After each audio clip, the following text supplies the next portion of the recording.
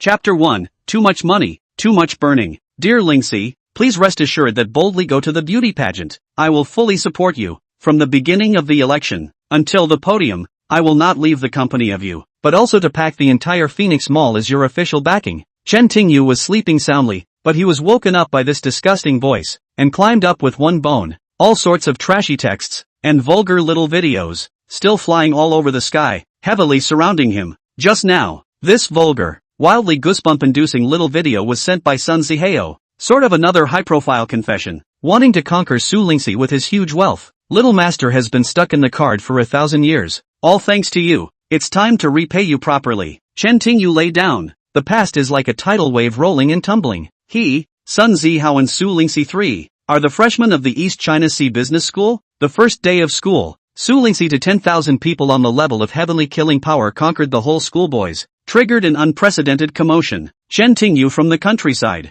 penniless, the family is a pot of money to get together the tuition fees, vowed to study hard, get a full scholarship, after graduation to find a good job, to earn money to buy a big house, will be the parents to the city to live. But he is 17 or 18 years old young man, the blood is fresh, is the youthful period, cannot restrain the deepest part of the restlessness and adoration, quietly like the Su Lingxi, dreaming of her name. However, he has not dared to confess, in addition to the fear of being rejected by the goddess, but also afraid of Sun Zihao's followers to find his trouble. Therefore, he could only bury his love deep and occasionally encounter her in his dreams. Sun Zihao is in love at first sight with Su Lingxi, goodbye lost soul kind of. On the same day, arrogantly issued a domineering love declaration, said Su Lingxi is his, no one can pursue. Chen Tingyu was betrayed by his roommate. The secret love of Su Lingxi was Sun Zihao's followers know. Will he hang a beating? In the hospital lay nearly a month, delayed learning not to mention, but also owed a butt of debt. After being discharged from the hospital, he planned to find those stupid hangers to take revenge. And just after leaving the hospital, he was hit by a car,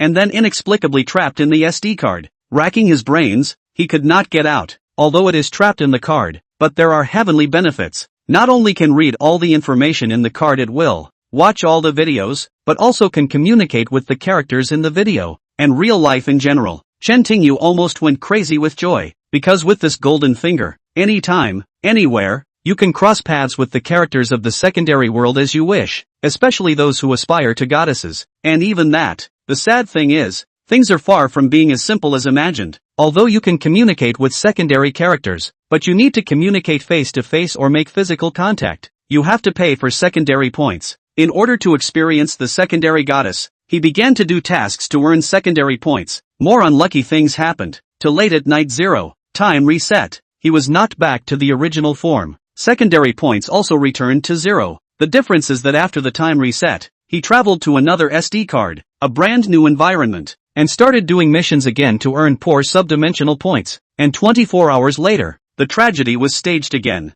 Each time the card is different, never repeated, so on and so forth, cycled back and forth, week after week, day after day, month after month, year after year, without realizing it, a whole 1,000 years and more than 360,000 days had actually passed. The owners of these SD cards were heads of state, generals, hackers, agents, celebrities, police officers, killers, painters, writers, musicians, composers, feng shui masters, fortune tellers, cooks, winemakers, shipboard masters, ancient martial artists, cultivators, and time and space people. In 1,000 years' time, forced to read the massive amount of information from more than 360,000 SD cards, he not only knew these people like the back of his hand, but he also knew their families, friends, and circles very well, and knew everything about them. Constantly doing quests made him learn 168 languages and master 314 skills, including medicine, feng shui, fortune telling,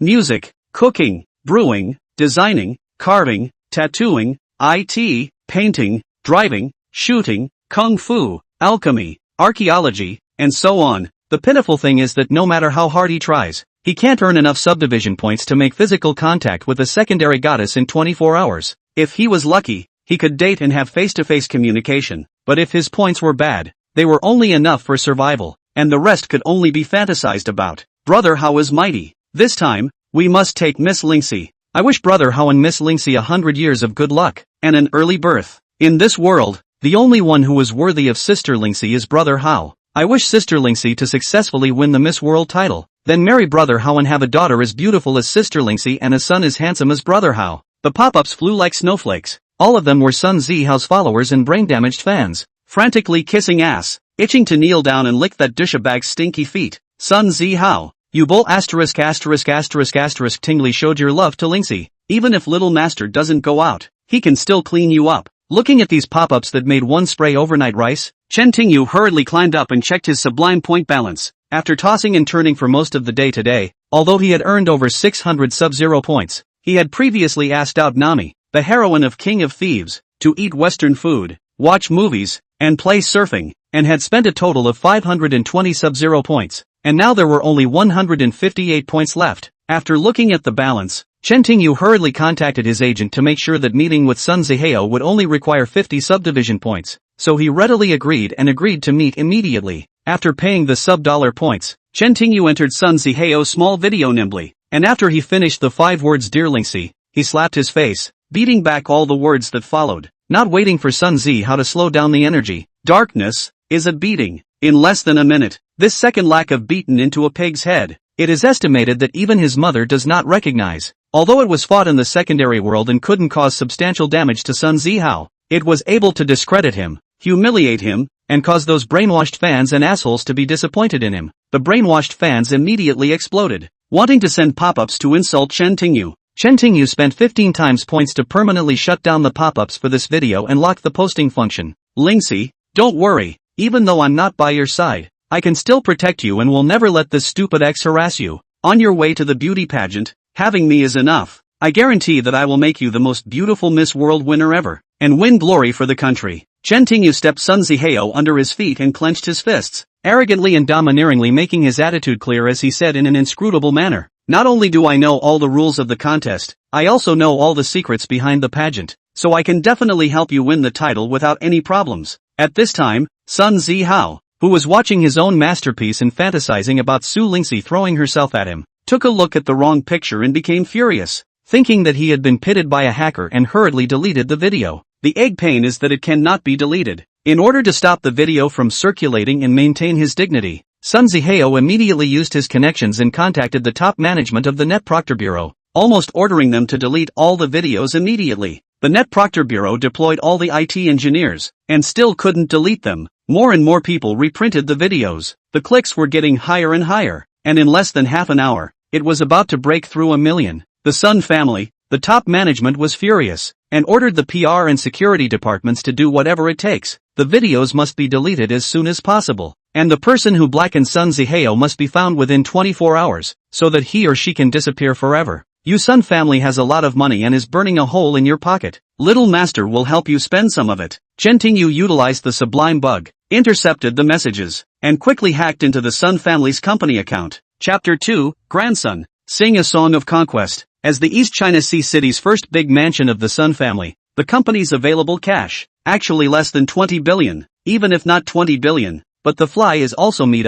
Chen Tingyu nonchalantly to the black, in order to let them dog eat dog. Mutual suspicion. Chen Tingyu will first transfer the money into the account of the Sun family's nemesis, divided into several times into several private accounts, and then transferred into his virtual account. Although he was not in real life, he utilized his powerful hacking skills to register thousands of accounts online and keep the money in the virtual accounts. Back to the real world. Cannot use? He did not know. Anyway, quite fun, and exciting, depressed when the random high. Each account has money, less more than 10 billion. More hundreds of billions, 1,000 years. He actually hacked the world. How many rich people's money? They are not clear. Anyway, never used, just fun. Of course, there is no need to calculate how much wealth. Such a fun game. Have to play it once more. Chen Tingyu tilted his head to think. Hacked into Sun Zihao, his father's private account. Found that there are more than 5 billion. Pleasantly black. This time, did not transfer into the opponent's account within the account, but into Sun Zihao's network account.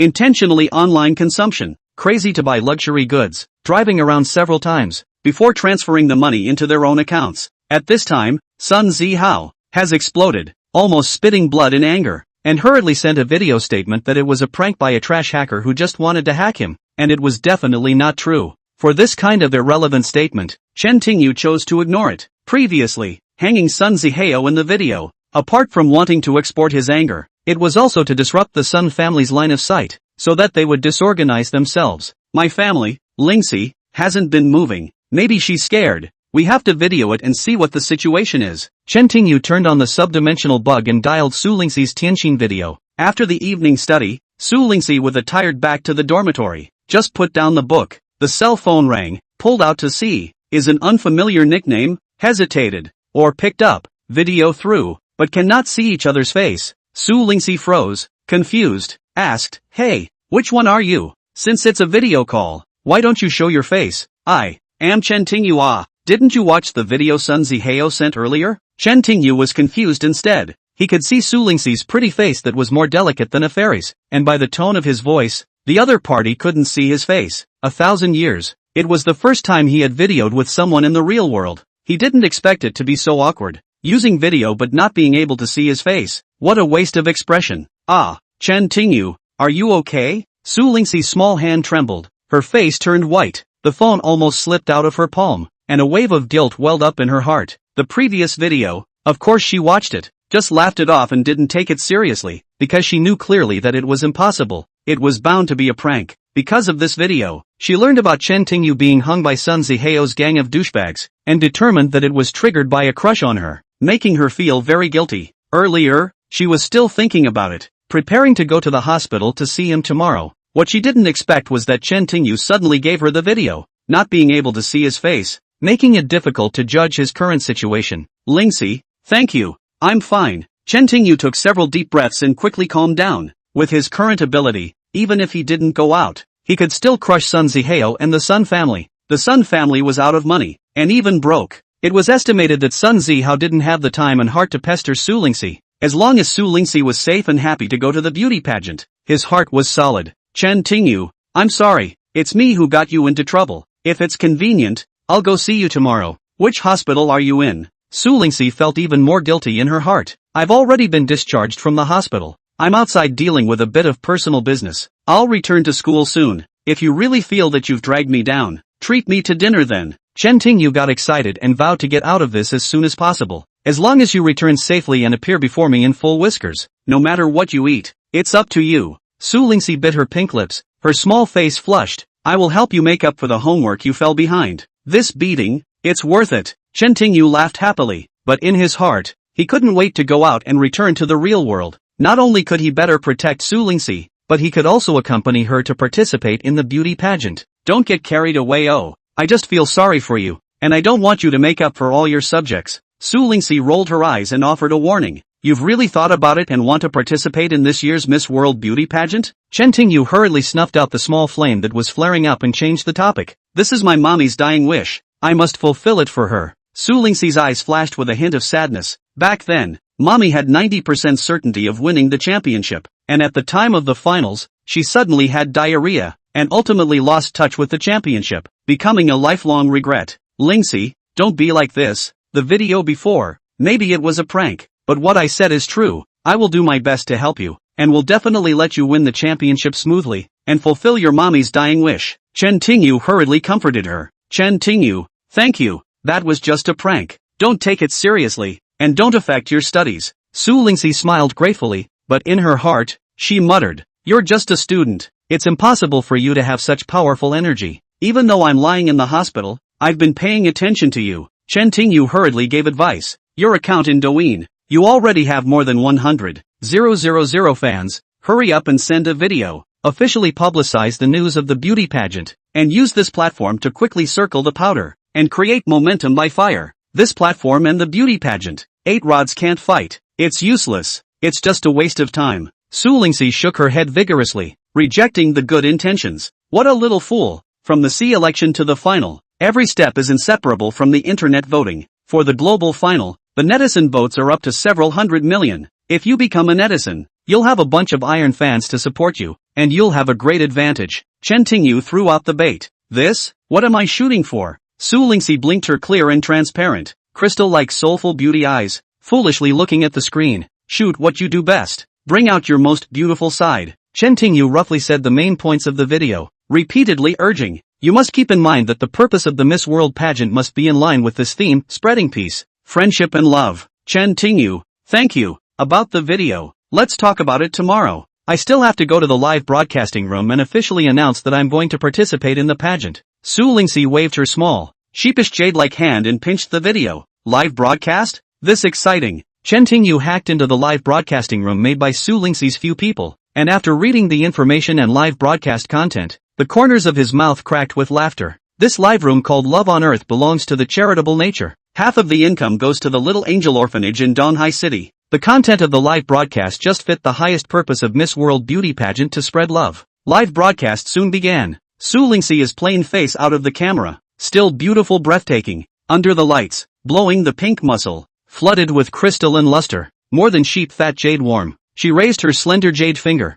brushing away the forehead of the oblique bangs, face floated up a sunny smile, and the powder after greeting, opened the door to the official announcement of her to participate in the news of the Miss World Beauty Contest, and then briefly said the reason for participating in the pageant, her personal aspirations, and how after winning the crown, she would properly utilize this identity to better spread peace, friendship, and love around the world. The pop-up screen almost exploded with a very strong reaction. Not only that, there were also quite a few people rewarding, although there were no big gifts. Most of them were red roses, Mamma Mia, watermelon, strawberries, and milk tea and so on, but at least it was a token of appreciation. Soon, a nickname called Love You for 10,000 years tycoon sent 1314 private aircraft, a 90,000 show dollars, 1,314 is 118, 260,000 show dollars, equivalent RMB is more than 18 million. What's more, this guy also opened the Diamond Guardian. When appearing, there is a special Diamond Guardian seat, and exclusive flash screen privileges. No matter how many people send gifts, will not affect the screen. The pop-ups all disappeared.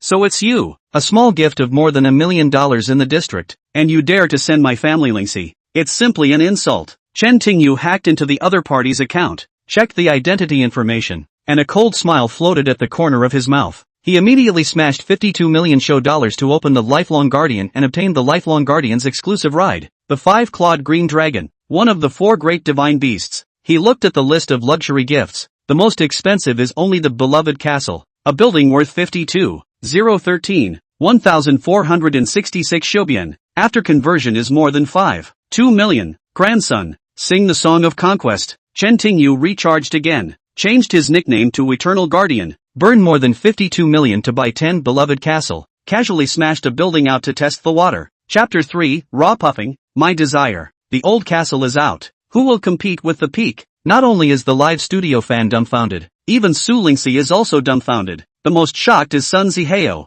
That is, send 1,314 private jets love you for 10,000 years. He burned money at this time, is to make up for the previous oolong, to eliminate the negative impression of Su Lingxi deep inside. For him, more than 1 million counts as a fart, is not enough to eat a meal, but he never expected that he would actually be slapped in the face. He was the crown prince of the No. 1 mansion, and he was humiliated in Su Lingxi's livestream, or so completely. Auntie can tolerate it, uncle can't tolerate it. Stinking idiot, dare to fight with brother Hao for wealth. Meow dead. Damn, someone's pants aren't tied tightly, and this thing popped out. Brother Hao, smash 10 ancient castles and crush the stinker alive. Brother Hao, let this grandson's corpse have no bones, ashes and ashes. Sun Zihao's followers, all know his identity. See, the master was hit in the face. These fools all fried. Pop-ups and missiles like, the screen is almost exploded. Pros, we are all civilized people. No matter who Eternal Guardian is, there is no need to be murderous. This is a fight between Sun Zihao and him. It's useless for you to blow up the screen.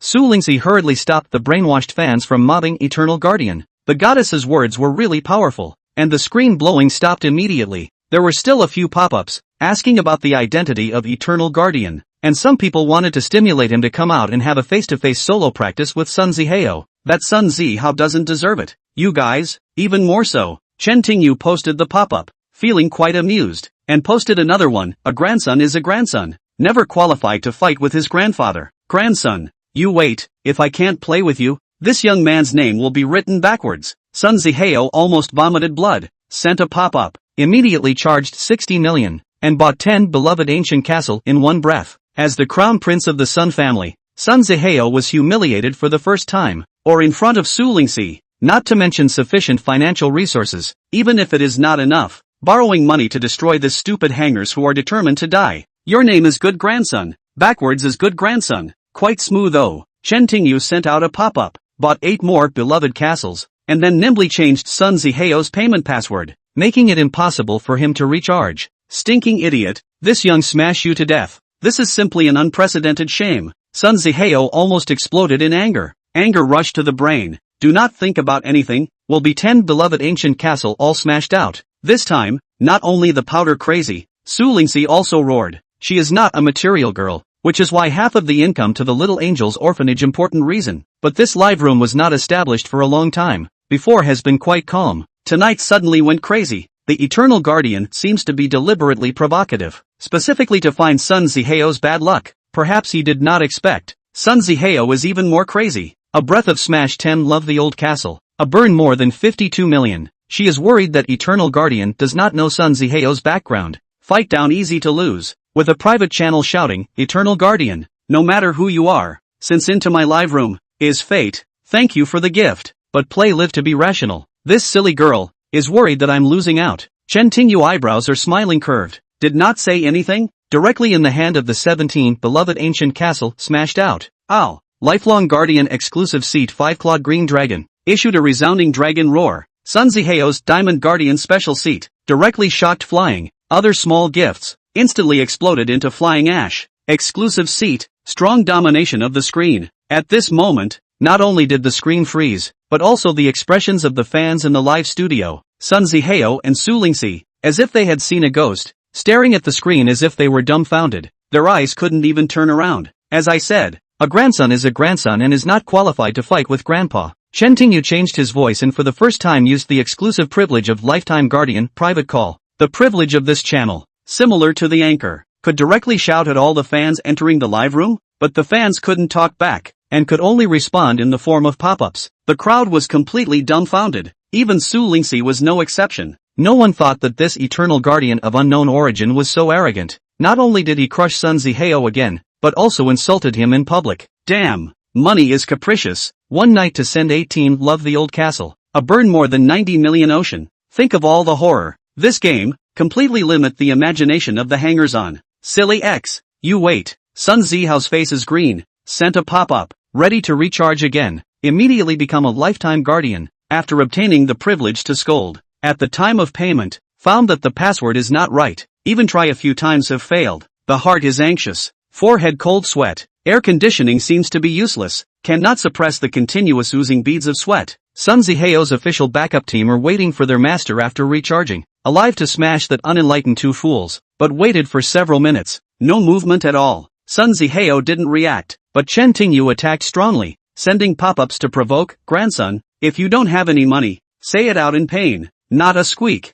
Really ing grandson. When this young man finds out your identity, I will definitely make you beg for life and beg for death. Sun Zihao smashed his fist on the coffee table. Tried again. Still failed. Woefully sent a pop-up. Lingxi, sorry, I have something urgent. First withdraw. Not only was the official backup team confused, Su Lingxi was also confused. With Sun Zihao's character losing so miserably, there was no way he would flee with his tail between his legs. This was not his style at all. Ding dong. Su Lingxi was fuming. A new message came in. Grabbed her cell phone, hurriedly clicked on it. Read the message. Her two eyes glazed over, and quickly replied, Chen Tingyu, are you also in the live room? The message was sent by Chen Tingyu, reminding her to make good use of this good show of dragon fighting and fighting just now, sharing the resources of the live broadcast in Douyin, rapidly increasing her popularity and savagely circling her fans. This guy is worthy of being a business academy bully. Quite the economic mind. Su Lingxi sent another one. Still no reaction. Deleted the message, and hurriedly wrapped up. Folks, there are still classes tomorrow. My live broadcast. Let's stop here. Su Lingxi's iron powder, almost all retired. After saying goodbye to the powder, Su Lingxi opened a private channel and directly shouted to the Eternal Guardian, if it's convenient, I'd like to meet you, and thank you for the children in person. I'm not in the East Sea. In a short period of time, I'm afraid I can't meet you. I'll take the initiative to ask you out when I arrive in the East Sea in the future. Chen Tingyu a burst of depression. Dreaming, but now cannot get out. Can only look at the screen sigh. That's fine. Anyway, you have my sky signal. To the East China Sea, be sure to contact O. Su Lingxi's heart floated a small loss, closed the channel and began to pack up her personal belongings. Chen Tingyu exited the live room and began to track Sun Ziheo's phone. Unexpectedly, the guy had calmed down and was trying to find a way to retrieve the payment password. After tossing and turning for a while, he couldn't make out half a clue. He was fine before, but suddenly he couldn't make the payment. Not only did it make him lose face in front of his fans, but it also disappointed Su Lingxi. This made him very angry, knowing that he was counted by someone, but could not find clues, not even the object of suspicion. To avenge this, in addition to waiting in the live room, is to find out the identity of the other party. Just about to find someone to trace, the cell phone suddenly rang. He hurriedly answered it. His tone was very bad. No matter who you are, it's best not to talk nonsense. Go straight to the point. The call was from Chen Tingyu, great-grandson. After only smashing a measly 50 million or so, is there no money left? Chen Tingyu snorted and laughed. If you regret it, next time tell everyone in the live studio to stay away from Lingxi in the future. Don't harass her like a fly. Kid, since you came at this young man, get out. Don't cower in your hole like a rat seems to. Sun Ziheo kicked over the mahogany coffee table and growled provocatively. You're not qualified yet. I'm calling over, not to bull **** with you, but to warn you that you'd better stay away from Lingxi. Otherwise, I want your family to be broken. The entire Sun clan, turned into dust. Chen Tingyu's domineering cold voice warned. Stinking fool, this is what you forced this young man to do. I'll call someone right now, and trick Su Lingxi into going to the hotel, and let her become my woman tonight. Sun Zihao completely exploded, lost all his sanity, and decided to dominate and break the idea of eternal guardian. He pinched the phone, rushed to call the undercover agent, ordered her no matter what methods, immediately will Su Lingxi trick out, directly bring to the hotel, as long as this matter came to fruition, can be up to 500,000 rewards, for freshman students, not to mention the huge amount of 500,000, or 50,000 will be lost. The other party did not say anything, agreed painfully, but also patted his chest to ensure that within an hour, to ensure the completion of the task, undercover girl pinched the phone, quickly found a reasonable excuse. Smooth Su Lingxi tricked out, got into a cab, straight to the Imperial Hotel and go. Lingxi, this can't be blamed on me, it's that stupid ex-forced, you become my woman, he will completely die. Sun Zihao booked a room, drove a Porsche 918 out of the villa, the Raw Wrestling, what I want also. Chapter 4, Hotel, watching live, Raw pouncing, also what I want, but this game, you can't play. Chen Tingyu witnessed Sun Ziheo's strange behavior, happy to laugh, then nimbly hacked into the undercover girl's card. Check the information. From this sister paper's Tianjin red envelope income and expenditure records, it has long been bought by Sun Ziheo, from the beginning of the freshman year to now, has received 3 times of money, a total of more than 30,000 yuan. Money, it really is a good thing. She is obviously Su Lingxi's roommate, or bunk bed diehard, in order to this amount of money, has been spying on her, even more shameful, in order to 500,000 rewards, completely regardless of Su Lingxi's life and death, completely betrayed her. This is too cruel. Don't let this girl know for now, wait for me to go out, tell her face to face. Chen Tingyu copied and saved the message, and connected Sun Ziheo's phone. A look at this number. Sun Zihao was almost a second to pick up, arrogantly screamed, silly X, all of this is forced by you. Wait for Lingxi to become my woman. You will be completely over. Grandson, Grandpa called over, not to persuade you, but to wish you a good time. Chen Tingyu popped up a sentence without a clue and quickly pinched the phone. He verified the hotel and room number that Sun Ziheo had booked, hacked into his navigation system to make sure that he was going to the Imperial Palace Hotel, and with a bad smile, he called the PR department, ordering them to find 4 second or third tier starlets or young models immediately, in order to motivate the other party to act efficiently, complete the task within the specified time, enthusiastically welcome Sun Ziheo's visit, and pay the full amount of the fee at twice the price. The money was transferred from Sun Ziheo's account, because the phone number called into the PR department was Sun Ziheo's private phone number. Looking for a girl in the middle of the night, of course it should be kept secret, in order to let Sun Ziheo have more fun. Chen Tingyu quickly paid an extra amount of money, and also gave a tip, so that the PR department of the girl to prepare a little bit of goods, to help Sun Ziheo to help. After getting this done, he hurriedly contacted Su Lingxi and repeatedly reminded that after arriving at the hotel, don't eat anything and don't drink the water there, no matter who gave it to him. Su Lingxi was about to ask, but was stopped by Chen Tingyu, advising her not to speak, just listen, and when she arrived at the hotel, immediately turn on the Bluetooth, and listen to his command for everything. Could he be in the hotel? Su Lingxi bit her pink lips, even rolled her eyes, feeling that this guy is getting more and more mysterious, as if he knows everything. She is a college student. This point of common sense is still there. Bluetooth only supports close-range wireless calls, generally not more than 10 meters. If Chen Tingyu is not in the hotel, it is not possible to use Bluetooth to talk. In fact, there are a lot of questions that she would like to know, but cannot ask, which makes her a little depressed. Can only put on the headset, pretending to listen to the song, so as not to be disturbed by the sight of the blue Yuding. In order to delay the time, Chen Tingyu changed the navigation inside the cab, and occasionally changed the time of the red light. Along the way, this cab was not smooth, grinding. When Su Lingxi and Lan Yuting arrived at the hotel, Sun Zihao's side has been almost there, is in full swing staged a pick 4 drama, just missing the door to the water. The moment Lan Yuting pushed open the door to her room, her cheeks flushed red and she was about to exit, when the unaware Su Lingxi pushed the door open completely. Lan Yuting, shouldn't you give me an explanation? Su Lingxi's cheeks were on fire, hurriedly withdrawing, leaning against the wall with soft hands and feet, covering her chest, gasping for air non-stop. How could she have never thought that her best friend, her bestie who she couldn't talk to, would try to bring her to the hotel in the middle of the night, just to watch Sun Zihao getting high with a group of beautiful women? Cece, I'm sorry Wal, I misread the room number. Lan Yu paused to catch her breath, pretended to look at the room number, and said awkwardly, my cousin lives in 2017, this is 2011, the light is dim, it's easy to misread it. Hurry up, go to 2017, if your cousin is fine, we will go back to school.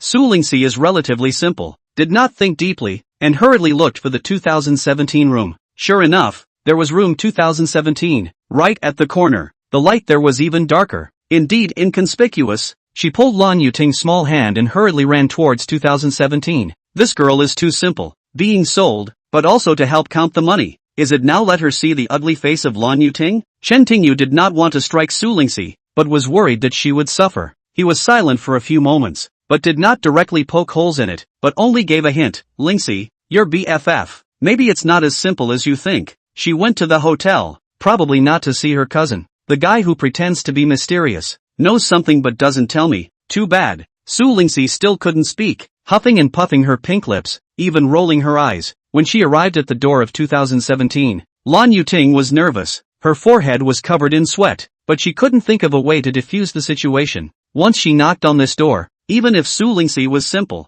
she would still suspect her. The development of things, greatly out of her expectations. How did not expect? Sun Zihao will play her. Clearly said, will Su Lingxi cheated to the hotel? After the completion of the matter to give 500,000 yuan compensation. Damn scum, they have not yet arrived, but he cannot wait to get high first. More shameful, actually called for, all teenage girls, he is playing high, she has no way back. No matter what, we can't let Lingxi know. Lan Yuting's heart crossed, decided to take a gamble, swallowed her saliva and hurriedly knocked on the door. Fortunately, not only was there someone inside, it was also a single man, a little over 30, about the same age as Lan Yuting's cousin, wearing a bath towel, revealing split muscles. Cousin, I missed you so much. Lan Yuting screamed and pounced over, plunging into his arms, quickly muttering in his ear, do me a favor, cooperate with me in the play. Beauty, if you're sick, go to the hospital. In the middle of the night, don't hug men indiscriminately.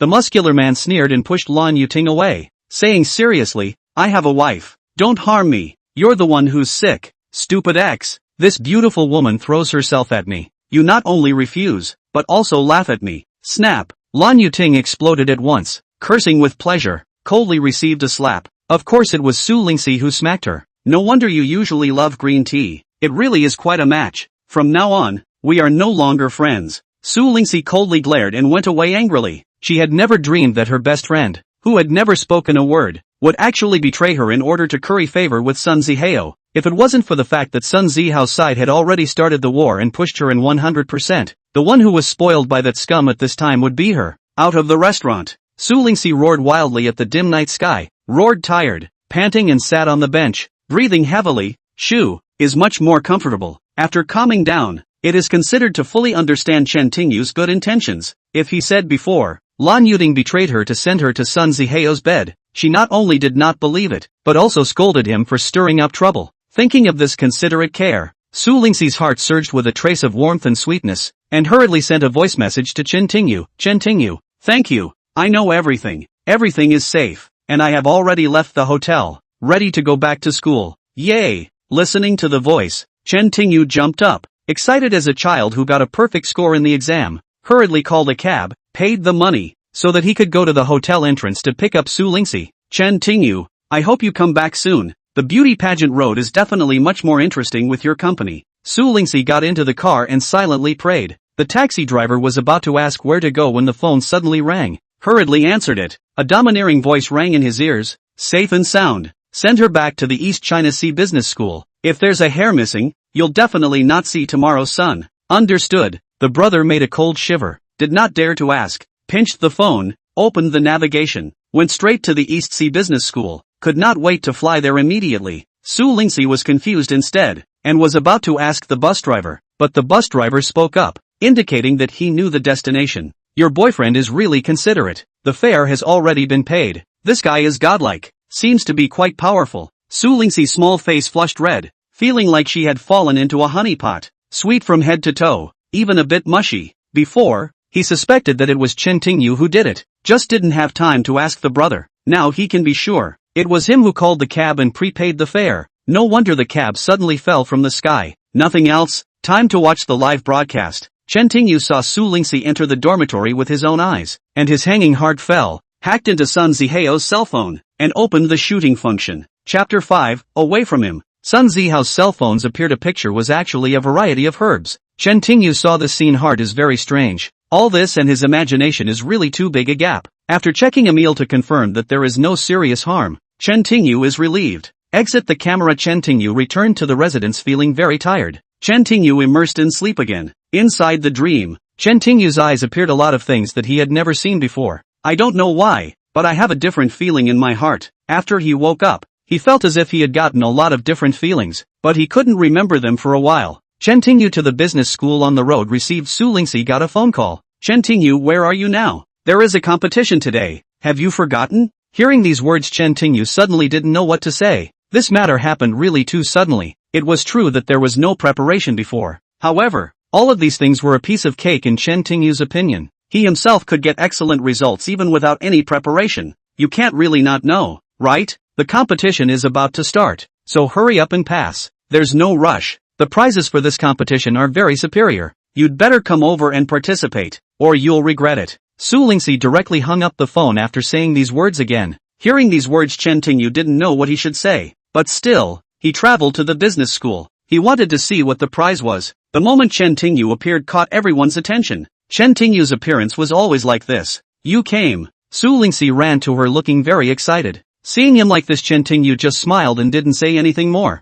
mainly because there was no need to say anything else at all. I definitely need to come over to see what's going on after you said that. Have a good match. This time is indeed not quite the same. The competition was about to start, and Chen Tingyu was ready for it. The main reason was that he was already very skilled in these competitions and didn't need to say anything else. After Chen Tingyu took the stage, his opponents could all get nervous. In their hearts, they all knew very well that as long as Chen Tingyu participated in the competition, there was no way for anyone else to win. Chen Tingyu didn't have much excitement as he looked at the players in front of him. The main reason was that he felt that there was no need for this at all. The ending was very obvious. Chen Tingyu got the title, and he didn't even waste any time. The referee appeared. I will now announce that the final winner is Chen Tingyu. Let's thank Chen Tingyu for appearing. Hearing the sound of applause, Chen Tingyu didn't have much of a reaction, mainly because he didn't think it was necessary at all. What's more, some things are not as simple as imagined. What reward? Chen Tingyu did not want to waste time to directly say what he had in mind. The referee didn't know what to say for a moment when he heard this. It looks like our champion is starting to get impatient. The prize for this tournament is very awesome. The prize is the 5 Directions Clear Earth Scripture. Congratulations to Chen Tingyu for winning the prize. Hearing this name, Chen Tingyu didn't bite in response, mainly because he didn't know much about it. The others present began to cheer. In their opinion, this was indeed not quite what the others had imagined. It hadn't occurred to them that it was actually such an awesome prize. The 5 Directions Clear Earth Sutra talked about practicing the power of nature, and one could practice it as long as there was a natural place to do so. But due to the different environments for practicing, the speed of practicing is also different. The closer you are to nature, the more you can practice. For this reason, Chen Tingyu purposely chose to look for it on the internet and finally chose the western suburb of the southeastern city. In the western suburbs, there is a mountain called Hanjia Mountain, which is said to have been passed by Guan Yu's pipeline during the Three Kingdoms period, and he hung it in front of the mountain because the weather was too hot. When resting on Saturday, Chen Tingyu left home early and ran to Jeshan alone to dry the sun. After coming here, Chen Tingyu realized that the mountain is not high and stretched. It can be said to be a lonely mountain. No wonder there is no development here. Otherwise the just arrived Guan Air Mountain can be a good selling point. But this is exactly what Chen Tingyu wanted. Because it was just an isolated mountain with no value, coupled with the remote location, there would be no tourists on the mountain. This made the entire mountain more approachable. Chen Tingyu came to the foot of the mountain and realized that it was still relatively steep, because almost no one would climb it, so there was no mountain path, and the entire foot of the mountain was mostly rocky, making it really difficult for people to climb. But Chen Tingyu didn't have any difficulty. When they reached the mountainside, there was a mountain road. Chen Tingyu stood there and looked down. It looked like it led to the valley. With that, he walked along the path. The deeper Chen Tingyu walked, the fresher the air around him became, and when they reached the belly of the mountain, the terrain suddenly changed drastically, like a spiked mountain with a hole dug in the center, and the entire belly of the mountain sunk in.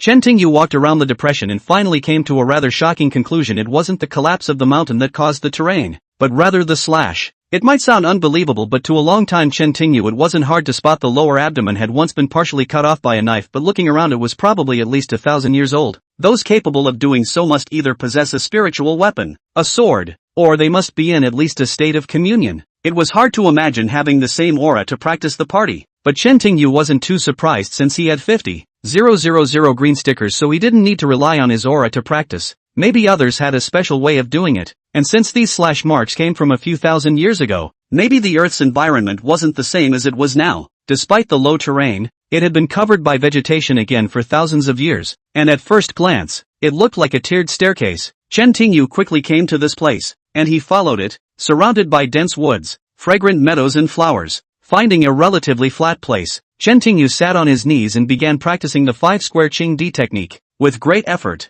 the surrounding flowers, plants and trees came to life, cascading down, gathering the power of nature and surging towards Chen Tingyu. The energy coalesced together much faster than the old woods behind the park. Through Chen Tingyu's practice, he had nicely broken through the physical body's doppelganger and officially entered the physical body's triple doppelganger. Aside from the fact that this was a more suitable place to practice than the old woods, Chen Tingyu's ability to reach the flesh-body triad so smoothly was probably thanks to the sturdy Beiyuan Dan. Otherwise, at Chen Tingyu's rate of cultivation, his current body would be overwhelmed, and this force of nature, although softer than the power of the spirit, was ultimately an external force, and absorbing it in too much of a hurry would cause harm to the body. Being able to take the real essence Peiyuan Dan, such worries would not happen. Chen Tingyu only focused on his studies. At least in the field of physics, he had nothing to worry about. It was not until it was already late in the day that Chen Tingyu stopped practicing and returned to the mountain to go home and consolidate his practice. On the way back, Chen Tingyu only had one question on his mind.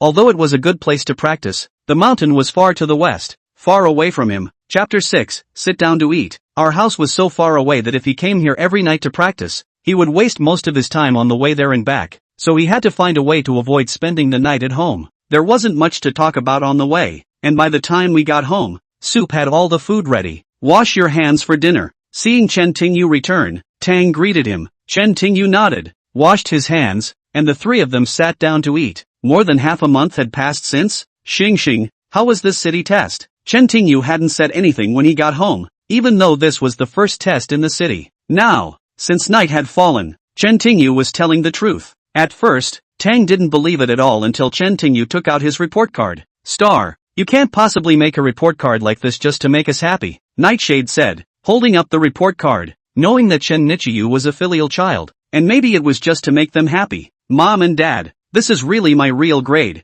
Don't believe it? You can call the school and ask Mr. Zhang. Chen Tingyu understood Tang and Nightshade's inner thoughts. Honestly, if he was in another place, he wouldn't believe it. But your original grades, Tang Renjian said as he looked at Chen Tingyu. Chen Tingyu's initial grades were indeed not good. Tang Renjian did not say so for fear of hurting Chen Tingyu's self-esteem. Mom and Dad, my grades were really good, but I didn't take the test because I don't think a person's grades should be judged by their grades. Except for the city test, where the school promises to give $10,000 scholarships to the students who make it to the top 3. The facts are a little different, but they're pretty much the same. Nicholas Chen wouldn't have taken the book test if the school hadn't promised payment. He bets with Mr. Chiu. Parents in the world trust their children the most, not to mention that Chen Tingyu has been obedient since he was a child. To be able to get such a score, Tang Yun and the distant night in his heart were of course incredibly happy and relieved. After dinner, Tang Yun got up to clean up the dishes. Chen Tingyu was talking and said seriously, "Dad, Mom, I want to talk to you about something." Seeing that Chen Tingyu was so serious, he should have already cleaned up the soup in the bowl before sitting down. Chen Tingyu looked outside at the night and said, "Dad, remember not too long ago when I told you that I've been studying medicine and will help your leg after I'm done?" Nightshade nodded. Of course he remembered. But when Chen Tingyu said this earlier, Nightshade thought that Chen Tingyu was just trying to comfort him and didn't care. Chen Tingyu continued, "Now that I have made a small gain, I will definitely heal your leg." Hearing Chen Tingyu's words, Nightshade and Tang Sanzang looked at each other in disbelief. "Star, do you know how Dad's leg is doing? Can it be cured?" said. Not only did he not trust Chen Tingyu with his leg, even the doctors said his leg was incurable. "It's a miracle that it's back again. It can be cured." Chen Tingyu, he was already 100% sure, so he had to appear confident in front of Nightshade and Tang Yin. Otherwise, if he didn't look confident himself, how could he convince others? So, how to treat it? Tang Yun was a bit impatient. If the knight's heart leg could be cured, it would definitely be a great blessing for his family. "Wait a moment," Chen Tingyu said as he went back inside and took out the Xuanwu rock needle he had given him earlier. "What is this?" Tang asked subconsciously as he watched Chen Tingyu return to his bedroom to retrieve a worn leather bag. Chen Tingyu pushed the bowl away from the table, then opened the leather bag and placed it on the table. "It's a needling needle," Nightingale said, looking at the needle in the bag for a moment. After being sentenced to die from a gunshot wound to the leg, he had tried many methods, including acupuncture. They said acupuncture worked, but 4 or 5 months of nighttime stabbing had no effect and showed no signs of getting better. "Star, you didn't say you gave your father acupuncture?" Tang Sanzang asked uncertainly, looking at the set of syringes on the table. Chen Tingyu nodded. "I looked at Dad's leg as he forced it to stand up. Simply put, it's a miracle that Dad's leg was forced to recover on its own without treatment. But because of that, his leg became limp. If I stimulate 2 points on his foot with a needle, Dad's leg will heal." "Star, aren't you saying the same thing as the Chinese doctor who just gave me acupuncture? I've been stuck for 6 months and nothing works. Rabbit's foot and 3 miles. The 2 points for which Nightheart could now point out distantly closed eyes. This voodoo rabbit point mainly treats knee paralysis, soreness, unfavorable flexion and extension, and lower limb discomfort. And the foot sonly mainly treats knee pain and lower limb weakness. Both of these acupoints had a therapeutic effect on the legs, so they had already been injected into these 2 areas before. Star, I know you want to get your father's leg fixed. Study hard, get into a good university one day and become a doctor. I'm sure you'll get your father's leg fixed," Tangy said softly, still thinking of Chen Tingyu as a child. "Mom, I can really fix Dad's leg. Let me try," Chen Tingyu said seriously, his tone affirmative. "Rhymer, let the stars try. A few more stabs and you'll be fine." Seeing Chen Tingyu so serious, Nightshade made up his mind. After all, this was a filial son. A few pokes, if not, he naturally gave up. But this needle, Miss Tang subconsciously glanced at the needle in her purse. This needle really didn't know where Chen Tingyu got it from. It looked too old. The needle was black. Knight's Heart also saw that the needle seemed dirty and old, but he didn't care too much about it and said, "It's nothing, we don't have iodophor at home. Use a little iodized cotton to disinfect it. Just rub it, okay? Try it, but don't mess around. If anything goes wrong, stop." It had to be said that Nightshade and Tangyan still believed in their son. An unconditional trust. In fact, this kind of trust was something that most children needed very much. If even the parents couldn't trust their children, then who did the children have to rely on? Tang put the plate on the table into the sink and found iodophor, sterilized cotton, some disposable gloves and a small pair of tweezers. Chen Tingyu looked in his eyes and said in his heart, "It's best to get more gauze. Oh yeah, towels and a foot wash." Tang Yin was slightly stunned and subconsciously asked, "What do you need these for?" Chen Tingyu explained, "Dad's leg. The main cause is blood accumulation, blockage, and menstrual cramps, which in turn will lead to cold limbs and poor stretching, so you'll need to drain some blood later." "Bleeding? Will it puncture?" Tang Yin sniffed with some concern. "Alright, Lei En, I trust my son. Do what he says to prepare." Since Night Shadow had agreed to give Chen Tingyu a try, he would believe it. A little bit of blood was nothing to a man, so what if he tested the leg on his son? Good. Tang Yan was a little worried, but since Nightshade had said so much, she trusted her son even more. Tang Yun went to get the gauze. Chen Tingyu went to get towels and a foot wash basin,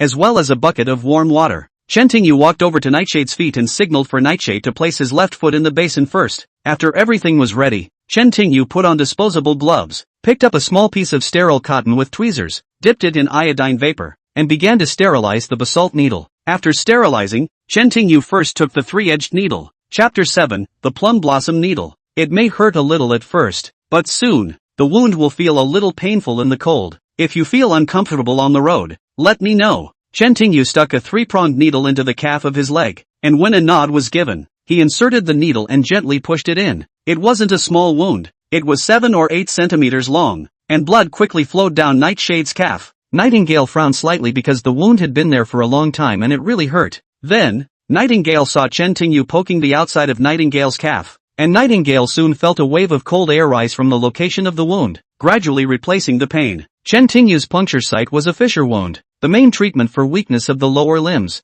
swelling of the tarsal joints, and dehiscence, which could be paired with Wu Sanli. Blood flowed down his calf and soon dyed the warm water in the washbasin red. Just as Chen Tingyu's treatment began, Chen Tingyu wiped the 3-bladed needle clean, then put it away and took out 2 hypodermic needles. After sterilizing them, he threw them into Wu's rabbit hole and threw them another 3 miles deep into the night. Nightingale and Tang Yun are watching Nicholas Chen needle, the two people face to face, Nicholas Chen and the previous Chinese medicine. But the needle method is completely different. The TCM practitioner who helped Nate earlier used plum blossom needles, while Kashur used hypodermic needles, and the previous doctor was rabbit hole and foot Sanli points for needle exchange. But Chen Tingyu was 1 needle at a time. The difference was still relatively big. Xin Yuan, how do you feel? Tang Yun looked at Xin Yuan's bleeding calf and asked. Knight sniffed, closed his eyes and felt, just like our son said, it's cool inside, feels good. Dad, this is going to hurt, so bear with it. After removing the needle, Chen Tingyu gently squeezed the far leg. Nightshade nodded as Chen Tingyu slowly turned the inside of the skin needle with both hands. At most, the needle-piercing needle could only feel a little pain as it pierced the skin, and then there would be nothing more. But Chen Tingyu was now turning the inner side of the leather needle with his hands. The needle was rotating in the flesh despite its smooth surface.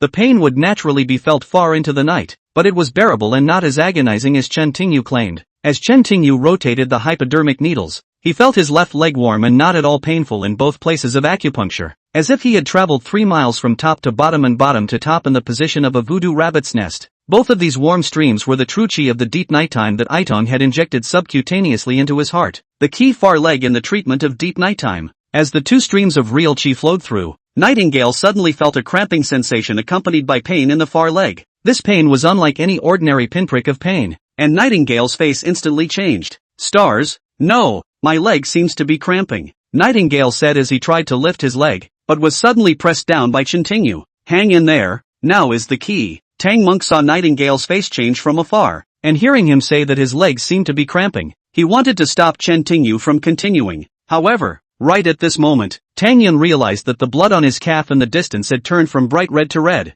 At this moment, the overnight feeling in his heart was as if his entire tendons were spasming along with him, but as the red blood flowed out of his body, his face looked much better. After about a minute or two, what had been half a basin of warm water mixed with blood now became a basin, and the blood flowing from the distant calf also turned from crimson to a normal color. When Chen Tingyu saw it, he pulled out 2 hypodermic needles from his leg in the dead of night. At the same time, he took off his disposable gloves and put his hand directly on the wound, away from the heart of the night. It turned out that Chen Tingyu was using a 3-pronged needle to stab a very deep wound, according to the theory that stitches are needed. But when Chen Tingyu ran the 5-faceted Qingdi tip, the body's true qi entered the wound, and the heart suddenly got much better in the night away from the wound, and the bleeding stopped. After stopping the bleeding, Chen Tingyu used a towel to wipe the far leg clean, and then applied iodine on the wound, and then wrapped it with gauze. After that, Chen Tingyu took the foot wash basin to change the water, letting Nightshade's thoughts drift away a little. Tang Yun helped Nightshade stand up. At first, Nightshade's left leg didn't dare to bend backward, but as he walked back and forth, Nightshade felt as if he was much lighter than his right leg, and it felt as if he had healed. How is it? Does it hurt? Tang Yun subconsciously asked as he watched Nightshade get faster and faster. His left leg didn't seem to be limping. It's okay. Nightshade felt strange. Really, you let our son cure this leg? Tang Yun couldn't believe it. Even the doctor said it couldn't be cured. Even the Chinese medicine practitioner hired for 4 or 5 months of acupuncture had no effect, and now he let his son get better all of a sudden. Tang Yun really didn't know how to express his feelings right now. Well, there's still a leg. If I can cure it too, I'll be like a normal person, Nightshade said excitedly. At this time, Chen Tingyu had already changed the water. The next procedure was the same as the left leg. Soon, at the other end of the deep night, the right leg also bled a lot. Then Chen Tingyu stopped the bleeding and bandaged it up. Walking, Chen Tingyu stood up and Night slipped on his feet. Nightingale took his first step warily. As he moved, he quickly became uncontrollably excited. 12 years passed, and Nightingale never thought he would be able to walk normally like everyone else. At that moment, the night was so deep that the tears could not be stopped. Tang Yun's eyes also reddened as he stepped forward and hugged Nightshade. Looks like I need some personal space. Seeing this, Chen Tingyu joked. This child, Tang Yun sniffed, blushing slightly as he pulled Chen Tingyu aside and the three embraced. Star, Junior, I owe you guys too much. Night looked at Tang Yun and Chen Tingyu from afar. For so many years, Tang Yun had been with his family, not only accompanying him during the most difficult times, but also supporting his family. Chen Tingyu had been particularly obedient since he was a child, and regardless of his family's situation, had never complained about his inability to eat when he was younger. With a wife like that and a son like that, what more could a husband ask for? Dad, we are family, we owe nothing, Chen Tingyu said with a smile. Yes, my son is right. As long as the three of us are together, it's better than nothing. Tang Yun nodded as well. Well, now that my leg is healed and I can go find a good job, things will definitely get better for our family. The night I thought would be the night of my life finally saw the light of day. Son, did you learn the cure from someone else? How did you cure your father's leg so quickly? Tang Yun excitedly followed, saying that Chen Tingyu didn't have a teacher. She probably didn't believe it. After all, Chinese medicine was better than Western medicine, and many things in books were not learned. They had been studying Chinese medicine for decades, but they hadn't been able to heal the Nightwalker's leg like acupuncture. Chen Tingyu was only 17 years old and hadn't studied medicine for a long time. A noble elder was willing to teach me healing for a year, and now I only have 5 months to heal my father's leg. We also have our benefactor to thank, Don said. Being able to heal Nightshade's distant leg was like a happy family in disguise. Nightwing nodded. Yes, Star, tomorrow is Sunday. You will take us to see the higher power and we will thank him personally. Chapter 8, what a great temperament. Well, this tall man has an odd temper, doesn't like worldly manners. If we thank him, he might lose his temper and become violent. Chen Tingyu explained. Why? We are here to thank him, not to argue. The aubergine plant laughed. Chen Tingyu raised his eyebrows slightly. Tall people, temperament and all, must think differently from normal people. If he's not happy, he might not teach me. Tang Yun glanced at Luminous and said to Chen Tingyu, so, he taught you the ability to heal your father's leg. We were all silent. Don't we know how to be polite and grateful? That's what I thought. Chen Tingyu looked at Tang Knight. He only wanted to teach me for a year, but I have to go to school during the day, and go home at night, only on holidays. I only have 7 months left. I want to move in with him. I can learn more and bring in tea and water on weekdays as a reward for his teaching. That, Tang Yin and Nightingale looked at each other from a distance. Finally, the night girl nodded. Even so, once a teacher, always a father. Since he is willing to teach you, you should be filial to him. Seeing that Night Xin Yuan and Tang Yun had come to an agreement, Chen Tingyu was considered the only problem that could be solved at the moment. In fact, from where the senior year came, if anyone was a senior year, it was Chen Tingyu himself, and he said this in order to reassure Neithart and Tang Yun,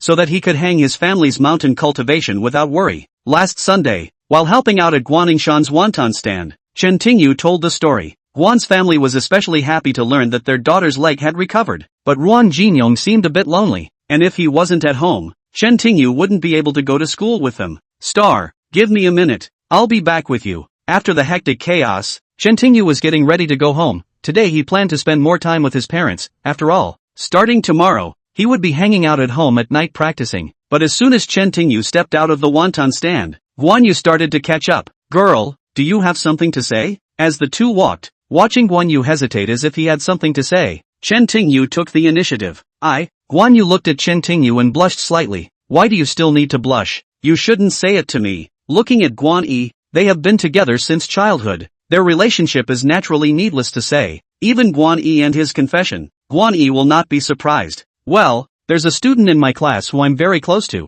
and it's his birthday tomorrow night at 7 o'clock at Goldfields. Can you come with me? I don't even seem to know your classmate. Chen Tingyu looked at Guan Yingshan in confusion. If it was Guan Yingshan's birthday, Chen Tingyu would celebrate her birthday. But why would you go with one of Guan Yi's classmates when it's his birthday? A few of us girls agreed to make sure we all bring our dates. If you don't want me to, I'll find someone else. Seiki's mouth went dry. Bring a female companion. Timothy Chan was like, doesn't that mean you have to bring a boyfriend? Ignore you. Guan Yu red-faced, made a face at Chen Tingyu, turned around and ran. Chen Tingyu shook his head slightly, watching Guan Yu run home like a rabbit. He didn't really like this occasion, but since Guan Yu had invited him, Chen Tingyu naturally agreed. After school the next day, the two of them went home together, and since the birthday party started in the evening, they were able to leave home at 6:30. You're dressed like this. They were almost in step when they met. Concerned Yi was wearing a white dress, cinched at the waist, with her shoulders exposed to the air, white as lotus root. The dress was short, perfectly showing off Guan Shan's long legs, making her look especially sexy. Looking at Chen Tingyu, he was still wearing the same school uniform, and he hadn't changed at all when he emotionally returned home. Standing together, the difference between the two seemed too great, and Guan Shan's makeup was light, a bit too mature for a high school student. Go back and change. Why? Immediately after, the two said the same thing, as if they were rehearsing their lines. After a few seconds of staring at each other, Seiki spoke first. We're going to a birthday party. Who else is going to wear a school uniform? Everyone had arranged to meet at the Golden Dragon Cup at 7 o'clock instead of going together after school, just to go home and change. And going to a place like that in a school uniform would feel like a loss. I think when you dress like a glamorous leprechaun, your father will never see you again. Chen Tingyu looked towards. He was dressed to inspire today. Alright, I'll go back and change. You go back and change. It was also the first time that Concerned Yi had ever worn such clothes, having once worn them somewhat indecently, and now she was even more embarrassed by Chen Tingyu's words. So they went home and everyone changed their clothes. Chen Tingyu English Learning Network. This family had limited financial resources and certainly did not have decent clothes. He changed into a shirt and jeans. A shirt and jeans that had been worn for several years and didn't add up to much more expensive than a school uniform.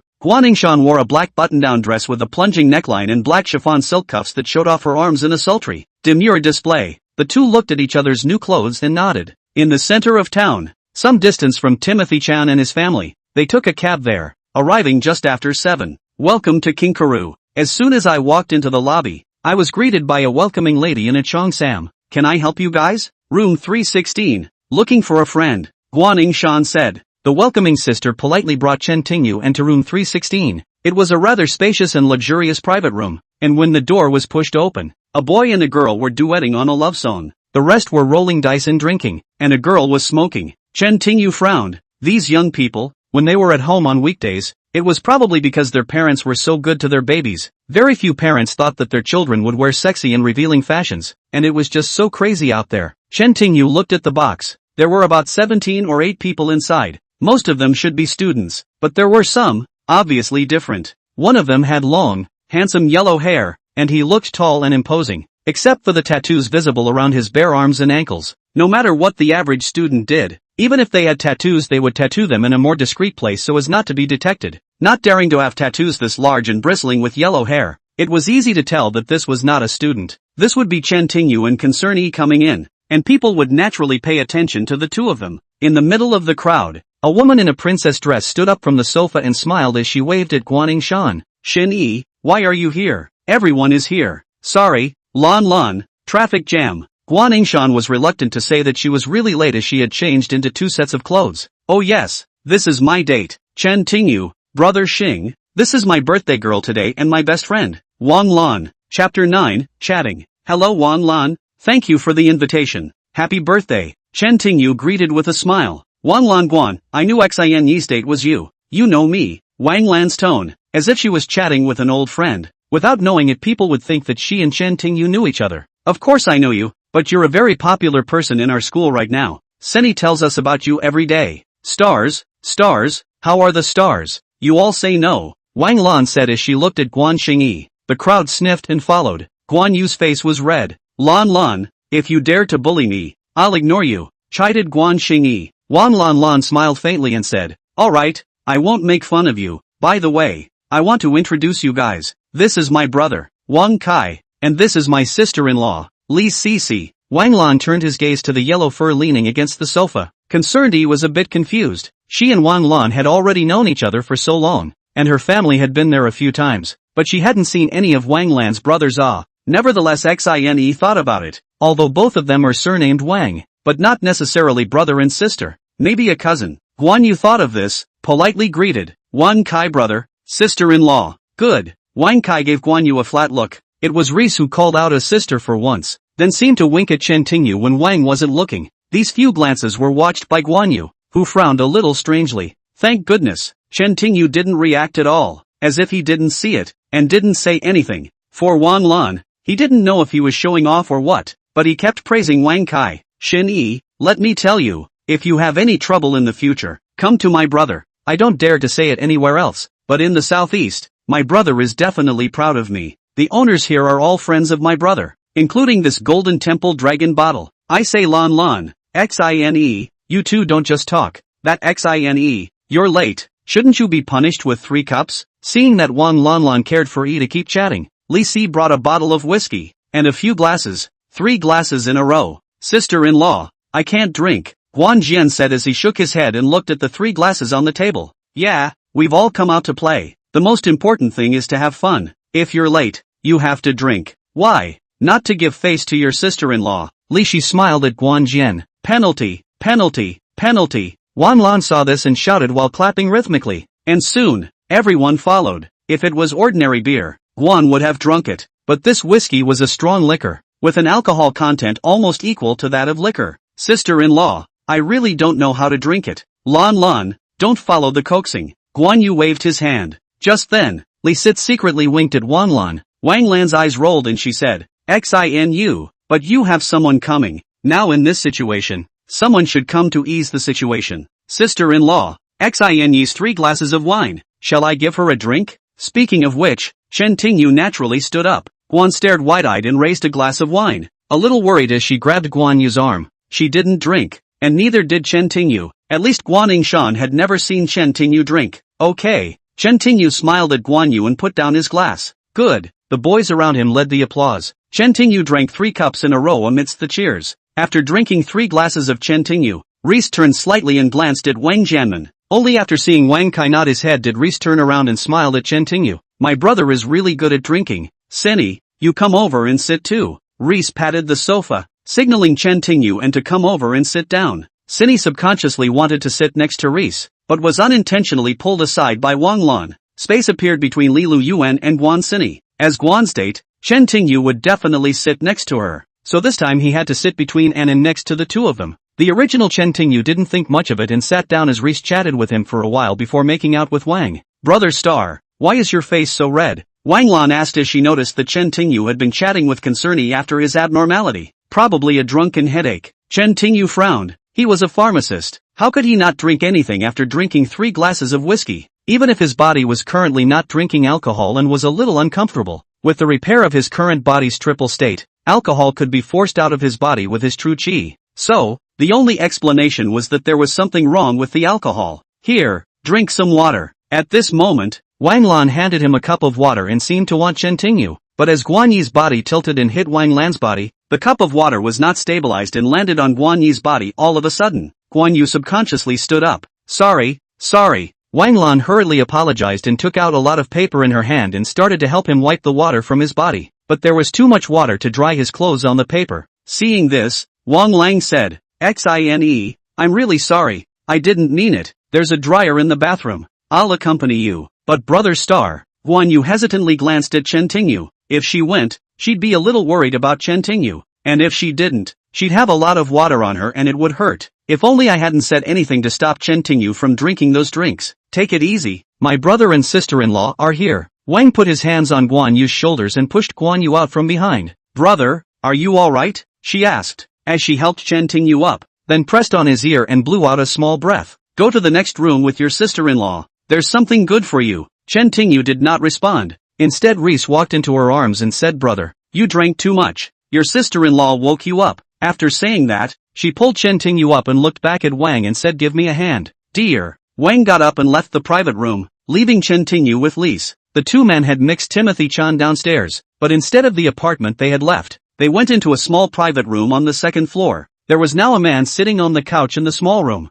not singing or eating the fruit plate and snacks on the table, just sitting there, looking worried. As soon as the door to the box opened, he stood up and was a little excited to see Wang Kai and Li Cici carrying Chen Tingyu in. Man, I'm risking my life to help you out. I won't be able to support it if he finds out in Zunk's arena. Wang dropped Chen Tingyu directly onto the couch and looked at Chu. Chapter 10. Timely Return. Wang Kai, I won't say anymore. This time you did me a big favor. In the future, no matter what happens, you can just open your mouth. King Chu patted Wang's shoulder. This time, he really had to thank Wang Kai. Before he changed the treatment method, he just wanted to trick Chen Tingyu out. But several times, everyone went, but Chen Tingyu didn't. A few times, everyone was happy, but Mr. Shu's wallet just couldn't take it, so he couldn't think of anything else and had to go back to Wang Kai. I don't know how this Wang Kai knows Wang Lan, although they have the same name. Chu Tianzhong grew up with Wang Kai. He concluded that this Wang Lan is not Wang Kai's sister, and the two have no relatives. From the fact that Chu Tianzhong knew Wang Kai, this Wang Lan might be one of Wang Kai's many women. Regardless, Wang Lan listened to Wang Kai and even helped Wang Kai with her birthday by inviting Guan Xini and her best friends to a party and agreeing that everyone should bring a male companion. According to Wang Lan's knowledge of Guan Xine, the male companion she brought was indeed Chen Tingyu. Jean isn't really with him, it's just an act. Me and Chu are here, Xiao Wang said while turning on the camera. Their plan was just to frame Timothy Chen. Not really looking for chicks in Timothy Chen, so there was no need to do everything. Wang Kai, I know I'm not your only woman and I don't care about them, but I'm warning you, if you don't treat me well in this life, I won't let you off the hook. Don't forget I'm from the Shui family, Li said as she joined Chen Tingyu. She bent down and started Chen Tingyu. No matter how hard she tried, Chen Tingyu didn't budge. Feeling strange, Reese leaned on Chen Tingyu and slightly raised her head, only to find Chen Tingyu looking at her with interest. Seeing Chen Tingyu's clear and deep eyes, Reese directly froze. On the contrary, Chen Tingyu smiled. Sister-in-law, go ahead and go by yourself. Chu's appearance surprised Chen Tingyu a bit, but after listening to their conversation, Chen Tingyu roughly understood their purpose. At this time, Reese was still on top of Chen Tingyu. This voice from Wang Kai scared her, and also made her turn around to see Wang Kai rushing over. She rushed out from Chen Tingyu and hid. Wang Kai rushed forward and grabbed Chen Tingyu's lapel.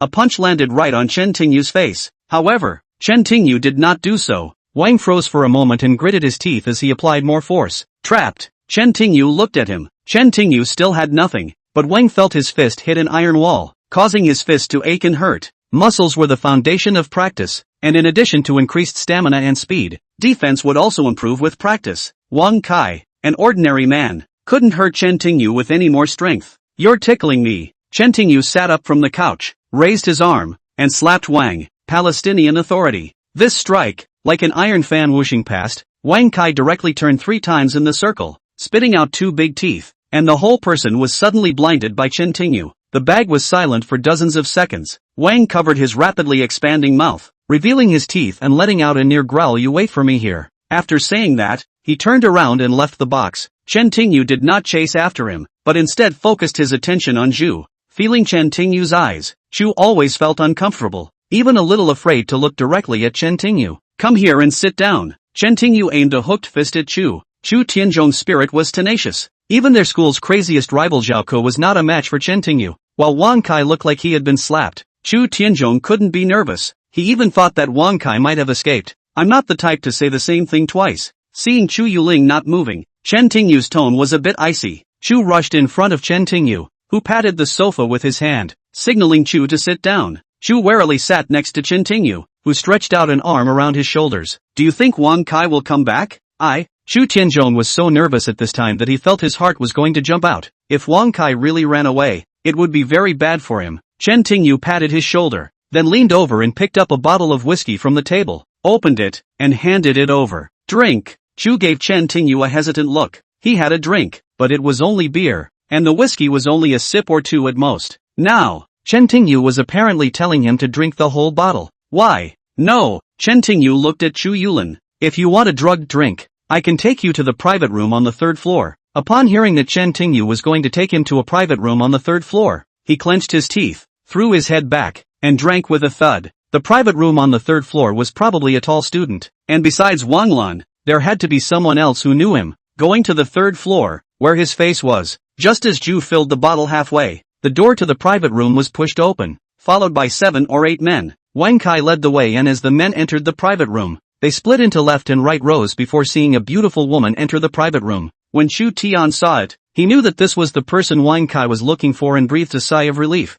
Thanks to Wang Kai coming back in time, or else he would have ended up getting drunk from a bottle of wine, and maybe it would have turned out like this. Sister Shui, Lizzie saw the beautiful woman walk into the box, hurriedly jumped up from the sofa and took 2 steps to the woman's side. Swearer, he's the one who hit me with his obscene and nasty thoughts, Wang said sternly, pointing at Chen Tingyu. Reese glared at Chu Tianzhong. He thought Chu Tianzhong was going to go out and call someone. He didn't expect to find Sister Shui. It wasn't in her pit. It would be different if things fell apart. They used Chu Tianzhong as a gun. Wang glanced from Reese, but did not seem to notice. This was the scene of Zungu, and it was natural for those who were looking for Zungu to find him. If it was one of their own who had done the deed, Zungu would not let him go. Sissy, he really thanked you, said Snowy as she looked at Lissy, frowning slightly. This Lizzie was the little sister who followed her, and the two of them usually got along well. So after hearing Wang Kai's words that Lizzie was being bullied, Bai Yuxue immediately called a few thugs to come and see. I can't believe it's Chun Tingyu bullying Reese.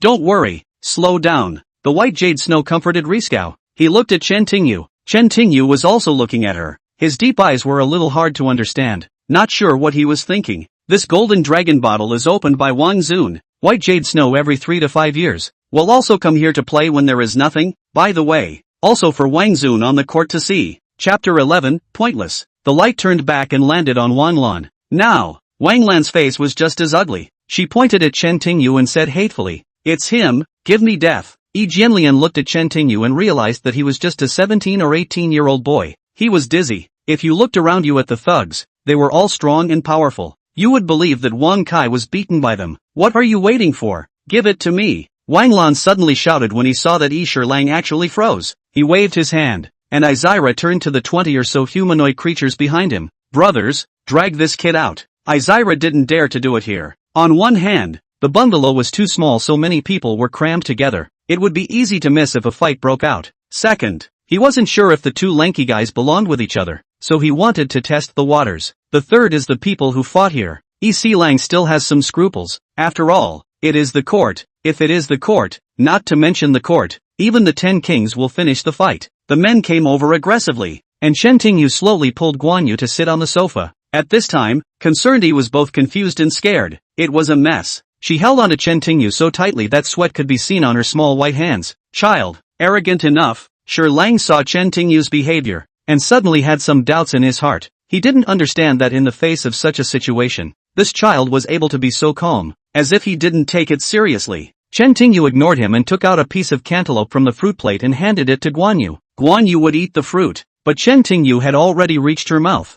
Guan Yu still subconsciously took a bite. Chen Tingyu smiled at. He could feel that the girl was scared and worried, but she still held his hand. No matter if it was a mountain of knives or a sea of fire, she was there and didn't say a word. Get in the ing car. Anger rose at seeing himself completely ignored by Isolina, and with a wave of his hand, a few men started walking towards Yili. Shin Yi, close your eyes. Guan Yu closed his eyes, picked up the bottle on the table, and threw it right out of the way. Chen Tingyu said, "Pa." The blow opened the first thug's head directly in front of him, causing blood to flow down from his head, and the thug then fell to the ground. With that, Chen Tingyu picked up a second bottle. Palestinian Authority. The thug behind him was the same as the one in front of him. However, the crowd lunged at Chen Tingyu. Stop it all. Just then, Bai Yuxue gulped. The crowd gave Guan Yu a little color. Guan Yu opened his eyes, and he looked at Bai Yuxue. Who are you? He didn't know Bai Yuxue. It was rare to see such a beautiful person. Even the mature rhythmically couldn't compare to the Bai Yuxue in front of him, so he couldn't help but to look more. Damn it, where are your eyes? The thug saw Yi Sibo staring at Bai Yuxue's sexy side and immediately stepped forward, blocking Yi Sibo. In terms of size, Izira was about 5 feet 7 inches tall and had some muscles on her body, but compared to the nearly 5 feet 9 inches tall and muscular hunk opposite her, she looked like a small penis. What? You're going to defend that boy? Izira asked as she subconsciously took a step backwards. There were 20 of them in total, but the thugs in front of them were big and strong, and they really needed to grab each other's hands or they were going to lose. Watch your eyes. You don't even know what's going on in Shui, Southeast City. One by one, you don't think you're good enough to make trouble for yourself in Zun's yard. A few batsmen stepped forward and didn't look like they were defenseless against Chen Tingyu, but to the average person, these batsmen were a lord who could hit 10 balls, and dozens of batsmen meant nothing to them. Shui, Sister Shui, often come to the Golden Cannon Bottle or on the road. People know that there is a Sister Shui under Wang Zun. Yi Lang naturally also heard of it, but did not see this Zun. Shui, my brother has his eyes on Taishan. If there is a collision, please understand, don't get me wrong. Brothers, we're not trying to cause trouble in your brother's court. It's just that this boy injured our brother Kai and we had to deal with him. Knowing the identity of the other party, Izira's attitude suddenly changed drastically. They were just punks, and they were the only ones with honor they couldn't offend. He's my guest, so you'd better think twice before you act. Bai Yuxue looked at Yi Lang. 24 punks. She didn't care. Hearing Bai Yuxue's words, Yi Lang's heart thumped. People who could be Bai Yuxue said that this was definitely not an ordinary person. If there was a relationship with Wang Zun, it was absolutely impossible to offend him. Yi Lang, you are still wasting your breath here. How could you be treated like this on weekdays? and now that there is an accident, do you want to do nothing? Seeing that Yi Si Lang hadn't acted so far, Wang Lang was a bit hysterical. This made Yis Long embarrassed. With the king's people, he really didn't dare to attack, but on the other side was his own boss. He couldn't ignore it. And this Wan Lan,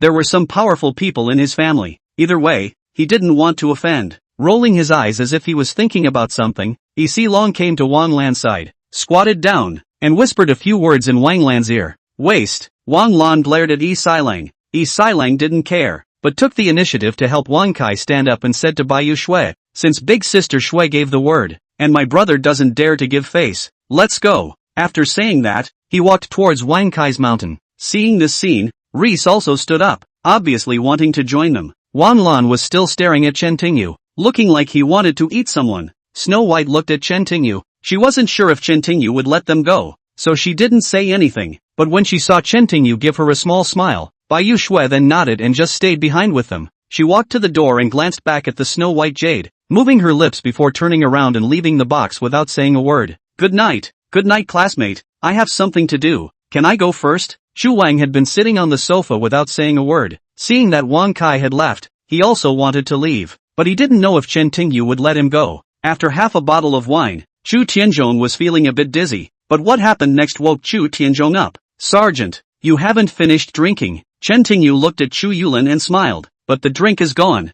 Chu said before downing his remaining half glass of whiskey and letting Chen Tingyu throw it away as a weapon. There was only one unopened bottle on the table now. Drink up and open another bottle, Chen Tingyu said, opening the last bottle and handing it to Chu. Chu looked at the wine in his hand, gritted his teeth, picked it up, and drank it with a bang. I'm good to go. Pouring the wine on the ground, Chu Tianzhong felt a little dizzy around him. Help yourself. Chen Tingyu smiled until an icy voice reached his ears before Chu staggered out of the private room. Starting tomorrow, don't let me see you again, or you will face a desperate future. Chu Tianzhong froze and almost didn't fall over, not knowing if he was drunk or scared by Chen Tingyu. The party was over. Only Wan Lan was still there. She kept staring at Chen Tingyu, not realizing that people would definitely think that the two of them had an old grudge. Chapter 12, She Won't Even Forgive. XINE, let's go. Chen Tingyu disdainfully ignored her, being stared at by a mad dog. Leaving is not that easy. I'm telling you, none of you can leave today. You are a bully, and you must protect him.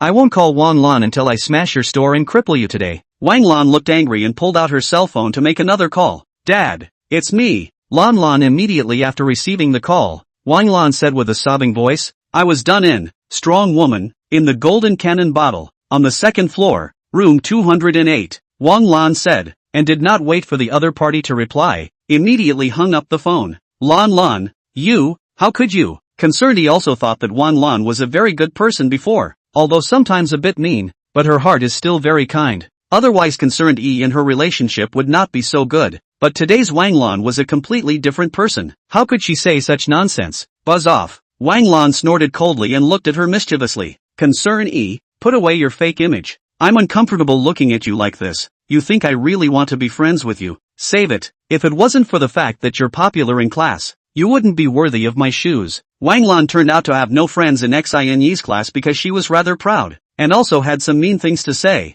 so people didn't want to talk to her. But it was only because Careful Yi was able to embrace her and longed to reconnect with her classmates. Because Care Yi has a good character, is kind-hearted, and is willing to help others. In addition, she was pretty and studied well, so she basically belonged to the super popular existence in the class. And because of her, her classmates slowly accepted Wang Lan. Now that Wang Lan said this, it showed why her relationship with Concerned Yi was good, just to utilize her. Hearing Wang Lan's words, Concerned Yi froze and tears quickly flowed from the corners of her eyes. She had always thought that Wan Lan was her best sister, but this idea had always been accepted. Seeing Concerned Yi crying, Wang Lan instead lifted the corner of her mouth in a condescending manner. The slap hit Wang Lan's face, but it almost broke Wang Lan's neck. Wang Lan's eyes suddenly went black for 2 or 3 whole minutes before she came back to her senses and covered her almost deformed face. She was about to burst into a rage when she suddenly saw a pair of terrifying eyes that she had never seen before since she was born. It was an indescribably terrifying pair of eyes. It was like the king looking down on the world,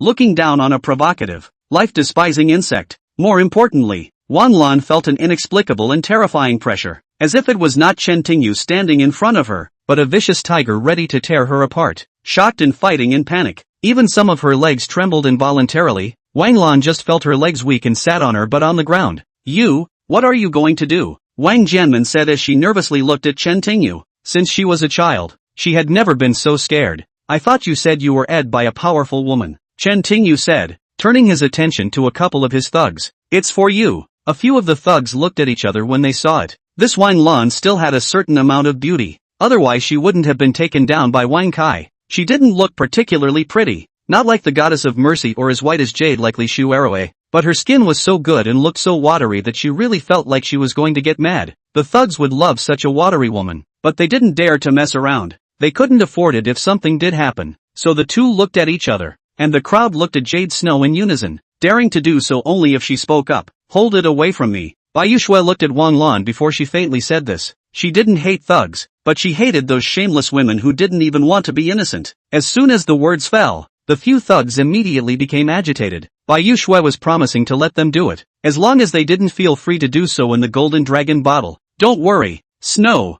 some of my brothers will take her out into the wild. The two nerds laughed as they walked up to Wang Lan. You, dare to be unreasonable to me. My father won't let you go. Wang Lan suddenly really scared. After all, now in the whole box, Wang Kai and the others are gone. Only her. The rest of the people are obviously with Chen Tingyu, although she called her father. After all, her father hasn't arrived yet. She really has to be taken away by these thugs. Don't spoil her blame. On the other side, Chen Tingyu was helping her dry her tears. Guan Yu's small hand grabbed Chen Tingyu's other hand, fingers intertwined. She was a good kid, quiet and kind to others. If Wang Lan hadn't invited her in the name of her birthday, she would seldom come to such a place, let alone watch such a scene. Seeing Wang Lan being taken away, concerned he could imagine her next fate and purposely blocked it, but ultimately didn't say anything. She could forgive Wang Lan for using her to humiliate, shame and taunt her, but Wang Lan's attempt to frame Chen Tingyu was unforgivable. Although Guan Yu still didn't understand why they did it, since Wang Lan was one of them,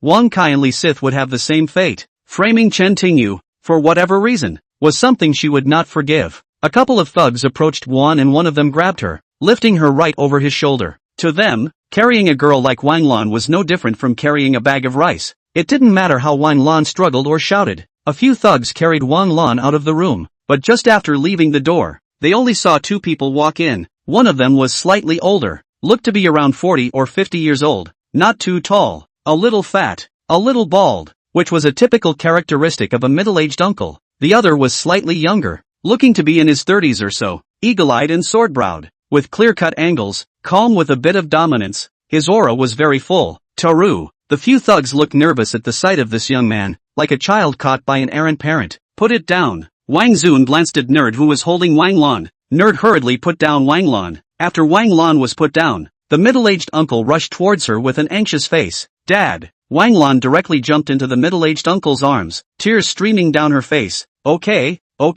I'll make it up to you if you have a brother. Wang comforted his daughter. Before he heard that his daughter was forced, he was scared and hurriedly contacted Wang Zun. But Wang Zun was willing to give him face and promised to come and take a look. Dad, it's him, he forced her to me. They're all accomplices. Call Uncle Zhou, seal the store and ask him to find someone to maim them all. Wang Lan said in pain while crying. Wang Qinghua, your daughter's voice is too loud. Wang Zun glanced at Wang Cheng. Brother Zun, don't mind. The child was bullied and cursed. Wang Qinghua hurriedly made amends and apologized, then faced Wang Lan and said, Daughter, what happened? You made it very clear. Chapter 13 won't give her a hard time. Wang Lan looked at her father with tears in his eyes, feeling a little strange. In the past, all she had to do was say that she was being bullied, and even if the other party hit her, her father would be furious until he broke something and made the other party kowtow and apologize. Then she wouldn't give up. But this time, it looked low. However, before Wang Lan could say anything, Wang Lan looked at Snow White and asked with a serious face what happened. Snow White walked forward and whispered beside the king.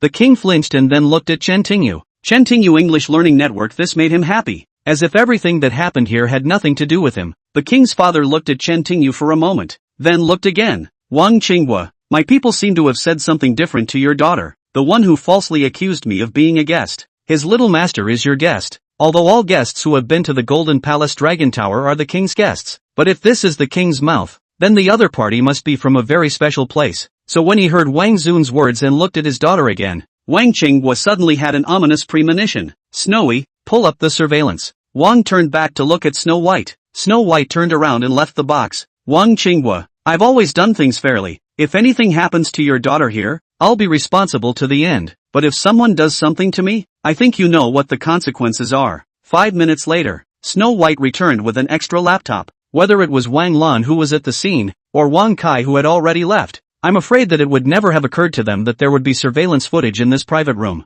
In fact, the general private room is very difficult to put surveillance. But this is not absolute, such as the Golden Dragon Bottle Casino. Every day at least 3,000 people in the consumption here, and mixed fish and dragons, in the private space to do what can be. But this is not a hotel. The installation of surveillance is reasonable. Once the surveillance video came out, the truth came out. From Zhu Tianzhong opening this private room, to Li's sister and Wang Kai putting Chen Tingyu in, to how Li's sister Chen Tingyu, how Wang Kai was defeated, and how Guani and Wang Lan came in. From the time Wang Lan walked in, and then the enforcer carried Wang Lan. The only thing in between was Chen Tingyu slapping Wang Lan with one mouth, and no one touching her. Even though there are only photos on the monitor and you can't hear what the people inside are saying, with a little bit of brain, you can guess 10. Looking at the squad leader, Concerned was so angry that her face turned white, and Wang Qinghua was sweating. Wang Qinghua, you said that your daughter is being ed by a strong woman in my yard. I am honored to give you time to come over. See this? Wang Zuniying's gaze was like electricity. He said coldly, this. Wang Qinghua shivered, pressed Wang Lan's neck and bowed to the king. Your brother. My daughter doesn't understand and is causing you trouble. Dad, what are you doing? Wang Lan was forced to bow her head, immediately dissatisfied, forcibly breaking away from Wang Qinghua. Wang Qinghua raised his hand his mouth, directly to Wang Lan's face, angrily said, you shut up. See, I did not break your legs. Dad. Wang Lan covered her face, couldn't believe it, even spoiled her, not even shouting with her. Wang Qinghua not only shouted at her, but also slapped her. Zun brother, this matter, it's my daughter's discipline that's bad. I'll go back and teach her a good lesson. Wang Qinghua nodded and bowed, and when he finished, he decided to pull Wang Lan away. Do the wrong thing? Say sorry. Chen Tingyu had not spoken. At this point, Wang Qinghua pulled Wang Lan to the doorway, stopped, turned around, and looked at Chen Tingyu with a silly grin on his face. I don't know how to address this young master. Salutations are exempt. Chen Tingyu looked at Wang Qinghua. Your daughter is young and ignorant, so I can let her off the hook. But she just said that our new foreigner is from a humble background and doesn't even deserve to wear her shoes. I want to ask her what kind of person is qualified to wear her shoes. Lan, how can you talk like that and not apologize quickly? Wang Qinghua glared at Lan, and in his heart, he regretted it. He had gotten too used to his daughter in the past that she would become cruel and willful. He had also learned to falsely accuse others, so much so that he had gotten himself into big trouble. Don't look at him as the chief. He had some power in the city, but it also depended on who he was compared to. Compared to the king, he was the emperor of the sky. In front of the king, he was nothing. Wang Lan also wanted to refuse, but when she saw her father's expression, she immediately held her tongue. She wasn't a completely clueless woman who lost her mind all of a sudden because she was used to being bossy, but now that she saw her father very angry, still sweating and pale, she knew that she had angered the wrong person. Otherwise, as her father had treated her before, he would have stood up by now, and could not have gone so low as to strike her. Senny, what I said just now was in anger. I didn't mean it. Please forgive me. Wang Lan came to the sofa in front of Senny and lowered her head slightly. Your father and daughter don't seem to take anything I say seriously. Chen Tingyu looked at Wang blankly. What do you want? Wang Lan frowned helplessly. Chen Tingyu smiled towards and placed her legs on his lap before taking off his own marten boots. After the shoes came off, it immediately revealed Guaning Shan's crystal clear white feet. Guaning Shan's face slightly reddened, not knowing what Chen Tingyu would do with her shoes, only to see Chen Tingyu take off his shoes and place them on the table. His gentle gaze disappeared and he said coldly to Wang Lan, lick it clean. You told me to lick my shoe. Wang Lan's eyes widened. This was almost a humiliation. If you refuse, you'll have a chance to make up for your mistake. Chen Tingyu's face was expressionless. Wang Lan just wanted to get angry. Wang Qinghua instantly pulled in front of her and boomed. Do the wrong thing and fight? I can't stop you if you want to die. Don't involve a person young or old. Hearing Wang Qinghua say this, Wang Lan was like a pissed off ball of leather. The whole person was silent. I'll lick. It was only after about half a minute that Wang Lan bent down and extremely reluctantly picked up Concerned Yi's shoes and licked them. Fortunately, Concerned Yi was wearing new shoes and they weren't dirty at all. Wang Lan just licked them a few times before placing the shoes back on the table and looking at Concerned Yi. It's okay. She was smart enough to know that Guan Yu was gentle and wouldn't give her a hard time. Star's brother, Concerned Yi, was also really soft, and it was embarrassing for her to have someone lick her shoes in front of so many people. Go to me, Chen Tingyu stated. Wang Lan hesitated and walked over. Put your shoes on, Shen Yi, said Chen Tingyu blankly. Wang clenched his teeth, picked up Guan Yu's shoes, and squatted down to put them on Guan Yu. After putting on the shoes, Wang Lan was just about to stand up when Chen Tingyu knelt in front of Guan Yi. Chapter 14, Doubts. Don't think I don't know what that liar just said to you. He wants to exclude me. You are not good enough. Start tomorrow with your tail between your legs. If I hear you bad-mouthing Shen inside or outside the school, be prepared to die. Chen Tingyu finished and moved his feet away from Wang Lan's head. Wang Lan also chokes and cries. Seeing this, Wang Qinghua rushed forward, hugged Wang Lan, and turned away. His heart ached at the thought of his daughter being treated like this, but there was nothing he could do. Chen Tingyu had no status or background, and just because Wang Zun said he was his guest, it wasn't something you could usually take offense to. This was Wang Zun's position in the southeast, almost untouchable in the whole city. Watching Wang Lan being taken away by Wang Qinghua, these beaters of the plains suddenly felt some pity. This Wang Qinghua, if a few minutes later, they will take Wang Lan to the primitive forest to have fun, work less at night. Very spirited. After Wang Qinghua left, Wang Zun opened his mouth and looked at Chen Tingyu. Correct me. Chen Tingyu also looked at Wang Zun. First, I'm not a young master. Second, say something. Wang Zun slightly raised his sword brows. Said Yu Shui told me about you. You took Mr. Chen's things. We should be enemies. Like I said, if Mr. Chen doesn't believe me, you can come to me. If you think it's okay and want to fight for me, you can try. Chen Tingyu said expressionlessly. Wang Zun shook his head. I think you misunderstood. If I had such thoughts, I would have done it to you through Wang Qinghua just now. Chen Tingyu raised his eyebrows. In that case, why don't you? Wang Zun laughed. I still have some self-awareness. You can take care of Du Yuxuan so easily. I'm a golden dragon bottle. I'm afraid that everyone is not a match for you. Of course, if I really want to keep you, I can borrow some other power, but that won't do me any good because I bet that you're going to win this match. So, you're betraying Mr. Chen. Chen Tingyu looked at Wang. His deep eyes seemed to be able to see everything. There is no betrayal. Wang Zun shook his head. I only work for him to make money. I can run roughshod over him with his support, not to mention the entire southeast city, or even the entire Nanling province. You would give up such great support for an obscure child like me. If you mean nothing else, that's what you think. Chen Tingyu was by no means a brainless person. If he had run over the so-called Chen Mao, it would only make sense for Wang Mao to fall back after the fact. Wang Zun looked at Chen Tingyu. Not everyone is born with supreme power. A beggar can be an emperor as long as he has life. My Wang Zun has always been very appreciative of people. If Mr. Chen is a python, then I bet you are a dragon. If a dragon catcher ever appears, Chen Tingyu looked at the king. King Zun confessed. Mr. Chen is ruthless, and if he ever finds me useless, I'll be his outcast. But you're different, and so am I. How do you know I'm different? Chen Tingyu. Wang Zun looked at Yu Shui. Because Yu Shui is still alive. If it was Mr. Chen, she would be a pile of bones by now. Aren't you afraid to gamble? Chen Tingyu asked calmly. Wang Zun said seriously. Since it's a gamble, there are always winners and losers. If you win, you fly high. If you lose, you can never win again. If I dare to gamble, I will enjoy the fruits of victory and bear the consequences of failure. You're quite interesting. Chen Tingyu laughed. But why did you say that after you were sure I would win? If you win, I will come back for you. You think I'm a subordinate at best. I can only think of you as my new rock. If I bet on you winning, I'll put my fate in your hands. I want you to be my friend, not my rock. Chen Tingyu giggled and stood up. Yes, your friend, I said, listening to their conversation.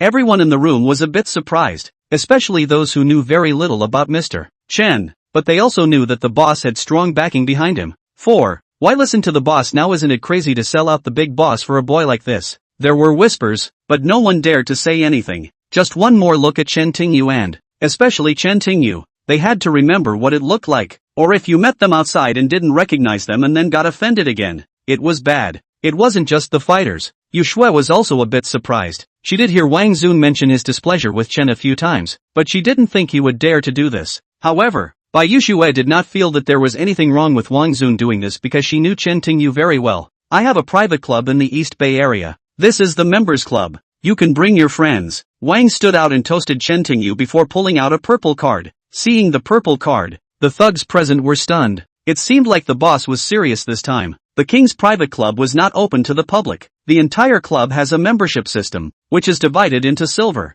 gold and purple clubs. Normally, the private clubhouse is only open to members, but King's Clubhouse is an exception. Gold members can bring 2 friends to the clubhouse, and purple members can bring as many friends as they want. However, even the mayor of the southeastern city was said to be a gold card winner. while a purple card winner should not have more than one hand in the entire club. Wang Zun had given Chen Tingyu his purple card, undoubtedly recognizing Chen Tingyu's status and liking the guest of honor. Good. When Chen Tingyu carelessly picked up the purple card, it was like walking down the street and receiving a small promotional card distributed on the side of the road. The mob's hearts were like knives when they saw this scene. Those who took the purple cards pleaded with Grandpa to tell Grandma that they wouldn't get anything at all. XINE, let's go. After casually chatting for a few moments, then Chen Tingyu left the box with some confused Cinny, all the way until he took the golden dragon bottle. Guan Yu froze for a moment and gasped. The experience that night was something Guan Yingshan had not experienced so far. She looked at Chen Tingyu and suddenly felt as if they were in a completely different world. Wang Zun and Chen Tingyu were talking and she couldn't understand a single word. What's wrong?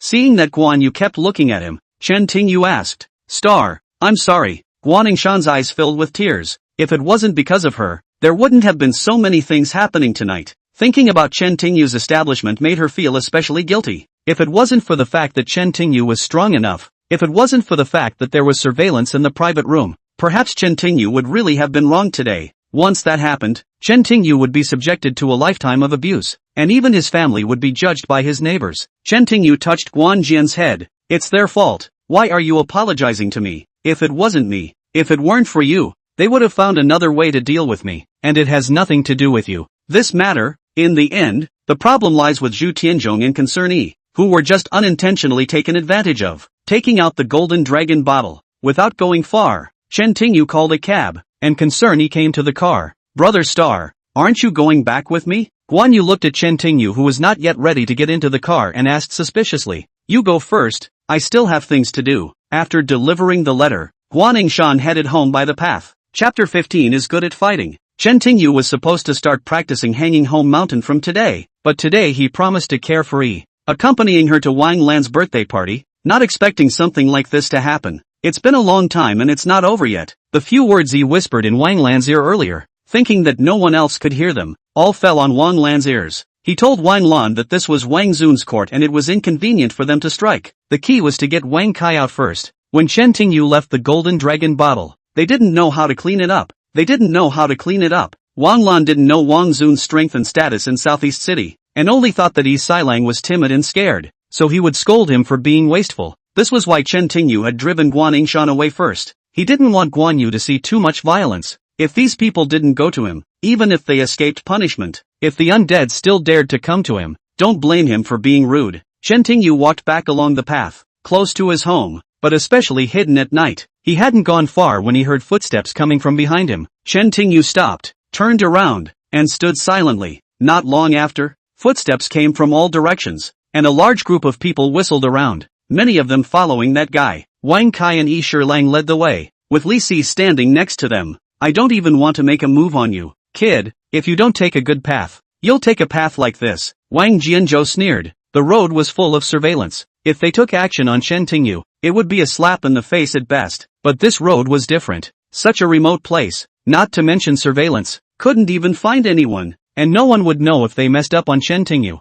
Chen Tingyu looked at these people and opened his mouth full of concern. You saw it just now. Even Bai Yushue doesn't dare to do anything to me, respecting me like a guest, dare to touch me, and she won't worry about you in the future. Come on, I'm just a poor boy. If I don't knock you to the ground today and beg for Grandpa, I won't be called IE. At first, Donda didn't think Chen Tingyu was an option. What he said to Wang Lan was just a temporary measure to get Wang Kai out first. As long as Wang Kai came out, he didn't care what he wanted Wang Lan to do, and even if he talked to him afterward, he could still say that he hadn't found Chen Tingyu. After saying that, he took Wang Kai out. When Wang Kai woke up, he naturally stormed out and wanted to strip Chen Tingyu of his clothes, but with his scruples and a hint of Lang, he couldn't guess what Chen Tingyu had to do with Bai Yushue, and why Bai Yushue wanted to help Chen Tingyu. Later, after Li's analysis, it is more likely that Snow White saw that she was lying and felt that she was being used as a weapon to help Chen Tingyu in his anger. In reality, there is no relationship between them. Under normal circumstances,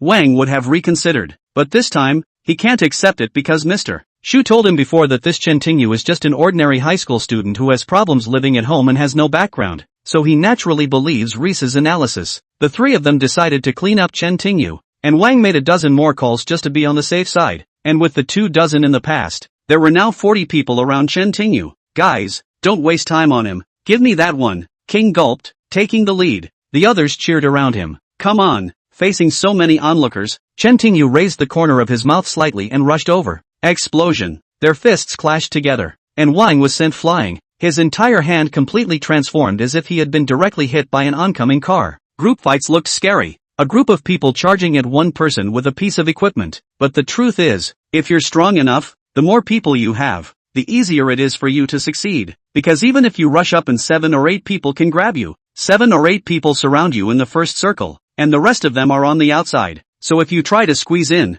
you won't always be able to. So in a group fight, the real fight is the first person inside the circle, the others outside the circle. You can ignore it. On the other hand, Chen Tingyu was strong enough. He punched Wang Kai to the ground, and Wang was landing on the oncoming man, who lost his balance and hit a third man with Chen Tingyu's strength, knocking a dozen people off their feet and startling the entire crowd. Chen Tingyu charged forward at a brisk pace, and the second goal was scored. Don't look at Izzy's happy face. When he was happy he would quietly walk away. Chen Tingyu rushed forward and grabbed him, throwing him right over his shoulder and landing so hard on the ground that he coughed up a mouthful of blood. Now you know why I'm going this way. Chen Tingyu lifted his leg and rolled his foot like a leather ball, knocking him to the ground, only to see Yi Sibo's body turn directly into a parabola, directly hitting Wang Kai who had just gotten up. This hit was like 2 bags of rice falling from the second floor, directly hitting Wang Kai's body, who exhaled violently and suddenly became unconscious, wondering if he was crushed to death. Just then, a thug jumped out from behind Chen Tingyu and slammed the back of Chen Tingyu's head with a wooden baseball bat.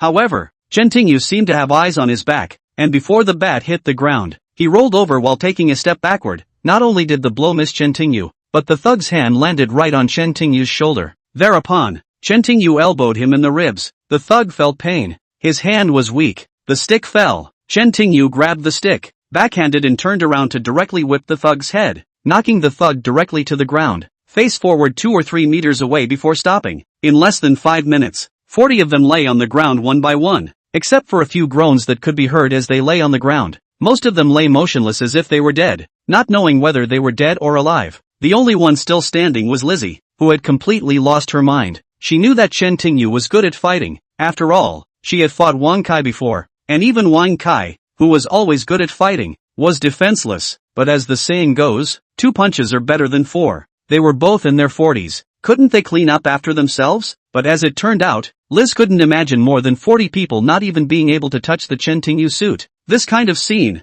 which could only happen in movies or martial arts novels, was happening right in front of her eyes. If she could turn back time, she wouldn't have done this kind of analysis with Wang Jianmen, but would have stayed away from Chen Tingyu and never appeared in front of him. Unfortunately, there was no repentance in this world, and time would not turn back. Chen Tingyu threw his cell phone on the ground and slowly walked in front of him. You, what do you want? Reese subconsciously took 2 steps back. Chapter 16, Chaos. What do you think of me? Chen Tingyu calmly looked at her and asked. You're a man. You can't beat a woman, can you? Li Shi asked nervously as she looked at Chen Tingyu, who had witnessed how Chen Tingyu had defeated over 40 people on the ground. After all, she was just a woman. If Chen Tingyu did the same thing to her, Reese felt that she might be killed. Yes, I don't beat women, but I beat yes. Chen Tingyu raised his hand and slapped it. Reese was knocked to the ground and was about to get up when Timothy Chan stepped on him. Then Lissy just lay there, motionless, as if stunned. Come on, I can't even use a layer of power. Chen Tingyu glanced at Lissy as he lay motionless on the ground. He didn't have much power in those 2 shots, not even half as much as he used to slap Wang Lan, where he could have knocked out a man. He picked up a long stick from the ground beside him and folded it lightly. Chen Tingyu picked a sharper crack, and made 2 hand gestures towards Reese. I thought I said you never woke up a false sleeper, and my way of dealing with her is to put her to sleep forever. Timothy Chen said, poking Lissy on the sharper side. But Timothy Chen's jab wasn't swift, and Lissy sidestepped Timothy Chen's jab just in time. Then he saw Lissy climb up and run outside. But as soon as she started, Timothy Chen casually lifted her, grabbed the back of her neck, and pulled her right back up, pulling Reese to him. Leaving isn't that easy. Timothy Chen smiled at Lissy. The smile was goofy, but to Lizzie, it was like demonic magic. She knelt in front of Chen Tingyu and looked at him with tearful eyes, begging, please, don't kill me. Let me go. Let me do what I need to do. Let's play a little game. Timothy Chan glanced in the direction of before signaling to stand up and lead her to it, while Izira was still on top of him. Chen Tingyu kicked Izira to the side before squatting down and slapping Wang Jianmen's face, as if he'd been holding his breath for a long time. Wang took a long, broken breath, then another. Alive. Chen Tingyu smoothly picked up a dagger from the ground and stuck it in front of Wang Kai's eyes, then stood up and handed it to him. Now both of you have weapons in your hands. When I say do it,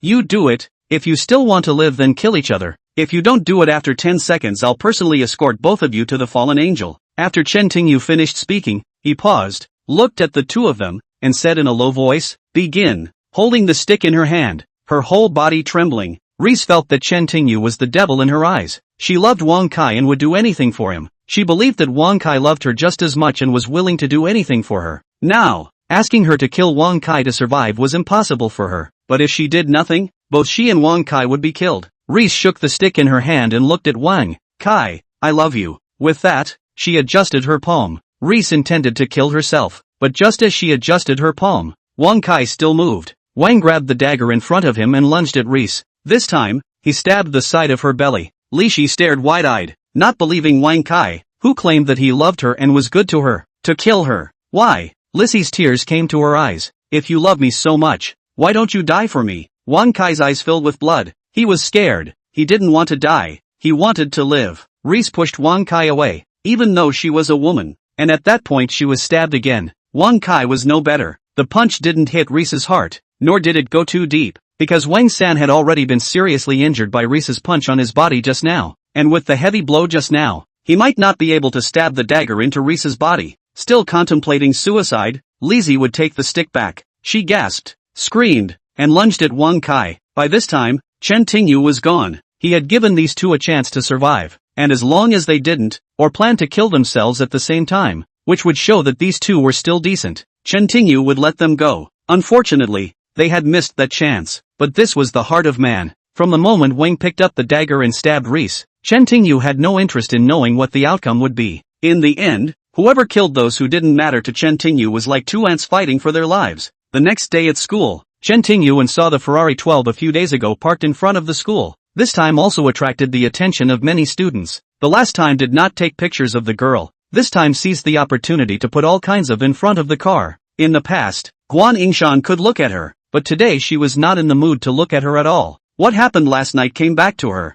In her mind, she didn't know if Wang Lan would come to school today, or even how she would react to seeing Wang Lan again. Anger, rage, or simply ignorance. In a word, Guan Yu's heart was a mess. The two of them walked into the campus, and then each of them were assigned to a class. Although this was all self-study, the entire 3-year second class was not quiet. Zhang Min had already gone to a meeting, and without the guidance of a teacher, the classroom was naturally a bit chaotic. A lot of people were talking about the Ferrari 12, but this time it wasn't about its car, but its beauty. Compared to last time, more students had met the owner of the Ferrari this time. There had been a lot of discussion about whether the super beautiful woman who came to Lu Yunting was the same person as the Ferrari owner, and many people saw the Ferrari owner today, confirming their suspicions. However, in addition to talking about the beauty, others were also talking about Chu and Guan. Normally, these two were the first to come to school, especially Lu Yunting. Basically she came as soon as school started, but everyone was surprised that neither of them came to school today.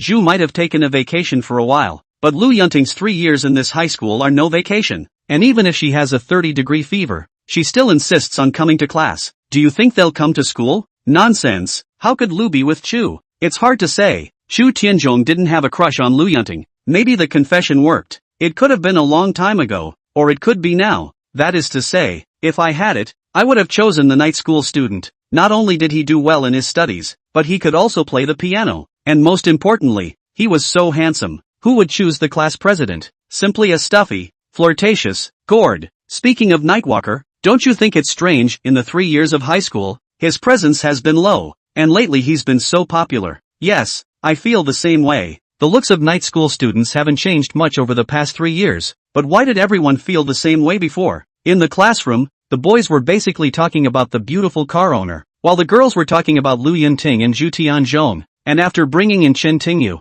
they started to go off topic, getting more and more outrageous. However, when Chen Tingyu entered the room, the girls flinched a bit. The morning meeting didn't last long, and Chen Tingyu didn't sit down for long before Zhang Min returned. Chapter 17, The Avant-Garde Beauty. As soon as she walked into the classroom, the chattering students started taking out their books, but mainly for show. Zhang Min put her book on the podium, put her bangs up on her forehead and started to say, "Tell your classmates one thing. Zhu Tianzhong, because of family reasons, she took a long vacation and shouldn't go to school for a while. Hearing Zhang Min's words, the students began to talk. If it was a normal situation, the teacher wouldn't have said who was on vacation, so it was very likely that Chu Tianzhong was on vacation after taking a long vacation. It was late fall and we were about to enter winter. When we enter winter, it's winter vacation. Why drop out of school at this time of year when you're going abroad? For a while, everyone thought of everything. Teacher, where's Lu Yuting? A boy couldn't help but ask. Having taken a long vacation abroad, Lu Yunting didn't come today either. Lu took a day off and will be able to come to school tomorrow, Zhang Min said. Chu Tianzhong's family business. Lu Yunting is also such a coincidence, whispered a few girls who liked to gossip. Speaking of which, everyone began to speculate in their hearts. Only Chen Tingyu knew why Chu didn't come to school. He didn't mean to scare Chu yesterday. If Chu was different from the others and he dared to come to school, he would definitely make Chu feel desperate. Okay, everyone study quietly. Zhang Min knocked on the table twice, and everyone fell silent. The classroom was suddenly quiet. Teacher, Chu Tianzhong took a long vacation, so our class won't have a class president, a girl suddenly said. Then choose a new class president. Zhang Min nodded. Teacher, I choose Chen Tingyu, Gu called out, the first to raise his hand. I choose Lu Yunting. One of the boys raised his hand at the sight. Chen Tingyu. I chose Lu Yunting. Most of the girls chose Chen Tingyu, and a few chose Lu Yunting. The opposite was true for the boys, with more choosing Lu Yunting. Zhang Min raised her hands and pressed them to the ground, signaling her classmates to be quiet before speaking. Lu Yuting, currently a member of Chen Tingyu's student study committee and class teacher. Chen Tingyu wanted to say no because he was not interested in the position of class president, but seeing Zhang Min's decision, he didn't argue and just changed his name. In such a flurry of activity, the pre-study was over in the blink of an eye. Although Zhang Min was the class teacher of the second class, she also taught English to other classes. The first period was her class, and after the study was over, Zhang Min left the classroom, ready to go to class. Although the morning study time was only 5 minutes, there were still many students coming in and out of the school, most of them going to the restroom and some frolicking. So, may I ask, is Chen Tingyu in class 3-2? At that moment, a long-haired beauty in a black leotard politely asked a boy outside the corridor of class 3. The boy who was asked blushed slightly and nodded. This was the first time he was accosted by such a beautiful woman, but as he regained his composure, the boy's eyes widened in surprise. In the past, this long-haired beauty had only come to class for 3 years to look for Lu Yunting, and when she came to her this time, the boy thought that she had also come to look for Lu Yunting, but he never expected to find Chen Tingyu. Thank you. The long-haired beauty gave the boy a smile, and as she arrived at the door of class 3, class 2, she quickly saw Chen Tingyu sitting in the classroom. Nightwalker, can you come out? She beckoned to Chen Tingyu from the doorway and class 3 and 2 fell silent. Hearing someone call him, Chen Tingyu subconsciously looked towards the classroom doorway and realized that there was an avant-garde beauty standing in front of the classroom doorway. And this beauty was none other than Yu Shueya. Chief, you know this beautiful woman. Guihan was a bit excited to see Chen Tingyu, and it was still a pity that he came before Yu Shueyo found Lu Yunting. It's a pity that such a beautiful woman wasn't the one who was stolen. I didn't know she knew Chen Tingyu. I've met a few times. Chen Tingyu nodded slightly before standing up and walking out without explaining that Yu Shueya was actually the owner of the store that was robbed in North Park. Watching Chen Tingyu leave with such a beautiful woman, the entire room began to talk and speculate about their relationship. Can I help you with anything? Walking out of the classroom, Chen Tingyu and Yu Shueya walked side by side, causing many students in the corridor to look sideways. Nothing, it won't come to you, right? Yu Shueya looked at Chen Tingyu, her bright eyes like autumn. Well, Chen Tingyu shook his head slightly. If you're fine, I don't think you'd make a special trip to the school to pick me up. So you're right. Smiling, your tea, my father loves it, so I came to ask you, can you sell me some more? Yes, but it will take some time, and you can't drink a lot of tea. Chen Tingyu nodded. Now that his cultivation had expanded to the physical realm, the production of tea would naturally be much faster than before. Only now, after some time, it would not be suitable for tea, and he would at most regenerate a few of them. After all, it was only the south. As many as you want, or I'll grind my ears off along with that old man's mouth. Yu Shueyo is a little helpless. That day, she came back with Chen Tingyu tea. The old man drank it and got addicted. Every day he advised Yu Shueyo to buy some more. Chen Tingyu thought, 3 days later, I will contact you in 3 days. Hearing Chen Tingyu contact her after 3 days, she suddenly seemed to remember something, then opened her and took out a cell phone case and handed it to Chen Tingyu. This is, Chen Tingyu browsed through the latest cell phone, which appeared to have been released just last week. Even though I gave you a deposit, my cell phone card has my number on it so we can get in touch, Yu said with a smile. Good. Chen Tingyu took the phone and didn't say anything else. Yu Shueya seemed to want to say something to Chen Tingyu as well, but just then the bell suddenly rang. Yu Shueyo, who was about to speak, paused and said, "Don't delay the class time. And make sure you remember to contact me after 3 days, or else the old man will rush me every day." "Good." Chen Tingyu nodded, put down his cell phone and turned around to go back to the classroom. You watched Chen Tingyu return and was about to leave when her cell phone rang. She pulled out her phone from her purse, looked at the caller ID, and frowned slightly. The bell rang and all the students entered the classroom. You glanced to the left and right of the corridor and whispered, "Didn't I tell you not to call my private number? The system was hacked and I didn't turn on my computer for 2 days. Believe it or not. Don't call my private number again or I'll give you your ID." After hanging up the phone, Mr. Yu leaned against the wall of the corridor, looked around again, found that no one was eavesdropping, breathed a sigh of relief, put the phone back into the bag, and turned around to leave. Chen Tingyu didn't choke or hide either, and after lunch, he took out the phone that had been given to him in front of Jae Woong. Despite his initial memories, Chen Tingyu did not have a smartphone growing up. The only phone in the house was Tang Yun, who was still using a Nokia 1110. Chapter 18 The Deacon in the Suit. "Chief, this phone is the latest model. It only went on sale last week. When did you buy it? Is it supposed to be that?" Knowing Chen Tingyu, not to mention the latest model that only went on sale last week, even a few years ago, Chen Tingyu wouldn't have bought it. After all, the family environment didn't allow it. Chen Tingyu wouldn't have bought such an expensive cell phone, so it could only have been sent by someone else. And as for who sent it, Gui Hong naturally associated it with Yu Shueya. But how could such a rich white woman come to the school and give Chen Tingyu a cell phone for no reason at all? It really made people want to stop. "What are you thinking?" Chen Tingyu looked at the expression and knew that he was thinking the wrong thing. Hearing Chen Tingyu say this, Gui Hong became even more curious. "Chief, how do you know why he gave you a cell phone? Why didn't he give me one?" "I said Gui Hong, the boss just wants you to teach him how to use the phone and how to gossip. If you don't, I'll teach him." Du stared angrily into the air. He hated it when a big guy asked questions like a girl. "Aren't you curious?" Gu bristled. Du Lei said disdainfully, "What curiosity? It's strange to like our boss if she's not a rich woman. If I were a woman, I'd like our boss too." "You cow, I grovel." "Mr. Gu imagined Du Lei turning into a woman and almost held back his vomit. After the two of them talked for a few moments, Du Jun finally picked up his cell phone and started the Chen Tingyu maneuver. Chen Tingyu was very smart. No matter what the maneuver was, just one look and he knew. He really admired Chen Tingyu. To know, Chen Tingyu has never touched a smartphone before. He only told Chen Tingyu once. This transfer, Chen Tingyu operation, then this teacher slipped away. Gu watched from the sidelines. His understanding of Chen Tingyu is not enough, and even think Chen Tingyu is effective. He is just making fun of Chen Tingyu. "Chief, tell me your cell phone number."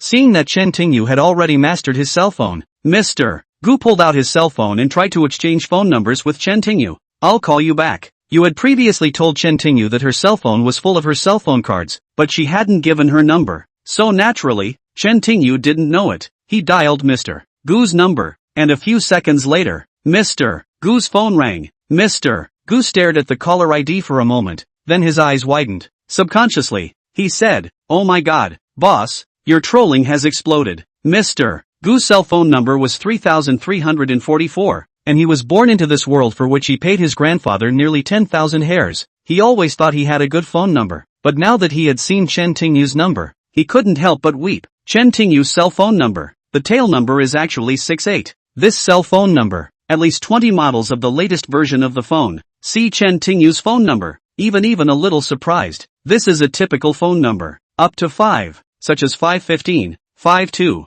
6 phone number like Chen Tingyu, is 68, not with money can buy. Chen Tingyu had no feelings for him. It was just a string of numbers, not much difference. Since promising to sell some more tea in the school kiln, Chen Tingyu returned to the old forest, dug out the 2 saplings, and transferred to Hanging Home Mountain. For the next 3 days, Chen Tingyu practiced while making tea, brewing about half a kilogram of tea in 3 days. Half a kilogram of tea is a lot, and it spawns much faster than before. This is also a technology that is really off the digital 1.fast3 trend. Its biggest advantage is the ability to digital 1.fast3 trend outside the current financial system, so it leads to a lot of and the government's regulation of it is always missing. 3 days later, on Saturday, Chen Tingyu practiced until noon, then contacted Shueya. "Where are you? I'll drive to you." After receiving Chen Tingyu's call, Yu was ecstatic and her tone was relaxed. "Alright, I'll find you." Chen Tingyu doesn't want anyone to know he's practicing here. He said it's weird to be hanging out on Kashin. As soon as the words left his mouth, Yu Shueyo paused for a moment. "Yes, I'm at the East Bay Resort, or you can just come over. Chen Tingyu promised Yu Shueyo, just felt that the VIP lounge felt so familiar. Hung up the phone before thinking, East Bay VIP Lounge, that's not Wang Zongkai's clubhouse, only for people of honor and dignity. But look at Yu Shueyo's dress and her own temperament. You know that this beautiful woman must not be an ordinary person. Chen Tingyu stopped a cab under and headed straight to the East Bay district. East Bay, as the name suggests, is just to the east of Southeast City. Legend has it that during the Shang dynasty, it was originally a harbor, but then several earthquakes, coupled with thousands of years of crustal changes, gradually formed land. The Guangdong Hong Kong Macau Greater Bay Area is one of the 6 regions in Southeast, but it is small in size, accounting for about 1/10 of the entire Southeast. And in the East Bay Area, even some children know when it comes to exclusive clubs. Yixing arrived at the complimentary talk club and got out of the car to find Yixing standing outside the door as if he was waiting for him. Sorry, I'm late. Hanjia Mountain was located in the western suburbs and the East Bay district was located on the east coast, almost straddling both sides of the southeastern coastal city. So even though Chen Tingyu had come by automobile, it would take a while. I'm new here too. Yu Minhong smiled. In fact, she had already come, but only members of this club could come in, and she was worried that Chen Tingyu wouldn't be able to get in, so she waited outside, unexpectedly for this class. After waiting for almost an hour, Yu Shueya could barely stand up, but luckily, Chen Tingyu finally came. Let's go in and talk. From Yu's expression, one could tell that she had been waiting outside for a long time. There was no parking lot in front of the VIP room, and as the car drove into the courtyard, there was no place to sit other than standing at the door. Yu nodded, eager to find a place to sit. Together, the two entered the clubhouse, whose facade didn't look very big from the outside, but once inside, there was something else. If you didn't know better, you'd think you were in a garden house somewhere. As soon as the two entered the hospital, a suited deacon greeted them and asked Chen Tingyu if he had a membership card. Seeing Yu Shueyo, she busily said that Chen Tingyu was her friend, and the deacon seemed to know Yu Shueyo and left after giving her a small gift. It was already evening. Not a lot of cars were parked there, but almost all of them were limousines, even including the Ferrari 12 in Seijo, which could only be considered as one of the mid-range and high-end models. Entering the hall of the club, he first brought Chen Tingyu to check in. The management here is very strict. Each membership card is unique. It records the cardholder's identity information. If you are a member, you can swipe your card here, but for non-members like Chen Tingyu, it is a bit troublesome to register. Sorry, private clubs are a bit of a hassle. You looked at Chen Tingyu apologetically. She actually didn't like this kind of place. If she hadn't invited someone else today, she wouldn't have come at all. Chapter 19, The Ancient Practitioners. It turned out to be Noon received Chen Tingyu's phone. Yu Shueyo intends to push today's things to see Chen Tingyu, but Chen Tingyu said to go to find her. Yu Shueyo, this Chen Tingyu is coming. It's okay. Yili slightly shook his head, but felt that Wang Zun had officially stated his position. After all, this is a private club.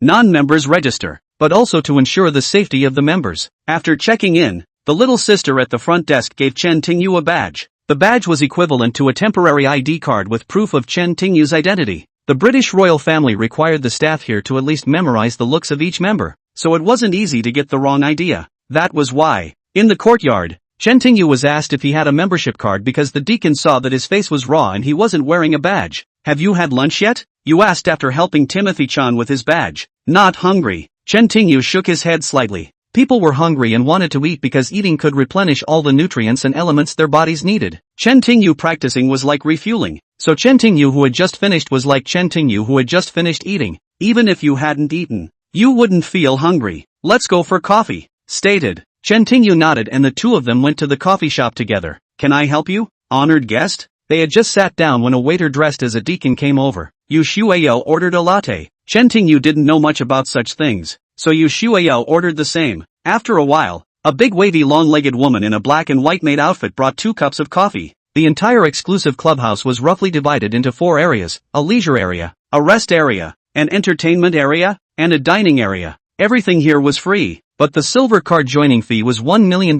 per year. Even so, there were still many people who wanted to become silver card members, and even all sorts of trusts, wanting to obtain the silver card. The reason was simple. The people who could come here were basically the big shots in the southeast. If they could talk to and become friends with some of the gold card members, it would be a huge benefit to them compared to the $1 million annual fee. There weren't many people in the cafe. 3 people, 2 people. Chen Tingyu chatted with Yu Shueyo for a few moments before taking out the prepared tea. I only have half a kilogram. If the old man wants more, it might have to be next summer. It's already more than enough. You gladly accepted Chen Tingyu's tea. Last time Chen Tingyu had sold her tea, but only 2 bottles. This time it wasn't much. She didn't think it was even 2 pounds, and half a pound was completely beyond her expectations. Give me your bank card number and I'll transfer the money to you. After drinking tea, Mr. Yu took out his cell phone and was ready to find Chen Tingyu. I don't have a bank card. Give me the cash, Chen Tingyu said. With the family's previous conditions, let alone a bank card, even if the original bank card was cancelled. After all, there is no deposit, but also reverse the annual fee. Cash seems to be not enough. Yu was a little embarrassed. She only $20,000.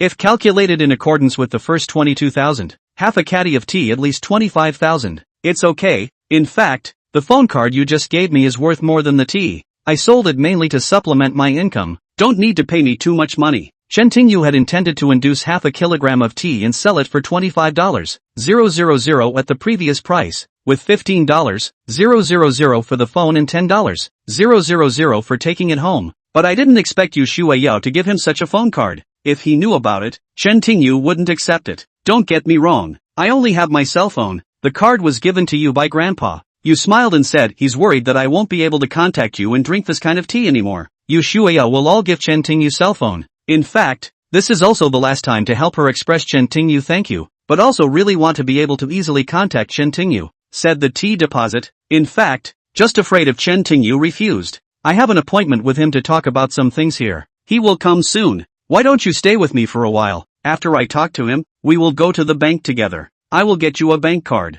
It will be convenient to deposit money later. I'm sorry, said the man, subconsciously glancing at the watch on his wrist. It's best. Chen Tingyu nodded. He really needed a bank card. Otherwise it was a bit inconvenient to ask for cash every time. The two of them drank coffee while chatting for about 10 minutes before Mr. Yu's phone rang, and after he answered the call, a man's voice seemed to come from the other side. I'm at the coffee shop. Number 3. Yu Shuiyao seemed to hate the other party with a passion, and apparently became a bit fidgety after picking up the phone before telling the other party the location and hanging up. Yu put down the phone, took a sip of coffee, looked up at Chen Tingyu and said, mind if I sit next to you? Thank you. Yu Zhongyi picked up the coffee and walked over to sit next to Chen Tingyu. A light fragrance hits her nose. A fragrance unique to Shuiyao hits her nose. The fragrance is unique to young girls. You look frustrated. Chen Tingyu looked over and could clearly see that even her breathing had changed a bit after the phone call. I'm going to meet someone I really hate later. Lowering her head, coffee cup in hand, either out of necessity, she'd really never meet that person, or she'd sit on the side of Timothy Chen, or she wouldn't want to sit with that person. Can I help you with something? Chen Tingyu asked. Yu Qian looked up at Chen Tingyu with a hint of surprise in her eyes. You're not afraid of getting into trouble. Trouble is not in my dictionary. Chen Tingyu smiled and shook his head. So what's in your dictionary? Said teasingly. Chen Tingyu turned his head and saw the deep eyes of the ancient snow scene. Heaven's will. Mr. Yu froze for a moment, and just then the door to the cafe opened and an old and young man walked in from outside. The younger one looked to be in his early 20s, dressed in Ming Dynasty clothes, like a rich man, and the one in his 60s, plainly dressed but with an unusual air, caught Chen Tingyu's eye. Ancient worker. He had heard Liu Xian say earlier that the practitioners have seemed to be known as ancient practitioners, and judging from the momentum, the elder following this young man looked like he was about to enter the material kingdom of doppelgangers. Of course, this was judged from the momentum, and it was also possible if the other party deliberately held back or used some special means to cover up their practices. As soon as the two of them walked into the cafe, the young man looked around and quickly saw Yu Shuiyao, his face showing joy, but then his face sank as he realized that there were other people sitting next to him. He walked briskly and came in front of Yu Shuiyao, pointing at Chen Tingyu and said, Yao Yao, who is he? Hearing the other party call herself this way, Yu Shuiyao couldn't help but frown. Dong Mingcheng, please call me miss or just call me Yu Shuiyao as well. Yu Shuiyao is not your name, but I had to scream. Dong made a face and turned his gaze back to Chen Tingyu. You still haven't told me who this person is. He's my friend. Yu glared at Dong. Chapter 20 Consequences. It was still easy to see that it was old clothes, along with the fact that Chen Tingyu was now wearing a badge. It was obvious that he was not a member here. Dong Mingqing looked at Chen Tingyu with some obvious disdain. You sit over there. He pointed across, meaning that Chen Tingyu sat next to him. Dong Mingcheng, he is my friend, not your servant. Please show some respect. Yu Shuiya clenched her pink fist and couldn't wait to raise the coffee on the table to Dong Mingqing all at once. Chapter 70 Ignorance. Yao Ming. Your friend is naturally my friend. How can I disrespect him? Dong Mingqing smiled at Chen Tingyu, but there was a bit more sternness in his eyes. would you please sit opposite this friend? Sorry, I just like sitting here. Chen Tingyu blinked, bewildered. Dong Mingqing's face sank, raising his hand to hit on Chen Tingyu, only to see Yu Shuiao's angry eyes, raising her hand without falling. Instead, the smile returned. Alright, you can sit if you want. He shrugged and sat across from her. The old man following Dong Mingqing did not sit down, but stood behind Dong Mingqing. At that moment, the waitress walked up to Dong Mingqing and asked respectfully, Dear customer, may I help you? Dong Jianhuo glanced at Chen Tingyu, then turned his head, looked at the waiter and smiled. I would like to ask how much our annual membership fee is here. The waiter replied with a smile on his face. You're joking, young Dong, you're an honorary member of the Gold Card. Gold Card members don't need to pay dues at our club. Where's your silver card? Dong asked the waiter, his gaze falling on Chen Tingyu. Still smiling, the waiter replied, Silver Card members are required to pay an annual fee of $1 million. That means that anyone who can come here is either in a high position or rich. Am I right? Dong Mingzhu asked, looking at Chen Tingyu with a puzzled expression. Well, the waiter smiled slightly, thoughtfully, and of course, there are the friends of the VIPs. The waiter's answer was ingenious because the Gold Card members of the VIP lounge could bring 2 friends. These powerful people, and their friends, were basically all powerful. However, there are a few exceptions, and the Presbyterian Church does not require or mandate this. That is to say, in principle, even if a Gold Card member brought a beggar in to beg for food, the club staff would not kick him out, but only if the other members did not complain. Chen Tingyu, on the other hand, had been looking at Dong Mingqing with a calm face since the beginning, as if he was watching a monkey's performance. Dong had wanted to taunt Chen Tingyu, but the waiter obviously didn't want to offend anyone, so he replied wisely. What's more, he saw that not only was Dong Mingqing not angry, he was looking at himself instead, and Dong Mingqing's anger naturally came up, but just as he was about to lose his temper, Yu Weiguo beat her to the punch. Dong Mingqing, you've had enough. I've come to make things clear to you today. You can give me that prescription. Dong Mingqing waved her hand slightly to the waiter, who, knowing this, bowed slightly to the few people in the room before retreating. Dong Mingqing simply said, Yao Yao, you know best what I want. Our Dong family has plenty of money. No, I won't marry you. Yes, you are already dead. Yu's face was cold. If that's the case, I'll have to publicize the prescription, Dong said with a bland face. Do you dare? Yu Shuiao looked at Dong Mingqing with hatred. If our dad finds out, you know the consequences. No need for me to say. Of course I understand, but do you think I'll keep my hands off your father? Dong Mingqing looked at Yu Shuiao. Even if you're at home and don't have any evidence, you won't be able to impress me. The young master of the Dong family. Despicable. Shameless. Yu gritted his teeth. Looking at Zhang Shang's gnashing of teeth, Dong Mingzhu looked agitated. Since you don't agree to marry me, I can't force you, so, you can stay here at the club with me today.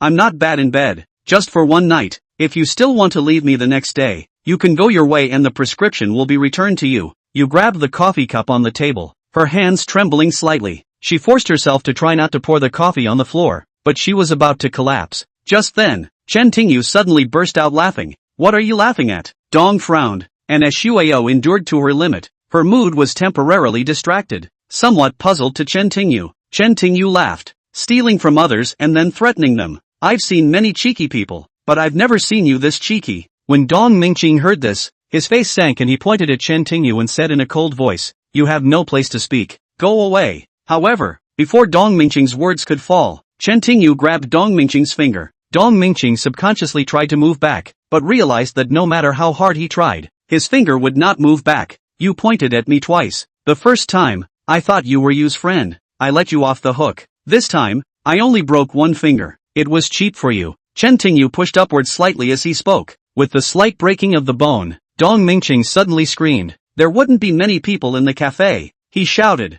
and of course all eyes were on him. Elder Wu, hand him over. Dong Mingqing growled as he covered his injured finger and squirmed. Young master, here, I'm afraid it's not a good idea. Seeing Dong Mingqing's broken finger, always standing behind Dong Mingqing, he didn't react much except to look into Chen Tingyu's eyes, only reminding Dong Mingqing that this was not the place to do this. Cut the crap. Are you my father here to protect me? Can't you see that he started it? Because of the pain from the broken finger, Dong Mingqing's forehead would break out in a cold sweat and his face would hold a red color as he glared at Chen Tingyu, wanting to tear him apart. Do you really want to fight me? Chen Tingyu looked into the old man's eyes. Take someone else's money and make yourself useful. Wu Tianhai looked at Chen Tingyu and spoke calmly. Your arm is broken. Are you kidding? Chen Tingyu teased. Wu Suanfu's broken line mocked himself as if this person did not even exist. Wu Tianhai saw Chen Tingyu's indifferent look and hummed softly. Young man, confidence is good, but overconfidence is frivolous. Do you know the truth about the people outside? If it's the old man himself, it's not as simple as a broken arm, Chen Tingyu said without moving. If you can rip my head off. Since you are so ignorant, don't blame the old man for being rude, Mr. Wu said while grabbing Chen Tingyu. His thought was simple, just grab Chen Tingyu and twist his arm. But surprisingly, his hands were empty. Chen Tingyu took a step back as he attacked, and certainly didn't hit anything. Takeshi froze for a moment, then punched him. Chen Tingyu also hit the air. The two fought together. Chen Tingyu didn't move a muscle, and Wusun took a few steps back, grabbing the side of the couch with one hand. Wu stood firm and looked at Chen Tingyu incredulously. Confidence is good, old man, but overconfidence is frivolity. Chen Tingyu smiled back at Elder Wu without moving. Look at your age. I don't want to care too much about you and break your arm to thank you. Otherwise, if I have to do this, you should think about the consequences. Chapter 21. It's not that simple. Wu frowned. Before seeing Chen Tingyu's strike, he thought Chen Tingyu had only learned martial arts for a few days on his own. But once they met, he knew that Chen Tingyu was also an ancient healer. With just one punch, he was certain that he was no match for the young man. Elder Wu, do it! Looking at Wu Tianhai and Chen Tingyu just punching and not fighting, Dong Mingqing immediately roared. Why are you still standing here? Get rid of him! However, Wu Tianhai didn't pay any attention to Dong Mingqing. Dong Mingqing's father did pay to hire him, but not only was he responsible for Dong Mingqing's safety, he also had to rely on his own strength even more to solidify his and his family's position. Dong Mingqing's father normally wouldn't dare to talk to him like this, but Dong Mingqing was acting like an idiot, literally having Wu Tianhai as his bodyguard. Dare I ask your excellency, where is teacher Chang? Wu Tianhai completely ignored Dong Mingqing's rant and just looked at Chen Tingyu, asking with some uncertainty. This was a common greeting used by ancient practitioners in the secular world. For secular ancients, practice was part of manifesting power, as was identity context. Chen Tingyu paused for a moment and said indifferently, who are you to ask me? By saying this, he only confirmed Wu Xiong's thoughts. If Chen Tingyu's true identity was what he thought it was, he could not take offense. Thinking of this, Wu Xiongfu broke out in a cold sweat, clenched his teeth, and raised his right hand to his left arm. With the sound of bones breaking, Wu let out a low snort as he actually removed his arm over Chen Tingyu. This old man, ignorant of all things in heaven and earth, offended his son. Today he lost an arm to make amends to him. Zheng Sheng couldn't believe her eyes as she watched this scene. She also knew something about ancient healers and what old man Dong Mingqing had seen on her back. She knew what the other party was capable of. But today she was scared of Chen Tingyu, so giving up her arm to make amends in front of everyone was amazing. Dong Mingqing's eyes also widened as he told Wu Tianhai to waste Chen Tingyu, but as a result Wu Tianhai lowered his arm to apologize to Chen Tingyu. Son, let's go. Wu Tianhai turned to look at Dong Mingqing, whether the other party was thinking the same as him. If not, let the other party be the judge. Both of them could not deal with it at the moment. No matter what, it was better to go back first. Dong Mingqing had broken a finger and was already angry enough. He wanted to tear Chen Tingyu to pieces right away, but Wu Tianhai didn't help him take revenge. He even broke his own arm and let him go. Dong Mingqing were so humiliated, and immediately roared,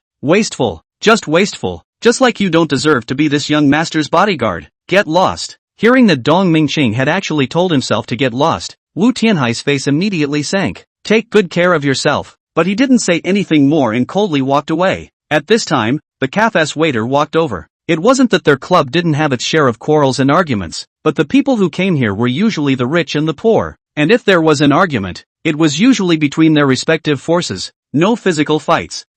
Young Master Dong, what can I do for you? The waiter's attitude was respectful. He couldn't let Dong Mingqing continue like this. A bad influence. Two bright eyes could see that by continuing, the loss would definitely be Dong Mingqing. At least that was the case now. Get out. Take him out. Dong tried to point at Chen Tingyu, but the pain of his broken finger reminded him that if he did it again, he might break a finger. He left us because he had that thought. There are professional doctors in the clubhouse. As long as he supports Chen Tingyu, then the broken finger will depend on Shui Yao's body. Let Shui Yao accompany him for treatment. I believe that Shui Yao won't refuse, and when the time comes, he will still try to coax Shui Yao into bed. As for the finger dispute, with his martial arts skills, it wasn't easy to find someone, and when he did, he had to skin Chen Tingyu. As a member of the Golden Card, Dong Mingqing did possess such a right, because Chen Tingyu's current status was brought in by Shueo, not a member here, and because he had heard Dong Mingqing, it was reasonable for Dong Mingqing to have such a request. So the waiter looked at Chen Tingyu and said a little apologetically, "This gentleman, may I ask you to leave the club?"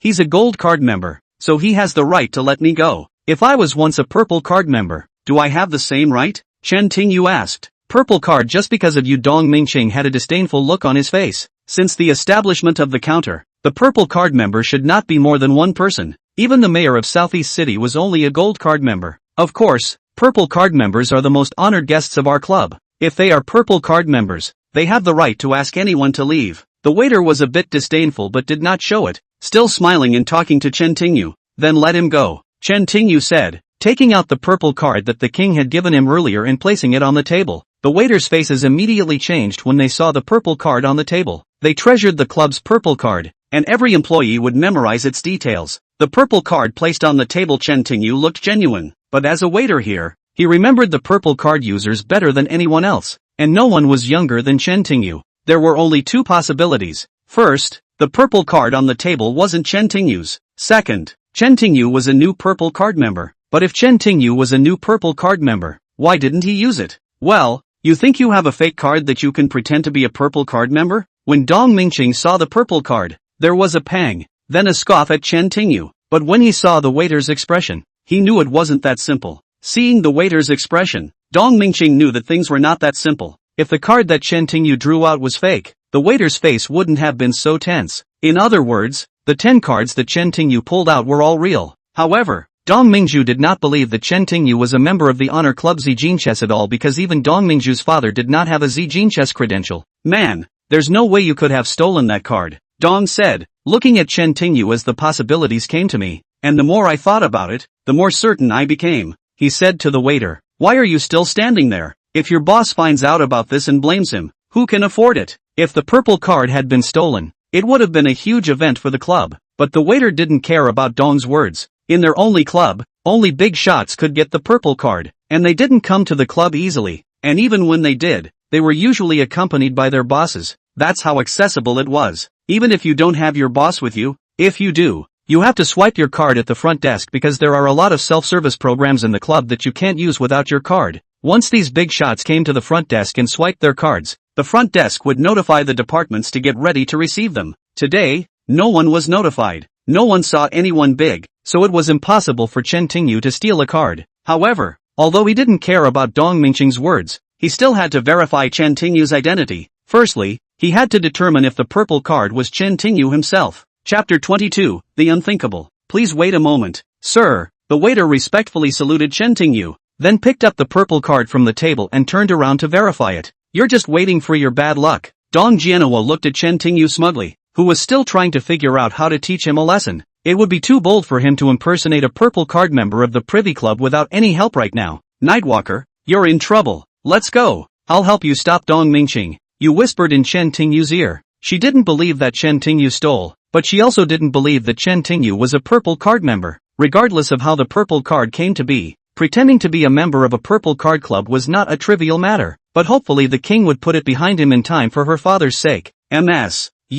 Even you don't believe me? Chen Tingyu looked away, his eyes somewhat disappointed. Seeing Chen Tingyu's eyes, Yu hurriedly explained, I don't know how you got the purple card, but I'm sure it wasn't stolen by you. It's just that it's not much different from anywhere else. Go away. I'll call you later. I'll explain. No need to explain. I just came to sell tea today. Now that the tea is sold out, you and I owe each other nothing. Let's go. Chen Tingyu stood up and prepared to leave, but Dong Mingqing blocked his way. I thought you had big news. You're just a tea seller. Dong Mingqing knew that Yu Shuiyao's father was a favorite tea drinker. When he heard Chen Tingyu say that he sold tea too, he really thought of Chen Tingyu as a tea merchant. Get out of the way. Chen Tingyu looked at Dong Mingju coldly. A tea merchant's trash, also presuming to pretend to be a purple card member. Now it seems like it won't be that easy for me to leave. Dong Mingqing snorted coldly, seeming to have completely forgotten the pain of his broken finger just now, and his eyes were also indulgent. Upward. Roll. Facing Dong Mingqing's mockery, Chen Tingyu raised his leg and kicked. Explosion. The kick went straight towards Dong Mingqing, falling far away and hitting the distant sofa before stopping. Dong Mingqing tried to pick up the sofa, but he limped, coughed out a mouthful of blood, and tried several times before standing up. He looked at Chen Tingyu with some trepidation, but he was also a bit excited because the more Chen Tingyu hurt him and harmed him, the more he would die and the more compensation he would receive from the club. After all, he was a gold card member here, so why risk the king's honor when a so-called purple card member was actually just a tea merchant who had been beaten up? When the time came, not only this tea merchant, but Yu Shuayo might also suffer. After all, it was Yu Shuayo who brought him here, a tea merchant, posing as a purple card member, not to mention hurting other guests. If he could threaten Yu Shuayo with Wangzun, he wouldn't be afraid even if Yu Ruwaji committed a crime. Seeing that Chen Tingyu seemed to have misunderstood her, Yu Shuayo wanted to explain, but in the end, she didn't open her mouth. It wasn't that she didn't trust Chen Tingyu, but this matter was serious. If Chen Tingyu stayed here, the consequences would be unimaginable in case the purple card really wasn't his. Thus, even if there was only one chance, Yu Shiryao did not dare to gamble. The only way was to let Chen Tingyu go first, so that if Chen Tingyu wasn't a member of the purple cards, she'd have time to figure out what to do, and at least their old man would still be able to talk to Wang. This was Yu's original intention. Now, as long as Chen Tingyu wasn't there, she would do her best to help with the rest of the problem. You're all idiots. Can't you see that he's posing as a purple card member and hitting me like this? Seeing that Chen Tingyu was about to leave, this time Dong Mingqing didn't dare to step forward to stop him. But he wouldn't just let Chen Tingyu go and then immediately yell at the other crew members. There were 5 waiters, 5 maids, and no less than 13 or 14 coffee machines in the entire cafe. Hearing Dong Mingqing yell like that, they immediately reacted, and someone stepped forward to stop Chen Tingyu. Sir, you can't leave. They didn't listen to Dong Mingqing's words, but they knew the gravity of a slip of the tongue. In case Chen Tingyu was really posing as a member of Zijin Chess and they let him go, Wang Zun had caused a huge fire and we might all suffer.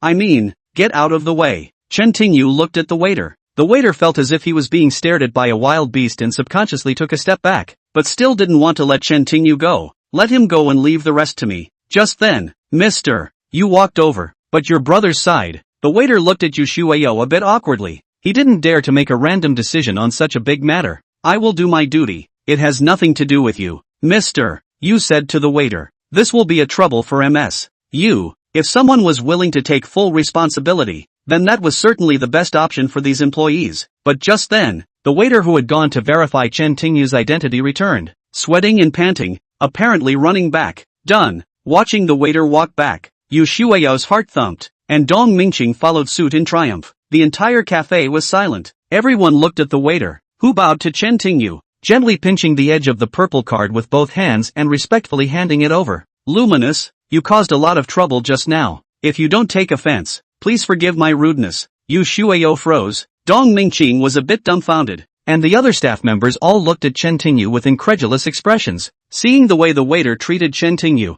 I knew that Chen Tingyu really respected the club's purple card members. Naturally, Chen Tingyu was not surprised by the result and just casually raised his hand and picked up his purple card. When Chen Tingyu picked up his purple card, the attendant stood up straight and turned to Dong Mingqing. Dong Xiaodong Mingqing, from today onwards, you are no longer a gold card member of my VIP club. Please withdraw from the club and leave our VIP club. You are not welcome here. You're wrong. How could he be a purple card member? Dong Mingqing looked at the waiter in disbelief. This Chen Tingyu looked only 10 years old, dressed up as a tea merchant. How could he be a purple card member? Yes, Mr. Knight is indeed the most prestigious purple card member of our club. There is no doubt about it. So please cooperate and hand over your gold card. The waiter said coldly. He had always been respectful to Dong Mingqing because Dong Mingqing was a member of the gold card. But not anymore. It was the boss's own order. So naturally he didn't need to be polite to Dong Mingqing anymore. 4. I don't believe it, you must have colluded with him. I want to see your boss. Dong Mingqing shook his head back and forth. His cousin, Dong Jia, was also the only gold card member here. What is this kid's virtue that he has a purple card? Guys, get him out. The waiter winked at the other staff next to him, and everyone understood. 2 waiters stepped forward, hitched a ride on Dong Mingqing and left. When Dong Mingqing saw this, he naturally tried to struggle. It didn't matter if he didn't move at all. Just one movement, followed by a sharp stomach pain, followed by a splash of blood that knocked him unconscious. Chapter 23, Good Intentions. He had just received a kick from Chen Tingyu, and although this kick Chen Tingyu had not left his path, Dong Mingqing was just an ordinary man, and this serious injury was certain. He stayed motionless for a while. His body happened to be in a delicate balance, and now that he was being hoisted out of the way, his injuries were immediately apparent as he struggled. The 2 waiters holding him paid no attention to Dong Mingqing's death, and watched as he fainted and dragged him out like a dog. The others rushed to deal with the blood on the floor. Sir, our boss asked me to apologize on his behalf. He's not in the southeast and couldn't make it. I'm sorry, and since this would be your first time at our club, I was wondering if you'd be willing to give me a tour. The waiter, who had previously gone to verify Chen Tingyu's identity, spoke respectfully to Chen Tingyu. He ran to the front desk to verify Chen Tingyu's purple card only to find that it had not been activated, which meant that it had not been used. There were only two possibilities for this to happen. Either Xiaon had lost a purple card or Xiaon had given it to Chen Tingyu himself. The waiter didn't dare to ignore him and hurriedly told the receptionist to contact Wang,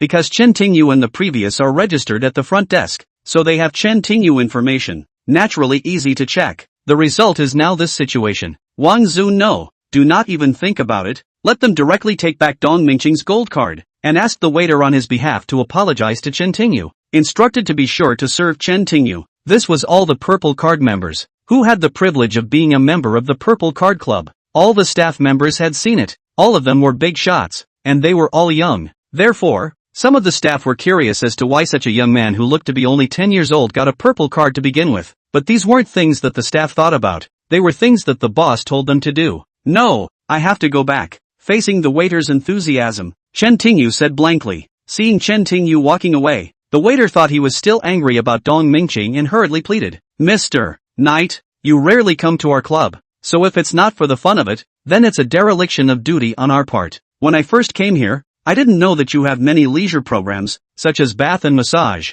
sauna, hot and cold world, dream world, etc. So you're guaranteed to enjoy heaven. Your club still does that. Chen Tingyu raised his eyebrows slightly, looking as if the waiter was about to take him for a ride. Our club is all about having fun. You are the most valuable of the purple card members, and your treatment is naturally the highest in the club. If you're not into all the leisure activities, you have a private room set up in the lounge area where you can go one-on-one with a professional model. Whether you like green powder, a fresh take on the world, or singers with lots of experience, and a variety of positions, we've got you covered. Even if you want top-notch stardom, I'm not interested, but thank your boss for me, Chen Tingyu said carelessly, not wanting to get into the valet's car. Seeing that Chen Tingyu still wanted to go, the valet didn't dare to stop him and could only respectfully send Chen Tingyu away. Good night, wait for me. On the other side, Yu Shueyo, who had arrived late, hurriedly left after Chen Tingyu. Chen Tingyu didn't walk very fast, so just as he walked out of the coffee shop, Yu Shueyo caught up with him. Miss Yu, is there anything else? Chen Tingyu stood still, looked at Yu and asked. That money is payable to you and the money for that cup of tea hasn't arrived yet. Let's go to the bank together, okay? Zheng Sheng said with a wink. Good. Chen Tingyu nodded. Being fussed over like this by Dong Mingqing, he forgot about it. My car is right in front. Yu Shueyo took 2 steps. Fearing that Chen Tingyu would return to his car, she hurriedly got into the car, turned the car around, and parked next to Chen Tingyu. Chen Tingyu pulled open the passenger door and got into the car. The limousine gave people a different feeling than a cab. But for Chen Tingyu, this feeling was not strong. Nightwalker, this is what I want to explain. While driving, Yu secretly glanced at Chen Tingyu for a few moments. Chen Tingyu used to be colder to her, but would still call her by her name, but it didn't feel so rude. It was more like a relationship between gentlemen. But now, Chen Tingyu had changed her name to MS. Yu, clearly becoming more irritable and distant. You don't have to explain what just happened. Chen Tingyu shook his head. No, I have to explain. You must be mistaken. It's not that I don't believe you. It's just that. Yu Minhong was worried about Chen Tingyu's safety. She didn't dare to bet on it, the chance to send Chen Tingyu to jail. However, before she could explain, Chen Tingyu interrupted her. I believe there is no reason. Chen Tingyu was not angry. There was no misunderstanding. He knew it was good intentions. But this kindness came from distrust. It was just, what if, maybe. These were all excuses for distrust. Yu Shueya's distrust like this might just be Chen Tingyu's deep affection in the eyes of outsiders. After all, Yu Shueya was trying to help him. But to Chen Tingyu, in a world so cruel and cold, if he was friends with someone he couldn't absolutely trust, he could fall into the abyss at any time. Yu Minhong wasn't wrong, and Chen Tingyu didn't think she was wrong. It was just that the two of them had slightly different worldviews. So, can we still be friends? She heard Chen Tingyu say, knowing that it was futile for her to explain further. She didn't think she was wrong, but she understood Chen Tingyu. There was no right or wrong. If anything, it was just that the two of them had different ideas. So, if time could be turned back, so would you. If time could be turned back, Timothy Chan would still do the same. What do you think? Chen Tingyu looked at you. You smiled. She knew what Chen Tingyu meant. True friends don't talk with their mouths. Not far from the Respect Club, there was a construction bank, arguably the largest branch in the entire East Bay Area. You pulled over and took Chen Tingyu out of the car. When they walked into the bank's lobby, they both froze slightly, not expecting the lobby to be so full today. What are you two up to? The lobby manager greeted. Withdrawing money, you said as he rummaged through his box. I suggest you go to that ATM next to it. It's too crowded today, and if you go to the counter, you might have to wait a long time. The lobby manager said with his standard work smile. Subsidies for farmers. These people in the lobby are here to receive them. You did not say anything, just took out a red card from his bag and handed it to the lobby manager. When the lobby manager saw the red card, his expression changed slightly, and he said to Mr. You come with me. Soon, the two men were brought into the room. Later, gentlemen, the lobby manager poured 2 cups of coffee for Chintinyu and placed them on the table, along with a variety of fresh fruits and a variety of chocolate cream scotch. After the lobby manager went out, a middle-aged woman in women's clothing walked into the room. Her hair was short and not very pretty, but she was clean and white, and her clothes were neat and wrinkle-free, giving her a very capable look. Chapter 24 Knowing Nothing. MS. If there's anything you need to call and tell me, I'm glad you can come in person. Su Yan walked into the room with a big smile and a great attitude. A red card for my friend. Yu Shueyo seemed to be used to this kind of service, so she didn't look too polite. Su Yan was still smiling. He first looked at the pair of Chintinyu, looked at the clothes he was wearing, and suddenly looked a little embarrassed. What's the problem? You asked with a slight frown. A little problem? It's his seniority, Su Yan said with a wary face, as if afraid of Yu Shueyo's anger. She didn't belittle Chintinyu, but this red card belonged to the construction bank's exclusive super membership system, which required customers to have fixed assets of more than 100 million yuan, and they had to be a regular customer of the construction bank, with an account opening of more than 20 million yuan with the bank. Although Yu Shueyo brought people should not be wrong, but Su Yan how to look at it, but also do not see Chintinyu as rich. I'll be his guarantor. MS. Yu said blankly. She also knew the first request of the red card, so she didn't embarrass Su Yan. Alright, you two wait. If there was a guarantor in Shueya, it would be a different story even though it doesn't meet the requirements. But it wasn't Su Yan's decision. She had to ask her boss. It didn't take long for Su Yan to get the contract. Sorry to keep you waiting, Su Yan said, holding the contract in her hand, on the table while picking up a pen from the table and handing it to Chintinyu. Please sign on the 3rd, 6th and 12th pages of the contract, and fill in the customer's basic information, ID number and contact information on the last page. Chintinyu quickly looked at the contract. The full name of the red card was the Dragon Supreme Card, which was the super card of China Development Bank, with 24-hour free door-to-door service, which allowed for not only bank accounts, but also fees and income from various programs.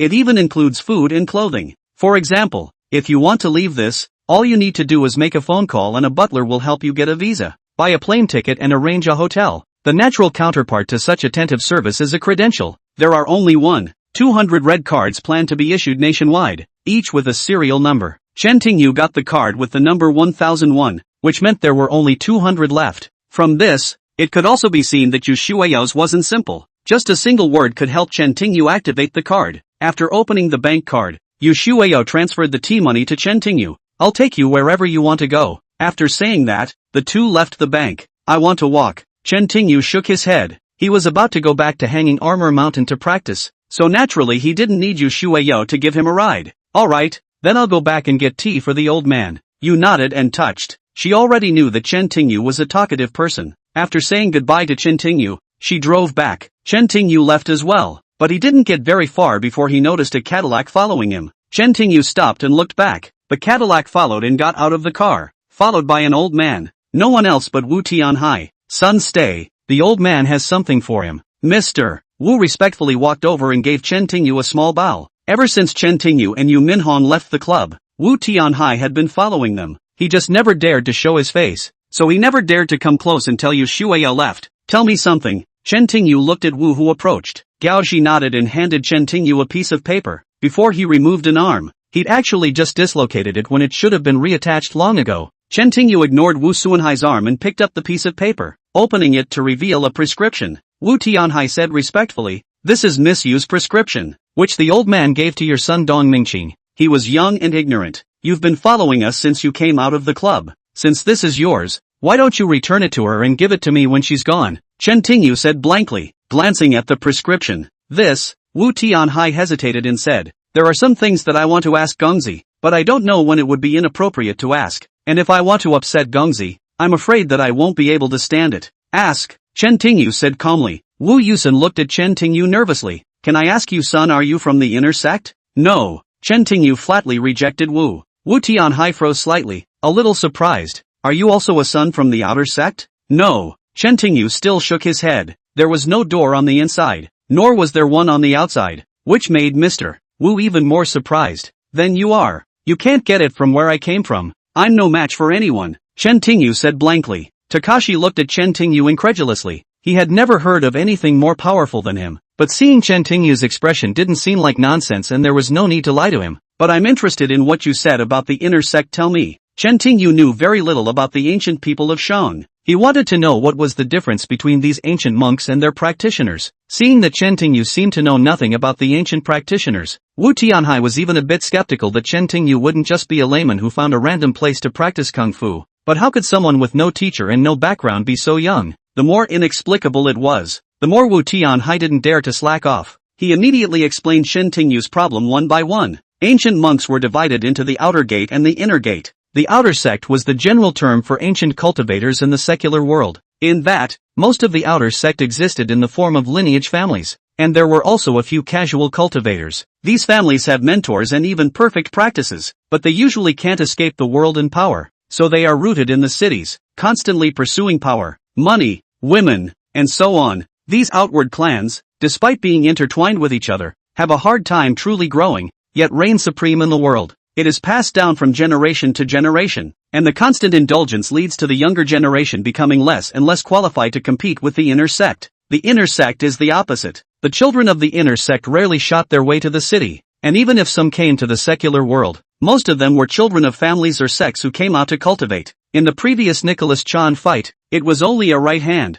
but Wu clearly felt Nicholas Chan's power. That's why he also felt that Chen Tingyu was the son of a certain family in the inner circle, going through the world. And that's why he was so scared. He was also an old monk, but he was only the son of a warrior of the outer gate, which was a very small family that was hard to rank in the outer gate, and anyone who offended the inner gate would be wiped out within minutes. After listening to Wu Tianhai's words, Chen Tingyu also had a general understanding of ancient monks. These ancient cultivators were actually the same, only the way they practiced was different, and the environment in which they practiced was also different. Spiritual chi was so thin on the top that it was difficult to practice alone without enough resources, so the state of people practicing here was not high. Chapter 25 is full of anticipation. At least the outside door should be like that, not the inside door. However, in Wu Tianhai's opinion, the inner gate was 10 times more gifted in terms of environment, resources, and cultivation that the ancient people of the world could not match. To be honest, my child, giving you this prescription is just out of a little selfish desire to get you a good one, Gao Shi said respectfully. Although he was now certain that Chen Tingyu was not from the inner sect, Wu thought that Chen Tingyu was even more mysterious and did not dare to treat him lightly. He could have just returned the prescription to Shui Yao, but that was unreasonable. You have to be honest. Chen Tingyu glanced at the Cadillac parked behind him.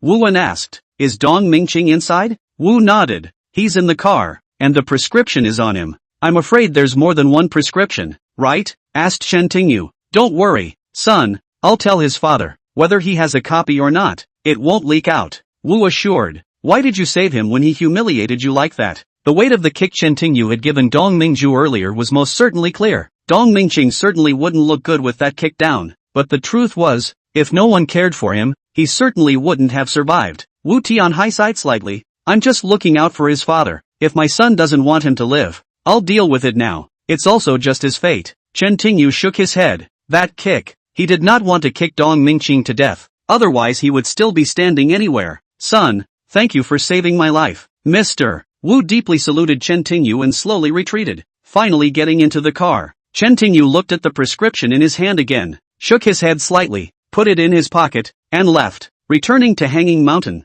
he spent the night cultivating speechlessly. The next day, when it was almost noon, Chen Tingyu had just finished practicing and was about to get up and stretch his body when his cell phone rang. Chen Tingyu glanced at the caller ID. It was Yu's number. Chen Tingyu picked up the phone, and within moments, a rather crisp voice came through. "Night school, are you free at noon?" "What is it?" asked Chen Tingyu. "I took the tea to Grandpa yesterday, and he insisted that I call you to meet him after he finished it." It was the tone of discussion in his voice, the words filled with anticipation. Chen Tingyu was about to say no, but suddenly remembered the prescription in his hand and changed his mind. "Where?" "The Jingdong International Hotel. Is that okay?" Yu asked. "Okay, I'll be there in an hour." Chen Tingyu hung up the phone and left, hailing a cab. The Jingdong International Hotel was located in the center of the southeastern city and was one of the best restaurants in the entire southeastern city. The hotel was divided into 8 areas according to the 8 major cuisines of Cantonese: Sichuan, Lu, Su, Zhejiang, Min, Xiang, and Hui. At the entrance of the restaurant, Yu Shuya was already waiting. She had been to the Golden Light Club before and was worried that Chen Tingyu wouldn't be able to get in. But this time she was worried that Chen Tingyu wouldn't be able to get in. This was also Chen Tingyu's focus. I don't know what you like, so I booked a room in the complex. Zheng Sheng brought Chen Tingyu to the complex, which had 32 floors. The first 8 floors were the dining area, and the upper floors were the meeting rooms with a special area for weddings and celebrations. Yu Shuyo booked a private room on the 8th floor. The room was not big, but the environment was cozy. Would you two like to order now? He walked into the private room, and not long after, a waiter came with a menu. Ordinary restaurants with luxurious recipes were like photo albums at best, but the recipes used here were, as the album made of 8 entrees consisting of thousands of dishes was something even a waiter might not be able to hold. What do you like to eat? Nightwalker Yu Chengtian took it and rolled his eyes. I'm fine. Where's Grandpa? The old man just called. Said he needs to take care of some things and will be here as soon as possible. Mr. Yu said, returning the bowl to the waiter. I remember these 8 dishes. Each of them has some famous dishes, so you can also choose 2. Pay attention to the meat and vegetables. There is a soup, 2 cold dishes, 3 snacks. The rest you can see and arrange. Okay, you wait a moment. The waiter had a special ordering machine, and after placing the order, he then checked with Shuyo and confirmed that it was correct before leaving the private room. Not long after, another waiter came and made a pot of tea for Chen Tingyu, and it didn't take long for the dishes to arrive. First cold, then hot. Don't wait for the old man? Asked Chen Tingyu, seeing that the food arrived quickly. It's fine, Grandpa is busy, so we'll just eat and wait for a while. Yu Shuyo seemed to be hungry, and after eating well, she left first. Seeing Shuya's chopsticks move, Chen Tingyu couldn't sit still and followed with a couple bites. The two of them chatted for a while without speaking. Chen Tingyu took out the prescription that Mr. Wu had given him yesterday. Is this prescription yours? Yu Shuyo froze for a moment, took the prescription,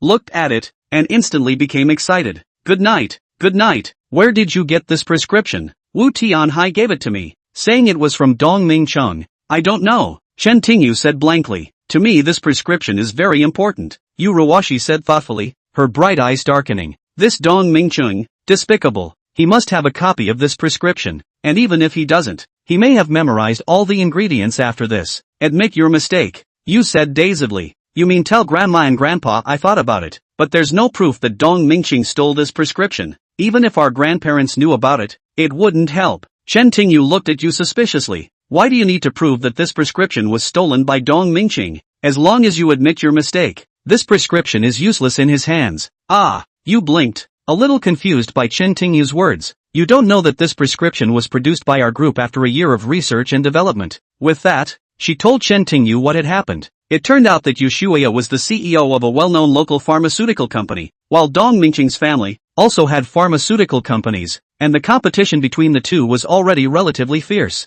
Last month, I don't know what tactics Dong Mingching used, but got the latest development in the pharmaceutical industry, Chinese medicine formula milk powder, and was seen as a threat to Shuya. At first, Yu wanted to compromise because the formula was important to his company. However, to her surprise, Dong Mingching went further and further in this way, not only testing her bottom line again and again, but finally presuming to use this prescription to threaten her and force her to get married. Yu Shuya knows that Dong Mingching is only interested in her body, which forces her to get married, but also covets their property in the family. This matter was originally intended for Grandpa Shuya to intervene, but she didn't have any evidence on hand, and she didn't dare to drive Dong Mingching to the emergency room, would actually write a prescription, and wait until her group's yearly results were made public. The damage would be done. Therefore, Yu Shuya just wanted Dong Mingching to withdraw from the agreement and discuss the matter clearly in person. It so happened that Chen Tingyu also called her that day, so the same thing happened later in the series. Are you sure this is the result of your company's 1 year of research? Chen Tingyu listened while looking at Yu strangely.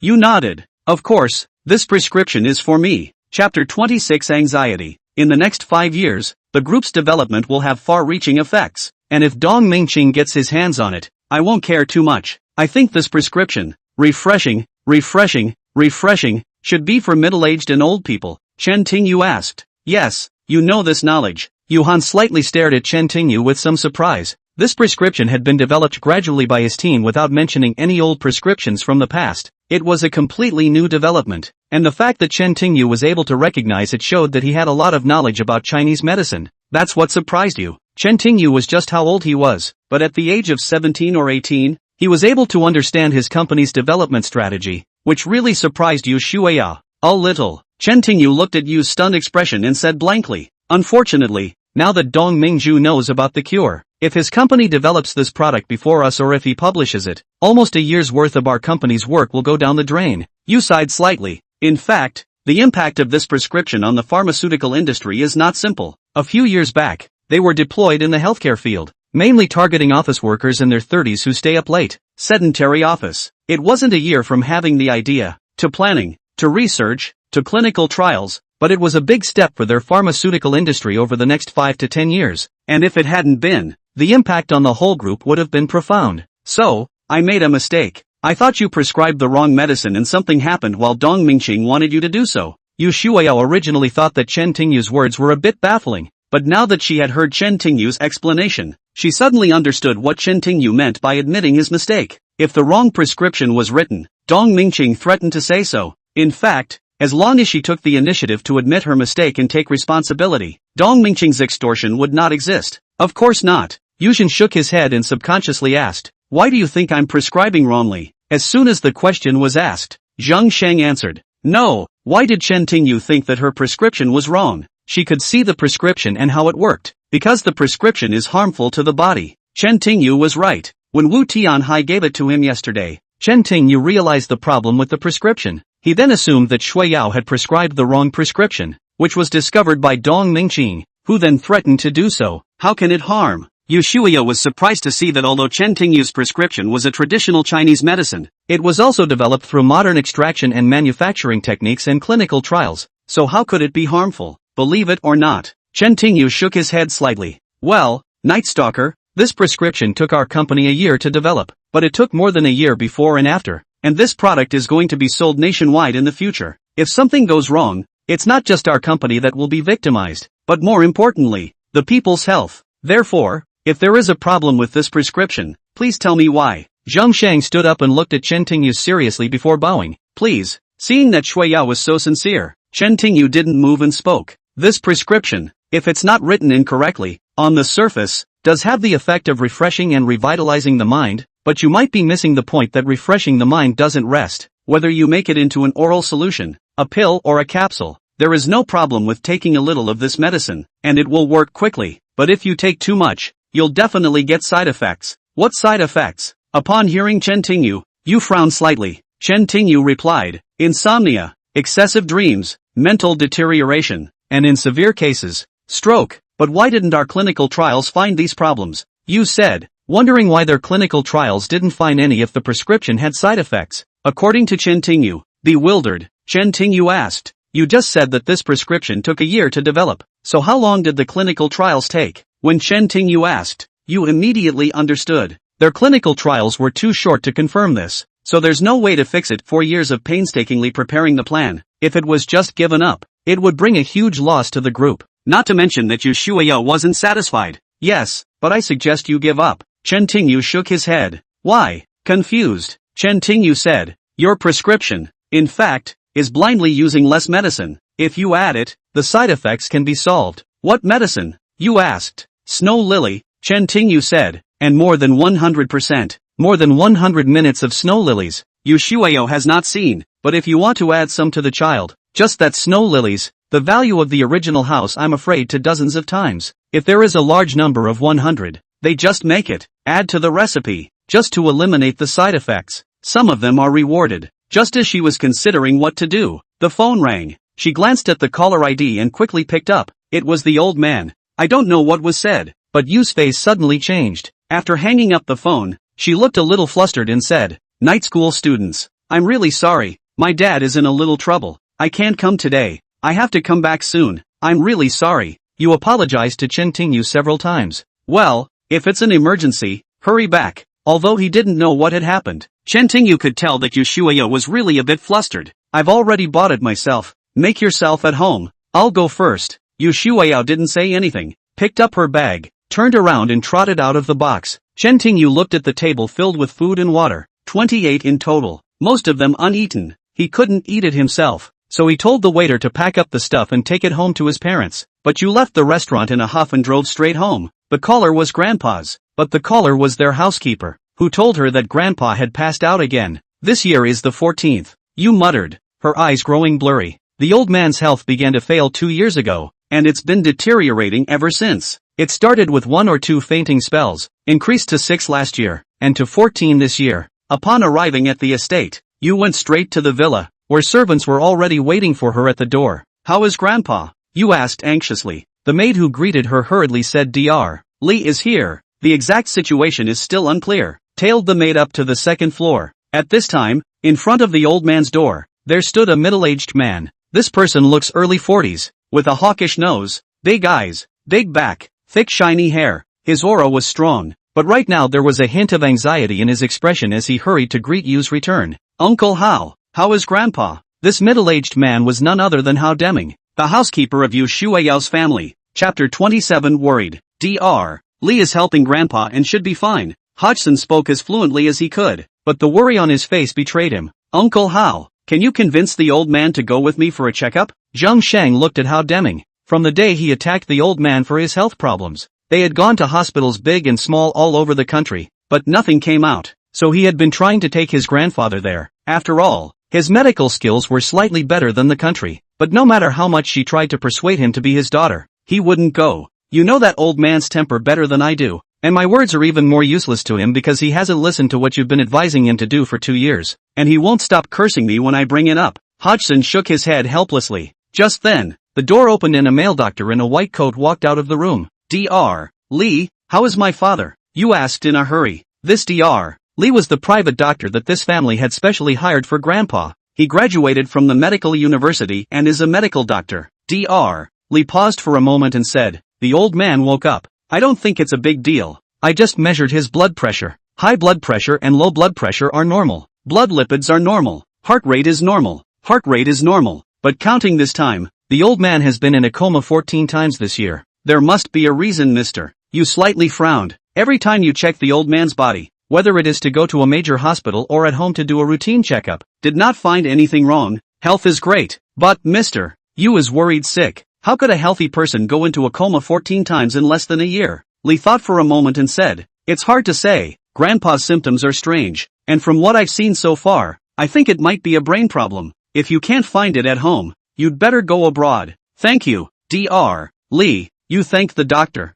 looked at Hao Deming and said, Uncle Hao, please entertain Dr. Lee for me. With that, you pushed the door in. There was an old man in the room, not looking too well, leaning on the left side of the bed, and he waved to her as she came in. Masanori walked over and sat next to him. Dad, this time you're coming with me to Makomo is just a routine checkup. It's not to kill you, so why are you resisting? Girl, I know best what's wrong with me. Don't you trust my medical skills? The old man shook his head. You always say that. I admit, you are a good healer, but your eyes don't penetrate. So how do you know there's nothing wrong with you? If you're really that good, then tell me how you fell into a coma for no reason. You sighed slightly. Their father was a good healer, but no matter how good he was, he couldn't see anything growing inside his head. But Yu Shuiyao's heart also knew very well that if the old man didn't want to go, no one could do it. With the old man's stubborn temper and his ability to ensure that Yu Shuiyao even visa down, the old man smiled and said, I just need a break. Don't worry too much. It's just that I'm sorry I didn't meet your tea merchant today. I'll ask him out again sometime. By the way, Dad, you can give me a prescription. You seem to have thought of something and took out the prescription that Chen Tingyu had given her. Grandpa had retreated to the second line with the pharmaceutical industry in Shuiyao's hands 5 years ago, and had stopped asking for it altogether in the past 2 years with his health problems. He now knew a little about the group's path of development, and naturally needed professionals to develop new products, so he wasn't clear about this prescription. Yu Shuiya was also worried about the old man's health and didn't want him to work hard, so she could deal with things on her own and think of solutions on her own, and if she really couldn't solve it, she would think of other ways, and the old man was also free of worries. If Chen Tingyu hadn't said that there was something wrong with the prescription, she wouldn't have wanted to show it to her grandfather. The old man took the prescription and looked at it carefully. Then, he nodded slightly and said, yes, this prescription is good, but I don't think I've seen one like this before. Is it a new prescription developed by this group? Jade nodded. Dad, don't you see any problems with this prescription? Problems? The older man flinched slightly. It's a good combination of refreshing, uplifting, and soothing. Is it my fault? You asked, slightly relieved. If even the old man said there was something wrong with the square, then it was Chen Tingyu's fault. Even a highly skilled doctor couldn't. You don't listen to me. The old man seemed to be about to criticize Yu Shueya, but stopped halfway through his sentence. Dad, what's wrong with you? Yu said dazedly. Cure, he murmured thoughtfully with his head down. You've got the wrong prescription. Girl, Dad, do you not want to say that this prescription has side effects? Taking too much of it can lead to insomnia and neurasthenia. Yu looked at his grandfather, a little surprised. The old man nodded repeatedly. This prescription is good, but you can't use it too much. Every once in a while, twice, it will cause harm. Grandpa looked at the prescription in his hand. If it was any kind of herbal medicine prescribed for a patient, it was best to take it twice. However, if it was made into a drug, it could not be marketed. But if it made the person who bought it dependent on the drug,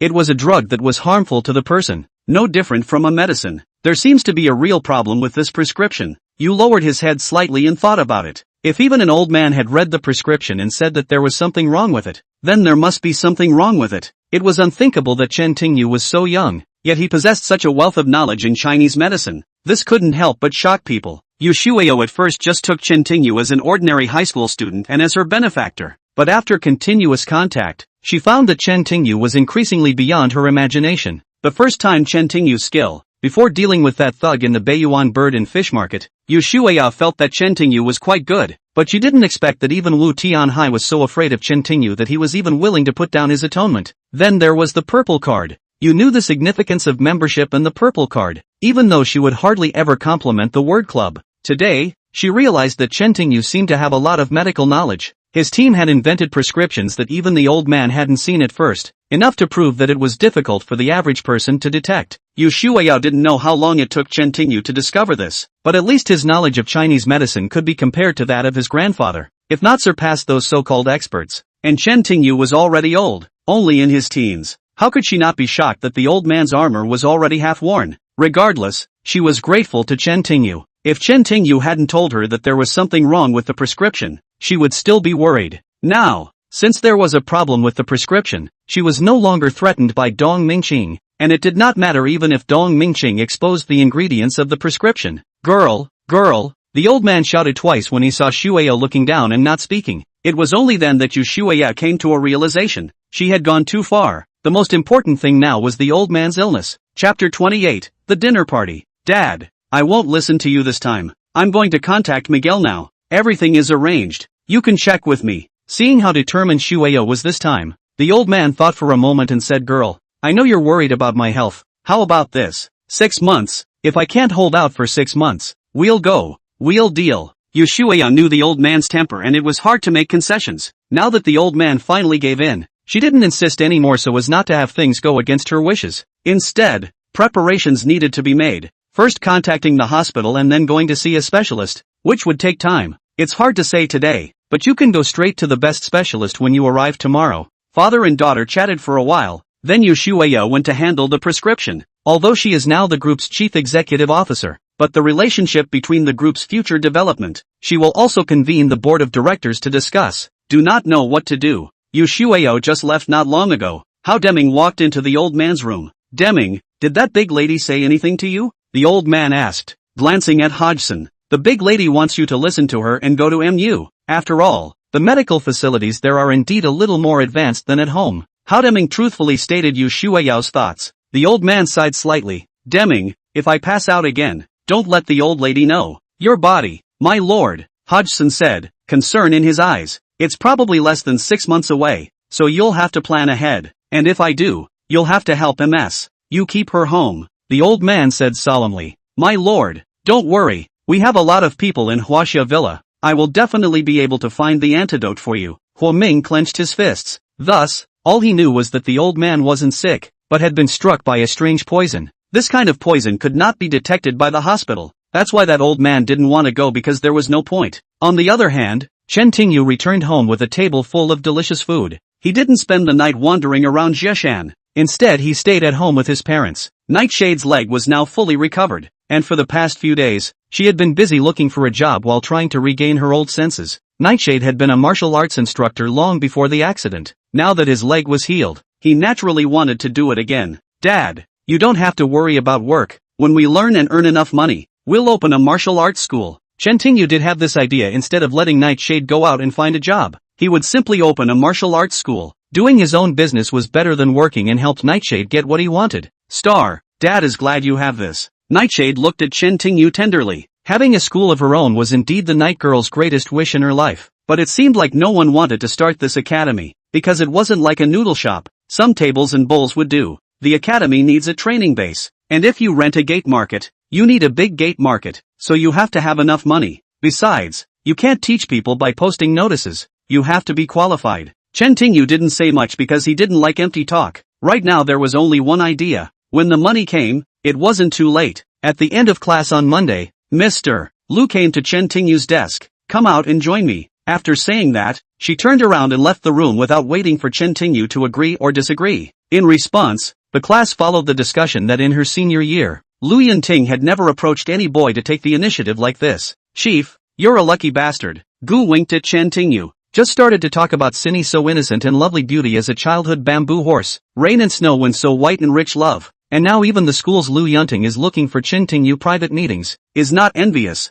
As soon as he went out, Mr. Lu was waiting for Chen Tingyu in the corridor, thinking that Chen Tingyu would follow him right away. But Lu Yunting waited for a long time, waiting almost impatiently, as Chen Tingyu slowly walked out of the classroom. Follow me. She sat Chen Tingyu, found a secluded place where she didn't see anyone watching them, and then asked, on the 10th of next month, would you be willing to accompany me to a dinner party? Not interested. Chen Tingyu shook his head, thinking that Chen Tingyu might refuse, but thinking that at least Chen Tingyu would ask what kind of dinner and why he was invited. I didn't think the guy would refuse without thinking. She was the one who was so annoying that Ms. Lu didn't understand that if she invited someone else, they would laugh in their sleep. You have to stay with me, Ryu said, biting his cherry red lip. Tell me why. Chen Tingyu winked. Lu Yunting held her breath and blushed slightly. You kissed me and you're not responsible for me? Well, she said, and Chen Tingyu was speechless. The reason he kissed Yanagi Natsuha that day was strictly scripted, and God only knew it would cause such a stir. But then again, he still kissed a girl, and if it was his fault, Timothy-chan wouldn't shirk his responsibility.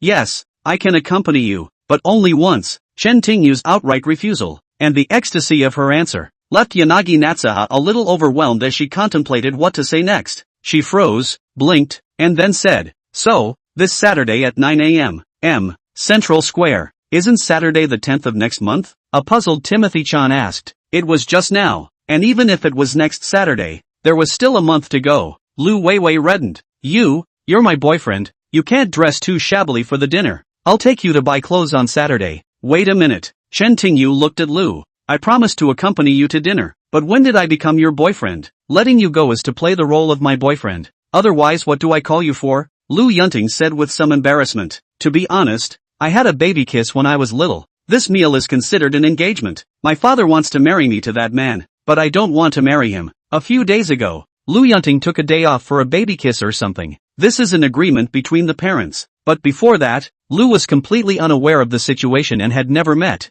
The leave was their first meeting. Let herself marry a man she had only met once. Lu Yunting could not accept it in any case. Her father, Lu Qinyuan, said everything despite Lu Yunting's objections. The dinner party on the 10th of next month was for this, and his father planned to have a public wedding on the day of the party. So you're going to make me your shield? Chen Tingyu raised his eyebrows. At first, Lu couldn't help it. She cried and screamed, but to no avail. The past 2 days had broken her heart, and her idea was to have one of her sisters help her find a random man to play her boyfriend. At that point, the baby kiss wouldn't count as long as people thought she already had a boyfriend. Chapter 29 Reasons for Attraction. At first, Ms. Lu was reluctant. She felt that she could not involve people who were not related to her, but then she thought of Chen Tingyu. Was Chen Tingyu irrelevant? She thought hard about the day Chen Tingyu had first kissed her, the day her heart had raced, the day Chen Tingyu had caressed her with an old tune. She didn't know if Chen Tingyu was relevant, but she wanted it to be. Just for one day. Let's say that Chen Tingyu returned that kiss to her. Let's say that was her unfinished business after listening to that old song. Don't worry, I'll make sure this doesn't affect you in any way. Just let him know I have a boyfriend and he'll drop it. Willow whispered. She had only met her fiancé once. There was no love between them, and if the other man knew she had a boyfriend it would be the end of the line. It was only a baby kiss after all. Fine, just be a boyfriend for a day. Chen Tingyu didn't care what the repercussions were, because if he was willing, nothing could affect him. Just one kiss. If you can get what you want, then it's fine. Just one day. Lu Yunting looked at Chen Tingyu. She wanted to say not a day, but the word, in the end did not say it, since he had agreed. Chen Tingyu was naturally true to his word. At 9 o'clock on Saturday morning, he arrived at the Central Avenue Plaza as promised. It was the most famous shopping street in the city center and the whole southeast region. Not only had large department stores, but also many specialty stores. What to eat, what to use, what to wear, what to play. The whole street. The geographic location of the city of Southeast is neither in the south nor in the north, belonging to the north-south border. Into December, the north has entered the winter, while the weather in the southeast is better. Not particularly cold for the time being, but not as warm as the south. Ryu wears a high-necked, handmade sweater today, paired with a black tweed skirt and a pair of white polka shoes. A bit retro but stylish. She wore no makeup to bring out her natural skin tone, instead showing off her delicate features and soft pale skin. Once the two of them walked into the mall, it was almost 100% if they didn't go back. Lu Yunting was already beautiful. Without her presence it would be impossible for her to become the recognized schoolflower of the southeast region. And now that she was wearing a beautiful dress and a bit of makeup, she was many times prettier than those movie actresses. Such a beautiful woman walking on the street was naturally very eye-catching. Chen Tingyu wasn't bad either. Although he looked a bit scruffy in his clothes, he was not only handsome, but he also had a very unique aura about him. The aura was appealing, like a gentleman who could dress up in a flamboyant manner. A beautiful person who is with an ugly person tends to become more beautiful, while the ugly person naturally feels uglier. This is a contrast. Even if two beautiful people come together, it will have an effect on each other's pictures. But the combination of Chen Tingyu and Lu Chuanji instead creates an attraction that makes the two even more distinctive. For Chen Tingyu, the feeling of being in the spotlight was not excessive, but Lu Chuanji could not stand it, not because she hadn't shopped before, but because she had gone out with her sisters before and come back more often at best, and how she had brought Chen Tingyu out today. It felt like everyone was watching them from afar, and some of the girls who passed by even started to whisper excitedly at the sight of Chen Tingyu. It was like seeing an iconic star and barely screaming when it appeared. Lu wanted to go out for a stroll, but the feeling of being surrounded by the spotlight made her uncomfortable, so she took Chen Tingyu straight to a suit store. It was small but sold high-end Italian brands such as in suits. Here, brands like Armani and Sundance could only be considered ordinary. Willow dragged Chen Tingyu around and finally picked a suit in the section, comparing herself to Chen Tingyu and looking satisfied. This set is very good. You have a good eye for this beautiful lady. This is Jania's latest Western clothing. It only arrived yesterday. You can't wait to see it. Seeing Lu Yunting pick a suit, the tour guide immediately greeted him.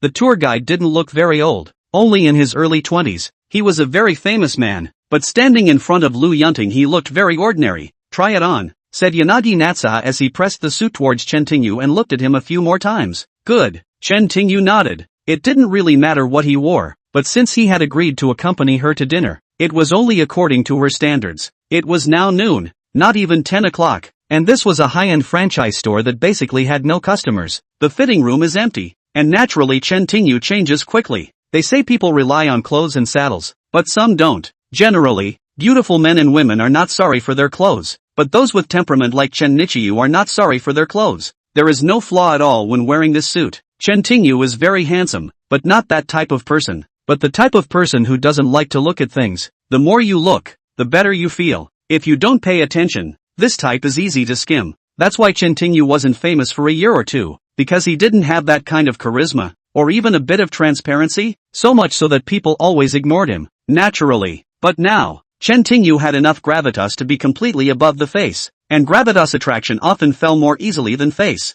This was why people with outstanding looks were rarely attractive. Since Chen Tingyu had turned out to be such a suit, the tour guides were a bit blunt, believing that Chen Tingyu spoke more about the suit's value than his image. This suit matches your boyfriend. This is the first time I've seen a man with a body like yours, and it seems that only a beautiful woman like you can match it. The guide's words were a bit flattering skeptical, but she was telling the truth. If there was no such a beautiful woman around, she couldn't help but act like Chen Tingyu. After payment, Lu Chuanji took Chen Tingyu around a few more times. Lu Bei, a set of clothes. I accompany you to dinner. A set is enough. Why buy so many? Chen Tingyu thought that buying a suit was enough, but Lu Yunting chose more. Be prepared. In case something happens, then show up and it's too late to buy. Lu pushed all the clothes to Chen Tingyu to try on in the fitting room, and of course he bought them all. After that, the two took a walk for over an hour. Then Lu looked at the 7 or 8 bags Chen Tingyu was carrying and nodded in satisfaction. Chen Tingyu thought it was finally over, and just when he was about to catch his breath, he started buying women's clothes again. After buying women's clothes, Lu Yunting went to do hair.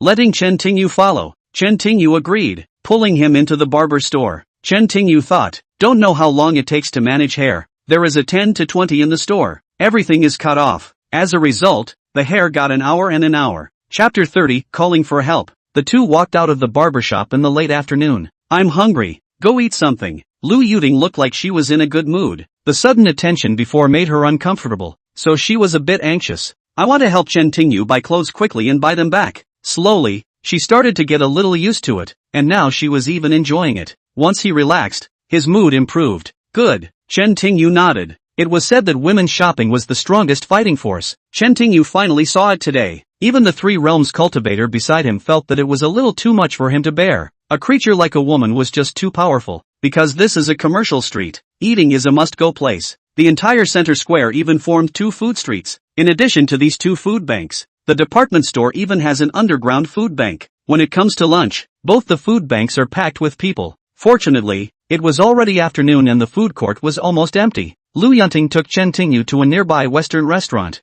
ordered a steak. Chen Tingyu ordered spaghetti. After dinner, Lu ordered some dessert and 2 cups of black tea. Lend me your phone. Lu seemed to have thought of something. Chen Tingyu looked at her and handed her the phone. Lu took Chen Tingyu's phone and punched in her number. We'll text every day starting today. By the way, you have to tell me your birthday and your interests. Yes, Chen Tingyu said with a slight frown on his face. Of course, if we don't know each other, it'll be hard to dress up for dinner if someone asks you about my birthday, hobbies, or whatever. Lu Zhangshir said seriously. Nonetheless, Chen Tingyu thought it made sense. If the two of them didn't know each other at all, Lu Yunting wouldn't be able to say anything in case someone asked him about it that day, so he put them all on right away. At the same time, we need to change the way we address each other. In school, we still call each other, but in private, I'll call you Star, and you'll call me Ting Ting. In this case, 1 month is enough time for us to adapt. Otherwise, if we changed our names now on the day of the dinner party, we might scream unnaturally. Lu Yunting did not live up to her reputation as the school bully.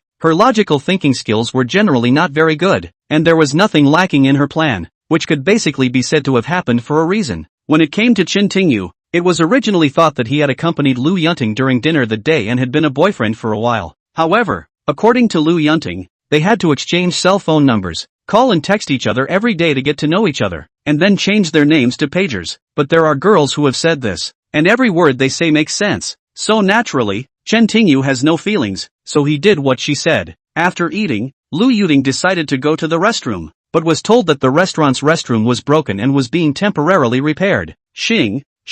For the first time, she opened her mouth to call Chen Tingyu like this. Lu was speechless. Her face reddened slightly and she said, the bathroom here is broken. I'm going to the shopping center across the street. It's not convenient for you to bring so many things. Chen Tingyu nodded. This morning, they had bought 20 to 30 things in a big bag. The mall was crowded. It was really inconvenient for him to bring all these things to the restroom of the mall across the street. After leaving the Western restaurant, Lu Yunting's face seemed to turn even redder. What she had just said to Chen Tingyu, she thought about it but didn't want to say it. Although it was for the dinner date to end smoothly, Lu's heart thumped as if she and Chen Tingyu were really together. The shopping center across the street wasn't far away, just across from a jewelry store. Lu Yunting may have been sitting in the Western restaurant for a long time and felt a little cold from the wind, so she walked quickly into the mall and went straight to the bathroom on the second floor. The left side of the bathroom was the men's restroom, the right side was the women's restroom, and in the middle were 2 sinks. When Lu Yuting arrived, the 2 men were washing their hands. Seeing Lu Yuting,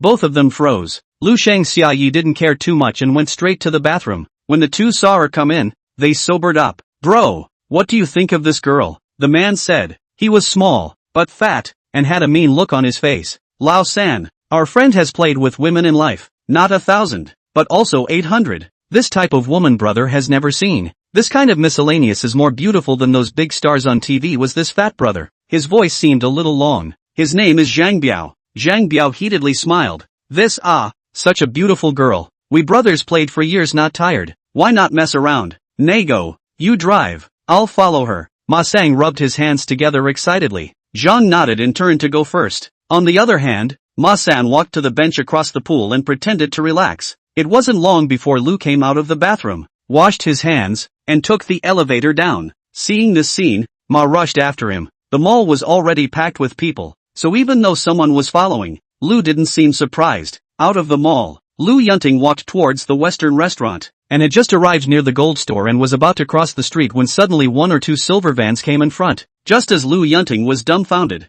the door suddenly opened and Ma San was following behind Lu Yunting, taking 2 quick steps and pushing him hard. "You go in. Don't look at this horse. It has at least 200 pounds of fat all over its body." Lu Yunting was pushed from behind by such a big fat man, and his whole body went down in a flash. It was too late to say. It was too soon to say. When Lu Yunting was pushed off the car by Ma San, Zhang Biao had already climbed from the driver's seat to the back seat and grabbed Lu Yunting's arm, trying to use Ma San's strength to pull Lu Yunting onto the car.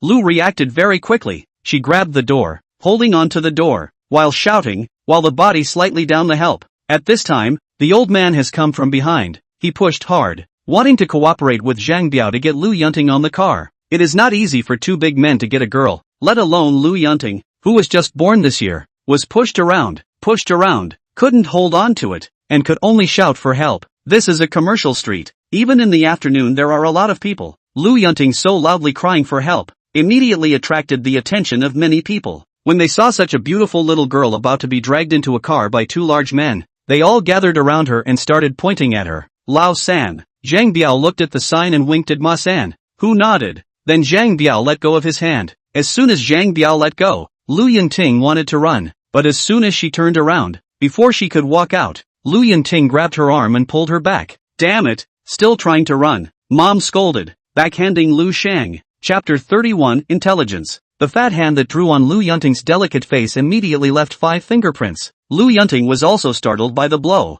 Before Lu Yunting could react, the old man roared, "My son chased you for 3 years to bring you home. What do you mean by that?" When the words fell, the people around were a bit strange and whispered. Most of them did not believe it. This horse was not tall, so fat that it was almost a ball. A horizontal meat face, somewhat fierce, naturally not good looking. Looking at Lu Yunting, his skin was fair and beautiful, and those features were as beautiful as if they were carefully carved out. The 2 of them standing together, not to mention a toad and a swan, were like a toad and a phoenix. If they were a pair, no one would believe them. But as he watched the crowd gather around him, the horse looked more threatening than timid. Just then, Zhang Biao also got out of the car and said to the crowd, "Your Honor, my brother spent at least $2 million in 3 years going after this. His car, house and dowry when he got married added up to tens of millions of dollars. But this who is still distracted from her marriage cuckolded my brother, found a white boy, secretly transferred the property to my brother, and threatened to kill him. Damn it, I used to hold you in my hands and almost became your dog. How dare you do this to me?" Zhang Biao said, and Ma San followed. "This little girl, she looks beautiful. This is her, just a devil, a pretty, and goods, I guess. Cuckolding her husband and transferring property is a." At first people didn't believe him because he quickly became 2 species compared to Lu Yunting. But after listening to Zhang Biao, I realized that Ma Yun is a native Haopang. If Ma Yun is a native Haopang, even if he is ugly, it is not surprising that he married a beautiful daughter-in-law. Zhang Biao and Ma San had a fight, and some bystanders immediately believed what Ma San said and started pointing at Lu Yunting, and some even took out their cell phones and shot a small video. This made Lu Yunting breathe a sigh of relief. After hearing what Zhang Biao and Ma San said, she shook her head. Ma San pulled Lu Yunting and tried to pull her into the car. At this point, everyone believed that Ma San and Lu Yunting were a couple, so no matter how much help Lu Yunting asked for, no one was willing to interfere. It was hard to judge family matters, let alone the common people. After all, it was a family matter. A woman cuckolding her husband and transferring property. Even though Lu Ting was beautiful, no one felt sorry for this. The average girl, at this time, is basically desperate. But Lu Yunting didn't, and under the struggle, without knowing where the strength came from, she broke away from the 3 horses. But now there were so many people surrounding her, she couldn't get out. A slight delay of 2 seconds would surely cause her to be 3 caught again. If horse 3 caught him again, he would be dragged to the carriage. It was at this point that Lu Bei showed her cleverness. She rushed out and everyone thought she was going to run, but Lu's power was in her hands. She grabbed the phone from a passerby and threw it straight to the ground, stomping her feet a few times. At this point, Ma San followed, grabbed her, and without saying a word, pulled Lu Yunting away. But now the passersby stopped. Today's cell phones are smart, but they don't break the downward trend. It had been knocked down on the asphalt, and after a few steps, it had long since broken. "You pay my phone bill." Despite the ferocity of the horse and the fact that so many people were watching, the passerby wasn't afraid. "Man, don't be mad. I'll pay you back the money on your phone. My brother's not bad." Zhang kindly stepped forward. "My cell phone is new. 3 to 5. the passerby said hesitantly. Well, it's 500. I'll pay you back. Zhang said to ask for the money. When the mother saw Ms. Lu still struggling, she broke down. You behave yourself and wait for me to come back and then see how I deal with you. With that, he raised his hand as if he wanted to hit Willow again. However, before he could lower his fist, a slender jade hand grabbed his wrist. Ma Yingjiu subconsciously turned around and saw a teenager, coldly looking at him. This young man was young, but his aura stirred fear in his stomach, and an unconscious feeling made him subconsciously let go. Lu Yunting saw Chen Tingyu and immediately ran over to hide behind him. No matter how resourceful Ru was, she was just a girl. It wasn't easy to maintain it for such a long time after something like this happened. Chen Tingyu's appearance suddenly gave her something to rely on that almost broke her heart. Who are you? Ma Sen reacted and tried to grab Lu Xiang again, but was blocked by Chen Tingyu in front of him. I'm her boyfriend, Chen Tingyu said coldly. His right hand grabbed her wrist and gently squeezed it, but it was the third horse. He was a skinny fat guy, but it seemed that he couldn't withstand Chen Tingyu's weight, and he immediately screamed in pain. Seeing this, Zhang Biao insinuated that the main man was coming. Both of them were fooling everyone, and now that the real boyfriend had appeared, how could Zhang Biao not feel guilty? However, Zhang Biao is a veteran and he and Ma Yun do this kind of thing all the time. They had seen everything, so they weren't scared. Holy, you're that dancer. Zhang Knight ran towards Chen Tingyu. It had to be said that Zhang Biao's barb was still very good. As soon as he said that, many of the people around him believed it. Chen Tingyu didn't say a word. He just grabbed Three's wrist and raised his arm, only to see that the horse's body was over 200 pounds. It was directly thrown out by Chen Tingyu and was running over Zhang Biao's body. The two collided and almost knocked Zhang out.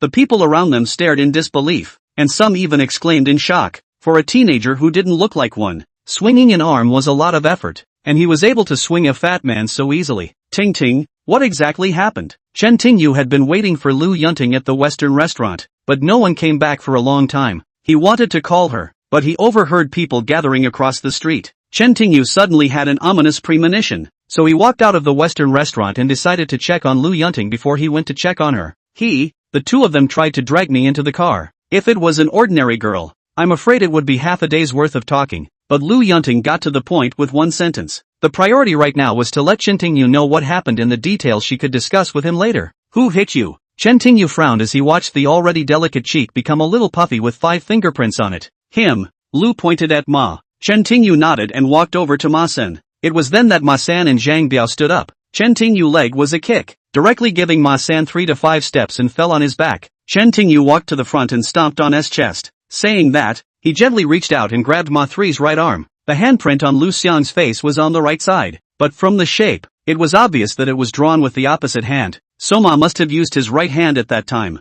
I'm a fair person. You slapped my girlfriend. I ripped off one of your arms. An eye for an eye, Chen Tingyu said, pulling Mason's arm. When Chen Tingyu said pull, he really pulled. He was so hard that Mason's arm was literally pulled together with the sleeve all at once. The pain of having one's arm ripped off was something that normal people could not bear. Mark didn't just have his arm ripped off. Chen Tingyu kept stomping on his chest, because if you don't stomp on the horse, you can't pull the arm off. Chapter 32 doesn't matter. It was a bilateral, simultaneous effort that tore through Masan's arm and crushed several ribs in his chest. A large amount of blood dripped down Masan's arm, and Masan had passed out from the pain. Screams rang out from all around, and many onlookers closed their eyes in horror as Jean was stunned. He had been doing this for so many years, and a lot of things had happened in between, but no matter what, he had gotten away with it. But when he met Chen Tingyu today, he realized that common sense had limited his imagination. Lu Yunting also looked at Chen Tingyu with a shocked face. It was hard to imagine that this terrifying young man was still Chen Tingyu. She was a bit scared. After all, she had seen Chen Tingyu tear apart the opponent's arm. There was also some uncontrollable joy when Chen Tingyu ripped off the other party's arm after they slapped her. This feeling of being protected was exactly what Lu Yunting was looking forward to. An ordinary girl. Seeing this, even if she liked Chen Tingyu even more, I'm afraid that there would be a bit of a shadow in her heart. But Lu Yunting is not, and this is where she differs from other girls. Because of her family environment, Lu has seen some violent scenes, and she is more surprised than afraid of what she has seen. Lu had been a little worried about embarrassing Chen Tingyu at dinner that day. After all, her stomach was not an ordinary person. But now she felt relieved to see that Chen Tingyu had such strength. Ma San had lost a lot of blood and the man was unconscious again. If he didn't get to the hospital in time, he would have died for sure. After feeling Chen Tingyu's cold, indifferent eyes, Zhang Jin trembled and flopped down in front of Chen Tingyu. Big brother, forgive me, I didn't know that this is Big Brother your girlfriend. If you knew, I wouldn't even dare to lend me a few handfuls. Zhang Biao is really scared. Usually do such things. How he will encounter this situation. Up a word does not promise to rip off someone's arm. With this kind of power, not to mention, with this kind of courage will not be provoked. You are saying that if she is not my girlfriend, she may be taken away. Chen Tingyu looked at Zhang. In this broad daylight, in front of so many people, in front of so many young girls who were openly captured, the ancient bandits were probably not that bold. No, I was wrong. I won't dare to do it again. I won't dare to do it again. Zhang Biao said as he bowed to Chen Tingyu repeatedly. Seeing him like this, those around him who didn't know the truth finally realized the truth of the matter. These two people together were liars. What husband and wife cuckold, dancing man, property transfer, all were made up by them. The truth is, if these two men don't treat 100 women this way, it's 80. They choose pretty young girls living alone out in the country to do this. And instead of cheating and following the trend and looking for an opportunity to do it again, they do the opposite and just grab the girls in public. This blatant robbery, combined with their pre-prepared script, makes it easy to assume that the captives are in different relationships and, generally speaking, are never in charge again. Kidnapped girls are enslaved and imprisoned for a period of time until they get tired of playing. Either the girl is forced to use you as their cash cow, or she is sold to traffickers. Either way, they've done a lot to girls over the years. Every time they catch one on the street, they use a different story. Some cuckold their husbands and transfer their property. If a kid has a fever, he knows he's going out to play. There's even a virus that prevents it from doing harm to the body. In short, there were all sorts of theories that could lead people to believe that they were related to the girl who was about to be kidnapped, and that the relationship was very close. Zhang Biao immediately dreamed that when he fell into Chen Tingyu's hands today, Chen Tingyu would directly waste Ma San and even give them a chance to perform. Chen Tingyu looked down at Zhang Biao. You two have done so many immoral things and hurt so many girls. Even if I let you off the hook, you're asking the people here to answer no. Again, different people say different things. Chen Tingyu's comment immediately caused a reaction. In fact, everyone was more embarrassed because these two people had lied to them, and not only did they not help Lu Yunting, they even pointed at Lu Yunting and said a lot of bad things. Since the truth had come out, many people naturally hated Ma San and Zhang Biao from a psychological perspective. When the wall collapses, the wall breaks down and people take action. Not to mention two unscrupulous people. No need for Chen Tingyu to crack down. There are people who teach Zhang Biao for Chen Tingyu. As for Ma Yun, Chen Tingyu saw people calling 911 and 120. If he died, he could get it back. If he died, he deserved it. When the crowd was mobilized, Chen Tingyu pulled Lu Xiang out instead. Are you okay? Are you hurt? Chen Tingyu asked, pulling Lu across the street and then stopping to look at her. In addition to the 5 fingerprints, Lu's wrist was reddened, probably from being grabbed by Ma San. Other than that, it didn't seem to matter. As Vero looked at Chen Tingyu, all the emotions in her heart became strong as she took 2 steps forward and embraced Chen Tingyu. A steady and strong heartbeat came from Chen Tingyu's body and ears. In an instant, Lu's mood calmed down. Just then, a girl ran across the road. From the surface, it should be older than Chen Tingyu and even older, probably around 25 years old. It wasn't too cold yet, but it wasn't as warm as it used to be. But this girl was only wearing a pair of hip-length shorts, revealing her nearly meter-long legs. Not only that, but her top half was bare and her bottom half perfectly displayed her smooth abs. You're fantastic. You're so strong. You ripped that fat guy's arm off in one fell swoop. It was really great. I like it so much. How about being a boyfriend? The girl turned a blind eye to Willow as she hugged Timothy Chan. Right in front of them, he spoke his mind. Chen Tingyu flinched, knowing that girls were bold and open these days, but too bold. Although Chen Tingyu and Lu Yunting are not really boyfriend and girlfriend, but in the outside world they are a couple. But in front of the girl in front of her, Lu Yunting hugged Chen Tingyu, but because he couldn't see it, he let Chen Tingyu be her boyfriend in front of the two men, not afraid to be hit. Sure enough, after hearing the girl's words, Lu Yunting's face instantly became a bit ugly. Hey, I'm talking to you, okay? Winking. Unlike normal girls, ordinary girls like to be gentle, cute, sweet, etc. But Dong Shuxian had grown up worshipping power the most. She was interested in everything with power, including men. She happened to be passing by and happened to see Chen Tingyu yanking Ma San's arm off. Seeing this scene, everyone around her was a bit shocked, and everyone except Dong Shuxian was thrilled. In Dong Mingzhu's memory, she had never seen such a powerful man, not even the bodyguards in her family. You're sick, can't you see our relationship? Lu Shangxiayi asked as she left Chen Tingyu's embrace and looked angrily at Dong Mingzhu. Chapter 33, Careful Consideration. You're sick, I'm not talking to you. Dong Jianhua gave Lu Chuanji a blank look, then continued to look at Chen Tingyu expectantly. You, Lu Yunting was about to retaliate when she realized that Chen Tingyu was looking at Dong Shuxian with interest and then a bit dazed. Come to think of it, she and Chen Tingyu weren't really boyfriend and girlfriend right now. She had only asked Chen Tingyu to pretend to be her boyfriend for dinner on the 10th of the next month, and all she had done was to prepare for that day. Having said that, the fact that Chen Tingyu was still single was perfectly acceptable to a woman without the right to interfere. Lu gulped at the thought. Looking at Chen Tingyu, he waited for his choice. Thanks a lot, but no need. Looking at Dong Mingzhu's expectant eyes, Chen Tingyu shook his head and rejected her. He looked at her with interest as he thought she had enough courage to express her feelings in such a direct way. He thought she was a bold person. Why? Is it because of this woman? Dong Shuxian asked, looking at Lu a few more times and nodding. Sure, she's prettier than me, but it's not that bad. It's different when the lights are off, and my boobs are bigger than hers, so it's definitely more comfortable to play with. Lu Yunting is a pure golden lady, where she heard such a loose, swinging words, also despised her own small chest, suddenly full of repressed red face. However, she still held back her anger and looked at Chen Tingyu, wanting him to make his own decision. Chen Tingyu looked at Dong Shuxian and laughed. To be my woman, you don't need to have the attitude, the moon look, you only need to have a beautiful heart. You can help me, compliment me, respect me, love me, honor me, cherish me, love me. You can't do that, so I refused. How do you know I can't do it? Dong Mingzhu said a little reluctantly. This was the first time she had been rejected so flatly.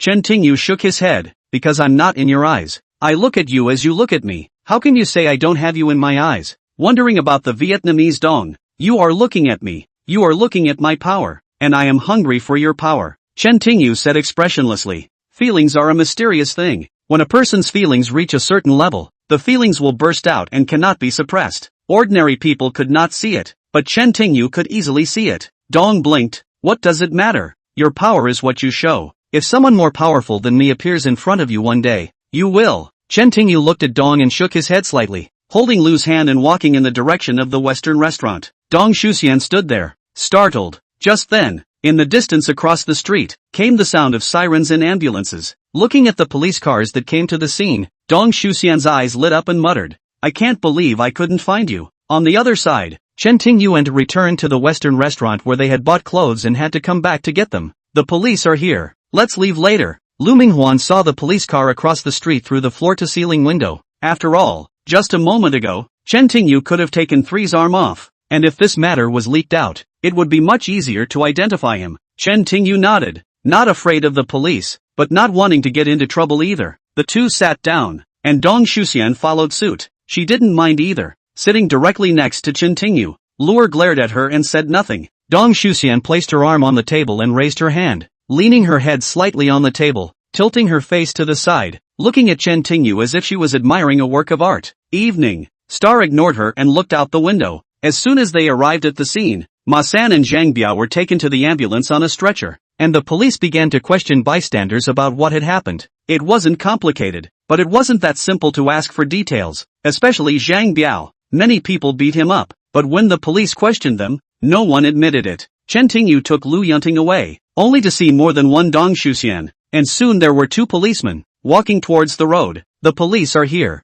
Dong Mingzhu looked at Chen Tingyu and didn't say anything until Chen Tingyu, you ripped off that fat man's arm and bled a lot. I don't know if you can save him, but if you die, you will be suspected of being a murderer, and you will spend at least 10 years in prison. Chen Tingyu turned around and looked at Dong Shuxian and smiled. Dong Shuxian froze for a moment, and when she saw that Chen Tingyu didn't say anything, she was a little bashful. Aren't you afraid that 10 years is the shortest you could be hit with? Chen Tingyu remained silent. Dong Shuxian was a bit embarrassed and sneered. As long as you promise to be my boyfriend, I can help you and definitely keep you safe. By this time, the police had already arrived on this side of the road. You'd better make a decision before they take you away, or you'll regret it. Seeing that the police were about to arrive, Dong Shuxian spoke while looking at Lu Yunting, faintly revealing a look of satisfaction. Since this is so, since this is so, since this is so, since this is so, right now, solving Chen Tingyu's problem is very, very important. As long as it makes sense, then it must be considered carefully. Right at this moment, Lu Yunting picked up his cell phone and dialed a number. Center Square, Milan Gourmet, police, leave me alone. Lu said only 4 words and hung up. Oh, that's a great idea. Dong Shuxian looked at Lu Yunting with a slight sneer. Even if she wanted to help Chen Tingyu deal with this matter, I'm afraid it would take some effort to look up and down for some people. Just one phone call, 4 words, and it was done. Dong Mingju did not believe that Lu Yunting had this ability at all. At this time, the police had already pushed open the door of the Western restaurant. Once they entered, they walked to where Chen Tingyu had left them. However, halfway there, an officer's phone rang. Less than 2 minutes later, the officer hung up, glanced at Chen Tingyu and then whispered something into the other officer's ear. The police officer nodded and they left the Western restaurant together. Hearing this, Dong Mingju's eyes widened in some disbelief. From Lu Yunting's call to the police's call, it was only a few minutes at most. There weren't many people in the southeast who had such a background. Chen Tingyu was a little surprised, but she and Lu Yunting had also been classmates for 3 years, so she definitely knew more than Dong Shuxian, an outsider. Lu Yunting's family history had always been rather mysterious. Everyone only knew that his family was rich, but no one really knew what his family did. Chen Tingyu also didn't know the background of Lu's family, but knew that Lu Yunting and Yu Shuya knew each other, and as Yu Shuya's background was rather unusual, Lu Yunting's family wouldn't be bad either. Let's go. After the 2 policemen left, Lu stood up. She really didn't want to make that call. Lu had planned to deal with this matter privately when she returned, but she couldn't do anything about it. Before she made the call, the police had already found the door, and found another nasty thing. Chapter 34 Opportunities for Growth. Chen Tingyu nodded and stood up as well, picking up the clothes he bought, both big and small. Sorry to interrupt. Dong Mingju sat next to Chen Tingyu. Chen Tingyu wouldn't let her leave unless he had to. Name, tell me your name. Dong Mingju looked up at Chen Tingyu. It didn't matter if she didn't agree now. At least, she needed to know her name. Chen Tingyu confessed. Alright, Chen Tingyu, you remember my name. My name is Dong Shuxian. One day, you will belong to me. Dong Shuxian stood up and looked at Chen Tingyu seriously. I wish you success. Chen Tingyu shook his head and left the Western restaurant with her. Looking at Chen Tingyu's departing back, Dong Mingju stomped her foot and sat back on the sofa, pulled out her cell phone and quickly dialed a number. What's wrong, my little ancestor? As soon as the words fell, a voice with a grumble came from the other end of the line. Brother, help me find someone, Dong Mingju said with some impatience. Who are you dating? An audible voice came from the other end of the phone. Always fooling around. If Dad finds out, look what he did to you. Dong Shuxian said reproachfully. How can I mess around? This time it's for real. You have to give me away. I must not marry him. Come on, tell me what it was like. I'm telling you, he's super cool and super powerful. When you say that, you can't believe it. He can literally rip someone's arm off with his bare hands. Also, the personality is my type. Cool, introspective, understated, and aggressive. Brother, I don't care. I want him. You have to help me anyway. Yeah, his name is Chen Tingyu. Mentioning Chen Tingyu, Dong Mingju looked unusually excited. Say his name again. The caller was clearly shocked to hear Chen Tingyu on the other end of the line. It's called Chen Tingyu. What's wrong, brother? You don't know him? Dong Shuxian asked subconsciously, feeling that the reaction on the other end of the phone was a little too strange. There was a pause of a few seconds on the other end of the phone. Then a somewhat nervous voice said, Listen, stay away from that guy. Stay away from him. Why? Dong flinched. It was the first time she'd ever heard Dong sound so nervous. If you want to be grounded too, thanks to that person, it's me. Dong Mingqing's voice revealed some hatred, but more than that, it was helplessness. He had been knocked out by Chen Tingyu at the Respect Club that day, and had gone home and laid down without sleep for 3 days. After waking up, Dong Mingqing wanted to take revenge on Chen Tingyu for the first time. He tried to borrow some of his father's power, but who knows, his father beat him up severely. At that moment, he realized that Wu Tianhai had gone and left the Dong family. His father is furious that he seems to have offended someone he can't, and not only warns him not to anger Chen Tingyu, but also grounds him for a year. Dong Mingqing still wanted to continue threatening Yu Shuya with the prescription, and although the prescription slip was missing, Dong Mingqing had long since memorized its contents. Now that he was grounded by his father and someone was watching him 24 hours a day, he had no chance. Although Dong Mingqing had a kind of hatred in his heart, there was nothing he could do about it. Even his father had this kind of attitude. It seemed like he had really pissed off a disobedient guy this time. Now that he heard his sister mention Chen Tingyu, he naturally wanted to stop it. He's the one who grounded you, Dong Mingqing said, and Dong Mingqing became even more agitated. She didn't know exactly what had happened, but she had heard that her brother had gotten into trouble outside, and the old man had been so furious that he had grounded her for a year. Even her grandparents were so afraid of people. Dong Shuxian was getting more and more interested in Chen Tingyu. On the other side of the country, Chen Tingyu and her parted ways, and by the time they got back to Jeshan and hung up the phone, it was already dark. Temperatures in these mountainous regions can drop rapidly at night, especially in December, and are expected to be below freezing by midnight. But after all those practices, which Chen Tingyu is taken to a physical Dafa 1 height. The cold is not comfortable for him, and if he's feeling good, he might even get hot all over. When he returned home in the evening, Chen Tingyu was in no hurry to practice, but instead picked up some weeds and branches and built a fire.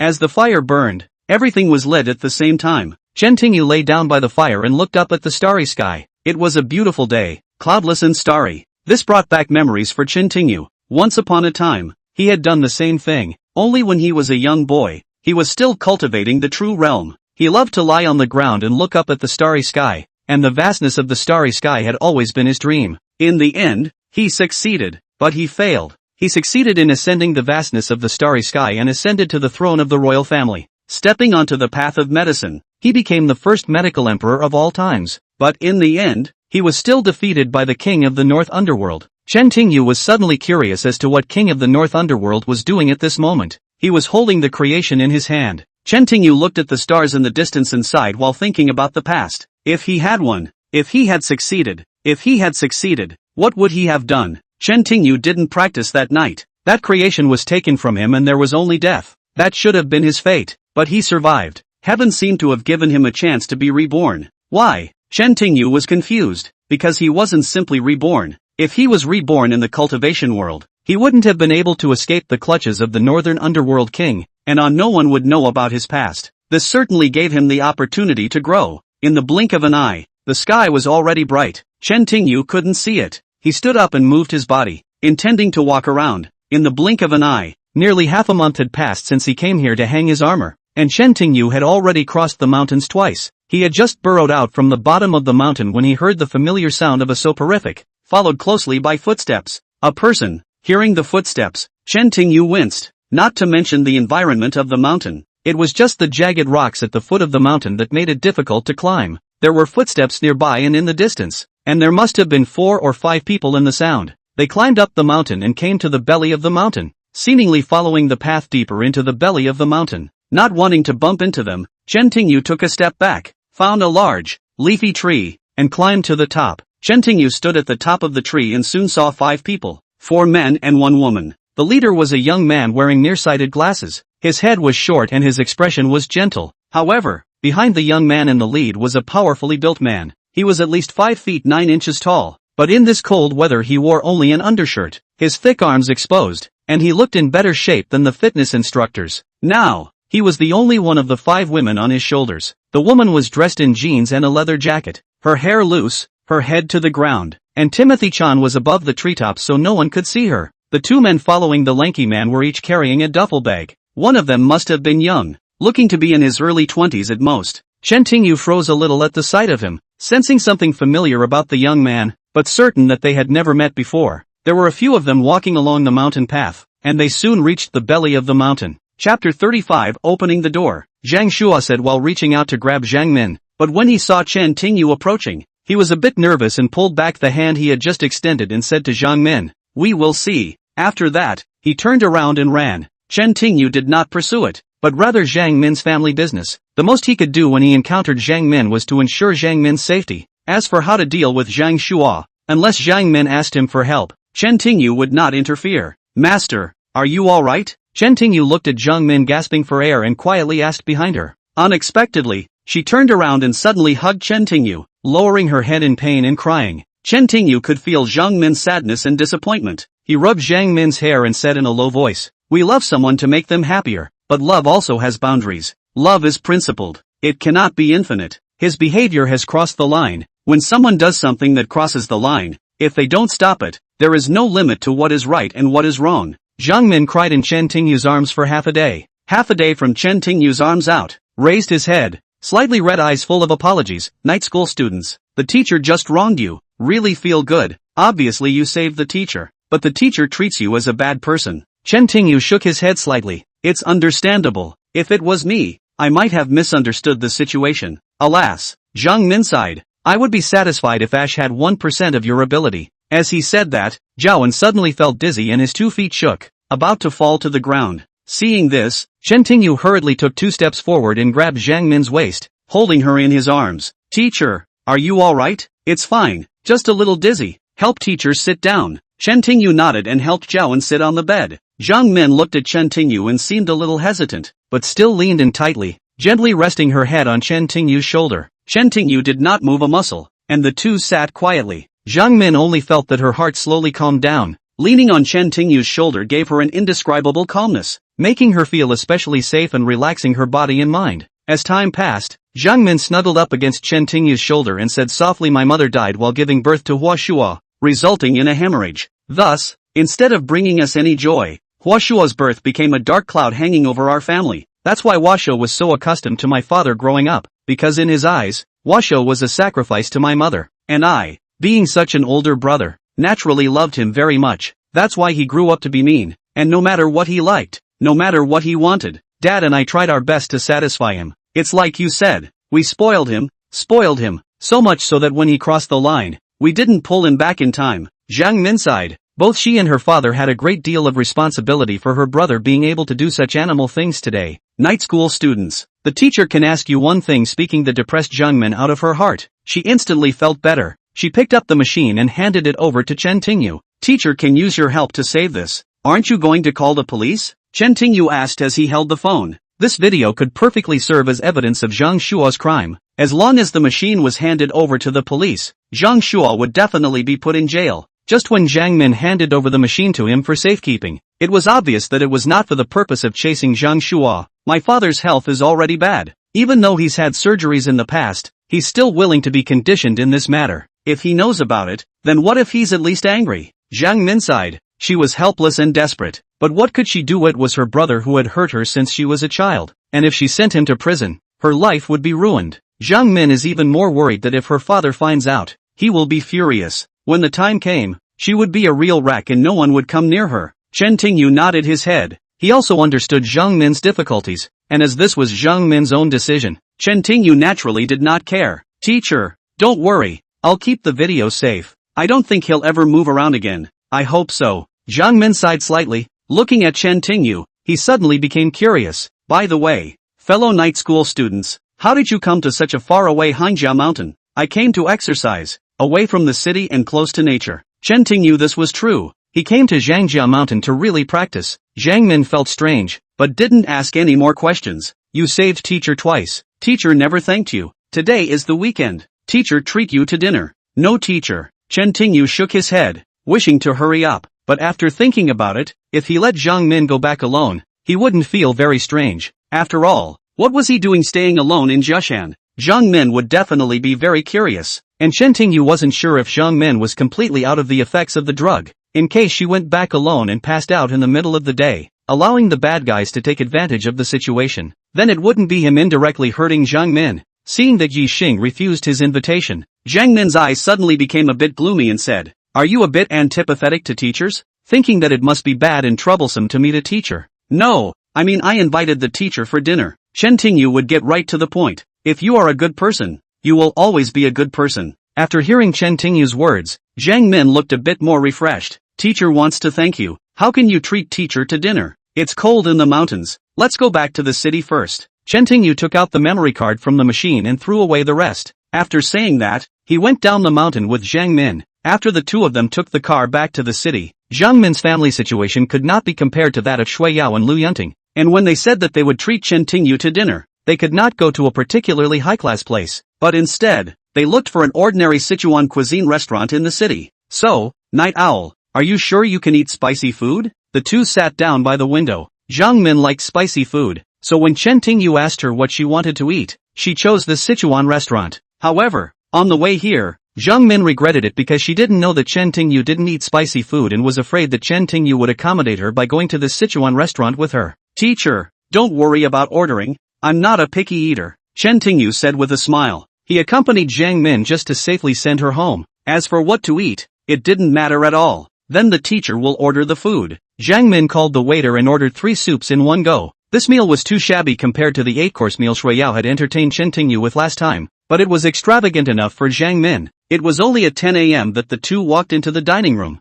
Breakfast was eaten too late and lunch was eaten early, so the dining room was empty and the meal was quickly served. Waiting only 5 or 6 minutes, the meal was ready. While eating, Jiang Min noticed that Chen Tingyu had a cell phone, the latest one. She was surprised because she knew very little about Chen Tingyu's family. but Jiang Min didn't ask a lot. Chapter 36, Shock. Just as they were about to finish eating, a man and a woman walked outside the Sichuan restaurant. The couple appeared to be a couple, and they walked together in a cozy embrace. The Sichuan restaurant was just down the road and the couple happened to be passing by. The man looks through the window of the Sichuan restaurant, not paying attention, and it just so happens that the resident wipes her mouth after finishing the last bite of her food and absently looks out the window. The two stared at each other for a second or two. Jiang Min, however, froze, and so did the man outside. It wasn't until we passed the Sichuan restaurant that the man stopped and said to the woman in his arms, I just remembered that I have an operation this afternoon. Really? Why don't you forget you have surgery today? Go ahead. I'll go home and make your favorite beef soup so you can come early tonight. The woman named Aya stood on her tiptoes, kissed the man, and then left alone in a cab. Watching the woman leave in the car, the man hooked the corner of his mouth, turned toward the Sichuan restaurant. Walking into the Sichuan restaurant, he came to Jiang Min with a smile on his face. Min, it's really you. I think I was wrong. Dr. Han. Jiang Min looked at the man, a little embarrassed. Meanwhile, Han turned his attention to Chen Tingyu. This is my student, Kuei. Jiang Min hurriedly introduced. This is Dr. Han Taiyuan, my father's attending physician. Chen Tingyu nodded slightly. Night Owl. This guy is handsome. Han Taiyuan laughed. At the same time, he looked at Jiang Min. Minnie, do you have time later? I would like to treat you to a movie, please. Jiang Min said dumbfounded. This, not too good. Your girlfriend knows. Hey, where's my girlfriend? You mean the one with me is my sister? Han Taiyuan laughed. Old sister? Jiang Min was a bit puzzled. If it's the old sister, then the two are too intimate. She was a bit worried because this Han Taiyuan had been chasing her. Jiang Min had no feelings for him, but since he was her father's attending physician, Jiang Min didn't dare to reject him directly, so she expressed it gently every time. Han doesn't know if he can hear her voice, but he still insists on chasing her. Until recently, Jiang Min's defense had been a bit lax. It wasn't that she had a crush on Han Taiyuan, but the pressure from her hometown was getting to her. Just a brother who eats, drinks, gambles, and owes countless debts. A father who is bedridden and needs tons of medication. Chang knows he's about to be crushed by these two mountains. She desperately wants a shoulder to lean on, so she's been thinking about it a lot lately. Until today, she'd seen Han Naewon making out with her girlfriend, and even though Han Naewon had come in and explained that it was his sister, Jiang Min felt she had to be careful about this. Her family, her stress, was no longer enough to get her into emotional entanglements. So it was destined that Jiang Min wouldn't like someone else easily, but once she did, she was determined for life. Okay, Dr.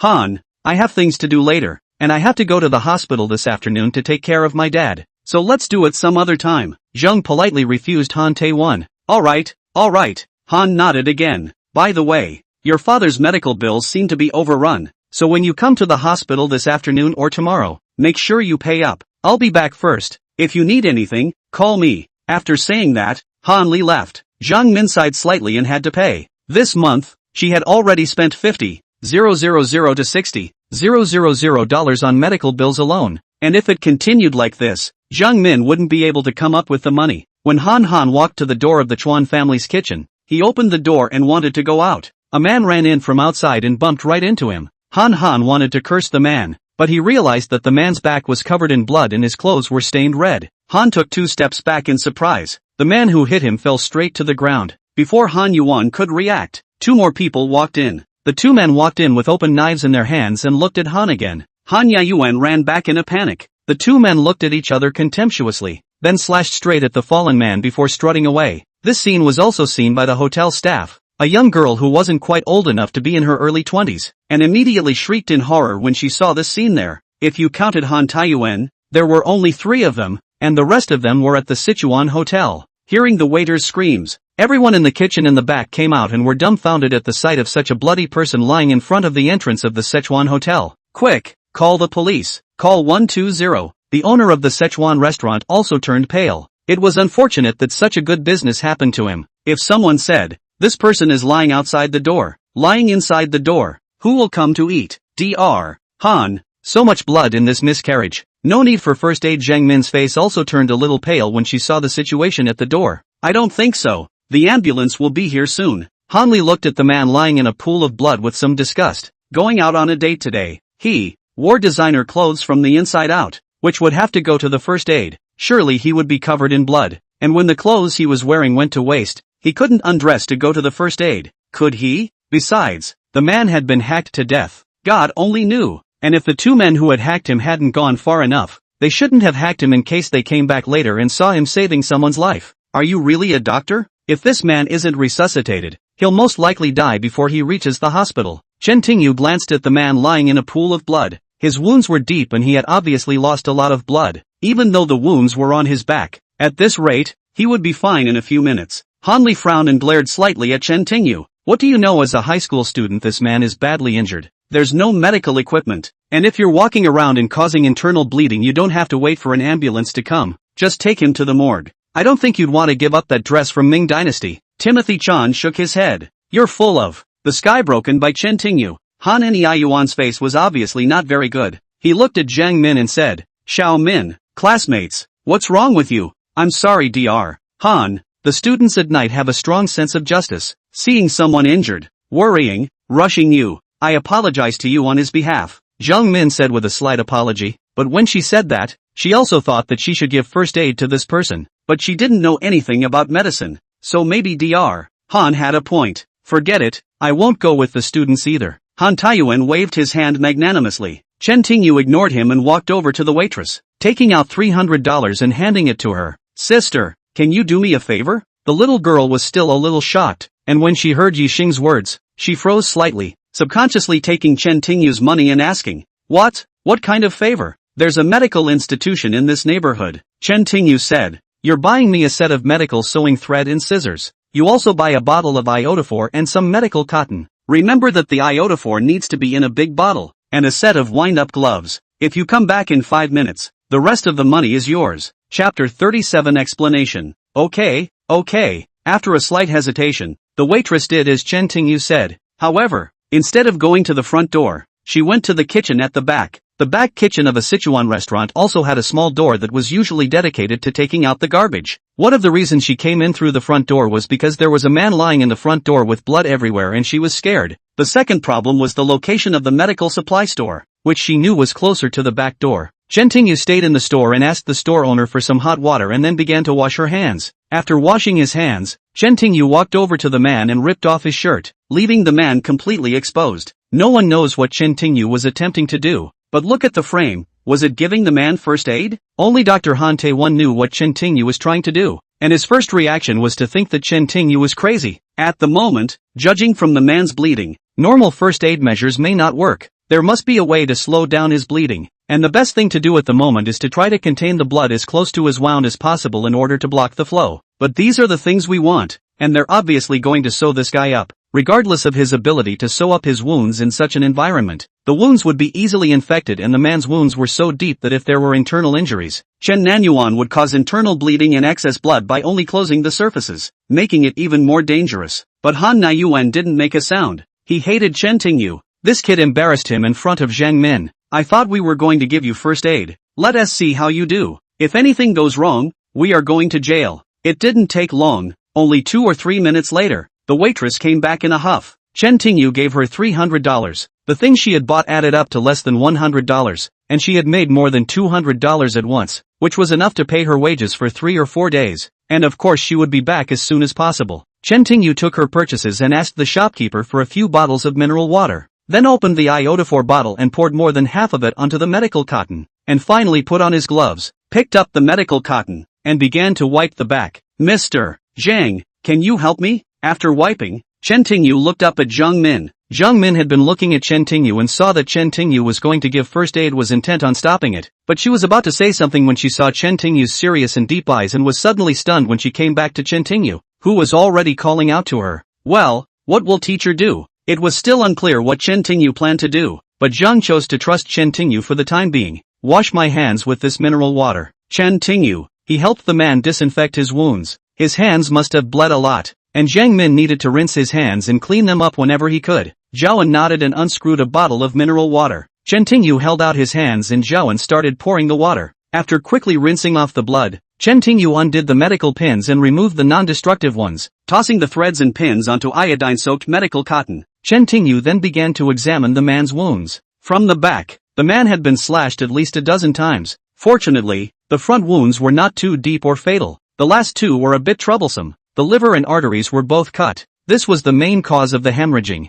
Chen Tingyu thought for a while and directly tore open the man's flesh and blood. It looked violent, but it minimized the pain. Jiang Min had Chen Tingyu close at hand and it was simply heartbreaking to see. And if it had been her, it would have been unspeakable forever. After cleaning up some of the stored blood, Chen Tingyu quickly grabbed a needle and thread and began to sew up the artery. Soon, the blood vessels closed. Hannah, however, kept staring at Chen Tingyu, and was a bit scared when he saw that Chen Tingyu had actually picked out the injured flesh and blood directly. When he saw how skillful Chen Tingyu was, he frowned. Such stitching, even he couldn't do it. It was definitely at an expert level. How could this be possible? Han Na-yuan almost suspected that he was dreaming. With this kind of skill, it was impossible to have more than 10 years of surgical experience. But Chen Tingyu was just a high school student. Could it be that he hadn't even come out of the world yet to operate on someone else? Thinking about it all was absolutely impossible. Sewing up the artery, Chen Tingyu sighed slightly. If he was still a pharmacist, he could hold up a wound like this with both hands, but now he had to use these modern medical devices to sew it up.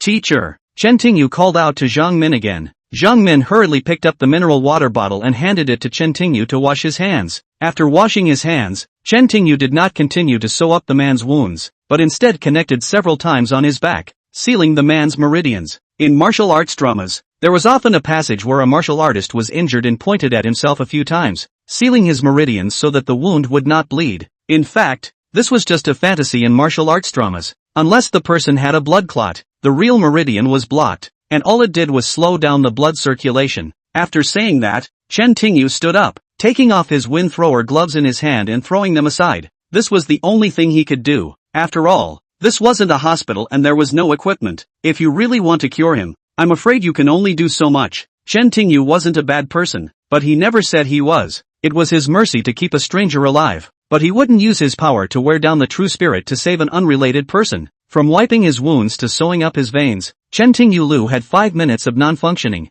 Anyone who did not know him would think he was a doctor. At this time, the sound of the ambulance came from all directions and soon stopped at the entrance of the Sichuan restaurant. 2 EMTs got out of the ambulance and were also taken aback when they opened the door to the Kawasaki restaurant. Although the emergency services had gotten a call that someone had been hacked, they hadn't expected it to be this serious. What the hell did you guys do to him? One of the doctors frowned slightly as he saw all the medical cotton on the floor, along with iodine, stitches, and so on. How do you undo that when you're playing? The other doctor blanched a little when he saw the wound being torn open. Get him out of here, guys. The owner of the Sichuan restaurant came over and bowed before the meal started. He quickly took the man away so they could clean the blood off the floor first. Otherwise, when someone came to eat and a customer saw this, they would have the audacity to take another picture and post it on the internet. Who would be able to come to their house for dinner in the future? No, this man is like this. We're all washed up. When did this happen? Who counts? The doctors in the emergency department shook their heads back and forth. It wasn't that they had seen death. This man was well and truly injured no matter how much. The point was that someone had operated on him now. This was a way to carry him to the hospital. And we couldn't explain it to the family in case he died. Yes, family. If you have family, family can come along. The other EMT looked at the crowd and could tell if a family member was present. Hey, that's not Dr. Han. The family didn't see it. This EMT did see Han win again, and the two clearly recognized each other. Chapter 38 Money Makes the Devil Turn. Did you treat his wounds? If it was Hantiwan, then it was fine. No, I'm not that good. It was all his doing. Han Li shook his head in denial and pointed to Chen Tingyu next to him. The two doctors looked at Chen Tingyu for a moment, and one of them subconsciously asked, "You're a doctor too?" "No, I suggest you get him out of here as soon as possible. Even though I've stopped the bleeding, I'm afraid he won't live much longer if we don't get him to the hospital as soon as possible." "I'm sorry," Chen Tingyu said with an expressionless face. "Guys, this brother is right. A life saved is better than a life saved. Please get him out of here." Just as he spoke, Kawasaki's restaurant owner took out $600 and handed it to the two doctors. Money makes the world go round.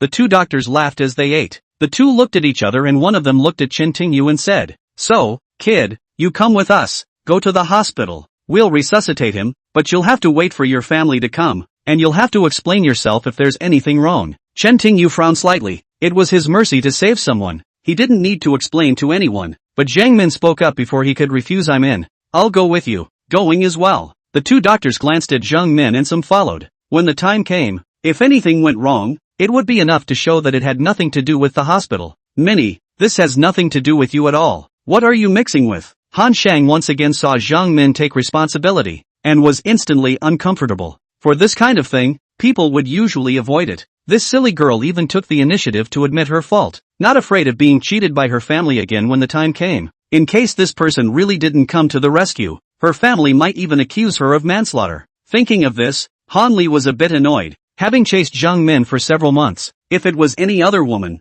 it would have been too painful for him, and perhaps he was already tired of it all. But this Jiang Min, I can't even let him touch it. You can do whatever you want after you have sex with me and you're tired of being toyed with by me. Han Li thought about it and naturally put on a worried look as he stopped Jiang Min. Dr. Han, I did participate in this matter. Now is not the time to pursue responsibility. We have to rush the person to the hospital and leave the rest to the police. Jiang Min did want to help Chen Tingyu a little. After all, Chen Tingyu had saved her life twice, and she was eager to return the favor. In addition, Jiang Min thought that the sooner he took the man to the hospital, the better his chances of being saved. If he delayed too long, he would catch a cold. Chen Tingyu, even though you are mini student, you are also a man. You do things on your own. You don't take responsibility for yourself and let your teacher take responsibility for you. Are you still a man? After being together for a few months, Han Yaoyuan also had a certain understanding of Jiang Min and knew Jiang Min's character. Jiang Min was the kind of strong woman who might look gentle as water on first impression, but was strong and stubborn inside.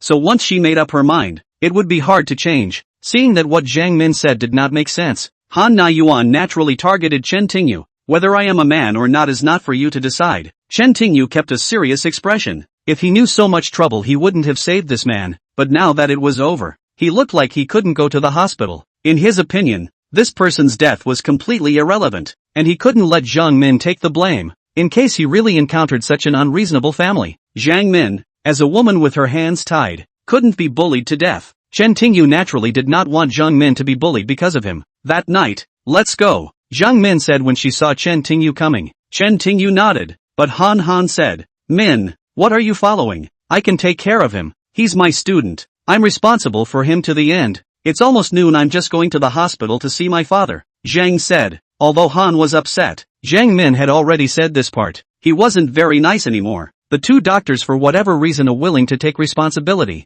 They rushed to carry the injured man on a stretcher. Then Nightstar and Jiang Min, who climbed into the ambulance. Alright, let's see how long this woman can last. He looked at the direction the ambulance left in. Han Yuan snorted coldly. He knew Jiang Min's family very well, so he didn't believe that this woman wouldn't give in to him when her money ran out. The ambulance walked in front and the police walked behind. General information. Next, call 120 police at the same time. It must be the police first, because the 110 command center will call the nearest police station. The number of ambulances, all from and/or hospitals, must be far less than the number of police stations. But today was a special day. There were a lot of cases in this area of this today, and the few police stations in the neighborhood were understaffed. That's why they were a little late. When the police arrived, naturally, they would first find out about the case and access the CCTV footage before the owner of the Sichuan restaurant would get busy. On the other side of the room, the ambulance arrived quickly and the injured man was wheeled away for first aid. The two paramedics who returned with them noticed a nurse staring specifically at Chen Tingyu and Jiang Min, seemingly worried that they would escape. Night Owl, you don't have to worry. The men will be fine. The teacher trusts you. Jiang Min was probably worried that Chen Tingyu was nervous and scared and kept comforting him. Teacher, I still have confidence in myself. Chen Tingyu smiled. That man was sent to the hospital for emergency treatment shortly after. If he couldn't save him, he could only say that the doctors in the hospital were all quacks. Seeing that Chen Tingyu didn't look nervous or scared, Zhang also breathed a sigh of relief. There would be a lot of people watching them and they couldn't walk around. So Jiang Min talked to Chen Tingyu. Who did you learn from? Jiang Min was curious. Chen Tingyu was giving the man first aid, but she had been observing. Sewing blood vessels was definitely a skill, just not something people could do. Chen Tingyu was so skillful, just like a real doctor. I learned something from a very powerful elder. Chen Tingyu said blankly. The great elder was actually himself. Then what kind of disease did you see? Jiang Min was getting more and more interested in Chen Tingyu's claim. Yeah, normal should be fine. As a pharmacist, Chen Tingyu couldn't hide any illnesses, but right now he had nothing to treat. And there were some illnesses that he might not be able to cure even if he could see them, so this was a bit modest. The nurse, however, heard what should have been gentle words. Instead, she heard that the boy had been having haphazard surgeries that were causing serious injuries, and that the doctor who had gone to the emergency room had brought him along because he was afraid he wouldn't be able to explain himself. That's why she was sent to keep an eye on them. Secondly, we can't brag about it when family members come to visit, but this guy felt so uptight. The nurse couldn't help but look at Chen Tingyu again. If this incident happened 10 years ago and made her 10 years younger, then she must have abandoned her current husband. If you are looking for someone like this, look at it comfortably. Chapter 39 is very interesting. What the nurse was thinking, Chen Tingyu and of course did not know. Jiang Min looked at Chen Tingyu, and suddenly had an idea that even she herself felt was not quite right. Why don't you come with me to see my father? It could be said that Jiang Min was acting on a whim, or that she trusted Chen Tingyu. Of course I can. Chen Tingyu nodded. I don't know what Grandpa sure has. Jiang Min was Chen Tingyu's teacher and was known as Jiang Min's father and grandfather. But Jiang Min sounded too embarrassed. Although she was Chen Tingyu's teacher, she wasn't actually a few years older. Both said there was no problem with their age. When you go to bed at night, your teacher is not much older than you, and if you don't hate him or her, you call him or her sister or elder sister. After these two incidents, Jiang Min no longer considers Chen Tingyu her student. She thought of Chen Tingyu as more of a man who saved her life. A savior. Good. Chen Tingyu called Jiang Min's father's husband also felt uncomfortable. Now Jiang Min's mouth called sister, then directly called Jiang Min's father uncle can be. Jiang Min was about to go see her father. The nurse had a hard time stopping. Her job now was to keep an eye on the two of them and not let them run away. She had nothing to do anyway, so she went with them. Min, I don't know what's wrong with my uncle, Chen Tingyu asked on his way to the hospital room. The tumor was benign but it's been removed now. Jiang Min said more simply that her father actually had a tumor in his stomach that was benign but life-threatening. If Chen Nichiyu had not won Zhang Shua's gambling winnings in time that day, her father feared he would have missed the best chance for surgery. The ward was right at the end of the second floor. A very plain common room with 6 beds to a room, the cheapest in the whole hospital, and certainly not a very nice environment. It was very noisy most of the time, and it wasn't the sound of the crowd either, because the rooms were bad, the beds were small, the beds were completely wooden and not comfortable at all. So usually no one wants to live here and most of the time there are no beds so we have to deal with it here for a while and wait for better wards to open before we move in. This leads to the arrival of new immigrants who soon leave. There are a lot of people coming in and out, sometimes walking around at night. Jiang Min spent almost all of her money on her father's care, and she had no choice but to keep him in a room like this. Chen Tingyu and Jiang Min walked over just in time to run into someone wanting to change the room, which was filled with a lot of small things, but at least they left, leaving Jiang Min's dad alone in the ward, and it was quiet for a while. Minute here. Jiang Min's father was only 50, but Jiang Min looked old. People who didn't know him seemed to think he was in his 60s. Look who came to see you, Dad. Jiang Min looked at Chen Tingyu with a smile. This is the student Chen Tingyu who saved your life, as I told you earlier. Ah, a night school student. When Jiang Min's father heard his voice, he was about to stand up immediately, but he didn't even seem to have the strength to stand up and looked to be struggling. Uncle, lie down. Nightwalker, you are my savior. If it wasn't for you, I would have died long ago. How can I thank you? Jiang Min's father was thrilled. For the last time, Jiang Min didn't avoid her father. After all, this wasn't a small matter. If she didn't, he would be fooled in case her brother ran to the hospital again to think about her father's medical bills without him knowing. This was the reason why Jiang Min told her father that Zhang Shua gambled. Chen Tingyu smiled as he looked at Jiang Min's father. Uncle, you're so kind. I happened to pass by the other day. Don't say it's me. I'm sure that as long as it's a member of our class, I won't see the teacher being bullied. Dad, Star is also a medical student. Why don't you show him? Jiang Min rubbed her hands together, not knowing what to do. It wasn't that she didn't trust Han Yuan, she just found it unbelievable. Her father should have been discharged from the hospital for a few days after the surgery, but her father's body seemed to be getting weaker and weaker, and his mental state was even worse than before the surgery, which was why he was never discharged. According to Han, her father was already very old, and after such a major surgery, his body must not be as healthy as it used to be, and he needed to take his time to regulate his conditioning, and he had to be hospitalized for a few days for observation. But her father is only 50 years old, where it can be considered old, and Han Yuan and proprietary Chinese medicine are very expensive. Some of the boxes are thousands of boxes of medicine. Jiang Min's salary is basically built on the basis of the medicine, and up to now are not compressed at all. Night school students also study medicine. So please, Jiang Min's father laughed, but it was more of a courtesy to Chen Tingyu, and there was a lot of emotion in it, not as much as many patients would expect from a doctor. Chen Tingyu didn't care and came to the bed, saying to Jiang Min's father, Uncle, please extend your left hand. Jiang Min's father nodded and stretched his hand out from under the covers. Chen Tingyu slid onto the edge of the bed and used his middle and ring fingers to press the pulse on Jiang Min's father's wrist. Your tumor is in the abdomen. The surgery went well, and the wound is healing nicely. Chen Tingyu narrowed his eyes slightly. The nurse next to me skimmed her lips slightly when she heard Chen Tingyu's words. I was told that it was a benign tumor that was removed. Hearing Chen Tingyu's analysis, Jiang Min was surprised. She had talked about her father's condition, but didn't say where the tumor was. The point was that all the tumors had been removed from her father. So it was a bit surprising that Chen Tingyu was able to connect the dots and know where the tumor was. As for Jiang Min's father, he still smiled at Chen Tingyu, thinking that his daughter should have told him. However, what Chen Tingyu said next made Jiang Min's father take it seriously. Have you been feeling weak, messy, and groggy lately, but when you close your eyes, your head is a mess and you can't sleep at all? Yes, that's the symptom. Jiang Min's father nodded repeatedly, believing that it was his inability to sleep that caused all the noise. And then his mental state was naturally bad because he couldn't sleep well. But now that these symptoms had been resolved straight away, it seemed that the problem was more than just poor sleep.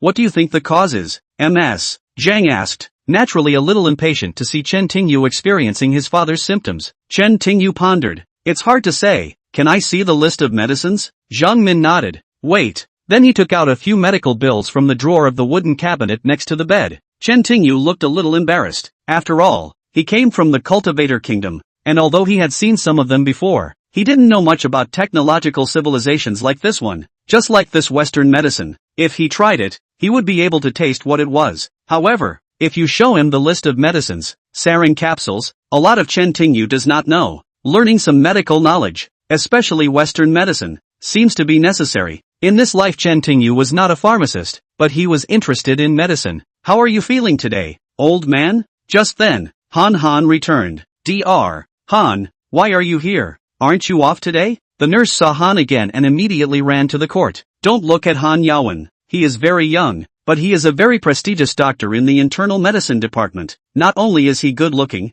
but he's especially warm and extremely provocative. What's more, his surgical experience and skills are top-notch. There are rumors that he will be promoted to deputy director next year, and some young nurses have a crush on him. Chapter 40 is particularly sour. The nurse in front of her is Ms. Wang. Although she is in her 30s and has been married for a few years, she has never been very stable. She also liked Han Yuan, but never found the right opportunity. Sister Wang, I'll take care of it. It's almost noon. You go eat. Han looked at Nurse Wang with a smile. She was actually in the way, so she was in a hurry. However, this Nurse Wang mistakenly thought that Miss Han cared about her, and her heart was suddenly happy. But she glanced at Jiang Min and Chen Tingyu, which meant she still had to look at them. Alright, go ahead. I know all about it. Leave it to me, Han said. Okay, Dr. Han, thank you. Nurse Wang was all smiles and smiles. Dr. Han, I'm sorry you took the day off to see me. After Nurse Wang left, Jiang Min's father warmly greeted Mr.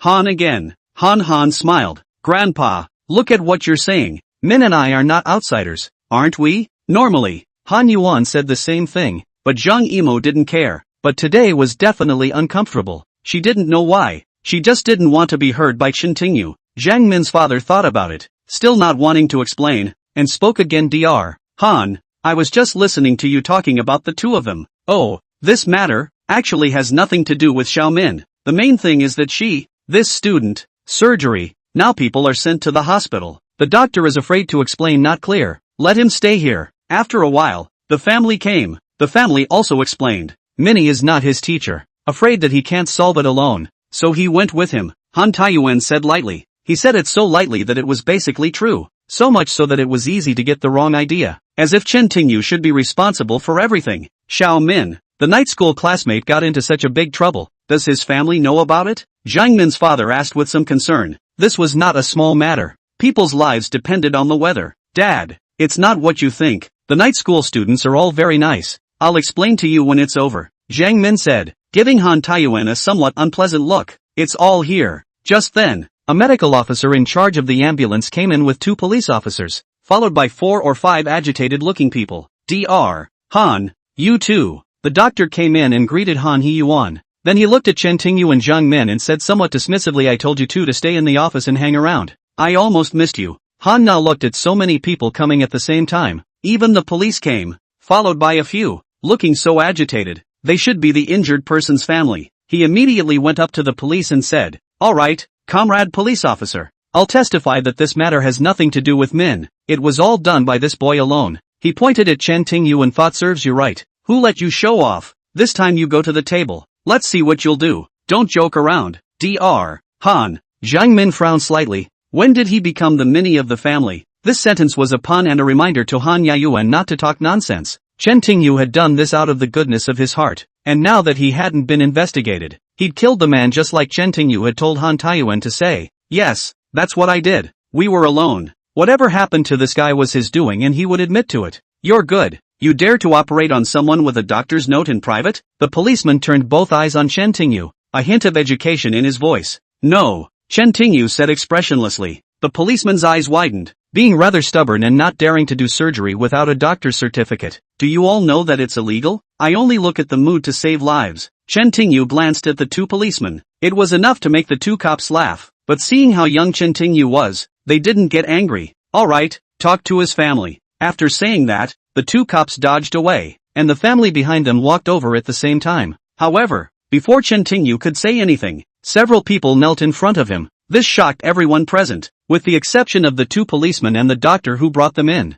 Han Na-yuan looked puzzled. Now how can I put all that money down on the— What are you doing? Get up. Chen Tingyu is going to be fine. He's had surgery and he knows best. As long as the doctor who gave the injured man first aid isn't a quack, he'll be able to get him out. I just don't know what his family is like. If he's unreasonable or likes to be petty, he might be cheated. However, the family should be doing well and grateful now. Benefactor, we've all heard from the doctor that if it wasn't for the blood vessels you stitched up, he probably wouldn't be here. And now that he's saved, we really have to thank you. We kowtow to you. Hearing Chen Tingyu's words, the men didn't get up, but knelt down in front of Chen Tingyu and kowtowed. Like I said, I save people depending on my mood. If you want to save nature, you go for it. You don't want to save me. You don't need to thank me. Chen Tingyu spoke carelessly and glanced at Zhang Min. Zhang Min is also involved in the action. Several people sniffed and rushed to thank Zhang Min, who was really embarrassed. She did participate, but only to wash her hands with mineral water for Chen Tingyu. The policeman pushed the men to the ground,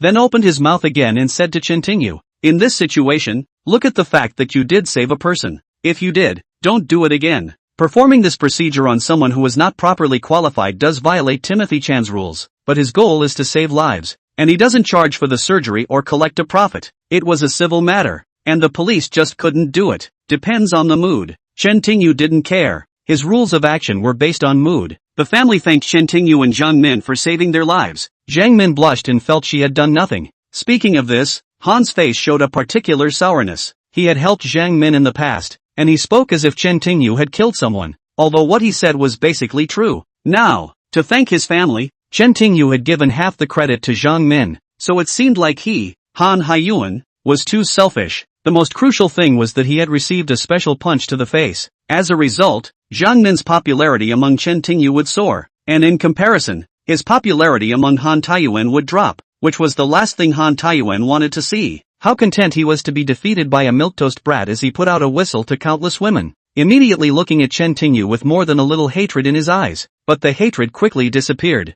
What good was Chen Tingyu's performance? Just a student. Zhang Min was at best a child to him. Besides, he was a doctor with a bright future, a high school student. What was there to argue with him? In a few more days Zhang Min's father wouldn't be able to pay for the medication, and Zhang Min would inevitably turn to him for help. And when he hooked his hands, this woman wouldn't be able to climb into bed on her own accord like he did. Chapter 41, Embarrassment. Thinking about it, Han felt better. After the family came to express their gratitude, they left with the police. Besides taking care of the injured, they needed to know the details of what had happened. The injured person couldn't have been hacked to death for no reason. Nightwalker, I didn't expect you to be so powerful. Zhang Min's father didn't know exactly what had happened, but looking at this, it seemed like Chen Tingyu had operated on people privately, and then the hospital was afraid of accidents and had no way to explain it to his family, so they let him come. I didn't realize that Chen Tingyu had saved that person's life. The stars are really good. Dad. Zhang Min looked at Chen Tingyu,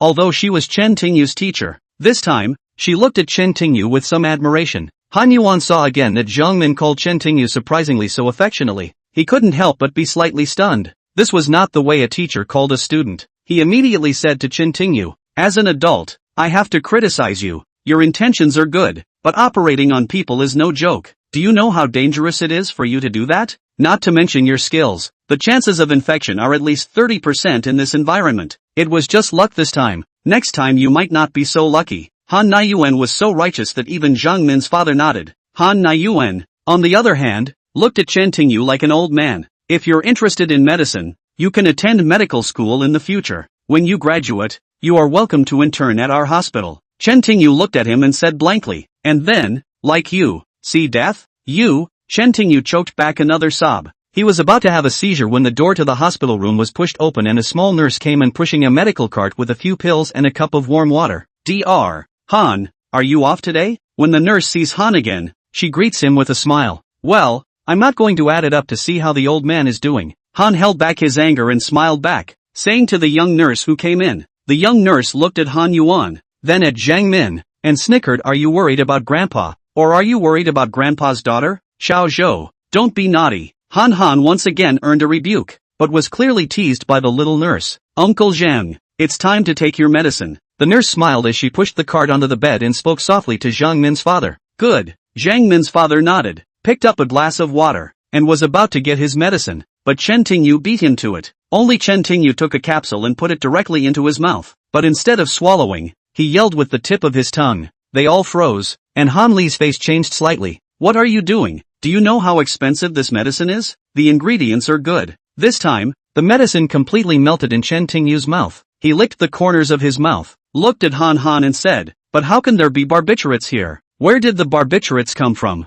Han asked, his face changing slightly, then returning to his normal negative tone. It's just that. Do you know what barbiturates are? Uncle Zhang is the best imported medicine in our hospital. How could it contain barbiturates? The nurse frowned, thinking that Chen Tingyu was talking nonsense. How could such a high-grade imported medicine contain barbiturates? In that case, Dr. Han, please explain why Uncle Zhang feels so weak, powerless and lethargic. Han Li frowned slightly and looked at Zhaoan with a disgruntled expression. I've already told Min about all of this, because Uncle must have had a lot of surgeries. It must be very tiring, and with this tumor, once it's removed it's not possible for everything to be fine, and recovery must be a process. That's good. Quinn took another pill. There were 2 capsules. I took one. The rest, I'm going to have it lab tested. Stay out of it. I'm telling you, it's only 705, 215 points. You know how much needs to be taken care of. This is a hospital, not a place for you to play games. Han Yuan's eyes widened as he grabbed Chen Tingyu's hand as if he wanted to take the medicine from Chen Tingyu's hand, but Chen Tingyu grabbed his wrist and said coldly, no one is playing games with you, so if you're so sure, why don't you let me test it? If it's okay, I'll pay for the damages, and if it is, then that's it. Feeling Chen Tingyu's cold stare, Han's heart tightened. To him, Chen Tingyu was just a high school student, but that was just the way it was, and the expression on his face now made him feel cold and prickly. Don't let your students make trouble here. Min. Han Li yanked his wrist out of Chen Tingyu's hand and looked at Zhang Min. He threw the question at Zhang Min, who wasn't sure he'd agree to a drug test. As an adult and a teacher at a prestigious university, Zhang Min naturally knew what barbiturates were. Barbiturates are similar to tranquilizers and have a sedative hypnotic effect. Barbiturates are generally fine for older adults who suffer from frequent insomnia, excessive dreams and mental disorders. However, barbiturates should not be taken for long periods of time. Taking barbiturates for hypnosis can lead to psychosis and also to drug dependence, which decreases significantly over time, but dependence increases. In this case, it is similar to her father's current condition. If Han Taiyuan had prescribed this drug in the first 2 days after the surgery so that she could rest properly, Zhang Min would not have said anything. But now, Chen Tingyu was surprised that the imported medication her father had been taking contained barbiturates, a description of the medication she had seen many times, mainly to help her father recover, which did not contain barbiturates like that. Zheng Chaohan and Chen Tingyu glanced at each other, looking a little embarrassed. If she asked for a checkup, that would be tantamount to suspecting Han Taiyuan, or even the hospital. Logically, it was a bit confusing. There was no reason for the hospital, Han, or Yuan to treat her father this way. But if you don't test, you won't believe Chen Tingyu. After hesitating for a moment, Zhang Min spoke. Dr. Han, it's not that I don't trust you or our hospital, but my father's health is at risk, so it's best to be careful. With that said, she chose to trust Chen Tingyu. Aside from her personal feelings, Zhang Min also saw what Chen Tingyu could do, not to mention the surgeries he had performed before. The matter of being able to check her father's pulse told her about his condition. You don't believe me?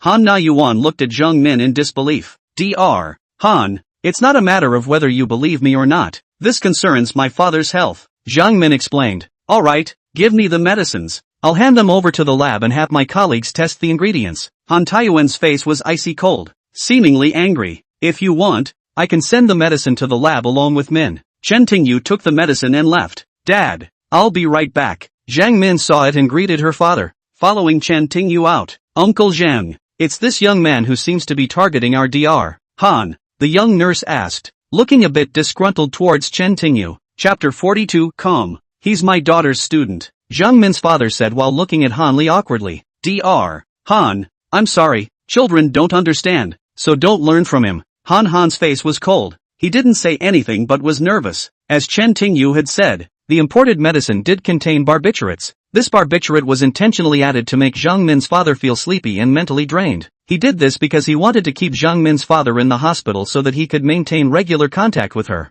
Hannah's daily contact with Zhang Min gives her a clear picture of Zhang Min's family's financial situation. Such imported medicines would not last long with Zhang Min's financial ability, and when Zhang Min couldn't hold out, he would step forward, and when Zhang Min ran into him, she would definitely agree to deal with him. Han Taiyuan didn't care if Zhang Yimou really liked him or if he did it out of gratitude. In any case, he only wanted Zhang Min's body, and when he got tired of playing with it, he would find a new target. The plan was going well and he could clearly sense the recent change in Zhang Min's attitude towards him, but the surprise of killing a Chen Tingyu in the middle of the process was now completely ruining his plan. Go get some rest, old man. I have things to do so I have to go. Han won another cold face and left the room. The little nurse could only smile helplessly at Zhang Min's father. It seemed that this time Dr. Han was really angry. After leaving the room, Han returned to his office and walked back and forth. If the matter came to light, not having Zhang Min was secondary. The important thing was that Zhang Min's career would definitely be affected. After thinking about it,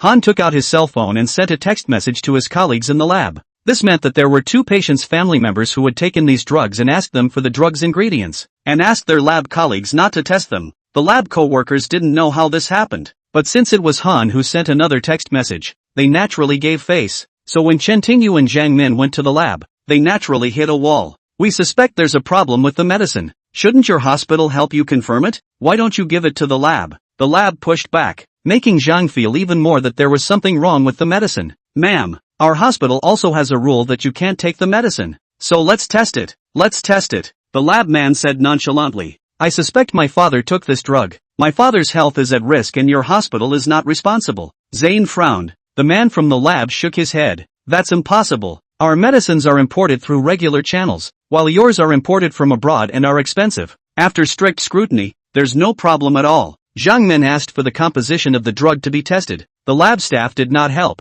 Both sides naturally argued a bit. Why is it so noisy? Go to the hospital and talk about it. Don't delay others. Just then, a white coat doctor walked over. The lab looked at the doctor and stood up to greet him. The one who came was Tian Ping, the director of their lab. What happened? Tian asked. The doctor explained. So, these two guys, they say there's something wrong with the medication we prescribed at the hospital, and they insisted that we do an analysis of the ingredients. Oh, right. Tian nodded slightly, then looked at Chen Tingyu and Zhang Min. What medicine did you bring? Zhang Min told Tian Ping the name of the medicine. Tian Ping smiled. Girl, this medicine is imported from abroad. The Food and Drug Administration will pay attention. You can't tell me what's wrong with it. I'm asking for a drug composition analysis. Zhang Min insisted. She still had some stubbornness in her bones. The more the hospital refused, the more she wanted to know if there was anything wrong with the drug. I can understand that, but the hospital has rules that make it impossible for a patient or family member to question that we have a drug problem. We have to do a drug analysis. If we did, our lab wouldn't be a mess. Tian said. Tian, I don't want to talk crap. I just want to ask you a question. Who would be so bored as to ask you to do a drug composition analysis when there's a high possibility of offending a therapist, or even the entire hospital? Chen Tingyu said calmly, but asked a pointed question. What Tian said sounded reasonable, but it didn't make sense because there was no doubt that any patient or family member would do something like that, offending the treating doctor and offending the hospital. When asked this question, Tian Ping really couldn't think of an answer. Chen Tingyu continued to say carelessly, I am asking this out of reasonable doubt. It doesn't matter if you refuse to do a drug analysis. We'll have a professional third-party organization conduct an inspection, and if we do, I promise to set your hospital on fire within 3 days. Nowadays, the internet was so developed, if the hospital had such a problem, there would be a lot of online media interested. Mr. Tian thought for a moment and said, our deal is like this. You pay for the tests and drug analysis. We'll make an exception for you, and if the drug is not a problem,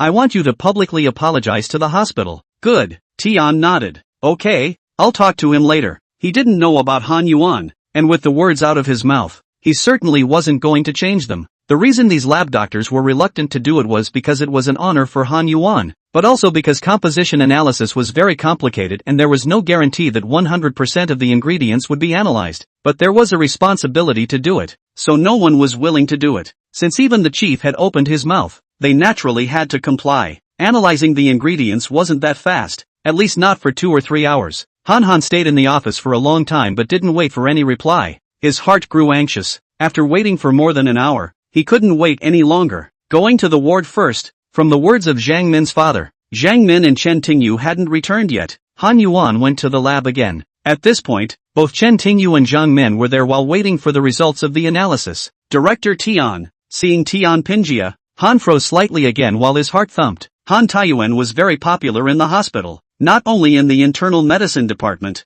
but also in other departments, doctors and nurses, and he got along well with everyone, but that only applied to general practitioners and nurses. A director like Tian Ping must be different from the average doctor or nurse. On weekdays, even if Han Wan wanted to get in touch, he didn't have that many opportunities to do so. Most of us were just co-workers. With Tian Ping around, he definitely wouldn't give him that much credit because there was no need to please him. For now, it seemed that the capsule Chen Tingyu had taken might have been undergoing drug analysis. Dr. Han. Tian nodded slightly again and glanced at Zhang Min and Chen Tingyu, saying the families of these 2 patients are yours. Han Li nodded again. Ah yes, the family of one of our internal medicine patients thought there was something wrong with the medicine I gave them. So, since it seemed impossible to fix, Han was calm. Come to think of it, even if it was, there was no proof that he did it. A calm Han stayed in the lab, talking to his co-workers. Chapter 43, A Shoulder to Lean On. Chen Tingyu looked at Han, and had to admit that his mental quality was really good. General people, if they did such a thing, will certainly have a sense of guilt,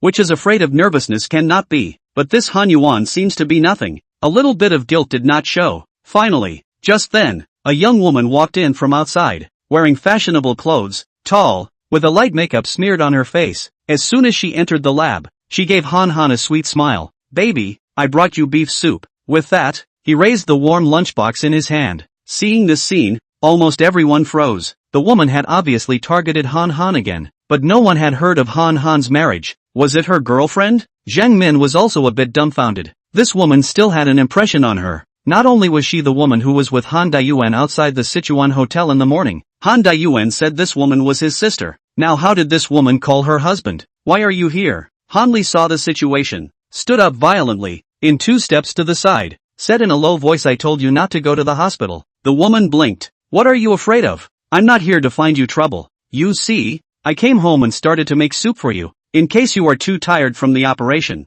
I purposely sent it to you. Go out and talk. No one is allowed to come in here. Han Li hurriedly pushed the woman away. The 2 left the lab, and the few doctors in the office began to whisper. I heard that Nurse Cooper was flirting with Dr. Han. Not only that, but there are quite a few little girls who like him, and I've never heard of him having female friends. I think the guy is a flower carrot that everyone throws around, but don't say that to avoid misunderstanding. Why doesn't anyone call me husband? Everyone was talking about Han, and every word won. When Zhang Min heard this, she found it particularly ironic, but she had recently considered her relationship with Han Daiyuan, not realizing that the other party was such a person. Director Tian, the drug analysis is ready. Right at this moment, the doctor in charge of the drug composition analysis came before Tian Ping with the report. Tian nodded and took the report. Regarding the analysis of the drug composition in this report, Tian frowned slightly. At this point, Zhang Min and Chen Tingyu were also very close. When she saw that barbiturates were actually analyzed in the drug composition, Zhang was very angry. Tian, can you explain why there are barbiturates in this medicine? Take it easy, I'm going to check it too. Naturally, Tian Ping didn't know what was going on and how a good overseas imported medicine could have such an ingredient. I'll give you 20 minutes. Within 20 minutes, if there's no reasonable explanation, we'll solve it in our own way, Chen Tingyu said coldly. Then he held the analysis report in his hand. This report was evidence. Of course it was not in Tian Ping's hands. Star, go back with me and pack your bags. This hospital won't last long. Zhang Min's face was ugly. After staying in the hospital for so long and spending so much money, his father had been taking barbiturates. Chen Tingyu nodded. Zhang Min's answer satisfied him. It should be said that Chen Tingyu had all but said that at this point. If Zhang Min were to be as noisy as a normal woman, it would instead make Chen Tingyu feel bored. The 2 had just left the lab when they encountered Han Taiyuan. Min, let me explain. That woman is really my sister. But there's something wrong with his head. Han Na looked at Jiang Min's face and thought that Jiang Min was because of his relationship with that woman and hurriedly explained. You don't know. 5 years ago, my brother-in-law died in a car accident. My sister was sad and depressed, and I've been taking care of her all these years. In the past 2 years, her illness has gotten worse. She used to think of me as her brother-in-law. Min. Han Taiyuan tried to explain to Jiang Min, but Jiang Min wouldn't listen, and Han Taiyuan immediately took 2 steps forward and blocked her way. Jiang Min looked at Han and said coldly, Dr. Han, your personal matters have nothing to do with me, so think about how to explain about the barbiturates. Han Shang was once again slightly stunned, and then reacted. It seemed that the lab results had come out, and Jiang Min already knew that there was a problem with the medication. What kind of drug is barbiturate anyway? It can't be. Han played dumb and tried to muddle through, but Jiang Min didn't want to listen to Han's explanation at all. Han Naiyuan narrowed his eyes slightly as he watched Jiang Min carelessly walk away before turning his gaze to Chen Tingyu. It wasn't until these 2 people completely disappeared out of his sight that Han returned to the lab. I came just in time, Dr. Han. Seeing Han Jin, Tian immediately called him over. Why are you prescribing imported medicine containing barbiturates? What's going on with that medicine containing barbiturates? Han asked with a surprised look on his face as he pretended not to know. Whatever it is, Dr. Han, you'd better talk to them and settle this matter without further fuss. It was an internal medicine issue that had nothing to do with their lab, and that was the most Tian Ping could mention. As for what had happened, he was neither interested nor wanted to know. Alright, Director Tian, don't worry, I'll investigate. Han Li nodded again and left the lab. On the other side, Jiang Min and Chen Tingyu returned to their room. It would be a rare quiet room. Jiang Min's father had wanted to sleep, but with the psychological aspect, naturally he couldn't. After all, Jiang Min and Chen Tingyu had already been gone for almost 3 hours, not knowing what had happened. At this meeting, Jiang Min and Chen Tingyu came back together, and he immediately asked, Xiao Min, how is it? Dad, take a break. I'll help you pack your bags. We'll leave in a while. Jiang Min's face instantly changed. She felt like she was about to be crushed. This was also thanks to Chen Tingyu, who could still hold his breath right now. Otherwise, she was a woman who really couldn't handle it. Knowing his daughter Mo Ruo's father, seeing Jiang Min's face, the old man knew. Chen Tingyu just said those 9 times out of 10 is true. Tell your uncle what happened that night. He beckoned to Chen Tingyu. Chen Tingyu walked over and said, we just sent it for a drug analysis, and the results confirmed that the medicine you just took contained barbiturates, and now the hospital is trying to figure out what to do about it, so we won't have to be hospitalized when Min and I send you home. Alright, let's go home. Jiang Min's father nodded without saying anything else, but Chen Tingyu noticed a little fuzzy sparkle in his eyes. It wasn't that he didn't want to say anything, but he had a stomach full of things to say, and he didn't know what to say. He knew that he was guilty of dragging her down, and he didn't want to put pressure on her anymore. Jiang Min packed her bags while tears streamed from the corners of her eyes. As much as she tried to control it, the tears still cut through her cheeks. Minner, don't worry, I'll pay you back. Chen Tingyu is one of them, because he was also one of them. There was no way he could stand by and watch Jiang Min being bullied. Star, I'll show you a joke. Jiang Min wiped her eyes and took a deep breath to calm down. Chen Tingyu's words made her feel much better, and at this point, she really needed a shoulder to lean on, even if it was just a mental shoulder to sustain her. Chapter 44, not a word. I said I was packing, but there wasn't much to pack. There were only a few changes of clothes and some fruits in a canvas bag. Just then, Han Yuan walked over. Min, I'm sorry about the medicine. I don't know why this medicine has this ingredient. It's never been there before. Don't be nervous, uncle. I'll pay for the medicine at the hospital. Han's attitude seemed sincere. In fact, losing such a small amount of money was nothing to him. Jiang Min looked at Han Naiyuan coldly. Dr. Han, there's no need to apologize. It's not for the money, but for my father's health and safety. I just want to know why there are barbiturates in this medicine. Han looked at Jiang Min, naturally not telling the truth. This is an issue worth investigating. I think it's the drugs. Give me 3 days and I promise to give you a satisfactory answer. Okay? 3 days is long enough for an investigation. Chen Tingyu snorted coldly. There are only 2 possibilities for a problem like this. Either the drug itself is faulty, or someone has tampered with it. The first was almost insignificant, as the drug was used to regulate the body, boost immunity and recover from surgery, and had nothing to do with barbiturates. People at pharmaceutical companies, even in their right minds, can't put 2 unrelated drugs together. So when this happened, there was only one possibility that someone had tampered with the drugs. To find that person, all you have to do is pull up the proper security footage. Yes, I want to see the CCTV footage. Hearing Chen Tingyu's words, Ms. Zhang immediately said that she wanted to see the CCTV footage. which could be the fastest way to find out the truth. There are many places where hospitals install surveillance equipment, where medications are prescribed and there are cameras inside and outside the house to prevent theft. It's also evidence that the hospital didn't prescribe the wrong medication in the event of a medical emergency. As a doctor, Han Taiyuan would only prescribe medication to patients, but not in person at a pharmacy. Whether it's picking up the medication, dispensing it, or the exact time it's dispensed, hospital nurses are the easiest people to get their hands on the medication. This is where Han Taiyuan's boldness comes into play, as he had long since deleted the images in question. Zhang Min even pulled up the video to show Zhang Min and couldn't find any video images of him touching the drugs. In this way, the only person who could be suspected was the nurse, not his head. Thus, upon hearing Zhang Min's request to view the surveillance videos, Han agreed without hesitation and took her directly to Chen Tingyu's control room. At Zhang Min's request, the security guards in the control room had removed all surveillance these days. On the opposite side of the hospital, there were hundreds of large and small monitors. On the other hand, Zhaoan looked around. The first one was the pharmacy where her father's medication was prescribed. The second was where the nurses dispensed the medicine. The third was where the process from prescribing to dispensing was monitored. And the fourth was the doctor's office. These 4 places were the easiest to move around.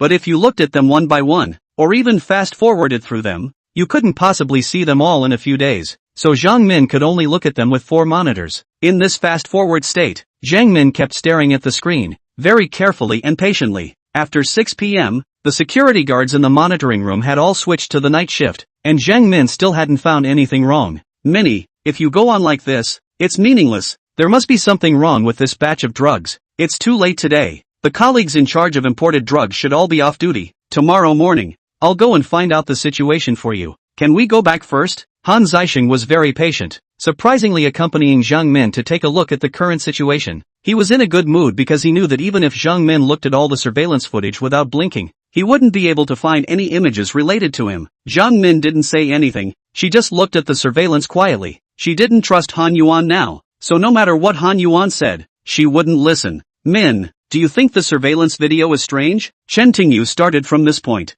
Strange, Zhaoan said, startled, then a little agitated. Did you see anything? Chen Tingyu nodded. You wouldn't think there'd be a problem with the scheduling of the third surveillance. It's just a different time frame, but basically there's a few minutes of video jumping around every day. Fast-forwarding a few minutes was hard to tell unless you kept your eyes on the time. Not to mention the fact that Zhang Min was staring at 4 surveillance videos at the same time, and the time on the screen was so short that she couldn't see it even if she wanted to. Now according to Nicholas Chan, MS, Zhang immediately turned her attention to the third surveillance video. The third surveillance video showed the room where the nurse dispensed the medication. Because Zhang Min had classes on weekdays, he didn't have time to take care of his father during the day. All the medicines he got from the pharmacy were given to the nurse, who brought them to him on time every day. Zhang Min looked at the surveillance video of the third window that started a month ago and realized that it was less than half a month before he could continue. As time passed on the surveillance video, it was unbelievable that time had jumped in less than 6 minutes as Chen Tingyu had said, because in the initial security footage, the pharmacy was empty and everything was stationary. So if you skipped a few minutes, you wouldn't have seen any change if you hadn't looked at the time.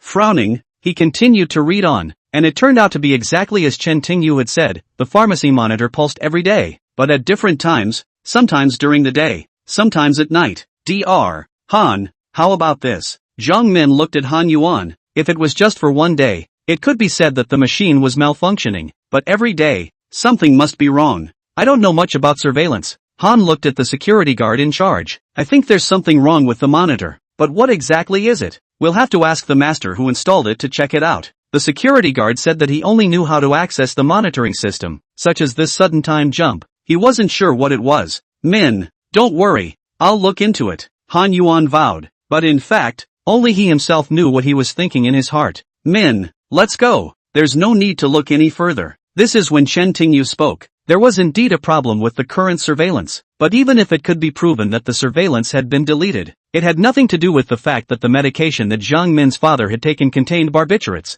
Zhang Min turned to look at Han Naiyuan. I only have 2 requests. First, find out what happened, and second, publicly apologize to my father and compensate us for all our losses. Han nodded again. Alright, I'll look for the compound. Give me 3 days. No, give me 1 day. I'll look for you the day after tomorrow, okay? Good. Supervising the fact that no evidence was found, there was nothing Zhang Min could do. She also understood that there must be time to visit the hospital. Back in Chen Tingyu's ward, There were already a few patients moving in, as well as a group of family members. Jiang Min's father laid Jiang Min on the hospital bed. Seeing Jiang Min leaning back, it was hard for her to sit up from the bed. Concerned, "How is it, daughter? The hospital will give you an answer the day after tomorrow. I'll help you change, then we'll go home," Jiang Min said as she found her jacket and waited for her father to change. Jiang Min's father didn't ask much and didn't say a word. Chapter 45, The Truth of the Matter. Soon, they changed their clothes. Chen Tingyu helped them carry their luggage. Jiang Min mixed with his father,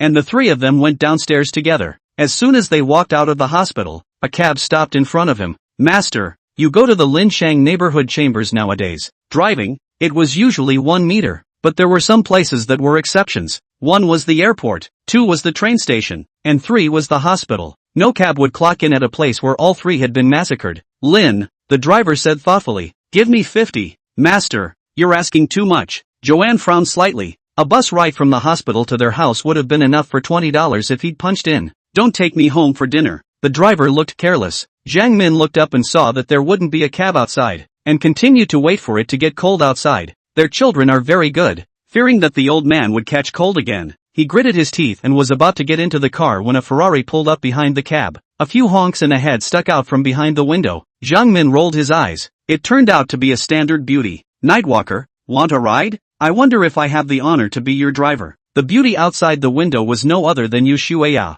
She was driving by and happened to see Chen Tingyu looking like he wanted a ride, so she pulled over. "Star, you know." Zhang Didao subconsciously glanced at Chen Tingyu. Chen Tingyu nodded. "Sort of a friend, but since we met, we've been driving her car. It's not good at all." Jiang Min hesitated. "If an ordinary car is still okay, this kind of luxury car, what if it gets dirty?" "It's fine, uncle is still weak. Taking her car is much more comfortable than taking a cab." Chen Tingyu walked forward with his luggage. When Jiang Min saw this, she also had to apologize to the cabmaster and then mingled with the old man and walked over. "You just got out of the hospital?" Yu asked, glancing at Chen Tingyu and Jiang Min as the father and daughter followed him. Chen Tingyu nodded before turning to Jiang Min and introducing you to her. "This is my middle school principal, Jiang Min, and this is her father, Teacher Zhang, Uncle Zhang. I am Chen Tingyu's friend. My name is Yu Shueyo. It's cold outside. Get in the car." Yu Shueyo greeted Jiang Min and Jiang Min's father. Although she was a big lady, she didn't have a big lady's temper and was very easygoing. Chen Tingyu helped Jiang Min's father into the car, and Jiang Min followed. Chen Tingyu handed them their duffel bags and walked to the front seat. "Where are we going?" Yu asked after they all got in and sat down. "Lin Shang Jusher." Jiang Min didn't like it. It was her first time in such a fancy car. "I know the Lin Shang neighborhood." Yu Shueyo thought about it for a while. Usually she didn't remember if she liked this kind of ordinary neighborhood, but this Lin Shang neighborhood left some impression on her. Because this neighborhood wanted to be famous in the southeast city, it belonged to the affluent neighborhoods. Basically the entire high and mighty masters of the southeast city were there. But that was more than a decade ago, and the southeast had grown so fast in the past few years that the once affluent neighborhood had long since moved away. Basically, the people who live in the prosperity neighborhood now are poor. That risque question. "What's wrong with Mr. Chang? I don't think he looks too good." You saw in the rearview mirror. Jiang Min's father pale, eyes a little puffy, as if crying. "The tumor, although benign, has been removed. There should be no problem," Jiang Min said. Yu Shueyo nodded slightly. "Oh, benign is nothing. Just how come he didn't stay in the hospital for a few more days for the surgery done in the past few days?" "Almost a month." Jiang Min sighed slightly. "That shouldn't be. Uncle Zhang looks like he just finished surgery." You didn't understand. Jiang Min didn't say anything as Yu looked at her in the rearview mirror. She felt like she had something to say, so she stopped asking. Jiang Min didn't actually say anything because she didn't want her father to hear it. She would handle this alone and didn't want her father to fall out with her. The Forest Garden neighborhood was not far from the hospital, and Yu Shueyo was driving a sports car. So naturally, she didn't have time to arrive. "Miss Yu, thank you for bringing us back." Jiang Min followed Shueyo thank you and helped the old man out of the car. Yu Shueyo smiled and said, "You are so nice. It's very windy at night. Go upstairs before you catch a cold." "Thanks." Speaking of which, Chen Tingyu also got out of the car and helped with the luggage. "Students at night." Yu Shueyo saw Chen Tingyu following and stopped him.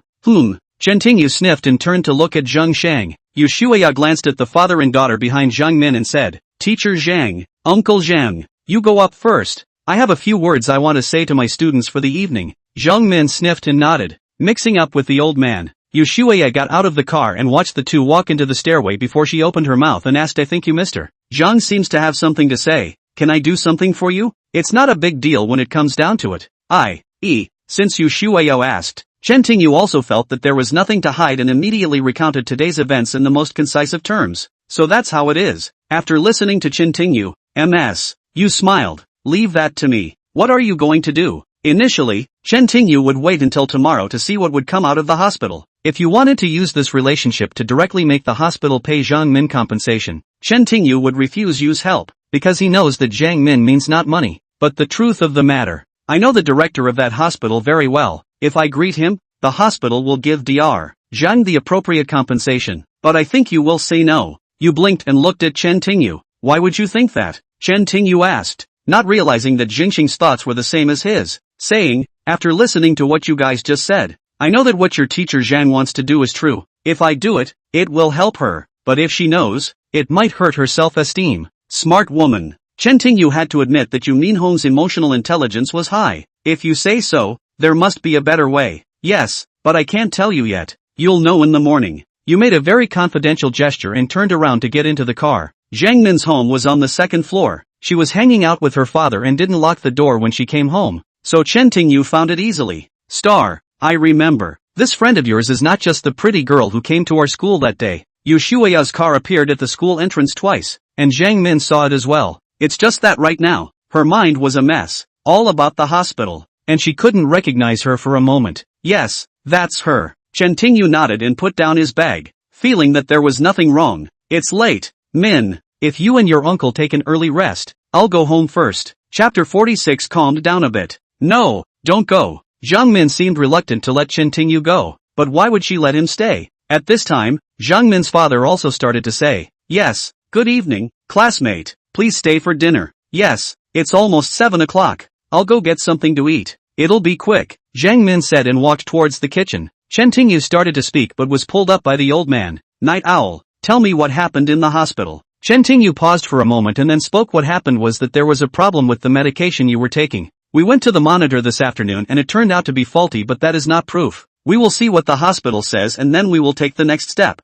Zhang Min's father nodded and sighed softly. My daughter is very understanding, filial, and has been strong all her life. Her mother passed away at a very young age, and I think of her brother again. After so many years, I owe her too much. Uncle Zhang, why don't you ask Min directly? I can see that you have a lot to say to her, but you hold back. Chen Tingyu asked with some puzzlement. I was afraid of putting pressure on her. Zhang's father said, something like this, depending on my daughter's personality, would definitely require a story, so I can't just tell her like that. But you know, we're just normal people and a lot of things are not what we want. It hurts to get to the truth in the end. Zhang Min's father was an honest man with a weak character, and if it wasn't for Zhang Min, he would have walked away when he encountered something like this. But as a father, he knew his daughter's character very well, so he wouldn't say anything negative if he wanted to. The old man and Chen Tingyu chatted for a while before Min Chang brought in a pot of noodles and some scrambled egg sauce and kimchi. I'm sorry, there's no more food at home. Would you mind eating the noodles? It's good enough. Chen Tingyu wasn't a friendly word.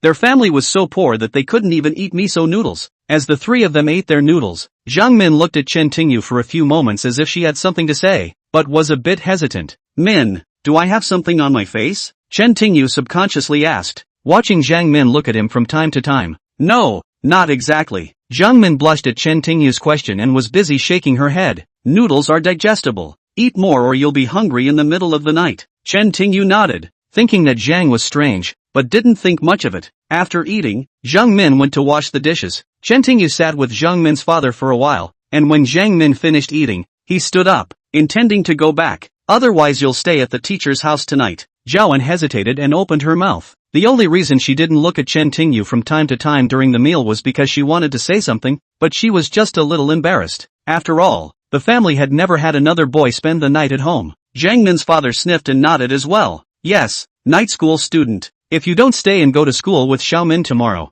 it's not safe to go home alone at this time of night. Zhang Min did not wait for Chen Tingyu to speak and continued. Teacher still has something to say to you. With Zhang Min's words having come to this, Chen Tingyu was still a little worried about how Yu Shueya would handle it, so he nodded and agreed to stay. Shall I give your parents a call to tell them? Seeing Chen Tingyu agree to stay, Zhang Min seemed very happy. I'll text them. Chen Tingyu, he had practically moved out, so there was no need to call back so that his family wouldn't worry. Grandpa sat in the living room for a while before going in to rest. Jiang Min turned the hot water on, and after it boiled, he called Chen Tingyu to take a shower. After a long day, Chen Tingyu did want to take a shower. Jiang Min's house itself was small, and the bathroom was even smaller, but for a poor family like theirs, being able to take a bath at home was a luxury in itself. After the bath, Jiang Min brewed a pot of tea for Chen Tingyu. Of course, it was impossible for them to have good tea in their home, as long as it was $5 a bag of tea leaves. If you're bored, just watch TV. I'm going to take a shower. Jiang Min handed the TV remote to Chen Tingyu and turned around to walk into the bathroom. Not long after,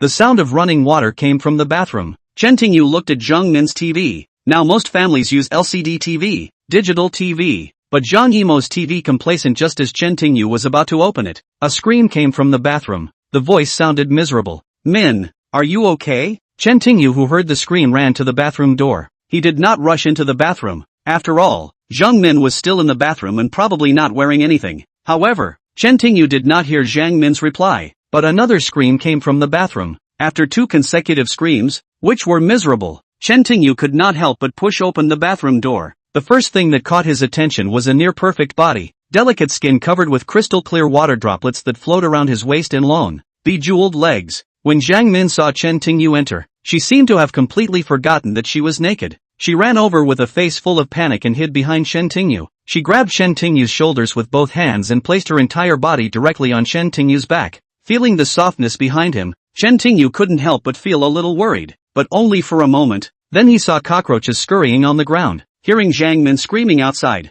Chen Tingyu thought something had happened, but it was actually just a cockroach. Chen Tingyu grabbed the shower head and rushed the cockroach into the drain. You scared me to death. Seeing that the cockroach was gone, Jiang Min was relieved. She subconsciously stroked her chest and realized that she was about to be naked. He hastily covered the key areas, his face turning red. The atmosphere was suddenly silky. Chen Tingyu tried to explain, but the situation was clearly not right, and backed away with his eyes closed, closing the bathroom door behind him. Okay, he's just a kid. Okay, Jiang Min kept repeating in her head, trying to convince herself to imagine Chen Tingyu as a kid. But the more she said, the redder her face became, and she even slumped to the floor and covered her face with her hands. You are shameful. 23 years, the flawless body manifested. The point is clear. What to do? Put him in charge. Come on, it's not ancient times. A teacher-student relationship. She never thought of that. It's all over. What's next? In Jiang Min's mind, this was like 2 fine ropes twisted together, entangled,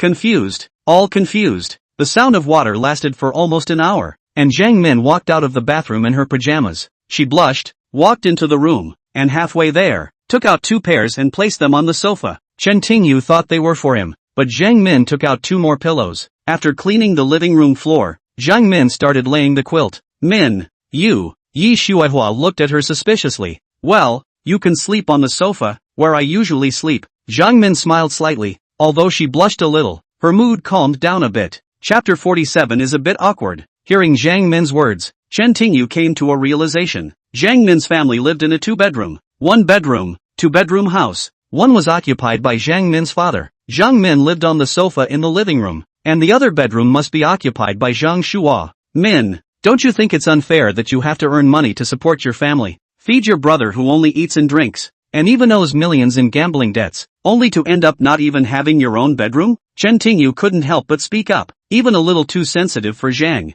Jiang Min spread out the quilt and sat on it, her eyes a little gloomy. What if it's not fair to make me leave my father? I can't, I really can't. Sometimes I really want to just leave, but I can't really do anything about my bloody brother, who just eats and drinks and is constantly in debt, and the creditors can't find him, and can't come home to threaten my father. Jiang Min scrunched her legs into a ball, sometimes wanting to leave. In addition to being a teacher, she could help students with their homework, and a month's salary would be enough for her to live the life she wanted. But she couldn't abandon her father, just like he couldn't abandon her illegitimate son. Chen Tingyu looked at Jiang Min. This is a family problem and no one can help her. Unless Jiang mercilessly abandoned her father or sent her brother to prison, she would be forever bound by this blood relationship. Not to mention that, Jiang Min seemed to feel that the atmosphere was too dull and smiled again. Thank you so much for today. I don't even know how to express my gratitude. For God's sake, I met a great gentleman. Jiang Min thanked Chen Tingyu from the bottom of her heart. She wanted to repay Chen Tingyu, but didn't know how. She couldn't give Chen Tingyu anything in return,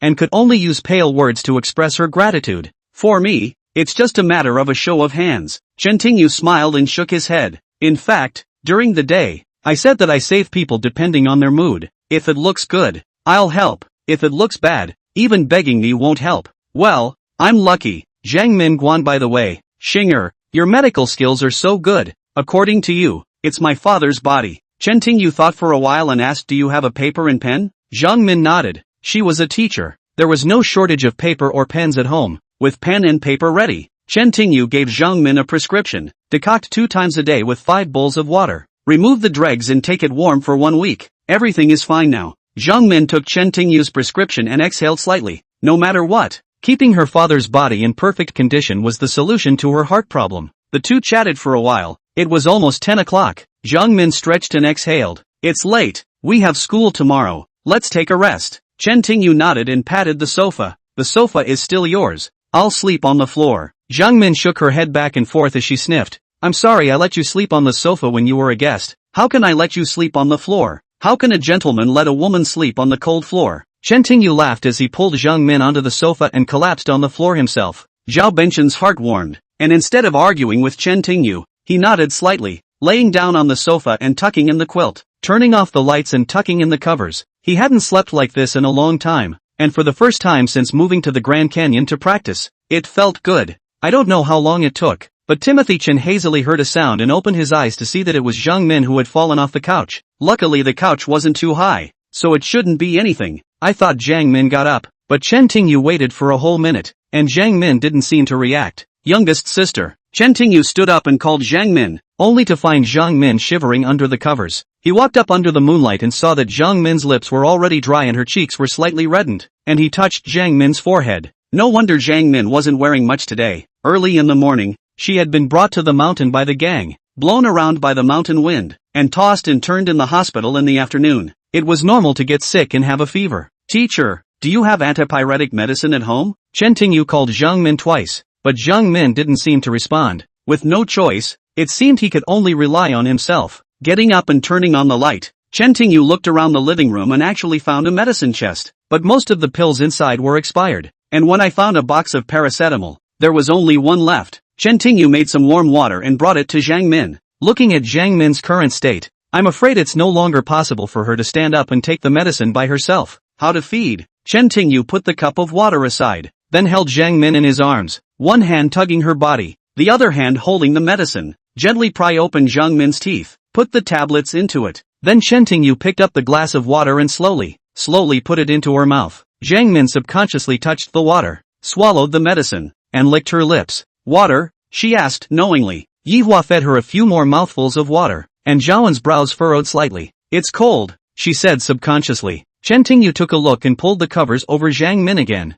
Cold, Zhang Min added coldly. Chen Tingyu was going to put Min Chang down and take the rest of the quilt. However, as soon as he started, Zhang Min grabbed his arm. Don't go, don't leave me. Zhang Min shrank into a ball and curled up in Chen Tingyu's arms. Chen Tingyu had no choice but to hold Zhang Min in his arms while channeling some of his true anger to Zhang Min, so that although he couldn't cure the fever, Zhang Min's body could be more comfortable. Feeling the warmth from Chen Tingyu, Zhang Min couldn't help but rub Chen Tingyu's body, pressing it tighter. After a night like this, the next morning, Zhang Min's father got up to go to the bathroom, passed by the living room, and saw two people wrapped in a large quilt, with his daughter lying in Chen Tingyu's arms, and couldn't help but be slightly stunned. The two of them. Last night, Zhang Min's father had a strange expression on his face. Last night, Zhang Min screamed and only came out once, but before he reached the bathroom, he heard Zhang Min say that there were cockroaches, so he thought about it and returned to his room. There shouldn't be any. Chen Tingyu fell asleep, but felt as if there was a pair of eyes staring at him and subconsciously opened his eyes. The first thing he saw was Zhang Min in his arms.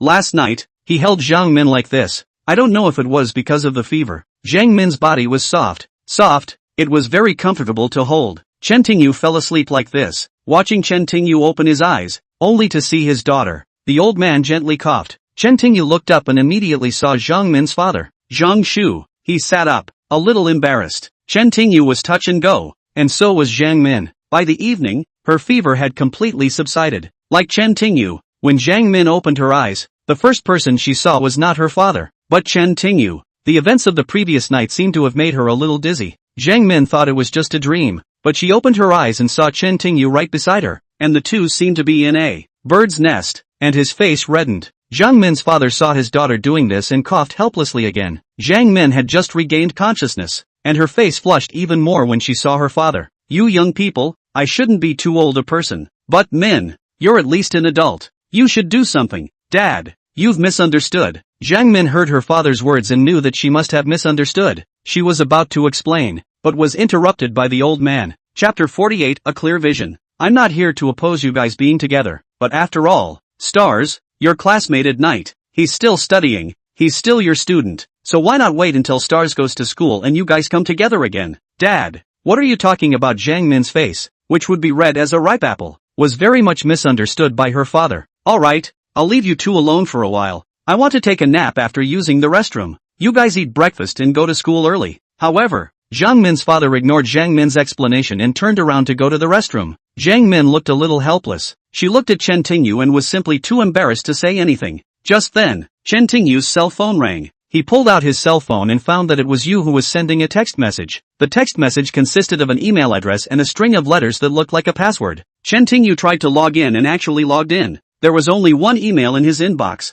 and when he opened it, it was a surveillance video. Chen Tingyu looked at it, a little surprised. In this video, no one else. It is Han Taiyuan. In the video, you can clearly see Han Yaoyuan open the medicine box, took out the medicine prescribed by Jiang Min's father, and then added some things into it. Before and after about 5 or 6 minutes. The entire video is nearly 20 minutes long, and at different times, Han went to the pharmacy to dispense medicine to Jiang Min's father, handing the phone to Jiang Min, who was still shyly watching the video. The anger in her heart suddenly couldn't stop jumping up. It wasn't that she didn't suspect Han Yuan, it's just that before, there wasn't any evidence against Han Yuan. Jiang Min thought it was a nurse, and now that she had this video, this was the proof. Star, where did you get the video? Jiang asked with some excitement. Yu Mao helped, but I don't know exactly how. Chen Tingyu slightly shook her head. Last night when Yu Shueyo said to her that she would deal with it, Chen Tingyu was still wondering what she would do. She didn't expect that she could get such direct evidence.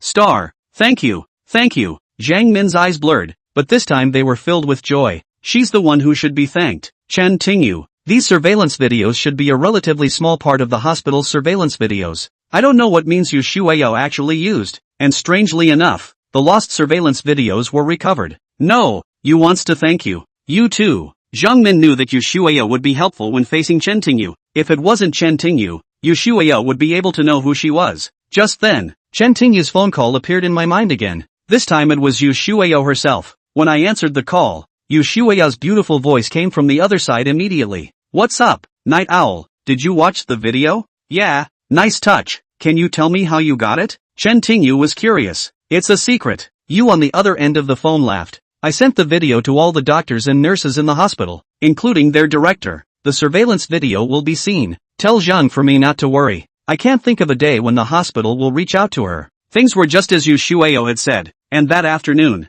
the hospital contacted Jiang Min, and the dean personally called, wanting to talk to Jiang Min about the matter. Jiang Min took time off work to go to the hospital, and the vice dean and the directors of several departments personally went to the hospital to greet her. There were a few people in the dean's office, and they told Jiang Min all about what happened. It turned out to be the Han Yuan duo, and now the evidence is overwhelming. Han also used the convenience of his position to sneak barbiturates into the imported drugs consumed by Jiang Min's father, and secretly deleted the surveillance images in an attempt to destroy the evidence. However, it is unclear why Han did this. However, they fired Han Taiyuan and handed him over to the police. Ms. Zhang, our hospital deeply regrets that this happened. Regarding compensation, we met and decided to waive all fees for your father's 2-month stay in our hospital, including hospitalization fees, surgery fees, medical fees, and equipment usage fees. We sincerely apologize to you and your father and promise to fully cooperate with the police in their investigation of this matter. I want to know if you are satisfied with our treatment plan.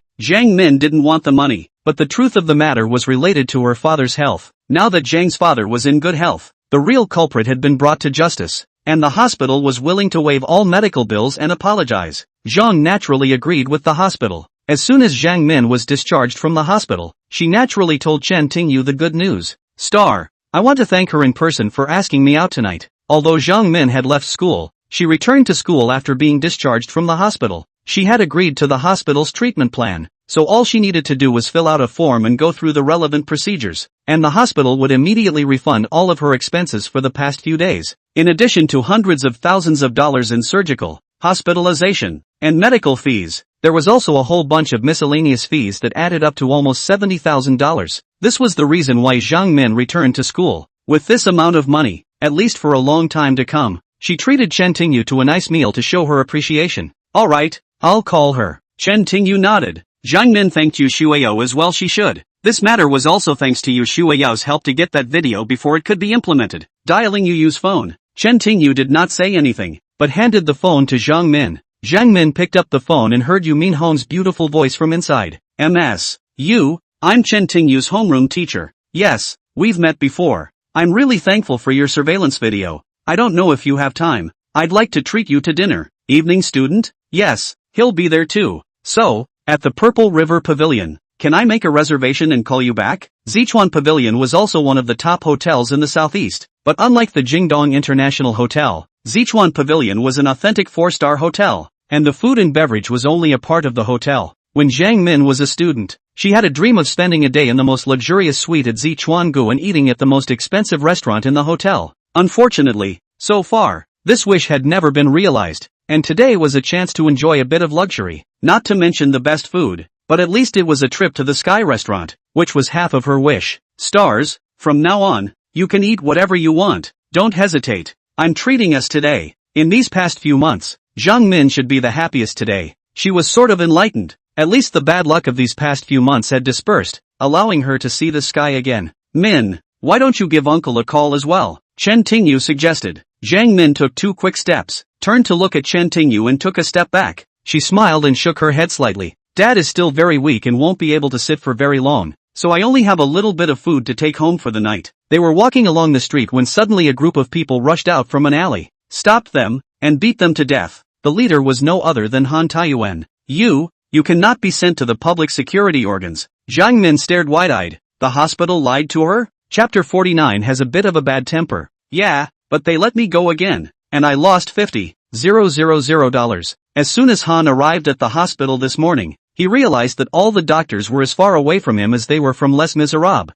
and many of them even pointed their fingers at him. It's not until he walks into his office, opens his computer mailbox, and sees the security camera footage that he realizes what he's done to Jiang Min's father, and that the entire hospital knows he's using his position to do harm. At first, Han can't believe it. He's well aware that he's deleted all the security footage he might have suspected, and how people find deleted footage. Then he realizes that the computer system in the hospital's control room was hacked last night. The surveillance footage was deleted by Han Tae-won, and the intruder used technology to restore it and send it to all the doctors and nurses in the hospital as well as the entire hospital leadership. When Han reacted, they knew something was wrong, and when they tried to escape, it was too late. The hospital had already called the police and brought them to the public security authorities. But, of course, Han was not satisfied with this. He hated Jiang Min. It was because of chasing this woman that he ended up in this situation. This is all the woman's fault. If he chased her earlier, there will not be the latter. He hated Chen Tingyu even more. If not for Chen Tingyu's interference, how could he suspect anything?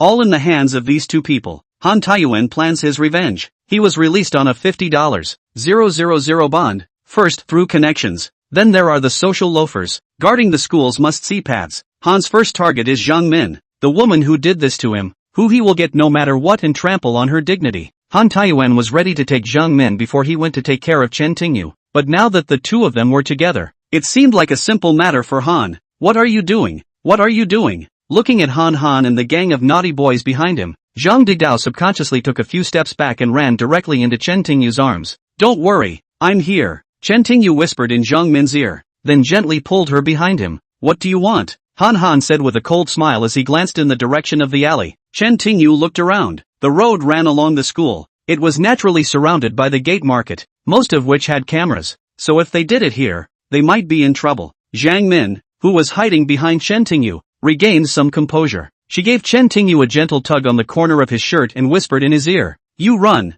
go back to the school, call the security guard and have him call the police for you." Although Chen Tingyu made Zhang Yimou sensitive to this move. Don't be afraid, I'm here, and into Jiang Min's heart. But Jiang Min did not forget that she was a Chen Tingyu teacher. It was a teacher's duty to protect her students, not to mention it was because of her. She couldn't watch Chen Tingyu get hurt because of her. Although there was a door market nearby, it was hard to tell if the people inside were willing to help. If no one was willing to help and they ran for help, they would most likely be caught directly by the Han Daewon gang. so the safest way was to return to the school and ask for help. Hey, don't whisper inside. Seeing Chen Tingyu, who Zhang Min was practically plastered to his body, whispering in his ear, Han Naiyuan's anger bubbled up as he beckoned, and these idle people around him immediately surrounded the two. You two don't want to play games. Come with me or I'll be rude. Han Taiyuan glared at the two, and the others followed suit. Take it easy, I'll follow you and lead the way. Chen Tingyu raised his hands in surrender. Buzz off. Hannah snorted coldly and walked in the direction of the alley. The others did not make a move,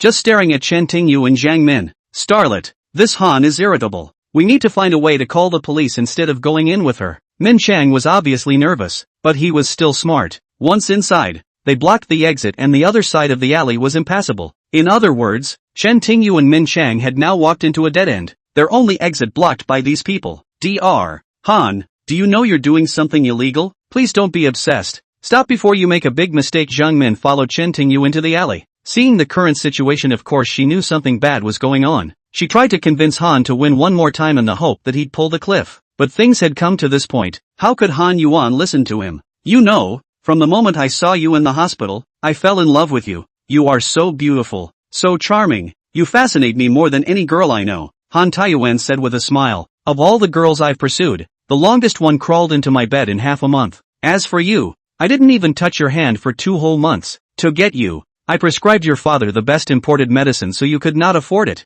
so you could have it. I took a chance and put barbiturates in your father's medicine to hospitalize him so I could get to you whenever I wanted. Han Na-won, you're a pervert. Zhang Min can't believe Han Na-won did this just to woo her and have sex with her. Yeah, I'm a pervert. Han looked at Zhang Min with a smile still on her face that gradually twisted up. So today, I'm going to get you no matter what. This boy is the reason I ruined everything. If I don't lose him today, my name won't be you. Han looked at the few social loafers who were paying attention to Chen Tingyu and Zhang Min and said, brothers, I'm going to enjoy this woman. You guys ruined this boy for me. When I'm done, this woman will be yours. Han Diyuan found out that most of these people were unemployed and usually made a living from this kind of fighting and looting, in order to get back at Chen Tingyu and Zhang Min. But Han Diyuan could not get less money. These people, in addition to getting paid to fight, could also appreciate such a beautiful woman, and they were suddenly furious at Chen Tingyu. Han Na-yuan, you are very smart and careful. Unfortunately, you made 2 mistakes. One was too complacent.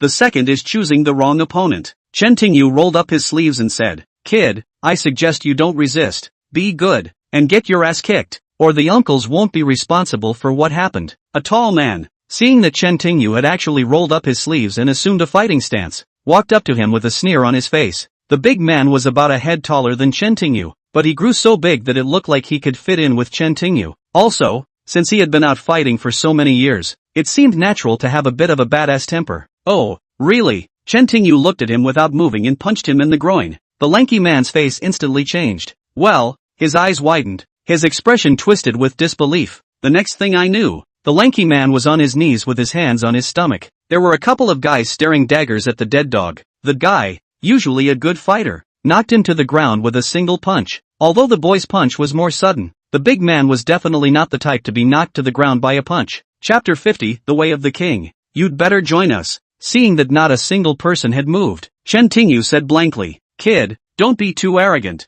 We're not afraid. There were a few people who looked at each other before nodding and rushing towards Chen Tingyu. They had a bit of an outlaw feel to them, having nothing to do every day. Fighting was their passion. Therefore, even when he saw Chen Tingyu beat that big guy with a single punch, he didn't flinch, but immediately rushed towards Chen Tingyu. 2 fists were hard to beat, let alone beating 6 with 12 hands. However, Chen Tingyu pointed out one thing. Fists don't mean strong. Fists are king. 6 men, 6 punches, without exception, all hit the small of the back. None of these men could withstand Chen Tingyu's blows, and they all ended up looking like big shots. Your turn. After the last man fell, Chen Tingyu turned to Han, who was already completely dazed. Under Han Taiyuan's plan, he had enjoyed Zhang Min's amazing body, while Chen Tingyu was suffering from hell. But what was in front of him wasn't what he expected. All the members of the community for whom he had paid so much money were so vulnerable in front of Chen Tingyu. You, all of you. Han Naiyuan trembled slightly as a fiery hatred washed over his soul. All of him, destroyed by Chen Tingyu.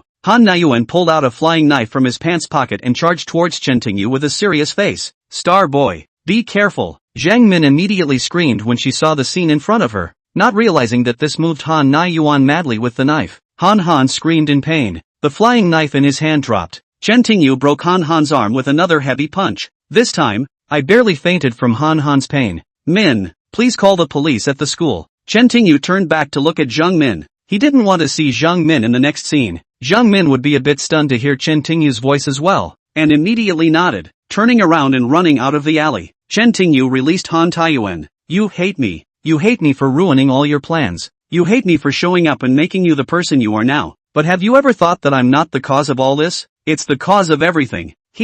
Han Li raised his broken arm, covered in cold sweat. The original madness became more rational due to the pain, and he looked at Chen Tingyu with a lot of confusion in his eyes in addition to a little bit of fear. He didn't understand what Chen Tingyu meant. Yesterday, it was your woman who brought you soup. You cheated on her and chased after Zhang Min, while you already have a woman who loves you very much. If I remember correctly, you must have her woman, and the woman from yesterday. If Han Taewon really liked everyone he pursued and could get along with every woman, that would be his skill. But Han isn't. He pursues these women just for fun as a way to vent his anger. In Chen Tingyu's opinion, such a person was just scum. You don't think you did it, so it's all because you can't control what's in your pants. It's where you started. It's where it all began. It's the original sin. Chen Tingyu said as he approached the retreating Han Taiyuan. What are you going to do? Han asked as he looked at Chen Tingyu in horror. Feeling Chen Tingyu's black eyes, his legs went limp and he fell to the ground. Don't be nervous, I will help you get rid of your sins, Chen Tingyu said, slamming his foot between Han Han's legs. A violent howl erupted throughout the alley. Turning to leave the alley, just outside, a direct shadow crashed into his arms. It was Zhang Min. So soon. Chen Tingyu did not expect Zhang Min to return so soon. It was also some distance from the school. I directly used my cell phone to call the police and didn't go to school. Zhang Min also froze. She froze for a moment and waited until she was halfway to react. The situation was completely different now. Just now, she and Chen Tingyu were surrounded by the people of Kazu and were unable to immediately call the police. But now that those people had been beaten down by Chen Tingyu, and even Han Naiyuan had been subdued, she could only take her cell phone and call the police, and then go back to the school to help or something. Thus, Zhang Min was only halfway there when she called the police and ran back. Yes, okay, Chen Tingyu nodded. He meant for Zhang Min to go to the school and call the police. He just didn't want Zhang Min to see Han Han's egg break. Just now when I ran back, I seem to have heard Han Haiyuan's screams. Is he alright? Zhang Min looked at Chen Tingyu somewhat nervously. She was nervous not about Han Haiyuan, but Chen Tingyu, afraid of Chen Tingyu Han Haiyuan or something,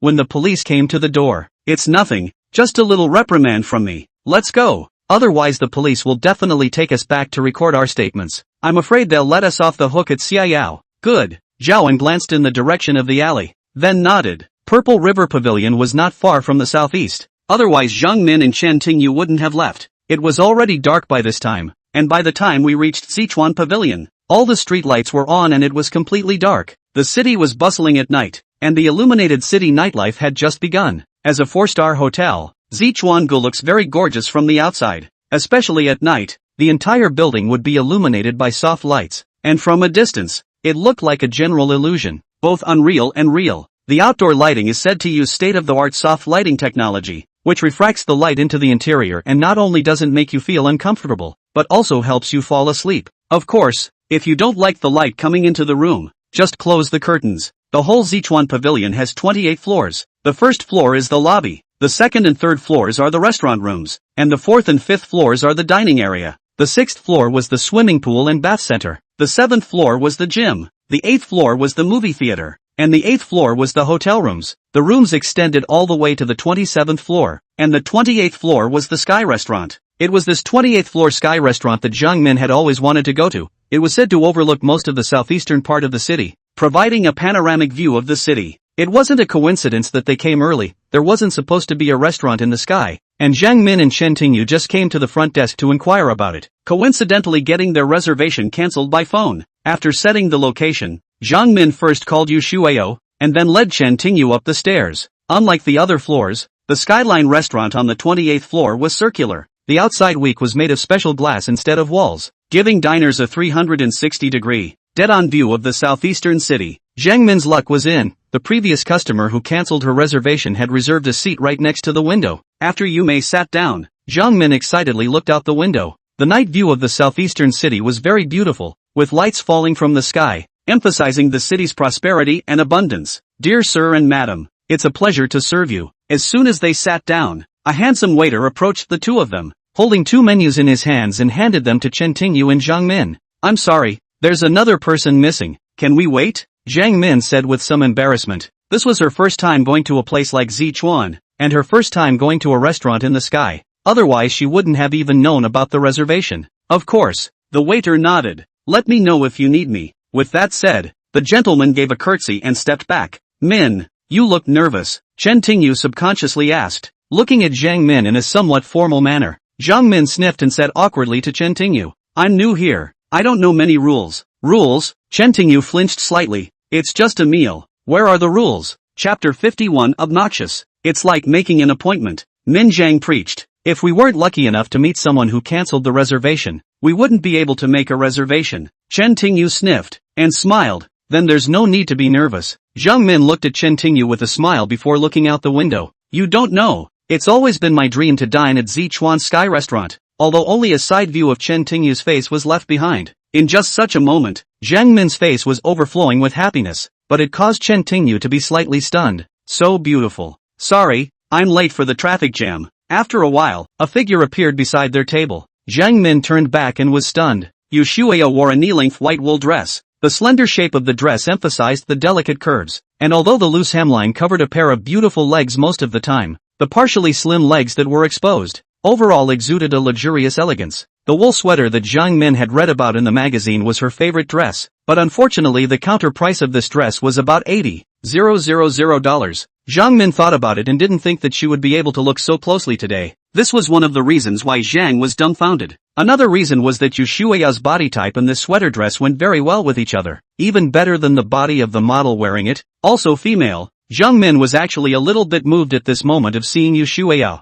Of course, this is not because she likes, but there is a moment. She was Yu Shueya's dress fascinated. The same woman, at the same age, but the two had very different lives. Jiang Min was a little envious. Teacher Zhang, are you alright? Looking at Jiang Min just looking at herself without saying anything, Yu Shueya raised her hand in front of her and shook her head. Oh, I'm sorry, please sit down. Ms. You. Jiang Min came back to her senses. Blushing slightly, she quickly stood up and said politely. Yu Shueya smiled and sat down. Chen Tingyu beckoned to the waiter, who came back with a menu. I'm treating you to today, just like in your own home. Jiang Min flipped through the menu and found that it was mainly Western, but also and Korean, but not of. After all, the Air restaurant itself was rather romantic, and it was a bit awkward to eat fried food and drink beer in a place like this. You asked for a beef loin steak. Chen Tingyu flipped through a few pages and asked for an Italian salami. Jiang asked for a black pepper steak and 2 desserts, then hesitated and asked for a bottle of red wine. For a few,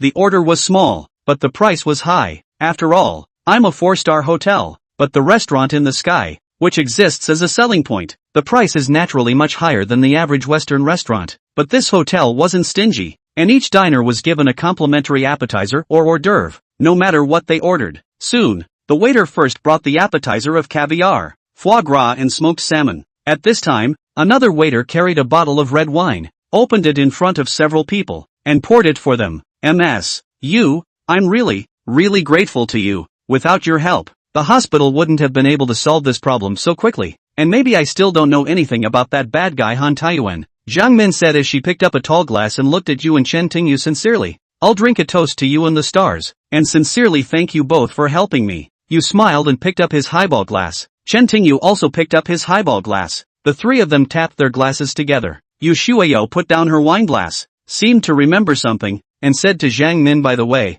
Jiang, I heard that Han Taiyuan seems to have been released on bail. Jiang Min sniffed and subconsciously looked at Chen Tingyu, who looked at you. You're very well informed. So, you've already met Han. Yu Shueya guessed when she heard Chen Tingyu and saw Jiang Min looking at Chen Tingyu. Chen Tingyu nodded and immediately explained what happened after school. As for Han Yuan's fate, although Yi Xing did not elaborate, Yu Shueya could imagine it because she had seen Chen Tingyu. Even Dongmingzhu's Wu Tianhai was so scared that people in general would be Chen Tingyu's opponents. She was some poor man and won. Alas, Jiang Min sighed slightly. It's all because of me. I didn't know if Han Taiyuan would lie when he was brought back. Jiang Min didn't know what Chen Tingyu ended up doing to Han Sheng again. She was worried that she would ask Han Sheng again about what would happen to him, and that Han Sheng would add insult to injury if he asked any more questions, or even falsely accuse Chen Tingyu. After all, he was such a despicable person that he could do anything. Don't be nervous, the Night Stalker is smart. There is no evidence to keep that Han from saying anything more. Yu Shuao had heard that Chen Tingyu had brought Zhang Min and Han Dayu into an alley, and he knew that Chen Tingyu was trying to hide from the surveillance of the nearby stores.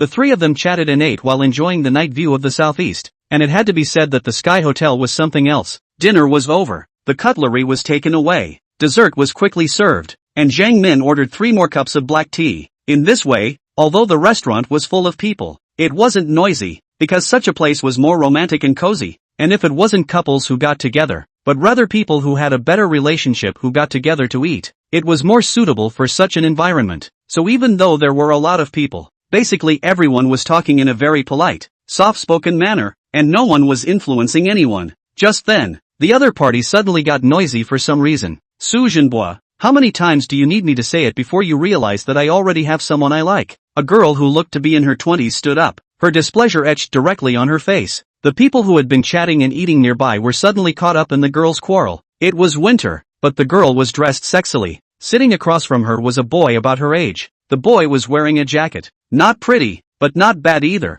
and judging by what he was wearing, he was either a local or a rich man. The Patek Philippe alone on his wrist probably cost at least a couple $100,000. When he heard her words, he obviously didn't believe her. Chien, you're always like this. If you have someone you like, why did you agree to go out with me? The girl seemed speechless, covering her forehead. She said, Su Zhenbo, you don't know yourself. If it wasn't for my father forcing me to come, do you think I would have agreed to have dinner with you? Since you mentioned someone you like, tell me who he is. Su asked, looking at the girls. The girl said impatiently, who is he? What does he have to do with you? I came here today to tell you. Please leave me alone. Su Zhenbo was silent for a moment before speaking. Okay, as long as you tell me and tell me who you like, I promise not to bother you. The girl looked around as if she was trying to pull a random person as a shield, but when she saw Chen Tingyu, her eyes lit up. He pointed at Chen Tingyu and said, this is him. Looking at the direction the girl was pointing, Su Zhenbo laughed. Xiao Xian, if you're lying, you should act like some people.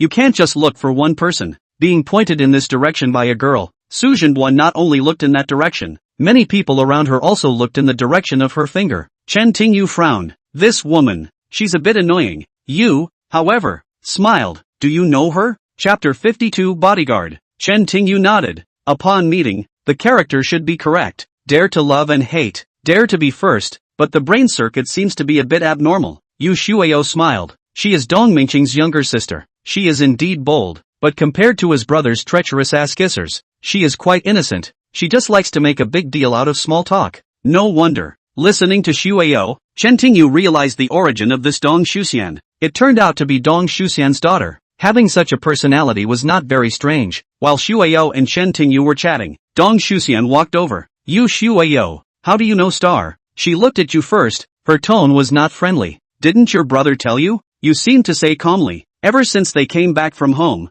there had been bad blood between them. Dong Shuxian's attitude naturally surprised Shuao. By Yu Shuao saying this, Dong Shuxian then remembered. Her brother had been grounded because of Chen Tingyu, and the Chen Tingyu his brother had offended was also about family. Thinking of this, Dong Shuxian no longer paid attention to Yu Shuao. Her gaze fell on Zhang Min. After looking at him for a few moments, she looked at Chen Tingyu again, pointing at Zhang Min and asked, who is she? To outsiders, Dong Shuxian now looked like a girl who saw her boyfriend dating someone else's woman, eating together, and then ran over to ask her questions. Ms. Dong, who is she? What's it to you? Chen Tingyu was somewhat speechless. Of course it's relevant. Dong nodded rightfully. You're my boyfriend, so of course I would ask you about eating with another girl. When did I become your boyfriend? Frowned Chen Tingyu. Even if it's not now, you'll always be mine. Dong Shuxian seemed completely oblivious to the stares. Zhang Min looked at Dong Shuxian, somewhat unsure of what to say. She didn't know about Dong Shuxian's relationship with Chen Tingyu,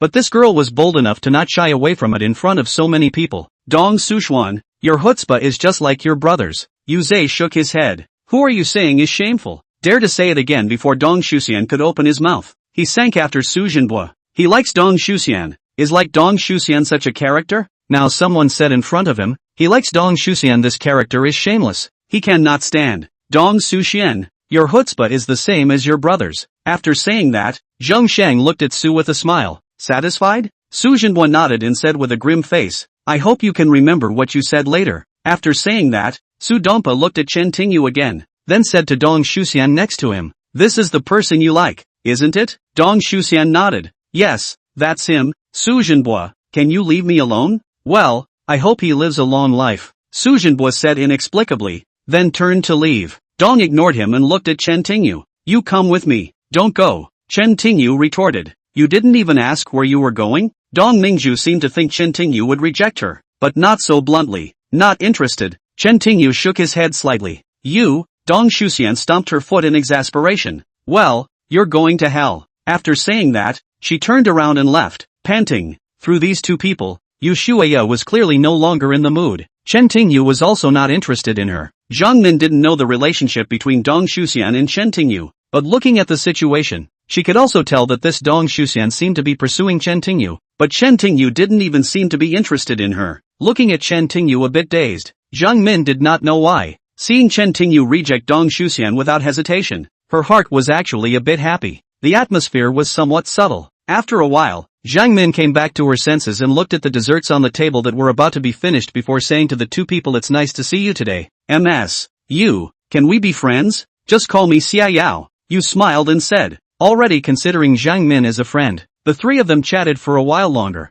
and Zhang Min felt that the atmosphere was ruined. I wanted to enjoy the scenery for a while longer, but it felt different now, so I called the waiter. When it was time to check out, the three of them took the elevator down. I'll walk you to where you're going. Yu Shuayo, of course, came out in a Ferrari. However, a few people were stopped before leaving the lobby by two hotel staff members, one of whom politely said, congratulations, good. The other staff member was also all smiles. Congratulations to the three of you for being our 1 millionth guests. They will spend a wonderful night in our most luxurious presidential suite. Chen Tingyu and looked at each other face to face, and could see the indifference in each other's eyes. Yu Shuya was used to this kind of environment as he often came and went. On the other hand, Chen Tingyu was not interested, but Zhang Min looked excited. Seriously, are you saying we can stay in the presidential suite for free? Zhang Min said that when she was a student, she had the same desire to stay in the most expensive suite at Zichuangu and eat the most expensive food at Sky Restaurant. Although she had invited Chen Tingyu and Yu Shuayao to come and eat dishes that weren't the most expensive today,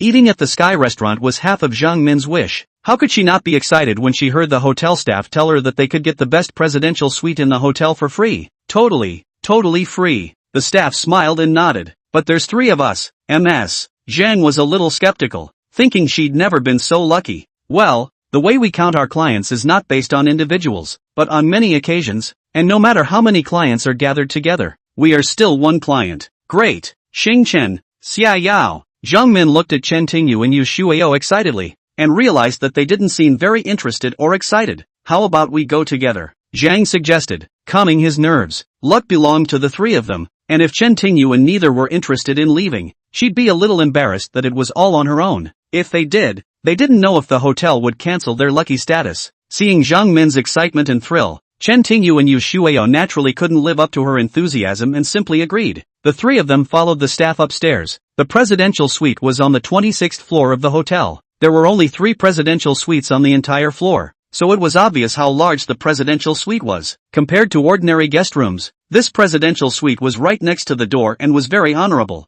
2 staff members led the 3 of them into a room, pulled open the door, and waited for the 3 of them to enter. The 2 staff members did not follow, but instead closed the door and stood guard left and right. Chen Tingyu frowned slightly. You always felt that something was wrong. Zhang Min will also be happy. I changed my shoes and quickly walked into the presidential suite, out the door into the super luxurious living room. But now there was a young man sitting on the sofa in the living room, and almost a man standing behind him. The men were dressed in suits, tall and lanky, and looked like bodyguards. Chapter 53, I'm strong. Zhang Min has been in a very relaxed, excited state, did not expect the suite was no one else, which made him shocked. Zhang Min's first reaction was that the hotel staff had made a mistake and brought them to the presidential suite which was already occupied. But when he saw who was on the sofa, he decided that things should not be so simple. At the moment, the person sitting on the sofa was the same Su Jinbo who had just been with Dong Shuxian. Let's go. Zhang Min turned around and pulled Chen Tingyu and followed behind. However, when the 3 walked to the door, they realized that the door was locked from the outside. Zhaoan frowned and turned around. What do you want? She looked at Su Jinbo, a little scared, but did not show it. Su Jinbo ignored Zhang Min and looked at you. Remember what you said? You smiled expressionlessly. Of course I remember. Do you want me to say it again? Very well. Su Jinbo sneered, then turned his gaze to Chen Tingyu. We have nothing to do with this matter, but who made money like you? So you must die today. Are you sure? Chen Tingyu asked, looking at Su Jinbo. suddenly feeling that rich people like Su Jinhua and millionaires like Dong Shuxian had an obsessive confidence. But I didn't bother to touch it. See the dagger on the table and do it yourself. Maybe I'll spare you,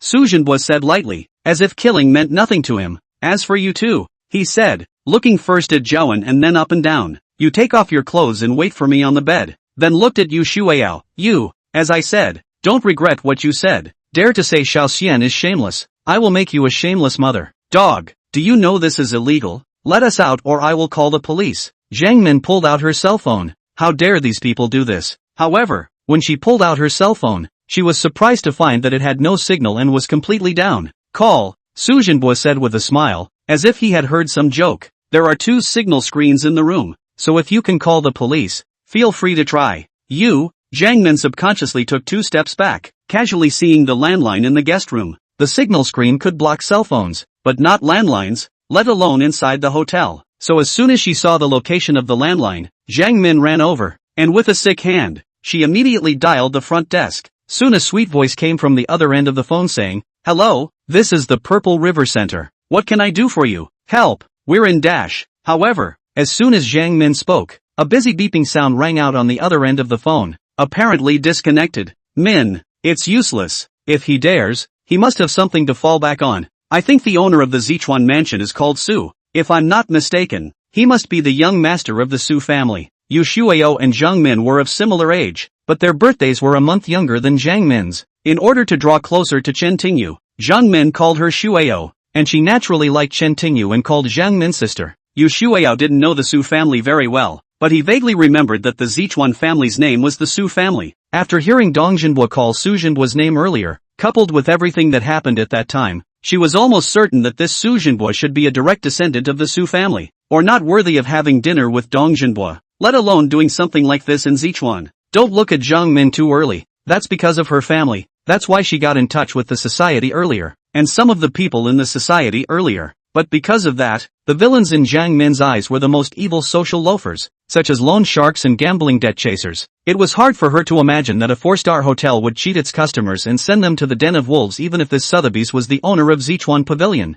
Didn't the staff have a conscience? In fact, Zhang Min was still a bit innocent. The rich boys in these big families had higher social status and more power than the social loafers. The darkness of the power game was not something ordinary people could imagine. And the people in the hotel were not necessarily heartless, but were just driven by some kind of power. Su Jinhua clapped his hands, looked at Yu Minhong, and stood up. You guessed who I am so quickly. Yes, this Zichuan Pavilion is ours. So welcome to my world. What I just said, I'll give you a minute to think about it. If you don't, no one will leave this room. Since I can guess your identity, you're not curious about mine. You smiled, radiant. She didn't say who she was, and with Chen Tingyu, she had nothing to fear. I don't care who you are. In the Su family, even the king of the heavens must bow to me. Su Jinhua sneered. You can rest assured that once you are played with by these people, you will be completely lost in the sea of happiness and become a shameless. No matter what your status is, it will be my Su's mother and animal. Nightwalker, it looks like you're going to be a flower protector again. Hearing Su Jinhua's words, Yu Minhong did not get angry, but just smiled at Chen Tingyu and methodically sat on the sofa opposite Su Jinhua. Zhang Min looked at Chen Tingyu a little nervous. She also saw Chen Tingyu's skills, but before they were dealing with a group of thugs. Now, the group was different. These suits stood there and gave the impression that they were formidable and well-trained. No wonder Min Chang felt this way. Standing behind Su Jinhua were their Su retainers. 80% of their Su retainers were martial arts students. Some of them had been practicing martial arts since they were young, and they all had dexterous hands. That's what gives the fans of the show confidence. Their Su bodyguards, 9 times out of 10, it was too easy to take on a man and 2 women. Just because of him, Su Jinhua waved his hand disdainfully as he took a look at Shui Yao, who was so fearless that he could only rely on an unintelligent brat. Any one of you will be the first to cripple a boy or the first to enjoy a woman. Hearing Su Dong's words, the bodyguards all surrounded Chen Tingyu. These people usually helped Su Jinhua do less work and knew that the young master of the family behind Su Jinhua and the others had that kind of powerful background, so they did not care about the consequences of moving. This, coupled with the fact that Su Jinhua had promised that the first person to give up Chen Tingyu would be the first to enjoy it, made them even more excited. This year's bodyguards had followed Su Jinhua all year round, but the beauties had seen a lot of them, and they had hung out with some of them. But basically, they hadn't seen beauties of the level of Yao Ming and Zhang Min, especially in the case of the schoolmates. Both in terms of dress and temperament, they were slightly better than Zhang Min, and if in life, they could have a one-night stand with such a woman, Even if they were allowed to die immediately, they would be willing to do so. These martial arts bodyguards were indeed more flexible and powerful, and most importantly, they knew how to use force. So, generally speaking, they wouldn't be afraid even of powerful people. Unfortunately, the one they encountered today was Chen Tingyu. The cultivation of the physical realm was all about physical strength and agility. At this point, Chen Tingyu already had the triple cultivation of the flesh body realm, and unless he deliberately retained his strength, a random shot would have the strength of 1,000 pounds. Chapter 54, The Best Brick to Use. When the first bodyguard came at him, Timothy Chan fired at the bodyguard's fist, shattering the bones of the bodyguard's fist, and then saw the bodyguard twist and fly sideways, slamming directly into the wall of the TV, smashing the 60-inch box into pieces. When the second man saw how hard Chen Tingyu was punching, he immediately changed his stance and thrust sideways. The hand hung in the air and came menacingly, and as Chen Tingyu saw the shape, the same hand was blown out. Just as these two fists were about to collide, the man suddenly sidestepped, mismatched Chen Tingyu's hand, and then grabbed Chen Tingyu's wrist and pulled it violently. He meant for Chen Tingyu's strength to pull him into the next position, then raised his leg and kicked. It turned out that he pulled Chen Tingyu to the curb, but before he could fully raise his leg, he was pressed down by Chen Tingyu's other hand, and he saw Chen Tingyu raise his head to hit the man's forehead. The man immediately felt as if his head had been hit by a hammer, and he fell flat on the ground in the darkness. The scene might have looked indecent, but it was strong enough for Chen Tingyu to break it, sending a chill down his spine and subconsciously covering his forehead. Crap! What's wrong? The serious Su Jinbo saw Chen Tingyu raise his hand and take out two of his bodyguards. His face turned a little ugly. The rest of the bodyguards exchanged glances. They didn't look forward, but took a step back and went straight to Chen Tingyu. If the expert made a move, he would know. Just because Su Jinbo didn't know, didn't mean the bodyguards didn't know. They were all martial artists and tried to remain as unobtrusive as possible. With the temptation of such a great beauty, no one would want to be the first to enjoy it, and even if Su Jinbo didn't say anything, they would use all their efforts to go to Chen Tingyu. If the first two were careless, they would show no mercy and there was only one possibility of them being killed. The young man in front of him was hard to deal with. Perhaps he was a piece of iron. Su Jinbo, without realizing it, "You've messed with the wrong person," you said as she sat on the sofa. It wasn't surprising that Chen Tingyu had knocked out the two bodyguards with a single punch. She had originally thought that Chen Tingyu was nothing in front of him. Yeshua did take a bit of interest in the bodyguards, as he could also sense that they were different from the thugs and villains he had seen before. But after the fight, Chen Tingyu lost most of his interest. These guys did possess more strength, speed, and reflexes than ordinary people, but they cared too much about movement, so Chen Tingyu knew what their next move would be even with his eyes closed. Boring. He lost interest in Chen Tingyu as his figure flickered, moving between several bodyguards like a ghost in the wind at his feet. Gunshots after gunshots, beckoning to point at the bullseye. 10 breaths at most, and there were no more bodyguards left standing in the living room. Speaking of which, Su Jinbo and Zhang Min were both a bit surprised, even in Shui Yao, who showed some surprise in her anticipation of the outcome, but was still a bit surprised by Chen Tingyu's skill. With every blow, Chen Tingyu seemed to give her a new feeling and realization, making her feel stronger and stronger. After settling these bodyguards, Chen Tingyu pulled Zhang Min, who was still dazed and sitting on the sofa like Yu Shuio, looked at Su Jinbo and replied word for word, seeing the dagger on the table. "I'm too lazy to do anything about it, and I've built my own house, so maybe I can spare you. Do you dare?" Su Jinbo's eyes widened as he flung out his cell phone to call for help. Seeing that it had no signal, he remembered that the entire suite was shielded. He went straight to the landline, only to find that it was still online. Su Jinbo's intention was to make it impossible for Chen Tingyu to contact the outside world and seek help, but the one who needed help the most right now was himself. Hurting himself. "You only have 1 minute. Chen Tingyu said blankly, looking at his confusion.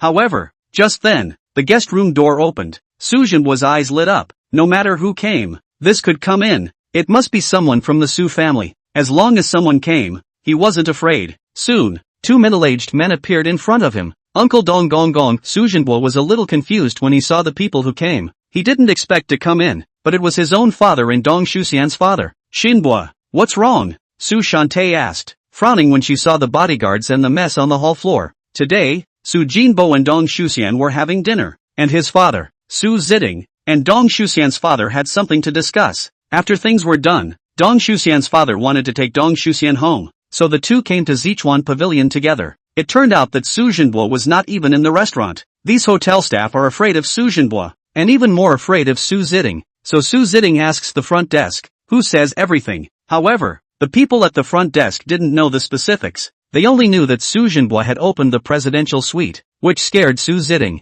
his own son. Of course he knew, with his son's urinary abilities, he was very fond of Dong Shuxian, and he might do something. If Dong Shuxian was really forced to do something out of the ordinary, Dong Shuxian might destroy Su's family. Su's family is a big family in Southeast, but they are a few points behind Dong's family. That's why Su Jibo wanted to go after Dong Shuxian. As it happened, Dong Shuxian's father was also a young couple, so he didn't have to do much. As a result, when he arrived at the presidential suite, he didn't see Dong Shuxian, but only saw a chaotic scene in front of him. Seeing his father, Su Jinbo would not be afraid. He pointed to the opposite sofa Chen Tingyu and they said, "Dad, these three bullies Xian. I would like to teach them a lesson, but this boy is not good. I will take people like this, but also forced me to self-circumcise. In a few minutes you will come, and the grandson of our Su family will also disappear." What Su Ziting glared at him. A few bodyguards beat him up for not being careful. To think that someone would force his son to go to his own palace, that would be restitution. "Where is my daughter?" Dong Shuxian's father, Dong Junshan, frowned. He loved his daughter the most. The thought of someone bullying his daughter made his face turn gloomy. Seeing Dong Junshan's face, Su Jinbo busily said, "Uncle Dong, don't worry, Xiao Xian has my protection. She will be safe." She went back first. Hearing Su Po's words, Dong Junshan's face eased a bit. He looked at Chen Tingyu, and the two of them went to see who dared to bully her daughter. Su Ziting also gave a cold look. How dare he let his own son enter the palace? He really was living out of his mind. However, when Dong Junshan saw Yu Shuiyao, he was slightly stunned. "You are Yu Shuiyao's daughter?" The interests of the Su family and the Yu family had clashed greatly, and Yu Shuiyao was basically in charge of the current pharmaceutical industry, so Dong Junshan naturally encountered her. Hearing Dong Junshan's words, Su Ziting was also slightly stunned. Someone who could make Dong Junshan call him Qianjin, someone with the surname Yu, must be someone as powerful as the Dong family, if not more so. "You bullied my daughter." Dong's brows furrowed again.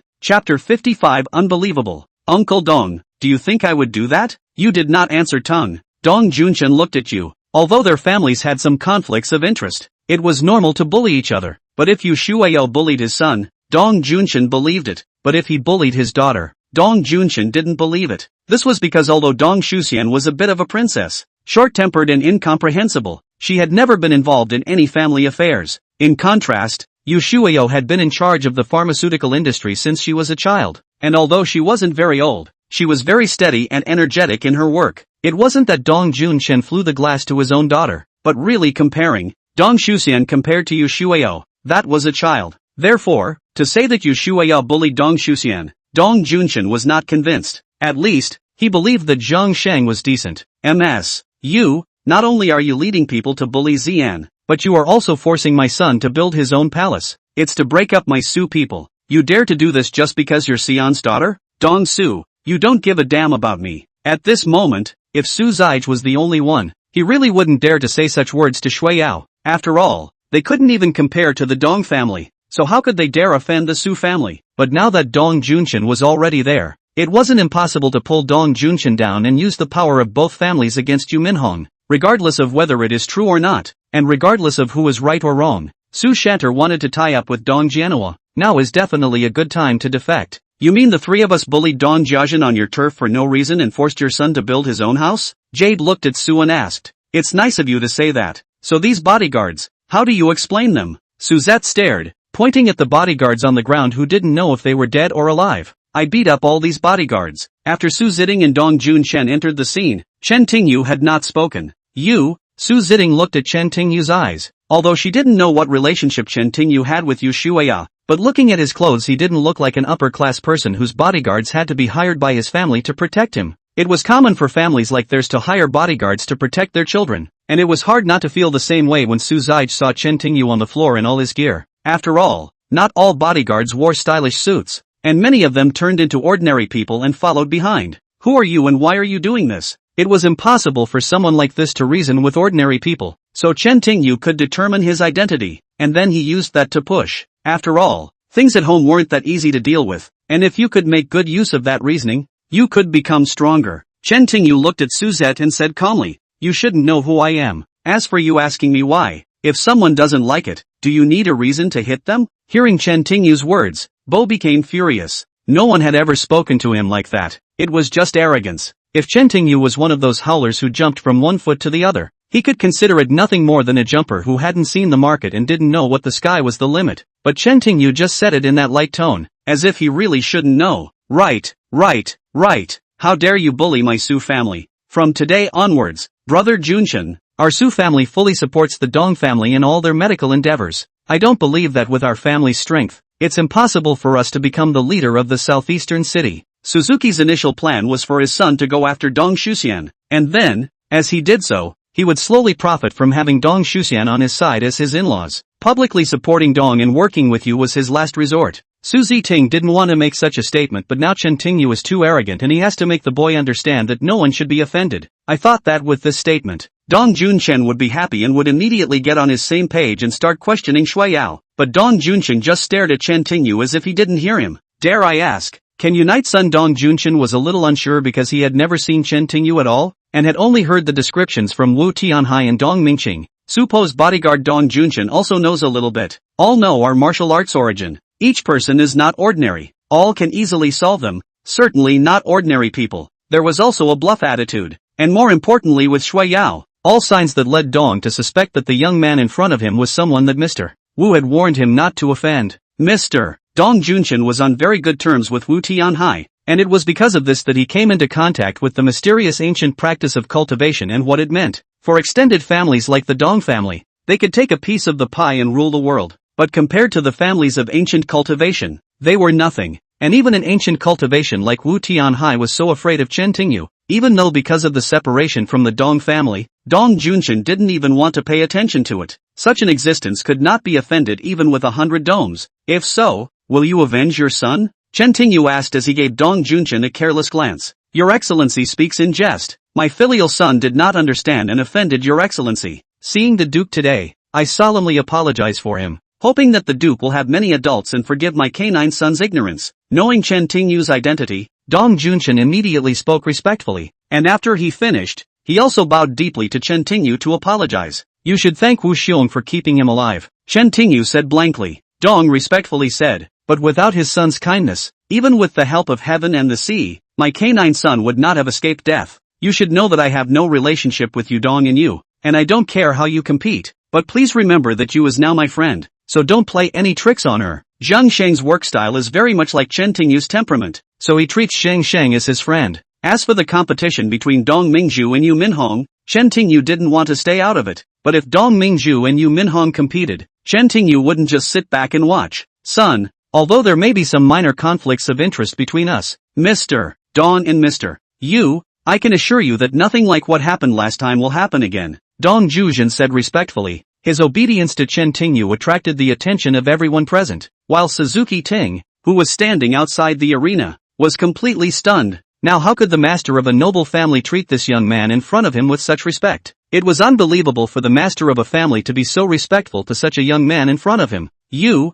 Brother Jun Chen. Su Ziting was a bit dumbfounded. He said that he would team up with Mr. Dong to deal with Yu Minhong, and now Mr. Dong was leaving him hanging to deal with him alone. Ziting, I suggest you apologize to the night demon right now. Don't destroy Su's house on impulse. Dong looked at Su Ziting and said seriously. He knew that this might be a bit unfriendly to Su Ziting, and he also knew that refusing to work with Su Ziting was unarguable for a family, but it wasn't possible. It was better to fight than to lose one's family. Su Zicourt didn't know that a young man who didn't seem to be anything special could make Dong Mingzhu lower his head like this, and he really didn't know who Dong Mingzhu was. Chapter 56, The Same Value. But allowing Dong Junchen to do so would prove that this young man was an offense the Su clan could not afford. As the master of the Su clan, Su Zhenbo was naturally not so young and impulsive. Even he himself was arrogant and rude. But now that Dong Junchen had lowered his head and reminded him in this way, Su Zige naturally did not dare to underestimate Chen Tingyu. Thinking of this, Su Shanti waved his arm, and a pillar with big ears slapped Su Zhenbo's face. Pa!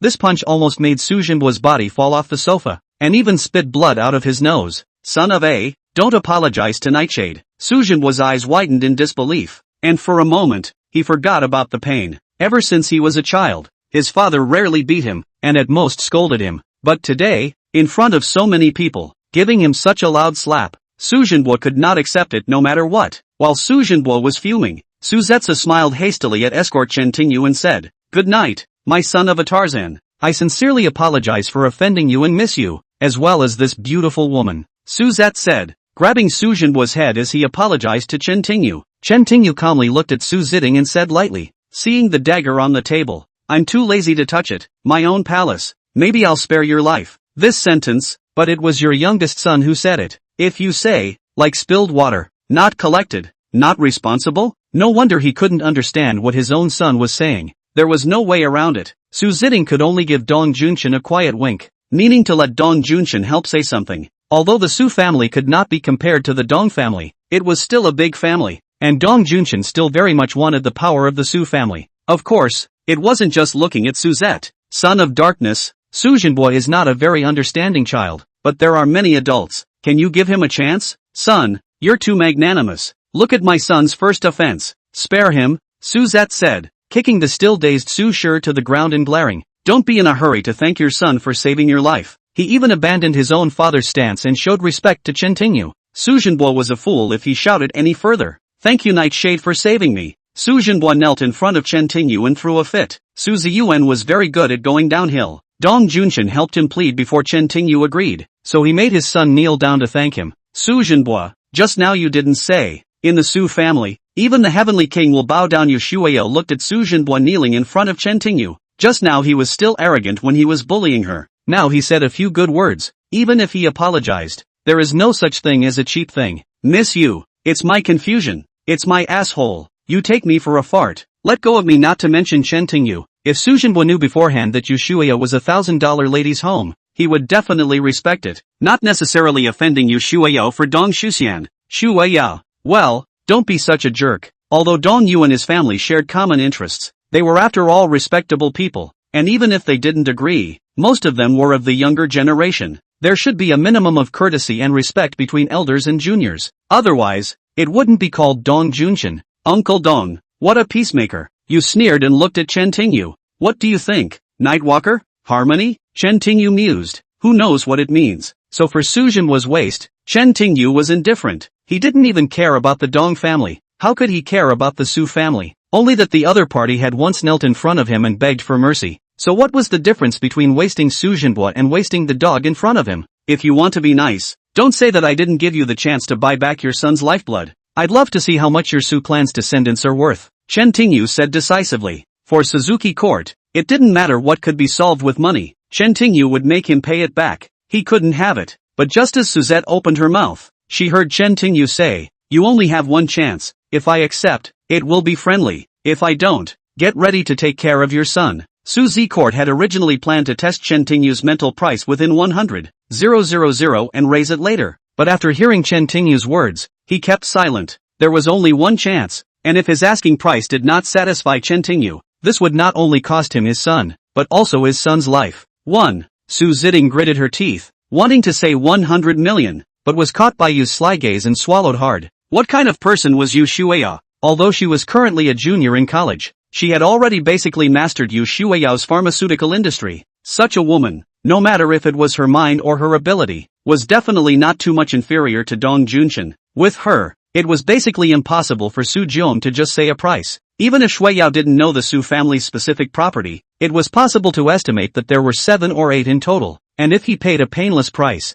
this woman would definitely tell Chen Tingyu. Su Zai thought of this and gritted his teeth. I'll give Zichuan 49%. The Zichuan Pavilion belonged to the Su family, but not just the Su family's Su Zi Pavilion. Although the Zichuan Pavilion was not the only property of the Su family, it was one of the most important properties of the Su family. Giving up 49% of his shares to his son was truly the limit of what Su Zig could do at the moment. If it was more, then Zichuan was equivalent to changing his house. And even if he could do it, the rest of the Su family would not agree to it. Truly Chen Tingyu, his house was equivalent to changing his first house. Lord Su was very bold. It was true that Chen Tingyu did not know how big the family's property was, but it could feel how big the decision it made. Chen Tingyu didn't know how much the 49% share was worth, but it was definitely worth more than the cash equivalent because this hotel was doing business and making a lot of money every year. Seeing Chen Tingyu say this, Su Zi Court rushed to prepare for the signing of the contract once he was informed of this. Fearing that Chen Tingyu would back out, the deed of transfer was quickly prepared, and in order to show the Soviet Union's sincerity, the Soviet Union made it clear in the contract that the 49% of the shares that Chen Tingyu had acquired would be enjoyed only for the profits, and that any future losses would be borne by the Soviet Union. Suzuki Ting was able to do this, besides feeling that he could not offend Chen Tingyu.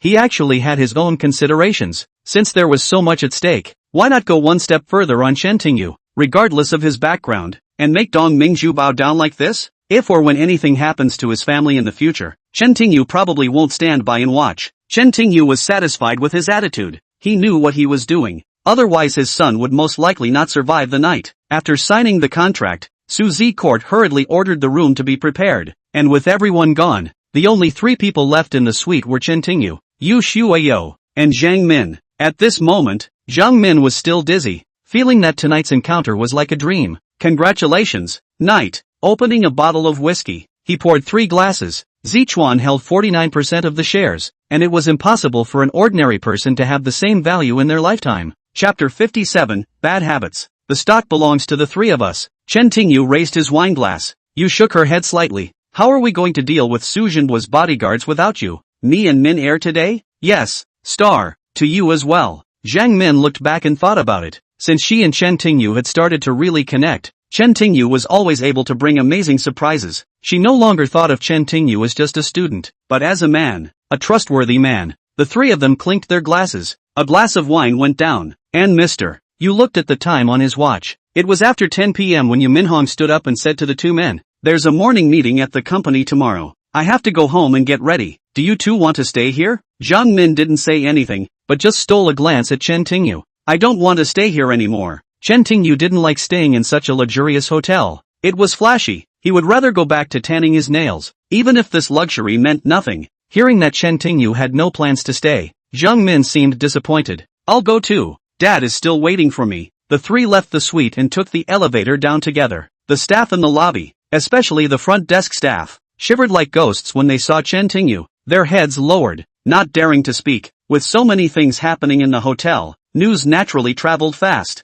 These 3 people should have been taught a lesson by their subordinate bosses, but now they had become the second in command of Zichuan Pavilion. How could these staff members who would help Su Zhenbu not be afraid? They were even prepared to resign, almost without saying goodbye. Seeing Chen Tingyu, they would naturally be nervous. But Chen Tingyu and Yu Shuayo, of course, they wouldn't get on the bad side of these hotel staff. There were owners of grievances, and they were forced to do so. Seeing the trio leave the hotel, the employees secretly breathed a sigh of relief. Thanks to their generosity, they were now worried that their lives would be in danger if they encountered a vengeful lord. "Miss Yu, Miss Min is in trouble." Walking out of the hotel, Chen Tingyu invited Zhang Min to Yu Shuayo. "Night school students, if you don't mind, I like Miss Min and call you stars as well." Yu Shuayo winked. She wanted to build up more or less a relationship with Chen Tingyu. It didn't feel too friendly to always call the night school. "You should call me Baguio instead of Miss." Chen Tingyu nodded. "Yeah, Shuayo. It's cold. You and Min get in the car. You come with me. I'll drop you off right away," said. Chen Tingyu slightly shook his head. "I want to do exercise, so I'm not riding with you." "Alright, then I'll send Min home." Yu nodded, knowing Chen Tingyu's character. When Chen Tingyu said he didn't want to sit, he just didn't want to sit. He wouldn't be falsely polite like others. This was one of the many things Shuayo enjoyed about Chen Tingyu. Watching Zhang Min and Yu Shuaye get into the car, Chen Tingyu turned around and ran towards Zhangjia Mountain. He didn't drive. After all, it felt too strange to take a cab to Hangjia Mountain this late in the evening. Just like what he said to you, he wanted to exercise. As Chen Tingyu ran, the scenery around him went back and forth like a movie. He ran fast, like a sprinter in a race, and attracted a lot of attention wherever he went. But most people just looked, and as Chen Tingyu disappeared, they pulled their eyes back. After all, there wouldn't be anyone following him, and it was impossible to know that Chen Tingyu had already descended more than 10 kilometers, maintained his speed, and instead of slowing down, he was increasing his momentum. Just as Chen Tingyu was about to increase his speed a little more,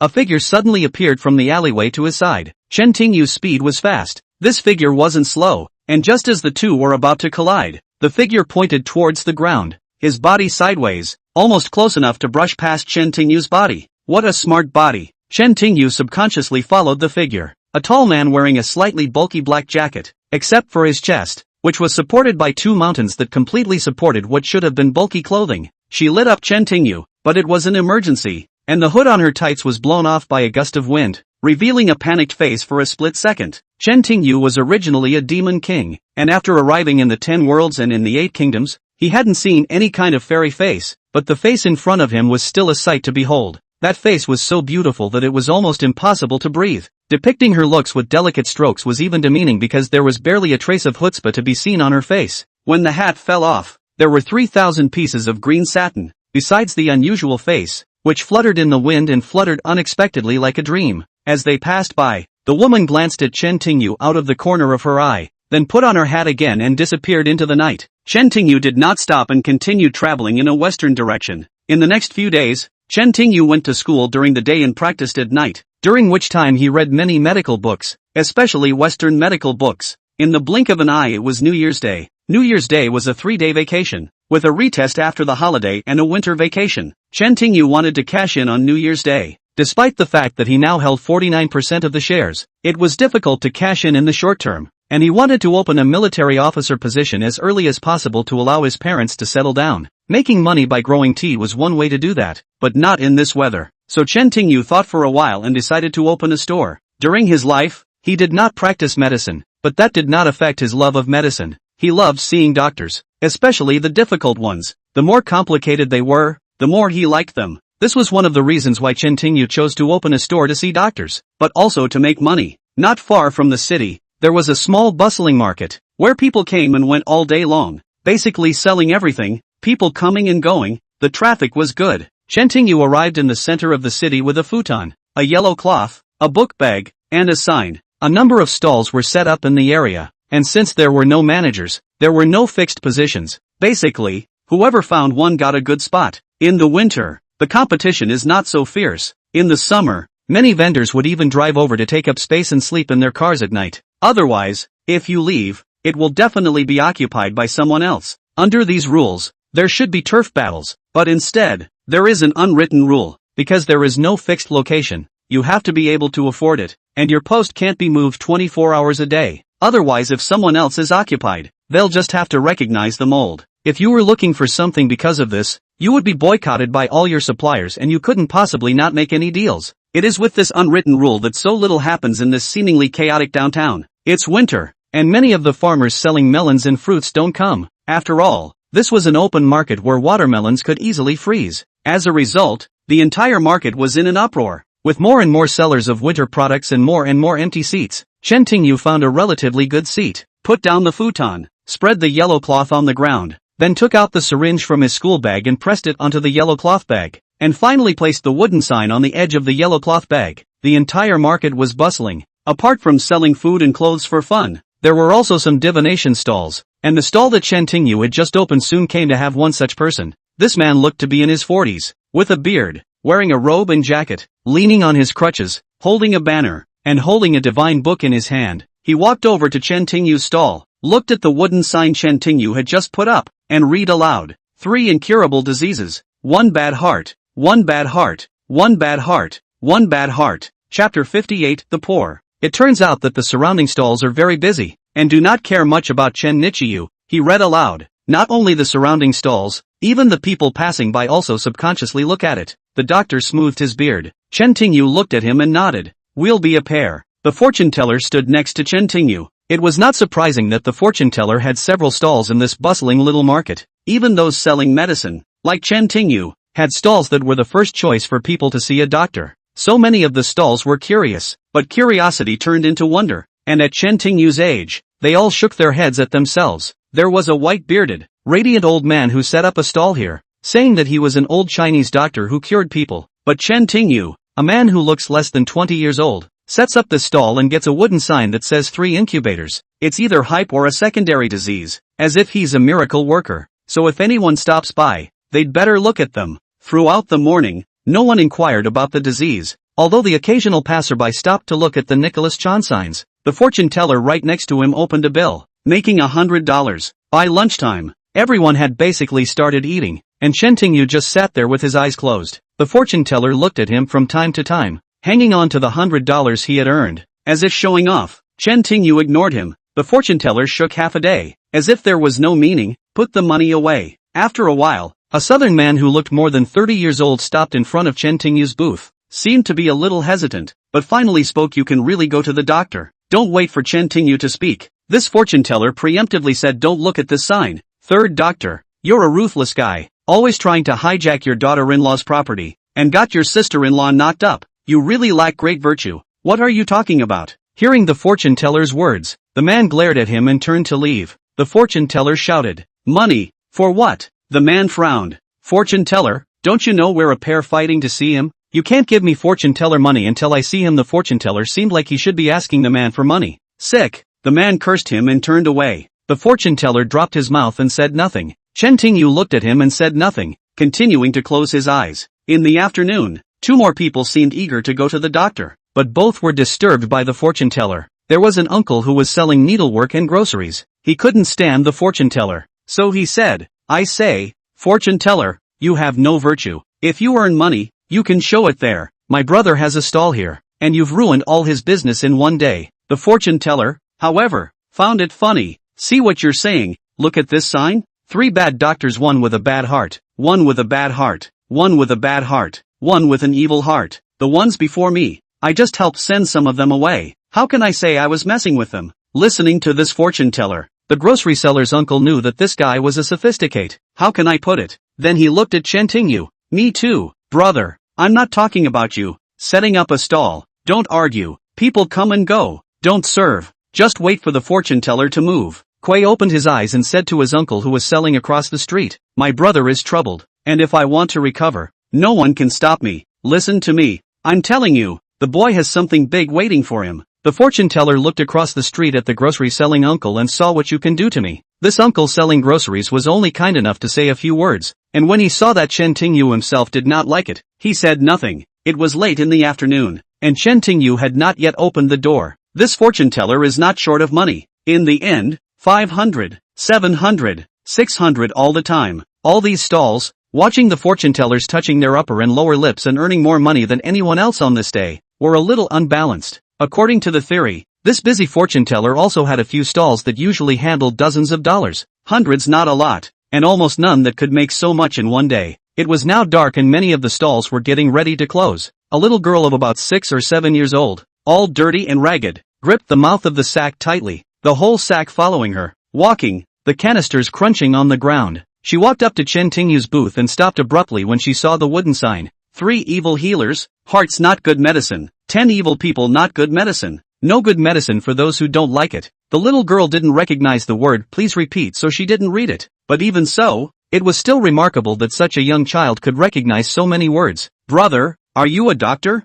The girl looked at Chen Tingyu after reading the words on the board. Chen Tingyu nodded slightly. The little girl continued, "My mom is sick. Can you help my mom cure her?" Saying this, the little girl threw her left hand downwards. The darkness did not hide the fact that there might be a few coins in her tiny, tender hand. Chen Tingyu took a look. It was $60. Chen Tingyu followed, took out the dimes inside, and said to the little girl, "I'll pack up and go with you." After saying that, he packed up his things for the day and followed the little girl out of the city. Not long after the two of them left, someone started squeezing the fortune teller. "Fortune teller, you've got some skills. Why not this time? Counting names, no stubble, just shaking his head here and there." He said, "This little girl is not going to be okay. No, you're just venting. I think you're just looking at this little girl with no money. It's immoral to be full of. No matter what you say, it sounds like a lot of people are speaking up for Timothy-chan, when in reality a lot of people are mentally unbalanced." The fortune teller, not annoyed, "God, that's all for today. We'll continue tomorrow." After saying that, he also started to pack up and leave. On the other side, Chen Tingyu and the little girl left the city. They were walking side by side, passing by a garbage dump. The little girl told Chen Tingyu to wait. She dragged her sack slowly in and out of the store. The little girl came out of the junkyard and counted the money in her hand. Looking happy, she turned around and ran towards the small supermarket next to her, and before long, she walked out with a large box of instant noodles. "This is all you eat?" asked Chen Tingyu. The little girl shook her head. "Yesterday I asked her what she wanted. She said she wanted instant noodles, so I bought there a lot of bread and pickles." "Your family, the poor?" asked Chen Tingyu subconsciously. The little girl thought for a while, nodded seriously and looked at Chen Tingyu. "Mommy said we are poor. We are poor. Doctors don't treat the poor. Can't you give in? I've already taken your money. Of course I won't budge." Chen Tingyu stroked the two girls' heads. "That would be great." The little girl smiled happily, then looked at the sky and said, "But you must come with me right away. Otherwise it will be dark soon and you won't be able to see anything." Chen Tingyu nodded and quickened his pace with the girl, but for a 6 or 7-year-old, there was a limit to the speed. "Do you want me to hold you so we can drive faster?" Chen Tingyu came out and the little girl was desperate. Chapter 59, Strangers. May I? The little girl blinked. You don't think I'm dirty? Chen Tingyu shook his head slightly and picked up the little girl. Does anyone think you're dirty? Yes. She nodded. A lot of people. They hate me calling me a wild child. Are you angry? Chen Tingyu asked with a smile. The little girl shook her head. Mommy didn't get angry and told me to be tolerant of everyone. Chen Tingyu hugged the little girl as she pointed the way and suddenly ran faster. But even so, she walked for a full 10 minutes. Is this your house? Chen Tingyu asked, a little surprised when he looked at an abandoned building in front of him. This was a far-flung southeastern city. They said it was famous because it was on the news. At the time, the developer got a pre-sale contract because it was much cheaper than the current houses, so the house hadn't been built yet, and the entire house was basically pre-sold. Once the money arrived, the house was only half built, so the developer took the money and ran, leaving a pile of garbage to be disposed of. The people who bought the houses made a lot of noise and were in the news. The government had no choice but to solve the problem separately, because no one wanted to take over the broken building. It was abandoned for many years. Chen Tingyu followed the girl to one of the buildings, which was relatively well constructed. The ground floor was boarded up, but no windows were installed. The girl took Chen Tingyu to a room on the second floor. In fact, the room wasn't even rough. There were some potholes on the floor, and in some places you could even see the cement inside the steel bars. The only thing in the room was a bed made out of cardboard and straw. On it lay a middle-aged woman who looked to be in her 40s, covered with a thin blanket, probably due to the cold and the lack of clothes. She was curled up and shivering slightly. Mommy, I'm home. The little girl walked briskly towards the woman lying on the bed. At the sound of the little girl's voice, the woman opened her eyes slightly. Her already pained face forced a smile Zoe's back. The little girl nodded and placed the instant noodles in front of the woman, smiling innocently. Mommy, I bought a lot of bottles today, and with yesterday's money, I bought a bucket of instant noodles. Zoe, the woman's eyes moistened at the sight of the instant noodles in front of her. She had just casually said that yesterday, but it turned out to be something her daughter took to heart. Mommy, why are you crying? Did I do something wrong? The little girl suddenly felt a little flustered at the sight of the woman's tears. No, Zoe is fine. Zoe is the best child in the world. The woman stroked the little girl's face with nothing but love and guilt in her eyes. Aha! Chen Tingyu coughed softly, not wanting to interrupt this more tender scene, but he didn't come to watch. It was already dark. The woman was lying on the edge of the bed and looking at her daughter, so she naturally did not notice Chen Tingyu. When she heard someone coughing, she was naturally startled. Who? She turned around and made a strong effort to support herself, then wiped her tears and looked in the direction of the coughing sound. When the little girl saw him, she said, Mommy, brother is a doctor. He's come to see you. Doctor. The woman looked at Chen Tingyu warily.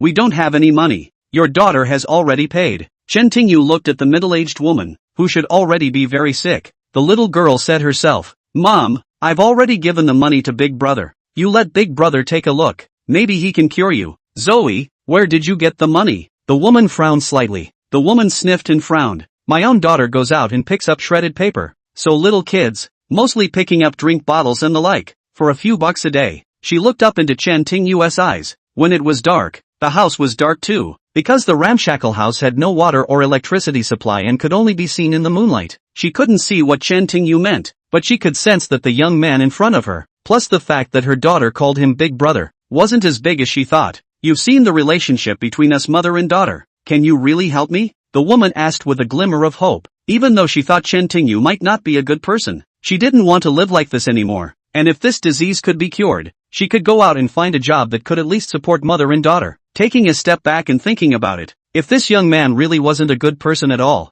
there really wasn't anything to be afraid of. She was already like this. There was nothing left to fool around with. Chen Tingyu nodded and didn't say anything, just walked over to the woman's bed, sat cross-legged on the floor and said, Give me your hand. I'll check your pulse first. The woman sniffed and stretched out her right hand. Chen Tingyu placed it on her wrist. Chen Tingyu withdrew his hand and lowered his head, thinking for a moment, is something wrong? When Chen Tingyu didn't speak, the woman looked nervous. The little girl also looked at Chen Tingyu with an anxious expression. You have a lot of questions, Chen Tingyu mused. This woman was sick all over her body, big and small adding up to a dozen. The more serious ones were liver failure and a brain tumor. So, can it be cured? His body, of course, knew best. While women didn't have the money to go to the hospital and didn't know what was wrong with them, they would feel bad about it and feared that time was running out. Give it a try. Chen Tingyu was not exaggerating. After all, his cultivation was still limited, and with so many diseases, it was basically impossible to cure them all at once. Take off your clothes first, Chen Tingyu said as he opened his school bag and took out a syringe. But the woman froze. She looked at Chen Tingyu for a moment before turning her gaze back to her daughter and talking to her.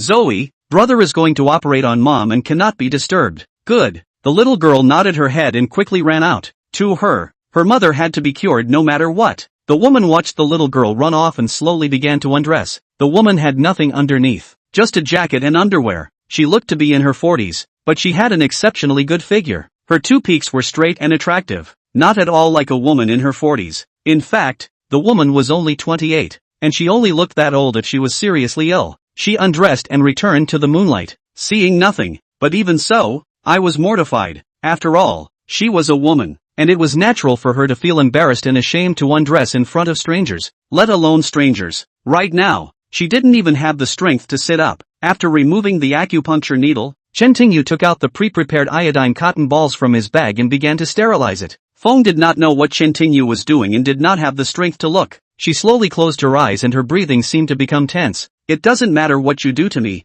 I'm going to die anyway. But Zoe, she's still young. If you still have a conscience, when I die, I want you to take her to the first aid station. Feng Yaji said, and tears flowed down her face. If Chen Tingyu was going to do something bad to her, there was no way she could resist considering her situation. Zoe was there, and if she resisted too fiercely, Zoe would get scared and then maybe Zoe would get hurt. So Feng Yazi could only hope that Chen Tingyu was just having a momentary sexual impulse and could help her daughter to the aid station after his conscience was clear, as long as her daughter was safe. Chapter 60 Warmth. However, after half a second, Chen Tingyu didn't make a move, and when Chen Tingyu's voice came, Feng Yunqing opened her eyes again. Feng Yin flinched, but did what she was told. It took almost all her strength to roll onto her back and face Chen Tingyu. Just then, Chen Tingyu's hand landed right on the back. Feng Yazi's body was cold, as she was already cold, as she had taken off all her clothes. But Chen Tingyu's hand was warm, and it felt good to put warm hands on Feng Yazi's body. The next thing Feng knew, she felt a warmth that seemed to emanate from Chen Tingyu's hand and quickly unfolded her upper body. It was Chen Tingyu channeling her insides with real air. Feng Yazi's body was very bad, in addition to liver failure. In fact, there were also some problems with her internal organs. Without a real qi tonic and moisturizer, it would be very difficult to recover in a short period of time, and might even continue to deteriorate. Soon, Feng felt her whole body warmed up. She couldn't remember how long it had been since she felt so comfortable. It's going to hurt a bit next. If you can't help it, you can scream, but be careful not to bite your tongue. Using his true qi to help Feng Yazi comb through her body, he then used his true qi to heal her. Chen Tingyu sent out a pain alert to Feng Yazi, took out 8 milliseconds and stabbed Feng Yazi in 8 areas: liver U, Dan U, spleen U, stomach U, Gai Song, blind door, kidney U, Qi Hai U. Theoretically speaking, to treat Feng Yazi's disease, in fact, using 3-pronged needles is the best effect, but 3-pronged needles need to bleed, and Feng Yazi's current condition, his body is very weak. Naturally, he can't use this method. 8 milliseconds passed. Feng Yazi didn't feel anything at first, but as time passed, she felt more and more pain, not only on her forehead, but also on her body slowly, and her brows furrowed. Soon, Feng Yazi felt as if something had grabbed her internal organs and squeezed them so hard, especially her liver, that she almost wished she had fallen to her death. But even so, Feng Yazi clenched her teeth, tore her lips, bled a lot, and didn't cry out in pain, because she didn't want her daughter to worry, didn't want her daughter to hear her cries of pain. On the other hand, Chen Tingyu started crossing his knees and practicing kung fu to regulate his true qi. It took Chen Tingyu about 10 minutes to open his eyes, raise his hand and stick the needle directly into the body of Feng Yazi. Was still gritting his teeth when suddenly he only felt a rush of hot air in his throat, followed by a rush of blood from the sky, fading into darkness and passing out. Chen Tingyu frowned slightly and pushed a large amount of real air downward for a millisecond, entering Feng Yazi's body. Unlike in the past, using milliseconds as a medium this time, injecting real air into Feng Yazi's body would be more effective. Everything Chen Tingyu had done before was groomed Feng Yazi first, just in case she suddenly couldn't adjust to real air. That was the key to healing. After an unknown amount of time, Feng Yazi slowly awoke. The pain was gone now, replaced by a feeling of ghee. This feeling was wonderful, comforting and disturbing. Feng Yunqing wore a weary expression on his face, as if he had forgotten that he was still healing, trying to absorb this wonderful feeling. And at that moment, Chen Tingyu, his face a little pale, gave Feng Yazi too much real anger, eventually healing her problems. A raised hand. The millimeter needle that had not entered Feng Yazi's body seemed to be attached to Chen Tingyu's palm. and actually followed Chen Tingyu's hand out of Feng Yazi's body. Feng Yazi could not help but exhort, feeling as if something had been pulled out of her body. The original shortness disappeared and her body returned to normal. At this point, Feng Yazi felt her body relax and her entire body seemed to become stronger. She wondered where Chen Tingyu could really help her heal, and it was very effective. He hurriedly stood up and knelt in front of Chen Tingyu and kept headbutting her. "Thank you, healer. Thank you, healer. Put your clothes on first." Chen Tingyu adjusted his breathing and said indifferently, "Don't get excited first. I have good news and bad news. Which one do you want to hear first?" Chen Tingyu categorized, detoxified, and stored them through milliseconds. "Tell me the good news first." Feng Yazi hesitated and said. Chen Tingyu nodded. "The good news is that your body has basically been cured by me. You only need a few more days of conditioning before you fully recover." "It's great," Feng Yunqing said with some excitement. "She can finally go out and work like a normal person. She can make money. She can send her children to school and study. She can live a better life." "The bad news is..." Feng Yazi was excited for a moment before remembering that there was more bad news waiting for her. "The bad news is that you're healthy, but you have a tumor in your brain, and as things stand, you'll only live for a year at most." Chen Tingyu began. "From now on, your name is Nightshade." The news was a bolt from the blue for Feng. "Brain tumor. How did you die?" Feng Yazi, although she knew she should have a very serious disease, did not think it was a brain tumor. "Do you often get headaches, especially when you wake up in the morning, or even vomit?" Chen Tingyu. Feng Yazi nodded. She did have these symptoms and her liver was in a particularly painful position. If it wasn't for Chen Tingyu, she would have thought she had stomach or liver cancer. "Yes, that's a sign of a brain tumor." Feng's brain tumor was not too serious, otherwise Chen Tingyu would not have treated her body. "So, which doctor? Is there a cure?" If possible, Feng Yazi did not want to die at all. Not for herself, but for her daughter. "I can only keep you away from the brain tumor, but that doesn't really stop it. It just makes your body feel less pain. But there's a bad side to this, because your body doesn't feel the pain, so you don't feel how bad it is. In other words, you die without any warning." Brain tumors were troublesome and could not be treated with pure qi alone. Unless Chen Tingyu now entered the gathering realm and transformed his true aura into aura, which could be used to melt the tumor. Of course, Chen Tingyu had a cure. He could do a craniotomy on his body, but it was time-consuming. Not only was there a lot of prep work, but the conditions of the hospital were minuscule compared to a regular hospital, and there were certain risks involved. Chen Tingyu wouldn't spend all his time on something that was uncertain. There are only two ways to get enough money to go to the hospital to have a craniotomy to remove the brain tumor. The second is to cherish this last year and spend it with my daughter. This is the choice left to Chen Tingyu, who has performed miracles in his life, but more on his own. "Which doctor? Can you tell me your name?" It was enough to get her back on her feet and was already very grateful to Chen Tingyu. "My name is Chen Tingyu." Chen Tingyu was speechless. "Zo, Feng Yazi called out to the little girl. The little girl, who had been waiting outside, heard her mother's call and rushed inside. "Here." Feng Yazi waved to the girl. The little girl came to her side. Chapter 61, Repayment. "Kneel down," Feng Yazi said softly. The little girl obediently knelt right in front of Chen Tingyu. Continuing, she said, "This big brother is called Chen Tingyu. You have to remember what he looks like. He saved mommy. When you grow up, you have to repay him. You know." Zoe remembers. The little girl nodded seriously, and although the room was dark, she tried to see Chen Tingyu clearly in the moonlight and engrave it in her heart. "From today, your name is Night Shadow." Feng Yazi gently stroked the little girl's head. Chen Tingyu gave Feng Yazi a strange look. He knew she must be thanking him from the bottom of her heart, but there was no need to change her name.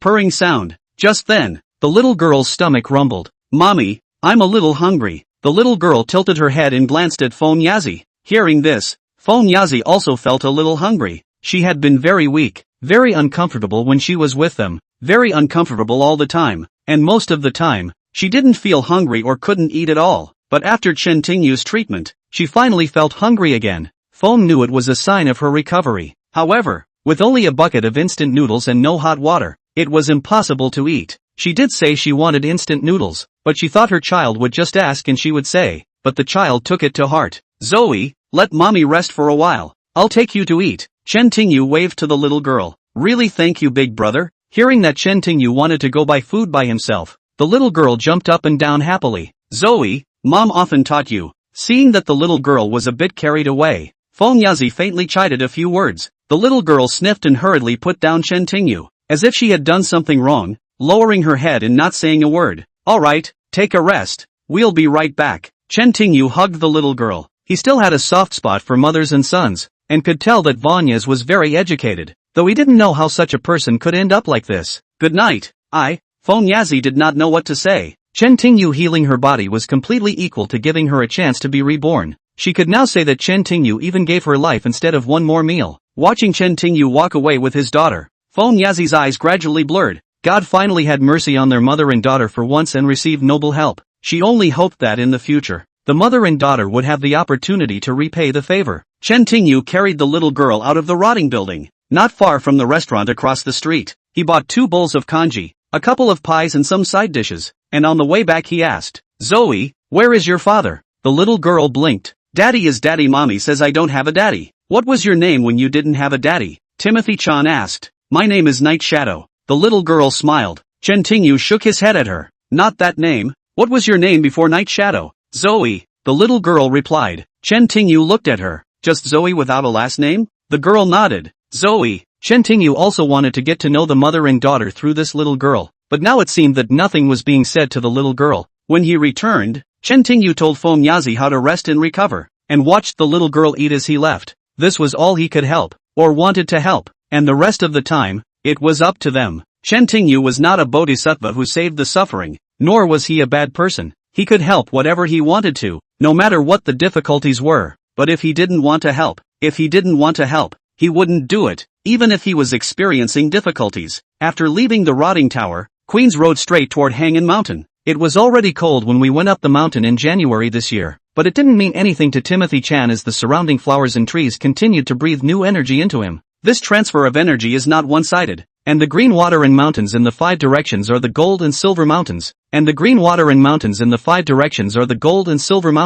and what is most noteworthy is that even in winter, the flowers, plants, and trees around Chen Tingyu did not wither, and they withstood the cold, and they are able to live forever, as long as Chen Tingyu cultivates here. As night fell and the mountains were quiet, Chen Tingyu sat under a tree and practiced hard. Just then, a sound like sweeping leaves with a broom suddenly came from the distance. Chen Tingyu opened his eyes and looked through the moonlight. Under the moonlight, a kitten-sized creature was approaching Chen Tingyu's practice ground. Compared to a small bobcat, its size was limited, but its body was slim and its limbs were short. Chen Tingyu was slightly stunned. He had seen mink before, but now it looked a bit different. Normal minks were brown or yellowish black, but this one had purple fur all over its body. It came in front of Chen Tingyu, but not too close, maybe 4 or 5 meters away from Chen Tingyu. It was normal for practitioners to be surrounded by birds and beasts when practicing the 5 laws of Qing Di, because Qing Di was the energy of nature. However, since Chen Tingyu had come to Jiashan to dry himself out, it had not been a short period of time without the arrival of birds and beasts.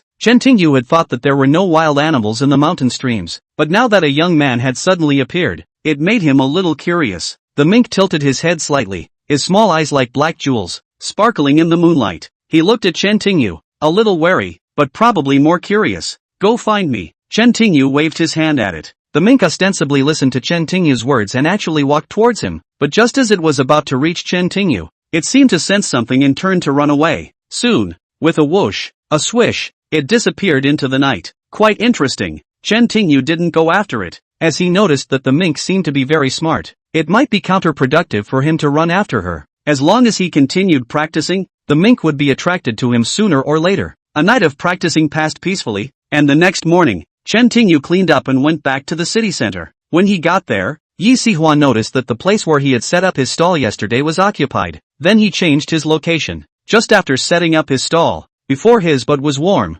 yesterday's fortune teller came. "Well, we're lucky to have the 3 of us. I didn't think you'd be here today. Let's see how you took the place yesterday." The fortune teller, somewhat familiar with himself, greeted Chen Tingyu warmly and set up store next to him. "It's going to be a busy day," he muttered to himself as he set up his stall. Chen Tingyu ignored him and didn't shout, just sat there with his eyes closed. Soon, the morning passed without opening the door. At lunchtime, someone at a nearby stall started making fun of the fortune teller. "I said fortune teller, how accurate are you?" The fortune teller looked at him and pointed to his triangular flag. "Do you see what it says? God knows the fate of the devil. You can't be sure." He laughed. "In the morning when you set up your booth you said it was going to be a busy day and you didn't make a sale all morning. You know what?" The fortune teller gave him a blank look. "It's not the time. Tell me what time it is." Sales made fun of that. When it's supposed to be busy, it's busy. The fortune teller wasn't offended and had a laugh with him. Just then a woman came down the street, looking about 30 years old, and next to her was a little girl, about 7 or 8 years old. They both wore old, but clean clothes. The woman, not to say she was pretty, but had an unexpected charismatic aura that lasted the longer. The two came to the Chen Tingyu booth and directly fell to their knees. The downtown area was crowded, immediately attracting a lot of attention and curious gazes from the surrounding vendors. Night Doctor, thank you for your great mercy. We, mother and daughter, bow to you. Chapter 62, You're really good. It was Yi Zifeng and Night Shadow who came. Last night, after Chen Tingyu came back, Feng and Nightshade went to bed after eating. It could be said that last night was the most comfortable and sweetest night Feng An had slept in years. When she woke up this morning, she realized that her body was unusually light, and there seemed to be an inexhaustible amount of energy within her body. Before Feng Yazi could react, she heard her daughter's surprised expression, saying that her mother had become beautiful. At first Feng Yazi was a little disbelieving, but then her daughter pulled her out and noticed a car parked on the street and looked in the rearview mirror. Feng Yazi looked in the mirror and cried straight away. She was only 28, and illness and malnutrition made strangers think she was in her 40s when they saw her. But after Chen Tingyu touched her up last night, he not only healed her body, but also nourished her body and restored her face to its original appearance. Feng Yazi returned to her younger self and naturally became more confident. She just packed her and her daughter's grooming clothes and took her to look for a job. They went to many places this morning. In the end, the owner of the noodle store saw the mother and daughter strange pity, so he hired Feng Yazi. Although the salary is not much, only 800 yuan, but there is a package of food, but also a temporary decision to give the mother and daughter to solve the problem of food. When she got the job, she was the first and only person who wanted to tell Timothy Chan. So, I used my lunch break to ask my daughter to take her downtown and say thank you to her as she faced Chen Tingyu. The mother and daughter kneeled down and bowed. The crowd of onlookers grew and everyone started whispering. Many people think this is all hype. After all, there are still a lot of people in this society who want to be famous and really have no lower limits. Just then, the fortune teller sitting next to her looked at Feng Yazi and shook his head slightly. Acacia is nothing, don't worry about flowers, he whispered, his voice quickly drowned out by the conversation around him. But Feng Yazi scowled and looked at the fortune teller with some suspicion. God was the devil, he understood. Feng Yazi met the fortune teller's wife, stepped back, and said to the fortune teller, the master knows my heart, how to know and how not to know. The fortune teller shook his head slightly. I pray that the master will solve the mystery, said Feng Yazi, looking at the fortune teller with emotion. The fortune teller held out his hand and said, fortune teller's charge. Feng Yunqing was first dumbfounded, then embarrassed. She had only gotten a job today. Where did she get the money? Just then, Chen Tingyu picked up a coin and placed it in the fortune teller's hand. This coin was used to pay for last night's visit to the doctor. The fortune teller smiled when he saw the dime. Salvation. Yes, yes. The fortune teller took the dime and looked at Feng Yazi for a moment before continuing to bring you good luck. Go south now and don't look back. Go south. Feng Yazi seemed to want to ask something else, but was interrupted by the fortune teller. Don't ask anything, don't say anything, just remember what I said. There was nothing Feng could do about this. Night Shadow followed suit as Chen Tingyu bumped his head a few times, expressing his deep gratitude to his mother and daughter before listening to the fortune teller's words and heading south. Heading south, they were soon out of the city, and the mother and daughter walked a long way, hand in hand. Just as Feng Shao began to doubt the fortune teller's words, a black Volkswagen business car pulled up in front of them. Soon, two men in suits got out of the car and brought Feng Yazi and Nightshade directly into the car. Feng Yazi reacted as the car started up again and drove away. On the other side of the busy street, bystanders were still talking despite the fact that the mother and daughter were gone. This time it wasn't just Chen Tingyu, but also the fortune teller. No one knew what he and Feng Yazi were talking about, and most people thought the fortune teller was fictional. But that's how people are. The more pretentious they are, the more curious they become. At once, someone in the crowd walked up to the fortune-telling booth and said, Mr. Fortune teller, help me figure out how many years I have left. It was a stupid question, because the fortune teller can say whatever he wants, saying that you can live to be 80 years old, and if you live to be 80 years old, it will be hard not to get in trouble with the fortune teller then. And he said if he died before he was 80 years old, how could he not get in trouble with the fortune teller? The fortune teller looked at the man and held out his hand to tell his fortune. The man pulled a dollar bill out of his pocket and placed it in the fortune teller's hand. The fortune teller glanced at the money and raised his eyebrows slightly. Play me. He froze for a moment, then said, you just told that mother and daughter a dime. I'll give you 10 times her money. The fortune teller chuckled. The mother and daughter who gave me a dime both owe me a dime. You're worth $1 million, so you're only giving me a dime. When the fortune teller said this, not only did he not get angry, but he looked a little surprised that his attitude towards fortune telling had changed. Master, I'm just kidding. Saying this, he took out $100 bills from his wallet and handed them to the fortune teller. Please do the math for me. The fortune teller took the money and didn't ask for his date of birth, just looked at his face carefully, then said, "You are a very good person. A good family, just a little bad to say that you feel very insecure and sorry for your wife." The fortune teller's voice wasn't small, and as soon as the words were out of his mouth, the onlookers began to mumble and look at the man strangely. Anyone would have gotten angry at such a statement, but the man didn't. He coughed and asked in a low voice, "But there is a way out of this." The fortune teller laughed, far and near. After saying that, he looked at Chen Tingyu. Seeing this, the man followed suit and looked at Chen Tingyu. Chen Tingyu rubbed his eyelids and said blankly, "The small one gets 5, the big one gets 1. Hearing Chen Tingyu's words, the surrounding crowd boiled over. A doctor who set up a stall was, to put it badly, like the barefoot doctors of old. Asking for so much money right off the bat was insane. The man hesitated. He had suffered from this disease for many years. Various treatments had been tried in hospitals large and small, but all had failed. Even though his wife hadn't said much for years, he always felt sorry for her and couldn't let her experience the joy of being a woman. It was for this reason that he even had thoughts of lightening his life. When I passed by the bustling market today and came across such a scene, I felt hypocritical, thinking that both this mother and her daughter, the young man who was being cured, and the fortune teller were all together. It's either hype or a bunch of crooks. If he thought that, he had an idea to unravel, and that's why he came to the fortune teller.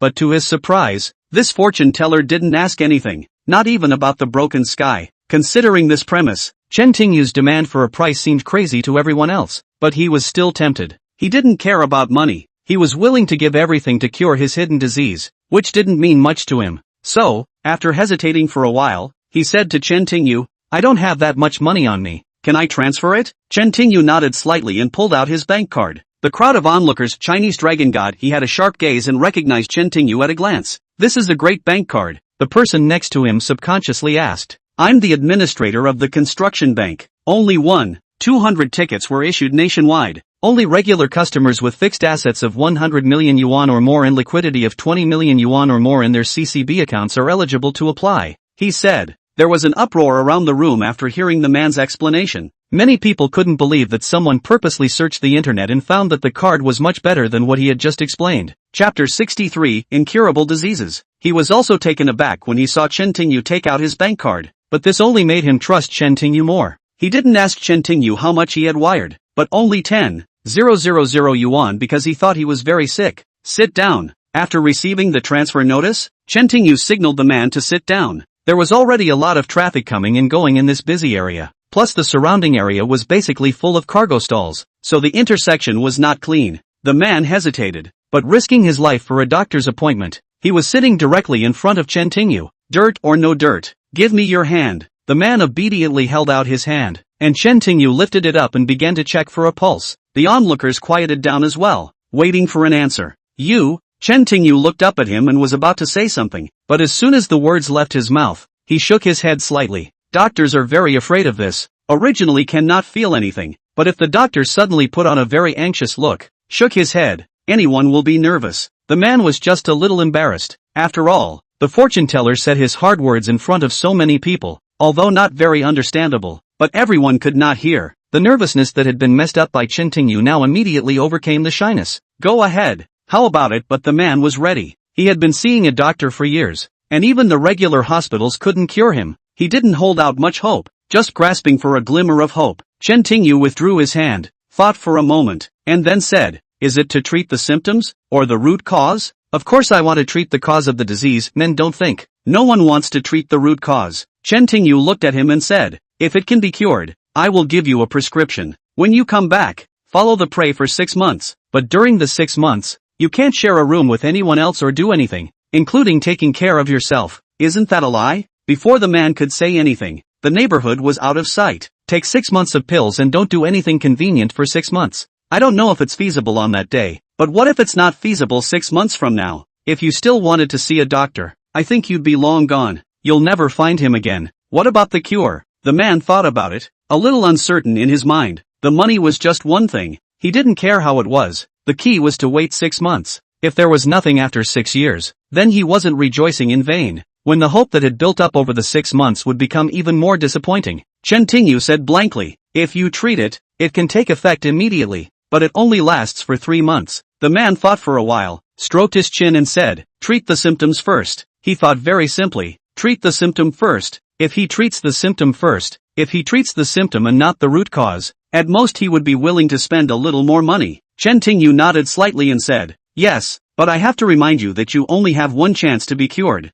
There was something strange about this man's body. Chen Tingyu could cure him, but it would take some time to adapt, but that was hard to believe. So Chen Tingyu asked him if this was a cure or a panacea, so he could choose for himself. And this was only a one-time thing, because for curing the symptoms, Chen Tingyu needed to pump water through the meridian. To put it bluntly, its effect was temporary, but if there was a time limit, obsolescence was tantamount to complete scrapping. Only once? After hearing Chen Tingyu's words, the man suddenly became skeptical of Chen Tingyu again. In his opinion, Chen Tingyu had forced him to choose the treatment. It wasn't just the man, but the audience as well. The murmur of voices made the man feel that something was not quite right. After listening to the discussion, the man thought for a while and said, alright, let's treat the symptoms first. He wanted to see if Chen Tingyu was really up to the task. If that didn't work, he could expose these crooks in public. If it worked, there was always a cure. Alright, lift up your shirt. Chen Tingyu's medical charges, shall we say, he would say. As for the final decision,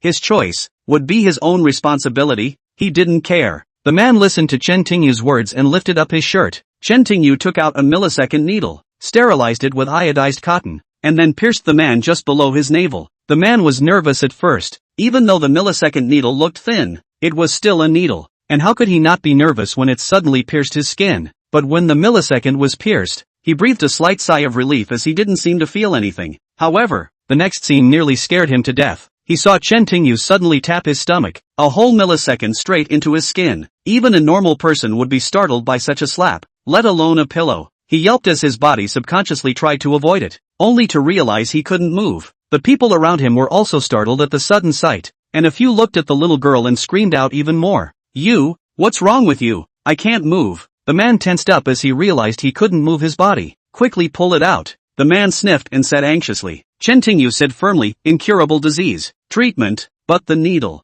The man started to speak, but was interrupted by Chen Tingyu. Cure, shut up. The man still tried to speak, but after seeing Chen Tingyu's angry glare, he obediently shut his mouth. Everyone had qi. Qi was the essence of a person, but everyone's qi was different, either strong or weak. Instead of using his own spirit on this man, Chen Tingyu guided the man's inner energy to focus on Dandan and enter the meridians there. Although the man could not move for a moment, the sensations in him remained. Soon, he felt a warmth flow from his whole body to the place where the needle pierced under his navel. Soon, the place where the needle pierced began to glow. The heat then condensed into a force that went straight down. Chen Tingyu raised a hand, which had previously been completely slapped into his skin, and was suddenly pulled out as if Chen Tingyu's hand had been sucked out. A millisecond later, his body regained its mobility. He sat on the ground, clearly aware of his body, waking up somewhere where he had been sleeping for years. The long-lost feeling of this made him very excited, but at the height of his excitement, he remembered what Chen Tingyu had said.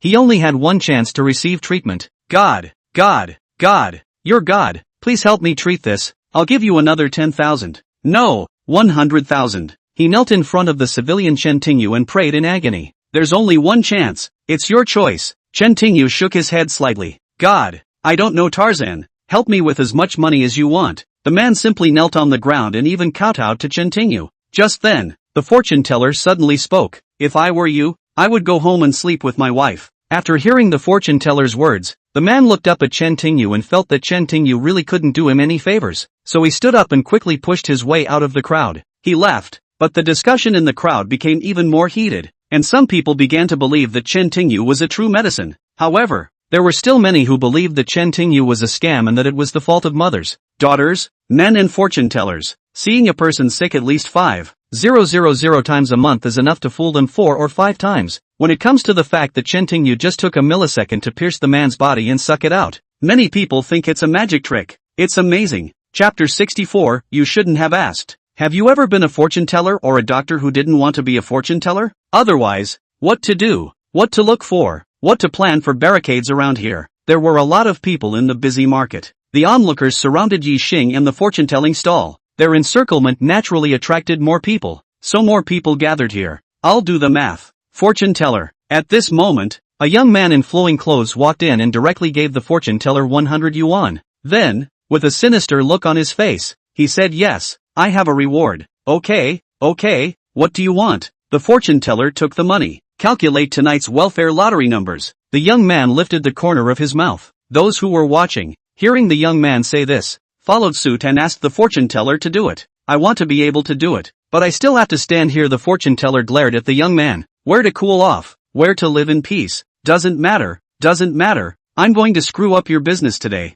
The young man glared, ready to strike. The fortune teller looked at him, pointed to his pieces and smiled. Behold, God counts the devil's grains and knows heaven and earth. I can't count them all. And you're in. Think it over, and let's all go back. Buy a set. There was an uproar around the room. The fortune teller was calm. But I have a fortune teller. Do you have a fortune, Blossom? Fortune must sometimes be there. Fortune fires all the time. The young man bristled and said, it doesn't matter to you, as long as it's the right choice. Even if I win the lottery tonight, go out the next day and have a car run over me. The fortune teller looked at him. The whole family would die. The young man knelt down and told the fortune teller, I will die. Okay, then stick your ear. The fortune teller hooked his finger around the young man. The young man put his ear against it. The fortune teller murmured in the young man's ear. Next to him, Chen Tingyu giggled and looked at the fortune teller. The young man jumped up and pointed at the fortune teller's nose and swore, damn, if you talk again, I'll rip your skin off. The fortune teller laughed. That's bull asterisk asterisk asterisk asterisk.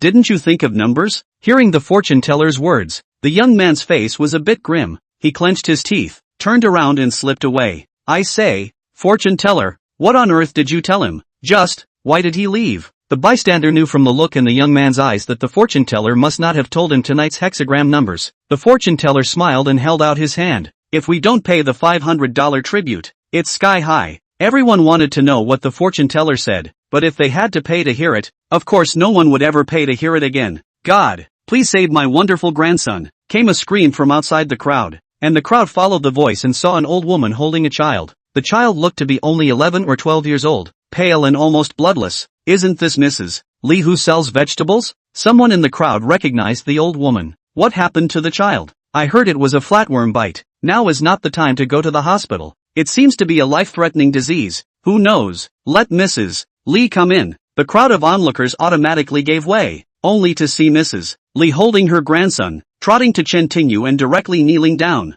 Dr. God, I beg you, save my dear grandson. I am a bull to you. I will repay you for the rest of my life. Auntie Lee pleaded with tears in her eyes. Auntie Lee, didn't I tell you a few days ago that your grandson needs to go to the hospital? Why did you put it off until now? Look at what kind of person this child is. Why don't you go to the hospital and wait? A food vendor also squeezed through the crowd, not daring to say that Chen Tingyu might be a liar. But no matter what, you must go to the hospital. Hearing the words of the vendor, Auntie Lee wiped her eyes and said, it's not that I don't have a child, but it's my filial son, this immoral thing. Who knows how to spend money and drink every day? Who doesn't care about children? The night before last, when I was not prepared, she took all the money in the house. I have a few $dozen on me now. When she said that, everyone understood. It wasn't that Mrs. Lee didn't want to take her grandson to the hospital, but Nicholas Chan charges more here. 5,000 pounds for minor illnesses and 10,000 pounds for major ones. The boy looked like he was going to die,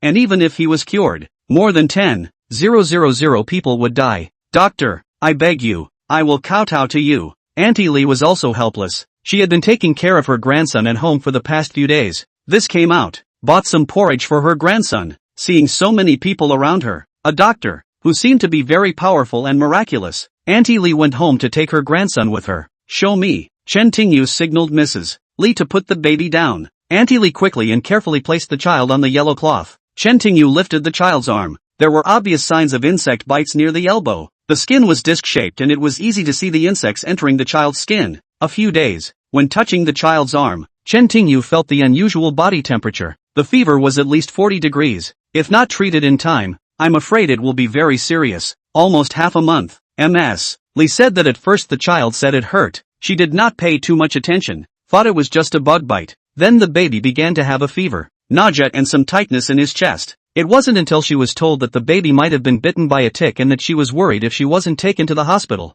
I wanted to take the baby to the hospital right away. Who would have thought that all the money in the house had been taken by Mrs. Lee's illegitimate son, and now Mrs. Lee only had a few $dozen with her. Not enough to treat the baby? Mr. Fortune teller, go buy me a needle. Chen Tingyu said after feeling the child's pulse. I bought something worthwhile. The fortune teller stroked his beard. Cut the crap. Chen Tingyu said coldly. Alright, wait a minute. The fortune teller stood up and walked out from the crowd while shouting, "Make way! Make way! Lives are at stake! Let's hurry back!" He managed to squeeze through the crowd, and Chen Tingyu took out a 3-bladed needle and gently tore the child's skin apart. The boy screamed in pain, but was clearly coming up for air. Normally, if there was a wound on the skin, there would definitely be blood, but the child didn't. And if you looked closely at the child's wound, you could clearly see a soybean-sized worm wriggling on the child's skin. Chen Tingyu placed his hand on the child's wound and let his true chi pass through his body. The child immediately screamed in pain and subconsciously struggled. However, Chen Tingyu locked his body firmly in place,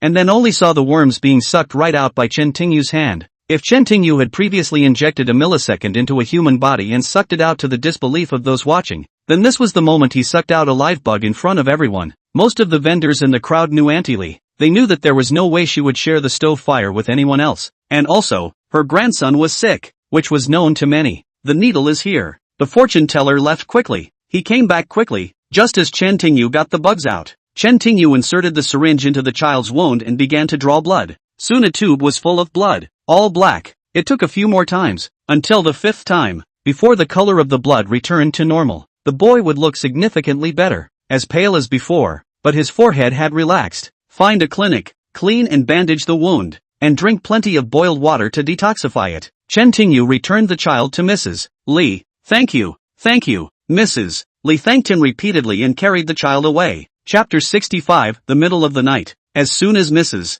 Lee left, another person in the crowd came out to see the doctor. I didn't know he was alone. These hawkers are always early risers and have more or less problems with their bodies and bones. Seeing how easily Kwa Wei cured Lee's grandson, who knew Kwa Wei was a capable person? As the number of people receiving treatment from Chen Tingyu increased, so did the number of recipients in the downtown area. The news was spreading, and all afternoon, Chen Tingyu was busy. The fortune teller wasn't idle either, but anyone who came to see Chen Tingyu would interrupt him to make 24 transactions over the course of the afternoon. By the end of the day, Chen Tingyu roughly calculated that he could make over $100,000. It is no exaggeration to say that Chen Tingyu charges at least 5,000 yuan for a single patient and at least 50,000 yuan for every 10 patients, except for those who really can't get paid. To outsiders, Chen Tingyu seems a bit dark, but in reality, for a sick person, 5,000 or $10,000 is not a lot of money. After all, they are either suffering from chronic illnesses for many years,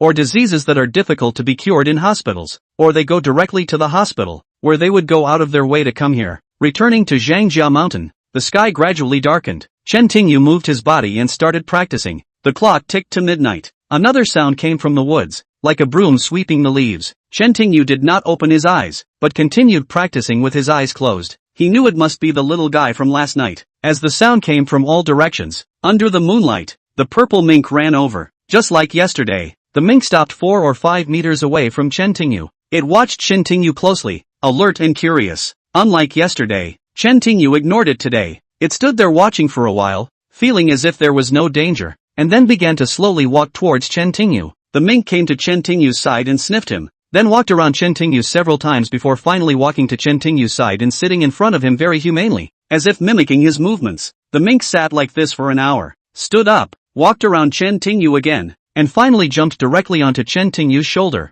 It jumped onto Chen Tingyu's shoulder and immediately took on a more cozy expression. The mink walked around Chen Tingyu's left and right shoulders and finally lay directly on them, unexpectedly closing its eyes and falling asleep. By the time Chen Tingyu finished practicing the next morning, the mink was long gone. Standing up, moving, and packing his apps, Chen Tingyu walked down the hill to the city center. Today he came earlier than the previous 2 days, but just like the day before, after setting up his stall, the fortune teller arrived before his ass was hot enough to sit down. Today, however, the fortune teller seemed honest and did not speak after setting up his stall. Instead, he learned Chen Tingyu and closed his eyes. They sat like this for a short while before 1 or 2 black Volkswagen commercial vehicles drove in. It was a busy market where people usually came and went, and no one would drive in because it was easy to get in and a pain in the ass to try to get out, especially if they were slow and could easily attract abuse. After all, driving in such a crowded place, you have to keep honking your horn or you could easily hit someone. So, of course, the car was very noticeable when it came in. It slowly made its way in and finally stopped next to the Chen Tingyu platform. I saw the car door open,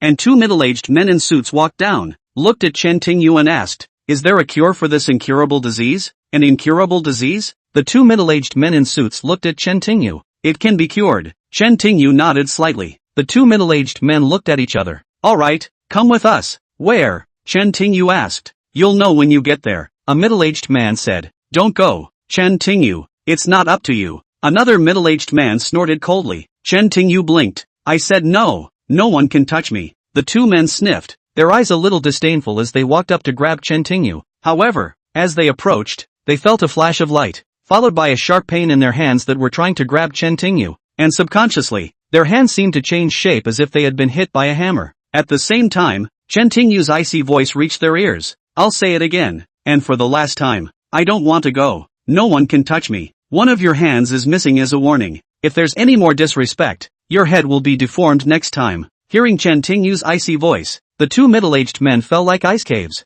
The two looked at each other again, both seeing the fear in the other's eyes. Not daring to say anything else, they got into their cars and fumed as they left the city. I think Chen Tingyu was just a bystander. No one thought he was capable of such a feat, and the traders around him were stunned, not just the two middle-aged men. In fact, they didn't even see Chen Tingyu in action, but the scene seemed to be a flash in the pan. As the traffic increased, the merchants went about their business. Today, just like yesterday afternoon, the Chen Tingyu booth was busy. For the sake of fortune-telling, for some reason today, he suddenly began to play very deeply, but even so, his fortune-telling business seemed to be boosted by Chen Tingyu. Time went by, and just that morning, Chen Tingyu earned nearly 100,000 yuan from selling tea, plus yesterday's income and nearly 200,000 yuan. By the afternoon, the crowd was growing. This time, Chen Tingyu looked like a sick woman, and a Volkswagen commercial van appeared in the morning. This time only a middle-aged man stepped out of the car. He looked to be in his early 40s,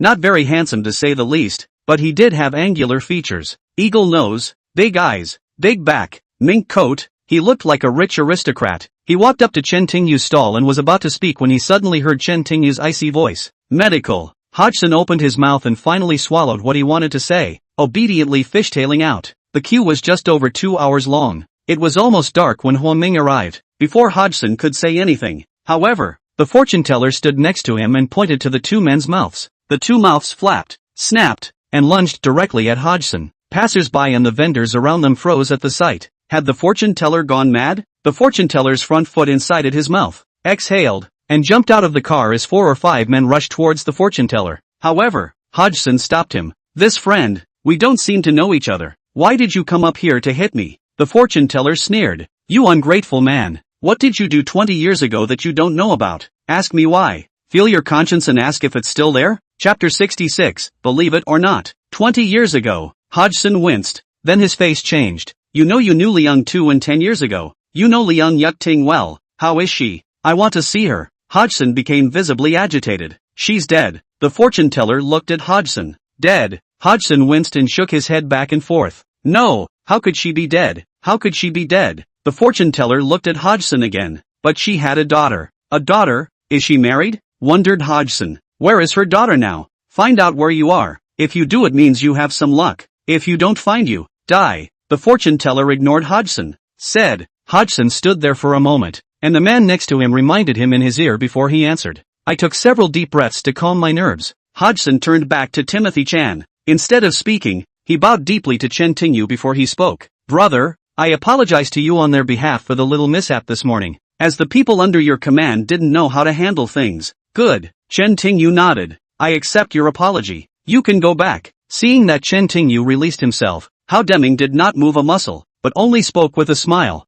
Well, I heard that you are a good doctor, and my grandfather would like to ask you to come over and give him a look. Your child didn't tell you. I said. No. Timothy Chan said blankly. $1 million, said Hodgson, holding up a finger. It won't take you long, and if it does, we'll pay you $1 million for the treatment. $1 million? It was a lot of money for an ordinary person. However, Chen Tingyu didn't show any emotion and just said, no, 5 million years. Hodgson seemed to anticipate Chen Tingyu's veto and was not surprised, but instead directly raised the fee to $5 million. Ordinary people, even professional doctors, would have a hard time earning that much money in life. Don't go. However, Chen Tingyu didn't seem to be interested in such a huge amount of money and simply refused without thinking. 8 million years. Huoda's bright eyes twinkled. Don't go. Chen Tingyu refused again. Hodgson thought for a moment. 10,000. That's all I can do. If you can really cure Grandpa, then we'll talk. Chen Tingyu looked at him, his face expressionless. I'll say it one last time. I'm not going. Stay away from me unless you want to stand up and lie down. How Deming didn't expect that when he asked the other party for 100,000 yuan. The other party refused and was still so impatient. Can you tell me why? He was confused and didn't understand why the money didn't work. Chen Tingyu said nothing and pointed to the sign in front of the stall. How Deming lowered his head and subconsciously read, the 3 evils are not right in the heart, the 10 evils are not right in the mind, and the people are not right in the heart. He paused for a moment and then said, my dear brother, I, How Deming, did do some things that went against my conscience, but I am certainly not an evil person, let alone 10 evils. At the mention of the old man, How Deming's eyes filled with respect. But I don't like you, Chen Tingyu said blankly. Not far away, the young man who got off the bus to follow Hodgson frowned at Chen Tingyu's words. Uncle Hao, why are you talking to him if you gave the order? Brothers, this will help tie him up. That is to say, if you want to be polite to such a person and take him straight back, you can't trust that he hasn't shown favor to his father. Everyone get back in the car. No one gets out without my order. Huo Ming glared at them. When these people see this, there is nothing they can do but get into the car one by one. The 2 men looked at each other in disbelief. Hodgson said this. They didn't dare to move. They had no choice but to obey the order to get on the car. Seeing that everyone got on the car, How Deming continued. Little brother, I don't mind if you don't like me. This time it's your father. You should go back with us. If you get to that place and you don't like that old man, go, or stay. Hodgson was sincere and kept a very low profile. Anyone who knew Hall would be surprised to see Hall's attitude towards such a young man, but Chen Tingyu ignored him.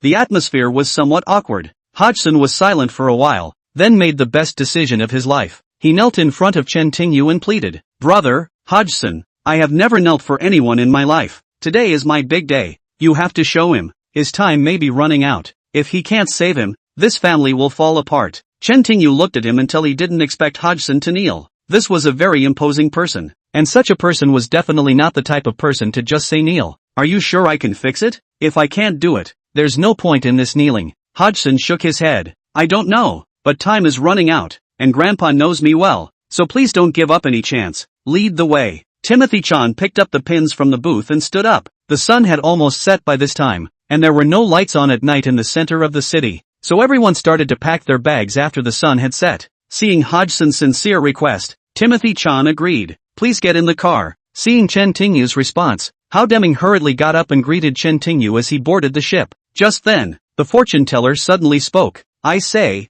Dr. No. 3, don't you want anything? Aside from his own backpack and pillow, Chen Tingyu kept the trifecta and the yellow cloth he used to set up his stall. Today was the last day of the New Year's Day vacation, and Chen Tingyu's original plan was to only have 3 days of stalls, including wood and fabric and such, and even if he took them, he would have to find a place to throw them. Chen Tingyu looked back at the fortune teller. The needles I asked you to buy yesterday haven't been paid for yet, so these things should be counted on your account as souvenirs. Alright, I'll buy them. The fortune teller nodded and thought about it, suddenly looking a little sad. We fought together for 3 days. We had a good understanding. I'm a little sad to let you go. My home is in Wui Mountain. If you miss me, come find me. Remember, Wui Mountain, at the end of the ancient road is my home. The fortune teller said and started packing his things. Chen Tingyu gave him another look and turned around to get into the car with him. The car slowly pulled out of the bustling crowd and picked up speed as it drove onto the main road. But even so, it still took an hour to get there. Chen Tingyu saw in his car that he had come from an estate. It was far from the city, but it didn't make much sense to call it a suburb,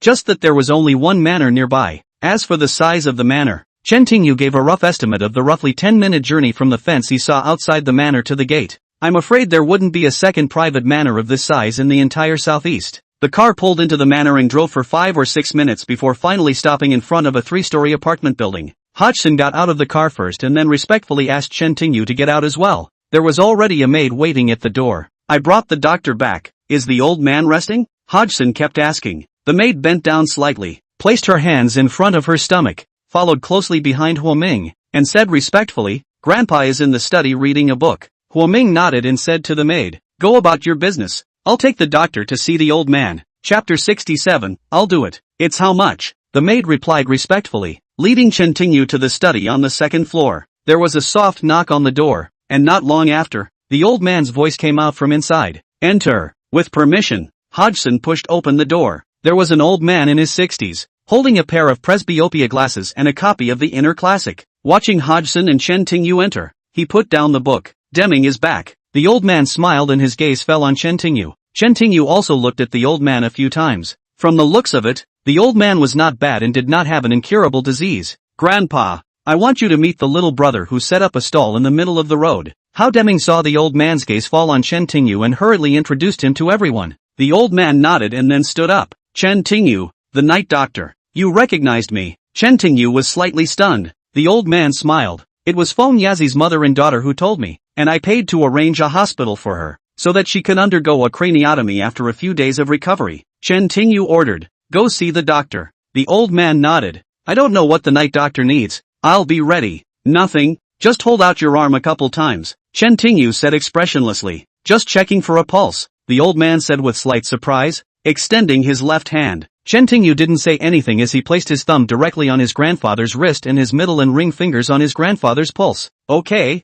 Timothy Chan frowned. Strange, healthy pulse. You don't see it? The old man sniffed and seemed disappointed. But Chen Tingyu also had some upside. Over the years, he had consulted countless doctors, from Dr. Li to the charlatans, but when most of them finished showing him, even if they didn't think there was anything wrong with his body, they had to force him to do something. Like what kind of weakness? Bad liver, bad stomach and intestines, and so on. Nothing was said to make them feel like they didn't know what they could do. Especially these charlatans. 9 times out of 10 they are liars and some of them are just nonsense. When it comes to Timothy Chan, honesty is more of a sign of someone who is competent, honest and not hypocritical. You have an interesting pulse, old man. Suddenly not seeing the old man's illness, Chen Tingyu was surprisingly happy. His favorite part was the puzzle. There was nothing wrong with the old man's pulse, but this one was a little different from a normal, healthy person. Tell me what's different. The old man was naturally interested after hearing Chen Tingyu's words. Chen Tingyu smiled and said, the pulse appears healthy on the surface, but it doesn't resemble a truly healthy person. It is subtle and almost imperceptible. If I may describe it, it seems to be camouflaged. Can you see what I have? The old man asked, to which Chen Tingyu replied that there were only 2 possibilities, one of which was that he hadn't seen it at all. It had just been fabricated. The second was that he really did see something from Ni-1. If it was the former, then the old man was terrified of being disappointed in Chen Tingyu, and would also bring Chen Tingyu back into his heart. Chen Tingyu thought for a while, withdrew his hand and said, I don't think it's a disease. It might be a toxin. You mean I'm poisoned? The old man said with a twinkle in his eye. After seeing so many doctors and so-called shamans, Chen Tingyu was the first to say he was poisoned. He must have been poisoned. The night doctor is very talented. I don't know if there is any good way. Grandpa himself was a Chinese medicine man. He had diagnosed himself long ago and knew that he was poisoned, but he had absolutely no idea how to detoxify himself. Individual pulse is a little difficult. I don't know how you were poisoned. Grandpa,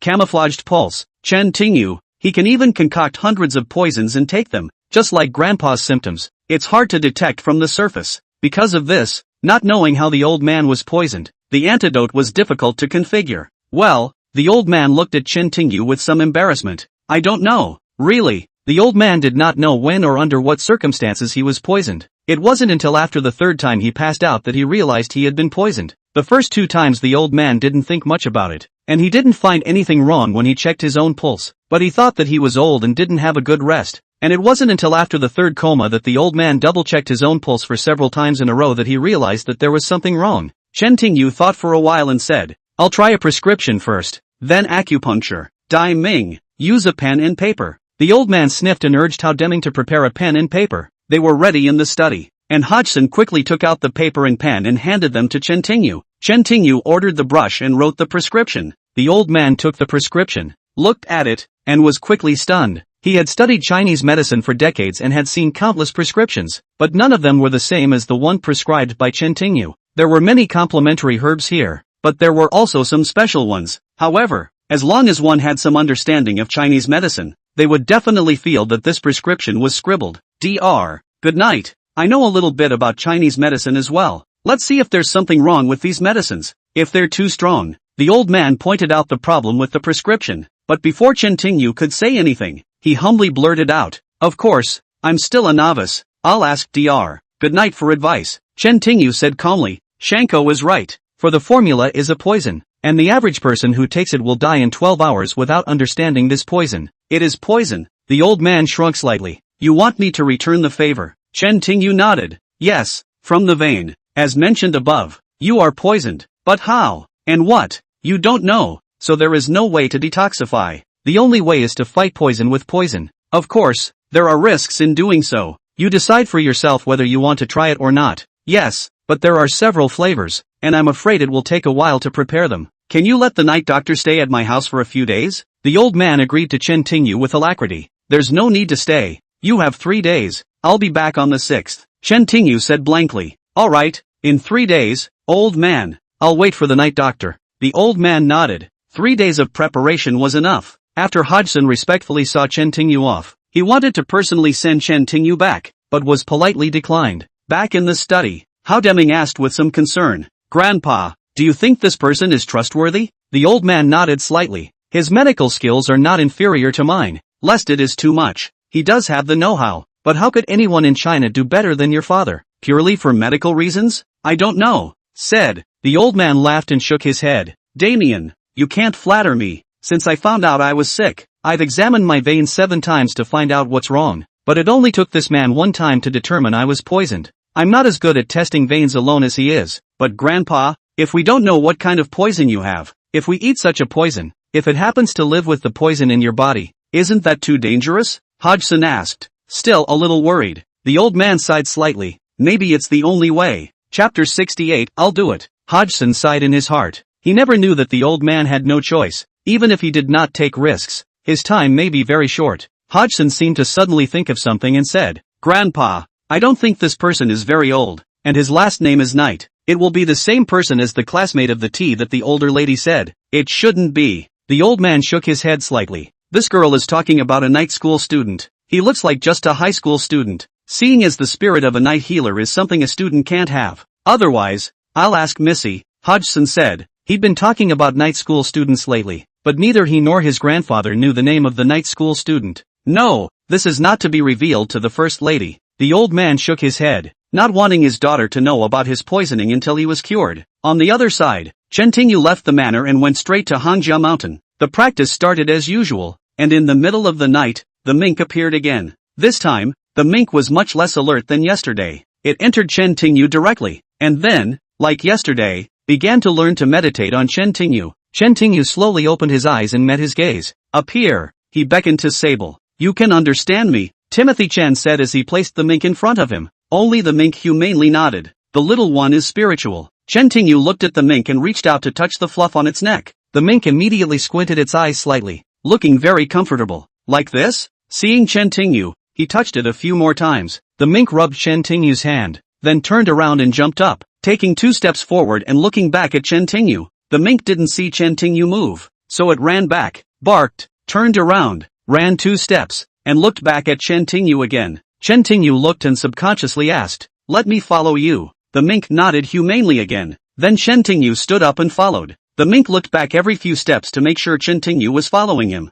With that, Chen Tingyu made his way up the mountain. Chen Tingyu made his first ascent in a very long time. I didn't realize that the forest at the top of the mountain was thicker than the mountainside, and even the moonlight was hard to penetrate. The mink brought Chen Tingyu to a cave, and instead of going in, he climbed from Chen Tingyu's feet to his legs to his shoulders, then pointed at the cave. You want me to go in? Chen Tingyu looked at the mink. The entrance to the cave was narrow and he wondered if people could only go in. The mink nodded and hovered over Chen Tingyu's keyboard, seemingly eager. Chen Tingyu walked over to the cave and tried it on his side. I don't think the opening will fit his body perfectly. Not at all. Chen Tingyu took about 20 steps across the room before walking out of the cave. Once inside, he realized that the cave was completely different. The entrance was narrow, but once inside, the view suddenly opened up. Is your master here? Chen Tingyu asked, looking around and noticing a stone table, 2 bowls polished with stone and 2 wine jugs in the corner. Clearly, this place must be inhabited. The mink jumped off Chen Tingyu and continued into Chen Tingyu.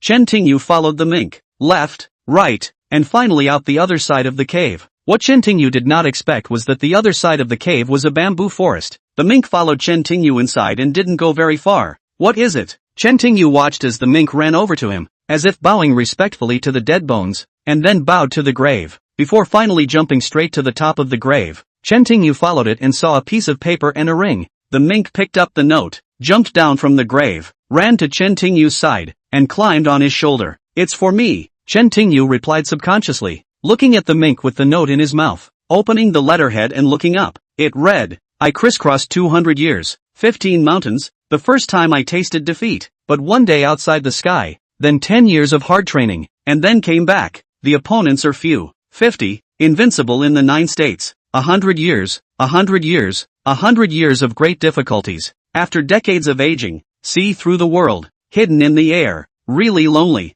thanks to the companionship of the mink mother and daughter. The mother did not live more than 15 years, so she was buried here. Mink are wise, compassionate to the heavens, spiritually wise, and can repair the nature of the sun and the moon. The years, the limits of feeling will come, willing to sit by the mink's grave. I'm only afraid of mink, so I believe in it. If you see this letterhead looking up, and are actually next to a mink, I have a ring for you, and I hope you treat the mink well. The letterhead is written in small seal script, but the handwriting is legible. The general idea is to introduce yourself and the mink and ask whoever sees the letter to take care of the mink. Under the moonlight, Chen Tingyu read the above and then went to the grave, and sure enough, he saw a ring on the grave. This, he said as he took the ring in his hand, and Chen Tingyu was surprised to find that it was actually a storage ring. Busy stirred the true spirit within her and brought it into the ring. Quickly, Chen Tingyu opened the ring. There was nothing in the ring but a small bead the size of a cat's eye. The bead looked black, dark, and obviously cracked, and at first glance it looked like a piece of broken glass marble.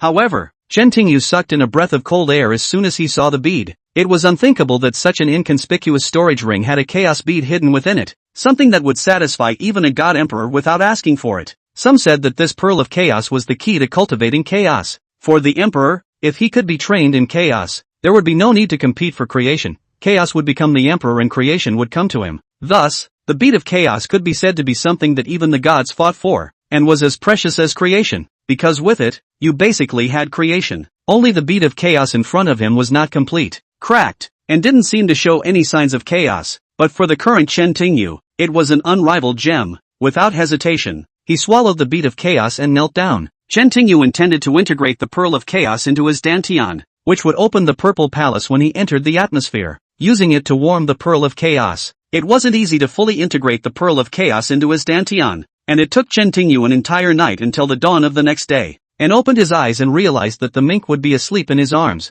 Chen Tingyu gently stroked the mink's fluffy fur. The mink moved and then opened its eyes. He raised his head slightly and glanced at Chen Tingyu, leaning comfortably on Chen Tingyu's thigh and arching his stomach. "Little guy, wake up, I still have to go to school," Chen Tingyu whispered. Since he had received the ring, he would of course take care of the little ring on the letterhead's header. The mink stretched and jumped off Chen Tingyu, who seemed to know what getting up meant, but didn't seem to know what school was for. Chen Tingyu looked at it and said, "I have things to do during the day, see you at night." This time, the little guy seemed to understand, and he walked over to Chen Tingyu's feet and rubbed his head against Chen Tingyu's leg as if he was reluctant. "Alright, I'll come back tonight and bring you some food." Chen Tingyu didn't know what the little guy usually ate, but seeing as it was hanging around on the mountain it shouldn't have a lot to eat. The mink seemed to be amused at Chen Tingyu's words. It jumped twice and stopped grabbing onto Chen Tingyu. Today is the first day after New Year's Day and the first day of the final exams. Math and language in the morning and English in the afternoon. On the second day, Covey was comprehensive or complex. As the first place winner of the last citywide unified exam,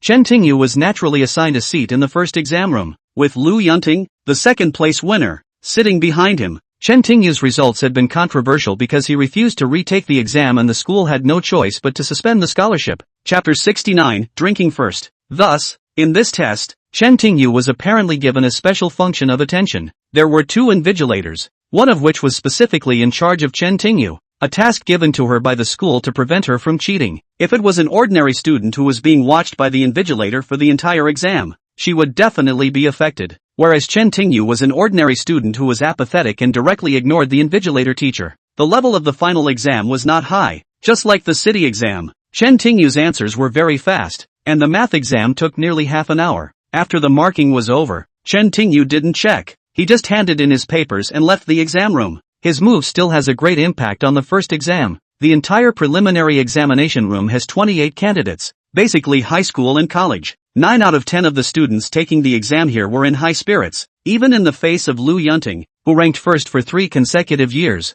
They did not believe in their own learning ability. So in the examination room, in addition to the invigilators paying special attention to Chen Tingyu, these candidates were also very concerned. But no one expected Chen Tingyu to hand in his papers and leave the classroom within half an hour or so, and many of them hadn't even completed half of the exam. What he did, after Chen Tingyu's exit, almost all the candidates had the same question, especially Lu Yunting. She asked herself, she answered quickly, but in half an hour, she could only do at most 3/5 of the questions. Was it possible for Chen Tingyu to come up with an answer after reading the question, without thinking and without doing any calculations? This was the only way Liu Bei could think of. Otherwise, this would be Chen Tingyu writing blindly or handing in the paper without answering the question. Teacher Chen, you teach math. Look, after Chen Tingyu handed in his paper, the two teachers came together. They had been in charge of invigilating the first exam many times, not to mention for half an hour. Even those who handed in their papers early before the end of the exam hadn't encountered them. After all, these outstanding students were reviewed after answering the questions. Most of their grades were close, and sometimes they could score a few more points, and their rankings would go up a few places. Teacher Chen nodded and picked up the test paper, examining it carefully. However, at the moment, her mind was almost entirely focused on the fact that Chen Tingyu had cheated on his last exam. This was because as a teacher, even she could not do the test in half an hour or so. After all, this was an advanced math test, where every question had to be calculated, even the very simple ones, unless those multiple choice, fill-in-the-blanks questions had no calculations and just wrote the answers or, in half an hour or so, weren't done at all. However, when she checked it, Chen's face showed a look of surprise. Chen Tingyu's paper was neat, beautifully written, all the key questions, none of them were wrong, and for those big questions, there were a lot of solutions. Chen Tingyu used all the simplest solutions. Even she was a bit ashamed of being a teacher. True genius. Absolute genius. Putting aside other subjects, in math alone, Chen Tingyu was the best student she had ever seen. When another teacher saw Mr. Chen's face change, he felt that the paper Chen Tingyu had handed in was terrible. He whispered, "Chen, let's see if he just picked it up." I think this time, Chen Tingyu must have had a problem with his last unified exam results. However, Chen shook his head. "Mr. Zhang, this is the most powerful student I've seen since I was a child. This test paper is too perfect. Not only are they all correct, I can't even find a single flaw." Perhaps he was too excited. Mr. Chen's voice was a bit loud when he spoke, and he kind of forgot that he was still taking the test. It was possible to turn in a perfect math test in half an hour. It was possible to do so. The next test Chen Tingyu kept the same. In English and Chinese, Chen Tingyu spent very little time. Although he didn't hear much more from the teacher in these two subjects, the speed of Chen Tingyu's answers had an effect on the students in the exam room. Some of them obviously could not sit still after seeing Chen Tingyu answering questions. Better than an existence like Liu Yunting for 3 years in a row. It still wasn't beyond the imagination of ordinary people. After all, those who knew Liu Yunting knew that in the past 3 years, Liu Yunting had never slacked off. She had always studied and taken her exams very seriously. Every time she answered a question, she had to do multiple paper checks and didn't hand in her papers until the end of the exam. Her number one, everyone saw it. Such a first time, although well-deserved, is still possible to surpass. But judging from Chen Tingyu, the speed of his answers, and the teacher's comments, they were at completely different levels. After the afternoon exam, Chen Tingyu was the first to leave the classroom. In the morning he said he wanted to buy food for Sable, but didn't know what Sable ate. After a short internet search, Chen Tingyu realized that minks were a difficult animal to serve. They have a short digestive system, so they can't eat vegetables or drink dairy products because they can't digest them. Also, don't eat foods that contain salt because salt may cause them to collapse. Besides vegetables and salt, Chen Tingyu found that they could only eat a little meat and fruit, especially fruit, because mink can't digest sugar and fiber either. There was no way around it. So finally Chen Tingyu had to go to the pet store to buy some of the most expensive mink food. The salesgirl at the pet store was a young girl who took a few bites of the mink food before Chen Tingyu, proving that it was pure green and nutritious. He returned with bags of mink and hung them on Kazan. As soon as he entered the cave, Chen Tingyu realized the creature was asleep. Hearing footsteps, the little guy was startled and cautiously followed the sound. Seeing that it was Tingyu Chen made me relax. I didn't know what you liked, so I bought a few bags of mink. Chen Tingyu shook his mink food before placing it on the stone table. The little guy seemed to know it was made for mink, and it looked disgusting. Chen Tingyu opened a bag and poured some into a stone bowl. "Try it first." The little guy sniffed and tasted 2 bites. The flavor seemed better than he expected. Not bad. Chen Tingyu saw the mink and knew it was still to his taste. The mink took a bite and looked up at Chen Tingyu before jumping down from the stone table and running over to the altar in the corner, tapping it twice with its paw. "Is it wine you want?" Chen Tingyu asked. Mink shook his head and pointed at Chen Tingyu, "Trying to get me to drink," Chen Tingyu said as he stood up and walked over to the bar. Mink tapped the bar again. Chen Tingyu reached for the altar. The altar was sealed so tightly that Chen Tingyu didn't dare to push too hard for fear of breaking it, so it took a little effort to open it. As soon as the altar was opened, a strong aroma of wine hit his nose. "It smells so good." Once upon a time, as the Pill King, Chen Tingyu hadn't tasted any kind of wine, but the wine in front of him wafted out a refreshing aroma, and he couldn't help but praise it. Together, pouring the wine into the stone bowl, Chen Tingyu looked at Mink. The mink, however, shook his head repeatedly. He had already drank it and couldn't stand the taste of it, but the people who used to live in the cave loved it so much that he thought Chen Tingyu would want to drink it as well. Seeing that the mink would not drink, Chen Tingyu was not polite and picked up the stone bowl and drank.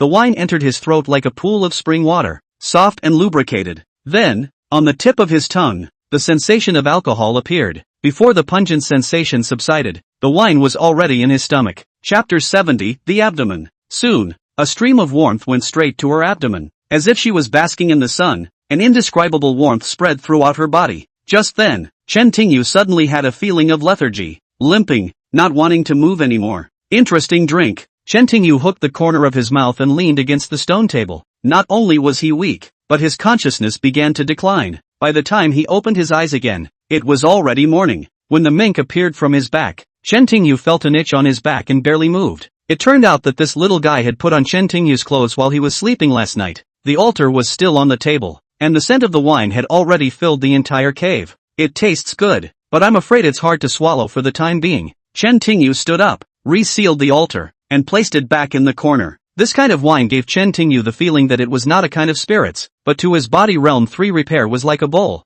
Unexpectedly drunk. Moving his body, Chen Tingyu took out his cell phone and looked at the time. The time is almost up, or he will be late. I have to go. Come back to you tonight. After saying hello to Naughty, Chen Tingyu descended the hill to school. Their senior and sophomore years belonged to the science category, so the next day's test was management. The answers were still quick, but after a day of acclimatization yesterday, the top students in the exam room were already used to it. Compared to speed, they were definitely better than Chen Tingyu, so the only thing they could compare to was accuracy. When you learn from them, there's basically nothing you don't do, and a lot of the reason why they don't have a perfect score is due to some inadvertent mistakes. Therefore, in order to get ahead of Chen Tingyu, people naturally chose to answer the questions carefully, and everyone looked out for them. They didn't believe that their accuracy rate was lower than those who turned in their papers within an hour and a half without checking. After the exam is over, students are really liberated. Seniors, in particular, are supposed to continue cramming until the upcoming spring break. However,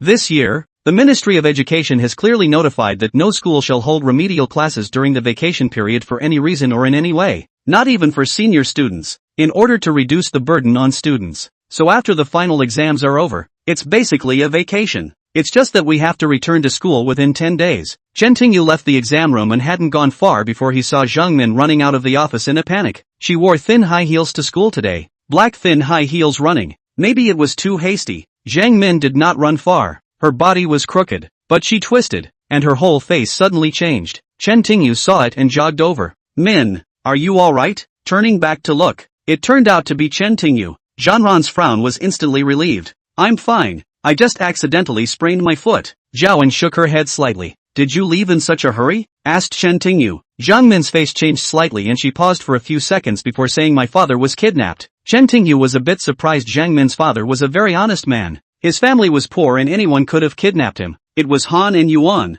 He said, no one would kidnap Grandpa except Han Yuan, but Han Taiyuan should still be in the hospital. After all, the hospital has been trampled to death. He can't have recovered so quickly. He should have been sentenced for all the bad things he did before. Zhaoan shook his head and sighed slightly. My brother had something to do with this. Your brother? Chen Tingyu paused. The debtor found the door to kidnap your father. If it was related to Zhang Shuo, that should be the only possibility. Zhang Min nodded. The ones who kidnapped me last time were the same group of people. How dare they come? These people were kicked by Chen Tingyu last time. Everything they did on was recorded on a machine, and Chen Tingyu still holds evidence of these crimes. They want $2 million and the old one. Zhang Min's heart really didn't want to cause any more trouble for Chen Tingyu, but there was no way around it, so she had to put the machine's memory card in Chen Tingyu. These people obviously wanted the evidence of these crimes back, so she had to tell Chen Tingyu. What are you going to do? Call the police? Asked Chen Tingyu. I'm worried that if these people find out, they'll hurt my dad, Zhang said with some concern. Chen Tingyu nodded. Did they say where they would meet? Around 4 in the afternoon at the Taizhou Hotel. The incriminating evidence is well said. It's all in Chen Tingyu's hands. But 2 million, let her go there to find Zhang Min, even if it's a bust to sell her house for less than 2 million. In that case, I'll go with you this afternoon, talk to them, and see if they can let Uncle go. Chen Tingyu knew that Zhang Min would not be able to do this on her own. Even if she gathered $2 million this time and gave it to the gangsters, they would not let the family go. Xing, don't you think that teachers are especially useless? Asked Zhang Min as she looked at Chen Tingyu with tears in her eyes. The hospital matter was resolved earlier, and my father began to improve under Chen Tingyu's prescription. I thought the days ahead would be better. But who would have thought that it would turn out like this after just a few days? Chen Tingyu shook his head. Minnie, you've done enough. It's just that if your brother can't handle it, things will happen again and again. Zhang Min wiped her eyes. I know when this is over, I will leave with Dad. The truth was, moving wasn't the answer at all. You couldn't leave the temple, and unless Zhang Min resigned and left the city,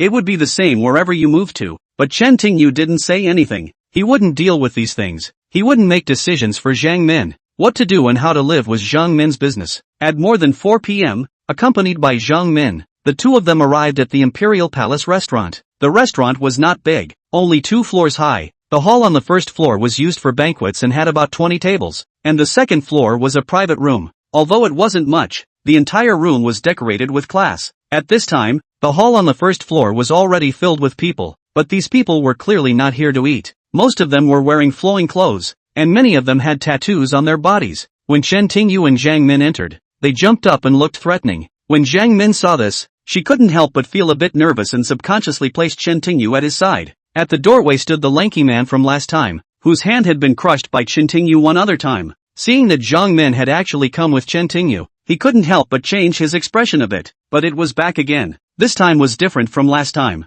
This time it was theirs, 200 to 300 yards back and forth. How could Chen Tingyu hit another 200 to 300 yards? Have you brought money? Seeing those two people arrive empty-handed, the burly man frowned slightly. Where is he? Asked Chen Tingyu as he glanced at him. The lanky man turned his head and signaled for Chen Tingyu and Zhang to follow them upstairs. There were 6 private rooms on the second floor, and he moved 2 of them into one. Inside sat Wu Ming, who now had a charcoal-burning copper pot, a beef and mutton table, and some fish and shrimp balls. He was gulping down the hot pot. To his left was Zhang Min's father, to his right was Zhang Shuo, and behind him stood his 2 younger brothers, as if they were watching the two. Seeing Zhang Min and Chen Tingyu together, Wu Min froze for a moment and gestured for the two to sit down. Dad! Seeing his father, Zhang Min instantly became excited, wanting to rush over to take a look. Instead, he was stopped by the burly man. Chapter 71 Bless you. Zhang Min's father did the same and excitedly stood up, but was pushed away by Wu Min's brother behind him. Here, have a hot pot.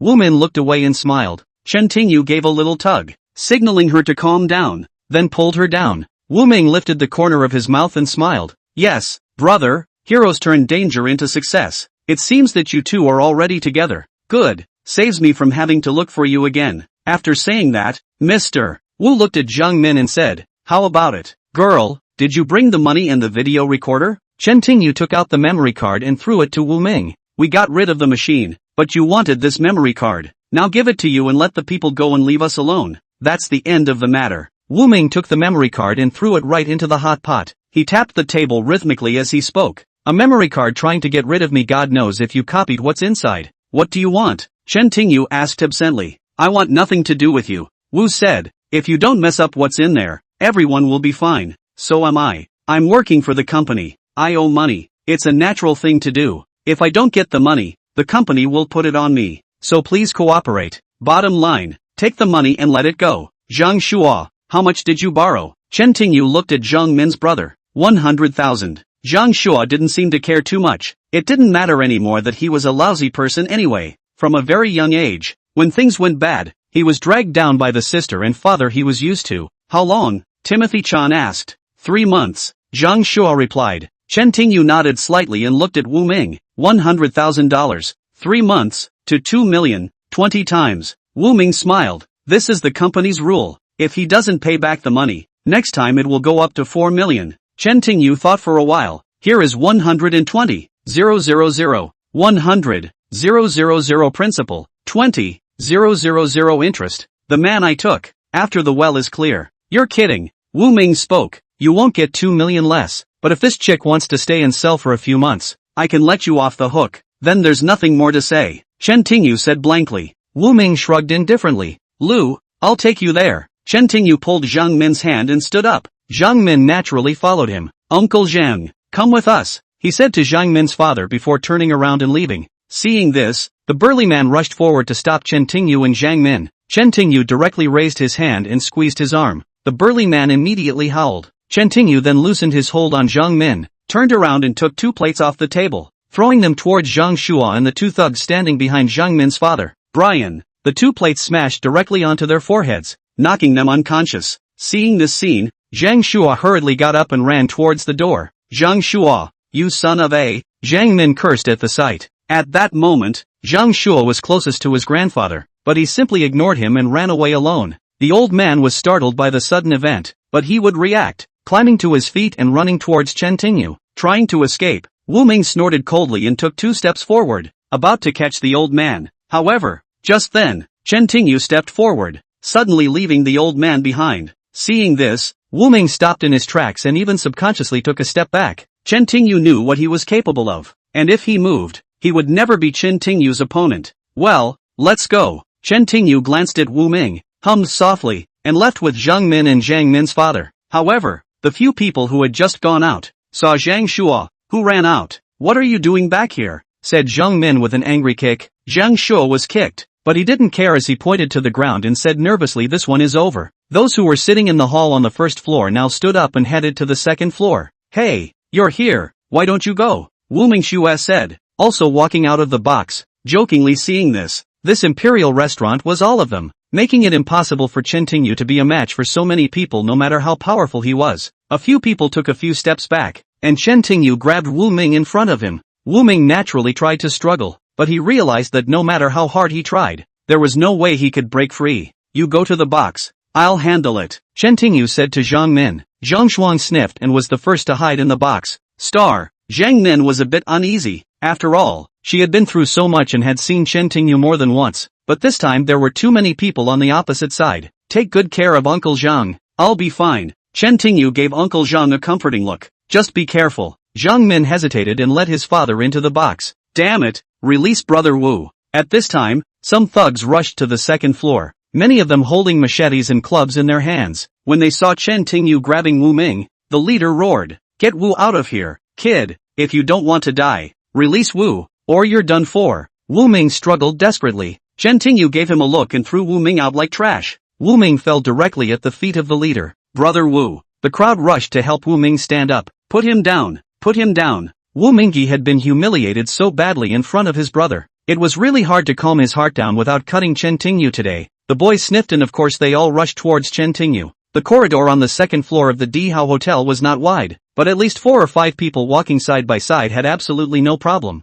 The machete-wielding thugs soon appeared in front of Chen Tingyu, and chopped at him without hesitation. Facing several machetes, Chen Tingyu stood his ground. He took 2 steps forward and landed directly on one of the men, who raised his knife to cut Chen Tingyu, who was suddenly glued to it and was unable to cut Chen Tingyu at all, but instead put his arm on Chen Tingyu's shoulder. Just as Chen Tingyu was posting, he wrapped his arm around the man's waist and squeezed hard. The man's face instantly changed, and the knife in his hand disappeared with the intense pain. Chen Tingyu reached back, grabbed the knife, and kicked the man away, followed by a flash. Poof, poof, the blade flashed, and before the others could react, they were already lying in a pool of blood. At this time, the younger brother rushed up one after another. Chen Tingyu waved his hand and his knife. Where would these punks be his opponent? In a short while, a large group of people fainted in the second-floor corridor. But seeing this scene, Wu Ming was hard to see. He knew that Chen Tingyu had left, but it was completely unexpected. Chen Tingyu could handle his little brother as simple as cutting vegetables. There were a lot of them,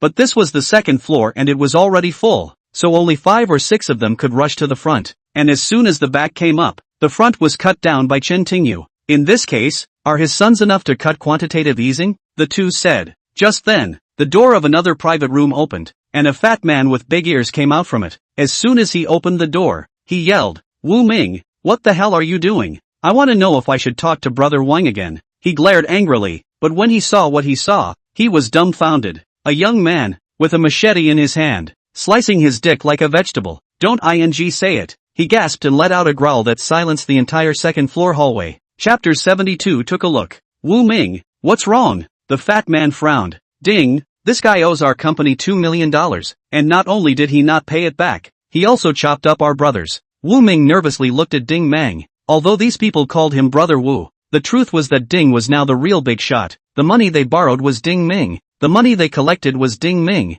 and Wu Ming was just following Ding Ming. Now that the money hadn't arrived and so many of his brothers were injured, Wu Ming could barely protect Ding from getting angry, but there was nothing Wu Ming could do. He didn't know that Jiang Min would bring Chen Tingyu, not to mention that Chen Tingyu's skills were so terrifying. Ding Ming sniffed and looked at Chen Tingyu. My brother. My name is Ding Ming. The people outside give me face. They all call me brother Ding Ming. Since ancient times, it is natural to pay back a debt. You owe money and hurt so many of my brothers. Is a bit too abnormal. You decide for yourself. Chen Tingyu glanced at him. Guy nodded. Yes, I am the owner of this store. Good. Chen Tingyu walked to the private room and opened the door. Zhang Shua, come out. Zhang Shua was almost scared to death. Seeing Chen Tingyu holding a knife in his hand, the knife was covered in blood. He immediately drew back nervously. Seeing this, Chen Tingyu said in a cold voice, I don't want to die. Leave here. Zhang Shuiling subconsciously looked at Jiang Min. Although he knew the relationship between Jiang Min and Chen Tingyu, and knew that Chen Tingyu would be here today, obviously for Jiang Min's sake, only Jiang Min could speak on his behalf now. However, Jiang Min did not pay any attention to Zhang Shua, who had long since lost faith in her brother. Zhao Min's father opened his mouth, but in the end, he didn't say anything and only sighed softly. Seeing this, Zhang Shua didn't dare to hide anymore and could only come out obediently. Chen Tingyu pushed him in front of the. He's the one who owes money. Ding looked at Zhaoan. When Zhang saw that it was Ding Meng, he immediately knelt in front of him. Ding Meng, forgive me, I'll pay you back when I have the money. Ding looked at Zhaoan and ignored him. He had seen enough, saying that 8 out of 10 people were either bad gamblers or addicts. Zhang Shua being like this wasn't a good thing either. He was concerned about Chen Tingyu. Wu Ming's martial arts skills were there for all to see, but the way Wu Ming looked, even knowing that he was afraid of the young man in front of him, the fact that there were so many young men lying on the ground right now, but Chen Tingyu didn't look injured in the slightest, was a proof of this man's strength. I am the most reasonable person. He owes you $100,000. In 3 months you made $2 million, but that doesn't matter. He can borrow money. You can make him pay it back, but he has enemies, debtors. He owes money to others. You can kill him if you want, but the alternative is to kidnap his family and take his father. Isn't that a bit excessive? Hearing Chen Tingyu's words, Ding smiled. You know who this guy is better than I do. 80% of the people who borrow money from us are people like him. Do you think he can return the money without anything special? No matter who Ding Lei was, Chen Tingyu agreed. It was impossible to afford someone like Zhang Shua, who was just a rolling knife, pointing at him and asking him to return the money. I don't care what you want to do to him, old man. I'm going to take him away and never bother his family again. Chen Tingyu said that if he was in charge, he would be in charge. I admit that you've hurt a lot of my brothers, but if I let you go today, I'll be with you for the rest of my life. Ding sneered and pulled out a laser pointer from his waist. Pressing the switch on the pen, a red light shot out from the hole and landed at Chen Tingyu's feet, burning a large hole in the floor beneath him. Ding was a little smug when he saw the effect. He had recently spent hundreds of thousands of dollars on a laser pen from the United States of America. A pen that could fire lasers from its core at temperatures of over 200 degrees, almost as fast as a bullet. $2 million?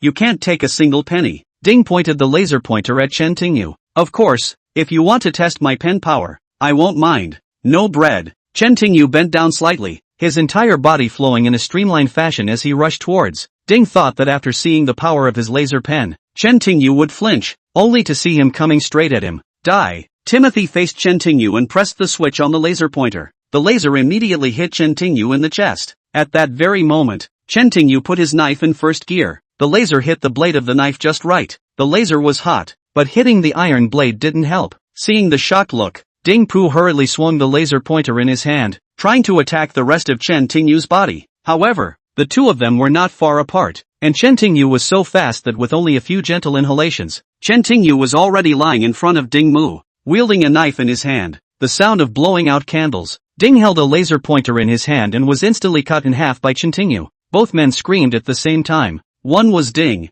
whose arm was cut in half, blood spurting straight out in a panic that even outweighed the pain. The other was Wu Ming. He was closest to Ding Sheng, whose arm was cut off and spun in the air as the laser pointer's laser slashed across Ding Sheng's face, the entire right side of his face, from his forehead to his eyebrows, to his eyes, and finally to his cheeks. Although it was only a split second, the 200-degree heat was too much for the skin on his face to bear, and too much for his eyes. They say that I am the most reasonable person, but you don't want to reason with me. You'll have to reason with King of Hell. Chen Tingyu flicked his blade, and suddenly the blood almost disappeared from it. Help! Help! As he watched Chen Tingyu take a step towards him, Timothy felt that what he had before him was not a man, but a demon of the worst kind. Brother Wang, help me. A horrified look appeared on his face. He hurriedly pulled open the door of the private room and ran inside in a hurry. Perhaps the only person who could save him now was the one in the private room. Meanwhile, Wang Zun was drinking tea in his bungalow. He wasn't interested in what was happening outside, so he never went out. Brother King, help, help! Ding rushed into the chamber and jumped right at the king's feet, knowing that only the king could save him now. The king frowned when he saw that Din's arm was cut in half and was going to bleed. He subconsciously stepped aside, not in fear, but in disgust. Brother Wang, we're going to be business partners soon. You have to save me today no matter what. Ding knew that no one in the entire Southeast City could provoke him, so if Wang Zun was willing to help him, even if Chen Tingyu was bad. Wang Zun, is this your friend? Chen Tingyu entered the box, not expecting Wang Zun to come. Seeing Chen Tingyu, Wang was slightly surprised. Immediately looking, he reached for the knife in Chen Tingyu's hand and seemed to understand something. He stood up and looked at Timothy, his eyes cold. No, I'm here to talk business. If you like to finish him off at night, I'll have someone pack it for you. Hearing the king's words was like falling into a hole of ice for Din. He had hoped that the king would save him, but he didn't know that the other man knew the king as well. Therefore, he knew that the king's honor was also in the southeast. What is surprising is the king's attitude at this point. No matter who the other man was, no matter who his origin was, just the tone of his voice to the king, the way he reacted to the king, Din knew he was finished. Young knight, I don't know Tarzan, please let me go, let me go. Ding Ming crawled to Chen Tingyu's feet and kowtowed repeatedly. His arm was bleeding profusely and Ding knew that if he didn't do something, he would bleed to death. Chapter 73, The Gap. Like I said, I'm the most reasonable person. Let me let you go. Give me a reason to let you go. As Chen Tingyu spoke, the tip of the knife pressed gently against Ding's throat. Me, my debt. Let's write it off. My lord has plenty. Let me go. Feeling the cold on the tip of the knife, Ding felt a chill pass through his body. When it's done, Chen Tingyu asked quietly as he looked at Ding. Ding Ji hurriedly said, it's all a misunderstanding. I didn't know that you were a friend of Brother Wang. Otherwise, even if you lent me 10,000 times my courage, I wouldn't dare to do this. I'm willing to spend 2 million in exchange for a knight of lesser honor. Let's make a friend. Chen Tingyu shook his head. You have one last chance. I want to give you the entire Imperial Hotel, my property, everything I have. Please spare me feeling the threat of death. Ding Mang didn't care. What rights? What rights? In the face of death, everything is empty. Ding, you don't seem to understand your situation. Just as Chen Tingyu's sword was about to stab into Ding's throat, Wang suddenly opened his mouth and looked at Ding like an idiot. If it wasn't for the fact that this time Ding Mang and Wang Zun were talking about cooperating to make money, Wang Zun wouldn't have opened his mouth. But he could only say this. Ding quite understandable, relying on his own creation, to be able to raise so many people. Ding is not that kind of. Now his own life and death is in the mind of Chen Tingyu. Of course he does not dare. His brain is racing. Hearing Wang Zun's words, Ding Mei was first slightly stunned, then thought about it. Of course he knew the situation at hand, so the king's words must have a deeper meaning, and as Eden knew a lot about the king, he should have come to remind him, but he had already said that he was going to give Chen Tingyu his entire empire, his entire fortune, everything, and if Chen Tingyu wasn't satisfied, he really didn't know what else he could give Chen Tingyu. So, this shouldn't be a problem. After thinking about it, Ding suddenly understood. The Emperor's Tavern, or whatever he owned, would no longer be his once he died, and anyone who wanted to annex it would have a chance. If Chen Tingyu wanted to take it, that was what Wang Zun had said, and no one would or would dare to trouble Chen Tingyu with it. So, whether he gave all his money to Chen Tingyu now, or died and had it taken by Chen Tingyu, it made no difference. Thinking of this, Timothy quickly changed his tune. As long as you spare my life, from today onwards, no matter when or where, no matter what you do, I will be your most loyal dog. Ding had realized that all he could do was to be loyal to Chen Tingyu. Not only his property, but his power and himself becoming Chen Tingyu's property was the key to survival. Sure enough, as soon as the words left his mouth, Chen Tingyu's knife left Tinger's throat. That's one reason. Saying that, Chen Tingyu glanced at Wang Zun. Wang Zun smiled. Night Owl won't blame me for talking too much. Chen Tingyu said in mock seriousness. Life is his creation. I felt relieved to hear Chen Tingyu say that. It was like a deflated ball, but it was saved. Well, tonight will be easy if I can go to the hospital first. With his spirits slightly relaxed, Ding felt a whirlwind. His arm was still bleeding, not to mention if his broken arm could be reattached. He would catch a cold if the blood continued to flow like this. Go to me. Chen Tingyu looked at him. Ding Changxian came to Chen Tingyu. Chen Tingyu crouched down and clicked a few times on his collarbone, sealing the stinging point. For a while, the blood flowing out of Ding's arm decreased significantly. Afterwards, Chen Tingyu sealed Ding Meng's wound with his true qi, and Ding Meng's wound did not continue to bleed. It was surprising to see that Chen Tingyu did nothing but point at him a few times and then stopped the bleeding. No wonder the king had such an attitude. Tonight was indeed unusual. Wu Ming, come in. It was gratifying to have the injury under control. At the same time, Wu Ming rushed in. Chen Tingyu had not killed him, and now it was time for him to show his loyalty. Wu Ming was outside, but he could see everything that was happening in the box. Seeing that Chen Tingyu actually knew Wang Xun, and that the two seemed to be on good terms,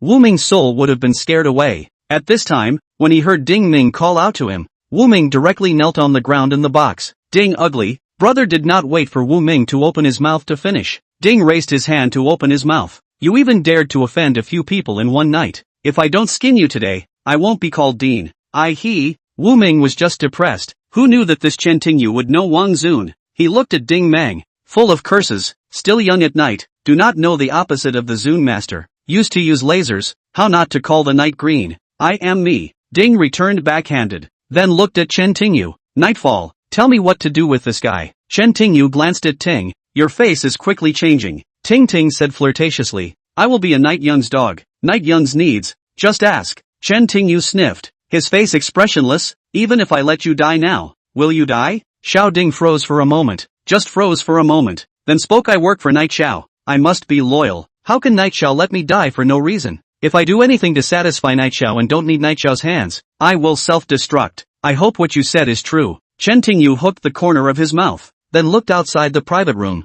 already stunned. In southeastern city, not to mention those who loitered around a lot, but anyone with a bit of social experience knew that in southeastern city, there was one person, the king, who could never be offended. Zhang Shuo had never expected Chen Tingyu to know such a great person. As far as Zhang Shuo was concerned, Wu Ming was already someone he could not offend. Wu Ming was only Ding Meng's younger brother. Ding Clown, again, was afraid to fart in front of the king. This was such a big gap, and at this moment, seeing Lord Eminence Chen Tingyu being so respectful and courteous, Zhang Shuo didn't dare to be foolish. Zhang Shuo, go call your sister and your father. Hearing Chen Tingyu's voice calling him, Zhang came to his senses and hurriedly ran to another box. It didn't take long before Zhang Min was pulling his grandfather's hand, followed by Zhang Shuo. There was already blood flowing in the corridor, and Jimin couldn't stand it. The meeting entered the box, only to see a room full of blood. Ding's arm is very painful. Zhang Min almost spit out. She held back the nausea, took a few deep breaths to calm down.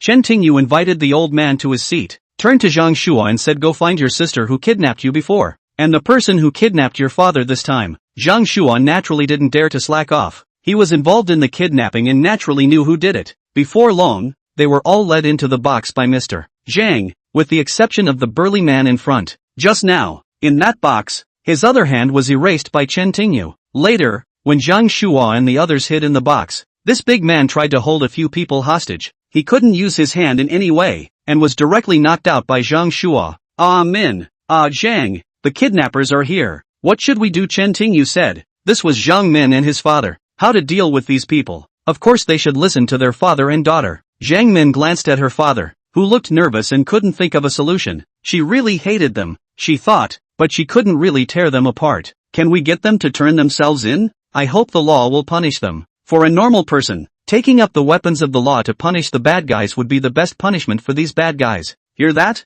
Chen Tingyu asked, giving them a disinterested look. Whether he killed them or brought them to justice, as long as Zhang Min was satisfied, he didn't care. Chapter 74, Faith. Yes, we'll turn ourselves in right away. It was almost a relief to hear that Zhang Min wanted to punish them with the law. Wu Min leading. No matter what, going to jail was better than losing an arm, a leg, or even a life. Well, the night is short. Can I go to the hospital for a while? Timothy asked cautiously after dealing with the men. He'd missed the arm, and he wasn't sure if it was still sewn shut. Go for it. Timothy Chen nodded slightly. Hearing Tingmin's words, the boys scattered in all directions, making way for Tingmin to pass first. The night is short. These two. Wang Xun didn't say anything until after Ding left. Then he looked at Zhang Min and Zhang Min's father. However, before Chen Tingyu had the chance to say anything, Zhang Shuo grabbed the chance to speak first. Brother Zhang Wang, this is my sister and father. My name is Zhang Shuo. Young Knight is my brother-in-law. Zhang Shuo had never met Wang Xun before,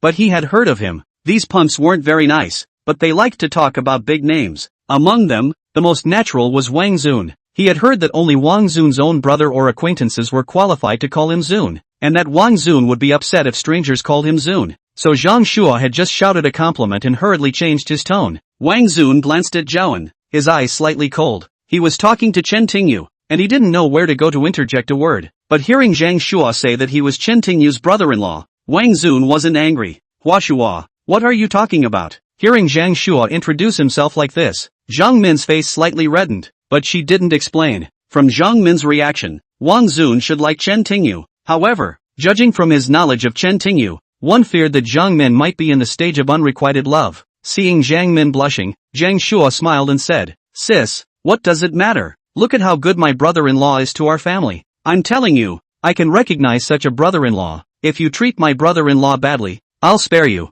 This sounds a bit awkward. Normally it should be the brother-in-law who is nice to his brother-in-law so that he can be nicer to his sister. But here with Zhang Shua, it's just the opposite. Now that I know that Chen Tingyu and Wang Zun have a very good relationship, Zhang Shua naturally wants to please him. If he can hold Chen Tingyu's leg, in the future outside, he can't do what he wants to do. Who dares to do it with him? You brute! Grandfather Zhang raised his hand and patted Zhang Shua's face. Grandfather Zimo. Zhang Shua opened his mouth. Grandfather Zhang knew what he was thinking. Chen Tingyu owed his family a favor, and Zhang Yimou certainly wouldn't forget that. He could see that his daughter was in love with Chen Tingyu, so if the two of them could be together, he would be happy. After Zhang Shua said those words, the old man would not be angry as long as he wanted to compete with Zhang Min and Chen Tingyu. But the old man knew very well that Zhang Shua was only saying this because Chen Tingyu was strong enough to protect him and let him do bad things outside without being punished. At first, he still had a glimmer of hope for his son, but after everything that had happened in the past 2 days, he finally fully realized what was the point of keeping his son who would kidnap even his own father. "Dad, you hit me," he said, covering his face in disbelief as he watched Zane grow up, let alone hit him more times than he could count on one hand. "I beat you, little beast." Zhang Fei pointed at Zhang Shua and snapped, "You immoral bastard, kidnapping your own father and forcing your sister to demand $2 million. Are you still a human being?" I couldn't help it. They had to force me to do it. If I didn't participate, they would have broken my legs. Do you want to see your son become crippled, Mr. Zhang asked, still looking somewhat reasonable in the face of his father's accusations. "Min, call the police." Grandpa Zhang sniffed, shaking with anger because he knew Zhang Shua would turn out like this, thinking that he shouldn't have had this child with his mom. "Dad," Zhang Min sniffed, not taking out her cell phone. That wasn't to say that she still didn't want this brother, but calling the police now would definitely involve Chen Tingyu, who had just hurt too many people for me to know how I would describe it. "Call me." Grandpa Zhang didn't think much of it, and now he was really getting pissed off because he was trying to figure out how to raise such an animal. "Grandpa, you're playing it really well." Seeing Grandpa Zhang so decisive, Zhang Shua's face changed slightly. "If you send me to prison, will someone make you grow old? I can count on you to give me a pension." Zhang Wuji shook his head with a bitter smile and looked at Zhang Min. "From today, all I have left is Min."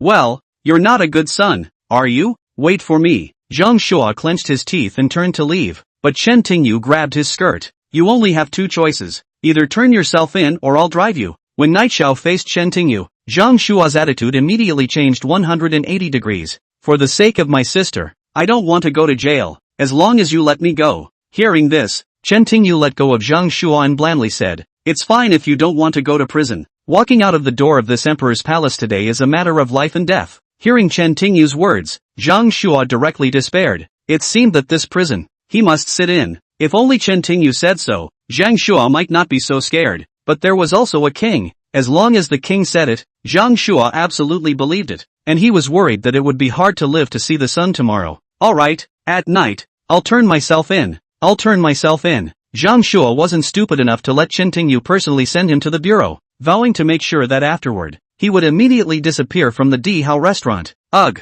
Watching Zhang Shua's departure, Grandpa Zhang couldn't help but sigh, his heart filled with 100 flavors. Star, this time, thanks to you saving my father out. Zhang Min was naturally very grateful to Chen Tingyu, but she didn't know how to express her gratitude. Even if she were to be an ox to Chen Tingyu, it would be hard to repay him. "Min, don't be polite. Uncle Zhang is fine. I'll send you home," Chen Tingyu said blankly. This did not matter to him at all. Seeing that Chen Tingyu was about to leave, Wang Zun seemed to have remembered something and opened his mouth to say it's less at night. "Can I borrow a step?" Seeing this, Zhang Min said, "Star boy, I'll send my dad home first. You and Wang Zun talk slowly." Seeing this, Wang Zun smiled at Zhang Min. "Alright, just a few words." Chen Tingyu nodded slightly and followed the king to the side. It's getting dark. I have news for you. If Mr. Chen wants to see you, he's coming to Southeast next month. Mr. Chen. Chen Tingyu looked at Wang Zun. You tell him if he wants to see me, he will come to me personally. Alright, I'll convey it. Since Wang Zun chose to stand with Chen Tingyu, it was only natural that Chen Tingyu would win. The two chatted for a while, but didn't say anything. Nightfall. I'll send you home. Wang Zun offered to send Chen Tingyu and Zhao Min. In that case, if you help me get Min and Zhang home, I'll stay away from you. Chen Tingyu. This was unprecedented for Wang Zun, and if word got out, I was worried that no one would believe it. All he needed now was to be recognized by Chen Tingyu, and his choice only made sense if Chen Tingyu recognized him, and the fact that Chen Tingyu was able to get him to give it away was clearly an acknowledgement. A belief. Chapter 75. This is poison. Hong's seat was a Lamborghini or two steps above Yu's Ferrari, and he drove Zhang Min and Zhang's grandfather home while Chen Tingyu returned to hang out in Jiashan. Chen Tingyu played with Sable for a while, then started practicing. Tomorrow night, he had to go to the manor to treat the old man, and even if the old man was able to get the medicines on his prescription together, there was no guarantee that it would eliminate the toxins in his body, so he had to stay optimistic in case something happened. With that, Chen Tingyu got up and went down the mountain to the manor until late at night the next day. Some of the herbs that Chen Tingyu needed were really hard to get, but they weren't a problem for him at all. It only took Hodgson half a day to prepare the medicine. When Chen Tingyu arrived at the manor, the old man was already waiting. Hodgson waited with the maid at the entrance of the manor, and they waited for most of the afternoon before finally bringing Chen Tingyu and urging him to enter the manor. Chen Tingyu followed to the study on the second floor. Dr. Knight, please come in. Seeing Chen Tingyu, the old man seemed happy. Night Owl, we have prepared your prescription, and followed the instructions in the form of pills. Upon entering the study, Hodgson immediately ordered the prepared pills to be sent up. This is a bank check for $10 million. Please smile. At the same time, using both hands, a prepared checkout ceremony was held in front of Chen Tingyu. Chen Tingyu glanced at it without taking the check. Dr. Knight, you are. Hodgson winced when he saw that Chen Tingyu did not accept the check. The old man laughed at that. Dr. Knight, this $10 million is for your treatment. I want to be your friend, regardless of whether it can be cured or not. The grandfather's attitude was sincere. He was really good at Chen Tingyu's talent and had a heart to befriend Chen Tingyu. Seeing that Chen Tingyu did not accept the examination, thinking that Chen Tingyu was afraid of not being able to cure the disease, this was how it was explained. Even if Chen Tingyu really could not be cured, he was still willing to pay the $10 million.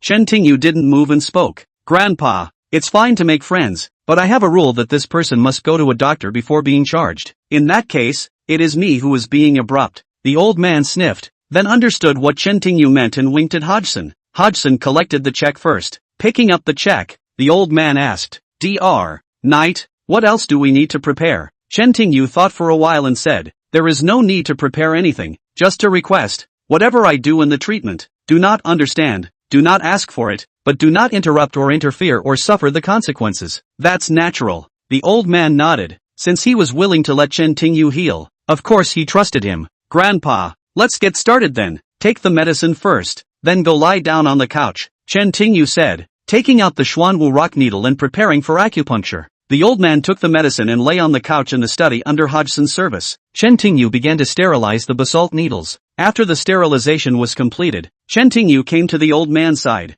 At this time, the old man's face had begun to whiten. The toxicity of this medicine prescribed by Chen Tingyu was not small. After the average person took it, it was said that they could understand the cause of death of this poison in 12 hours. But in fact, the process of poisoning was very painful. The average person could not withstand it at all, and many people could not even live for more than an hour or two before committing suicide. Chen Tingyu did not rush to give his grandfather acupuncture, but first checked his pulse. When he took the medicine, the old man's pulse was already disorganized. No, frowning Chen Tingyu, he realized that the original poison in his system didn't seem to react after the grandfather took the pill and let it spread. As time passed, the old man's face became more and more ugly with pain. Dr. Knight, old man, is he okay like this? How Deming stood aside, looking at the old man's discomfort and asked, wait and see. Chen Tingyu wasn't in a hurry. He was just doing the old man's pulse and observing what was going on inside him. Just like this, almost half an hour later, the old man's body finally changed. Chen Tingyu was surprised to find that the poison that was originally in his grandfather's body finally worked. But this poison did not work with the poison that his grandfather had eaten. Nor was it complementary. It just began to remove the poison from his grandfather's body. and in an instant, most of the toxins were removed. As the effects of the medicine subsided, the old man's face gradually regained most of its strength, and 20 minutes later, his brow furrowed as all the effects of the medicine in his body disappeared.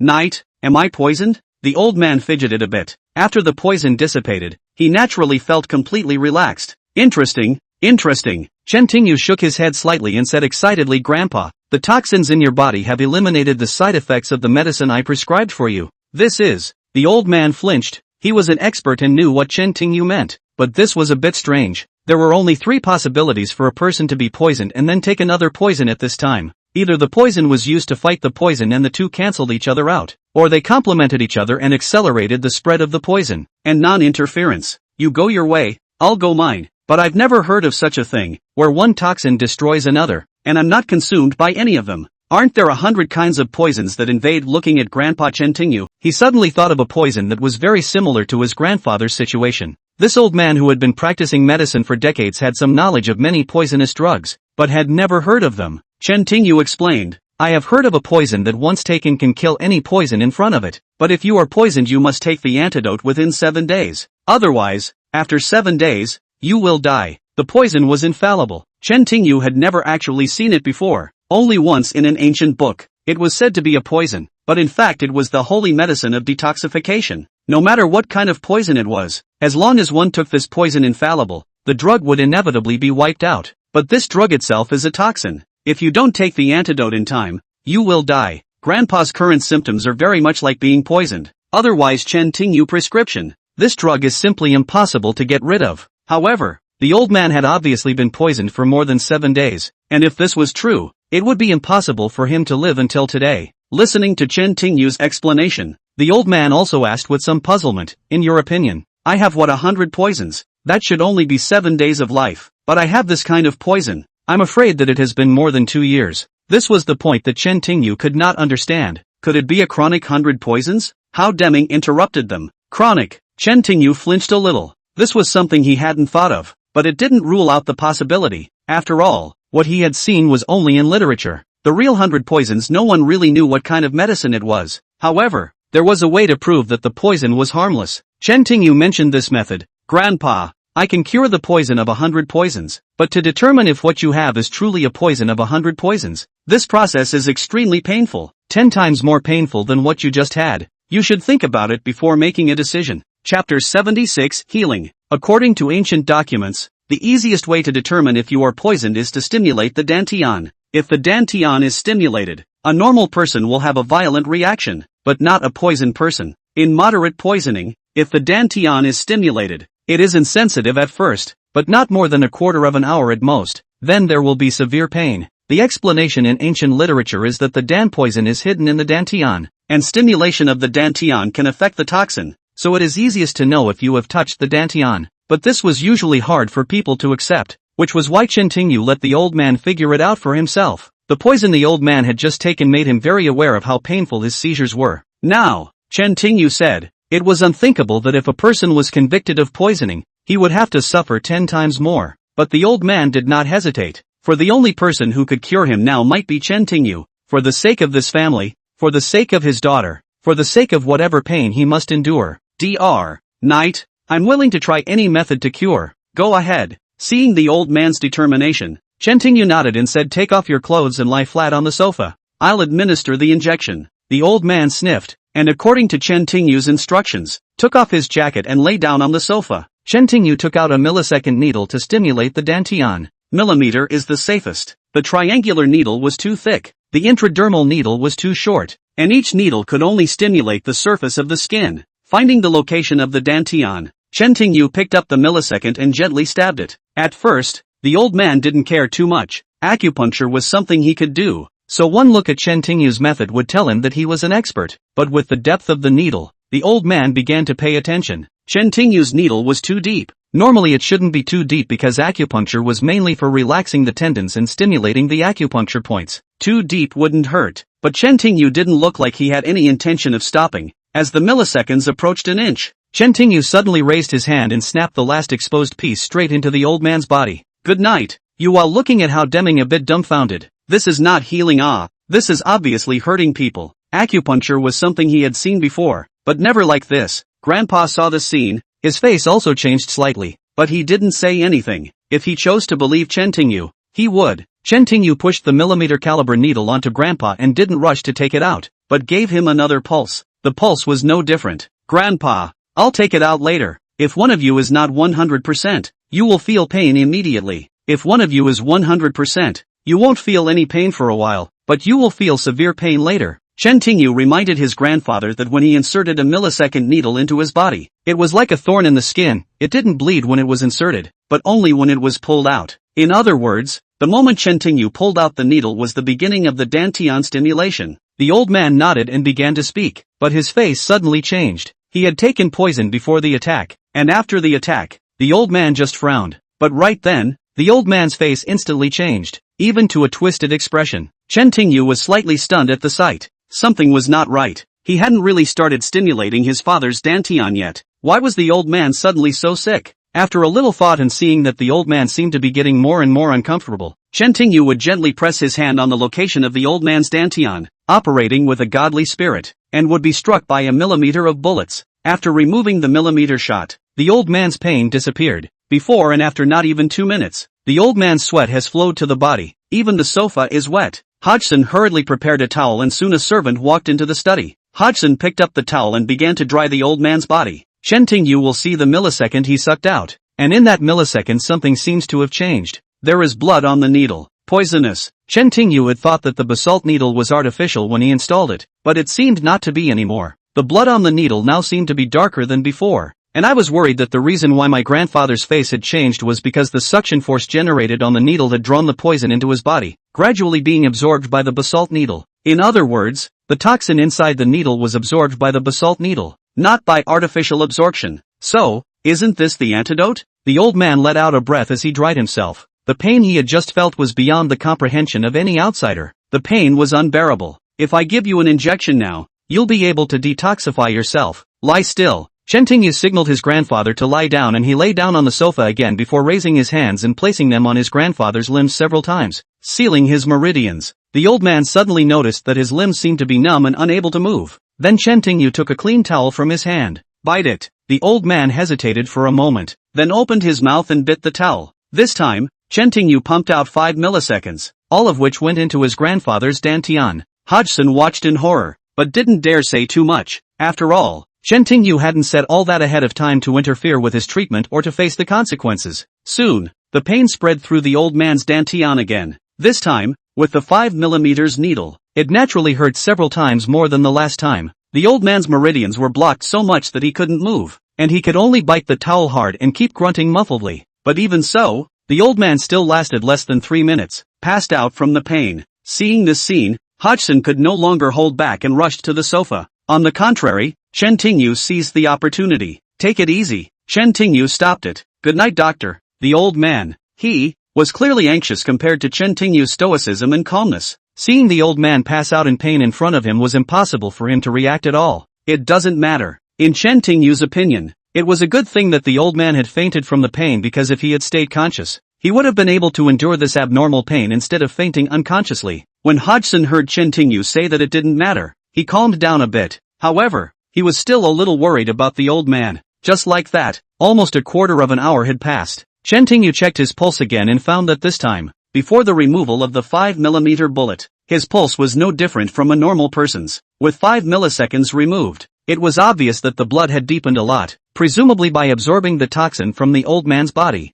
After sterilizing for 5 milliseconds, Chen Tingyu untied the old man's veins and combed his body with real air. After the real air combing, the old man's face gradually returned to normal and his face slowly got better. Looking at the old man's face getting better and better, Hao Deming's hanging heart sank and subconsciously asked Dr. Knight, how is the old master doing? Chen Tingyu stood up and said, the toxins have been expelled from the old man's body. He is basically unharmed. Great. Hearing Chen Tingyu's words, Hao Deming was so excited that he danced a little. For more than 2 years, since the old man's first coma so far, Hao Deming had helped to find no less than dozens of doctors and charlatans. These people were basically confident before they met him, but when they met him, no one knew that he was really poisoned. For a while, even Hodgson wondered if the old man was poisoned. After all, he had found so many people, how could no one have realized it? Chapter 77 I'm a rich man. Before I met Chen Tingyu, Chen Tingyu not only diagnosed the old man's problem in the first place, but now he has also cured the old man's disease, which made Hao Deming stay calm and happy like a child. Grandpa, how long will it take for Grandpa to wake up seeing that his grandfather was still sleeping? Hao Deming was even a little anxious to wake him up and tell him the good news. Chen Tingyu looked at the old man and shook his head slightly. It's hard to say. Let him sleep for a while longer. Remember to rest for the next 2 days. Don't rush to exercise. I estimate that he will regain his strength in 3 to 5 days. Good. Hodgson nodded, keeping Chen Tingyu's words in mind and calming his nerves. He took out a blanket from the cabinet in the study and covered his grandfather's body, then took out a business card and the 10 million yuan check, came to Chen Tingyu, and respectfully began. Grandpa Shang, you gave Grandpa a break from drugs. You are a benefactor to our family. This is my business card. If you have any problems in the future, you can call this number. It's far from it, but in the southeast, I'm sure it will help you talk about medicine, if it isn't enough. Until Timothy Chan took the check and his card. Hodgson continued. I don't know if the night doctor can leave contact information. Although Chen Tingyu said it cured the old man, he hadn't woken up after all. Hao Deming did not believe Chen Tingyu and just waited for the old man to wake up and communicate with him if there were any problems. In addition, he could see that the old man was very important to Chen Tingyu. If he did not even have contact information, when the old man woke up, I was afraid to blame him. Chen Tingyu nodded and gave Hua Ming his number. Hearing Chen Tingyu's number, Hodgson was slightly stunned. This number was all too familiar to him, as it was the old man's backup number. Later, their eldest daughter got it and she passed it on to the night school student who sold tea. When he first brought Chen Tingyu to this house, there was some suspicion that the night doctor would be the same person as the night student, and that old man denied this at the time, so now it seemed safe to assume that the two were the same person. Seeing Hodgson dazed, Chen Tingyu asked, What's wrong? Oh, well, I just thought that Dr. Knight left you a good cell phone number. Hodgson didn't tell the truth, because even if he knew who Chen Tingyu was, he wouldn't say it outright. The problem was still asking the old man what he meant. I don't know if Grandpa wants Missy to know about his poisoning. Chen Tingyu glanced at Hodgson without digging too deep,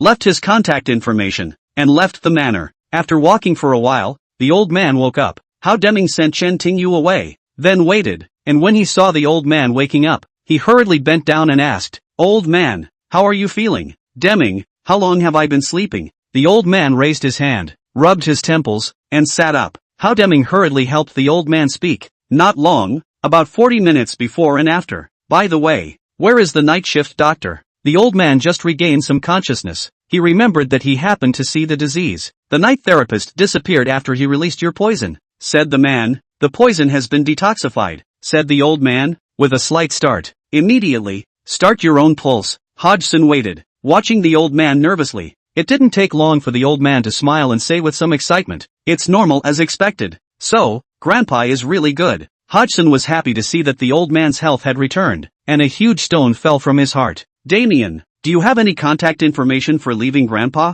In his excitement, the old man naturally wanted Chen Tingyu's contact information the most. Hodgson nodded and gave the old man Chen Tingyu's cell phone number. This number is not. Hearing the cell phone number, the old man faintly stared, nodding his head. The old man sighed. I didn't know that Grandpa was really alone with his classmate. The manner that Chen Tingyu left, went straight back to the mountain. After a night of practicing, he went down the mountain the next morning, now with a check for 10 million yuan. Chen Tingyu planned to cash it and transfer it to his card to buy a house and start a school. Yesterday, he had just been given the check from the construction bank, so there was no going back and forth as Chen Tingyu drove down the mountain to the nearest construction bank. Hello, sir, what kind of business are you in? The bank's lobby manager greeted him as soon as he walked into the lobby. Transferring some money, Chen Tingyu said blankly. Line up here and I'll call your number. The lobby manager looked Chen Tingyu in the eye with a smile and casually asked, I would like to know if you are transferring money peer-to-peer or interbank. If you are transferring money interbank, there may be a small handling fee deducted. A check? I want to cash it and transfer it to my bank card, Chen Tingyu said, handing the check he brought to the lobby manager. The lobby manager didn't pay much attention, and when he brought the check to Chen Tingyu and saw the amount on it, he flinched. $10 million is a lot of money, especially for a small company like theirs. To be able to do $10 million is a big customer. It turned out that when the lobby manager saw Chen Tingyu's clothes and age, he thought it was an ordinary young man, but he didn't realize that it was still a big customer, so he smiled even more. Please follow me. 10 million customers naturally didn't have to queue up. The lobby manager directly took Chen Tingyu to the special window. The small branches were certainly not much better than the big banks. On weekdays, they mainly served ordinary people. The service area was very small. There was no room at all. no special coffee or drinks, just a separate window for big customers. The lobby manager brought Chintinyu to the window, and before he could sit down, a young woman with heavy makeup walked in from outside. This young woman, estimated to be in her early 30s,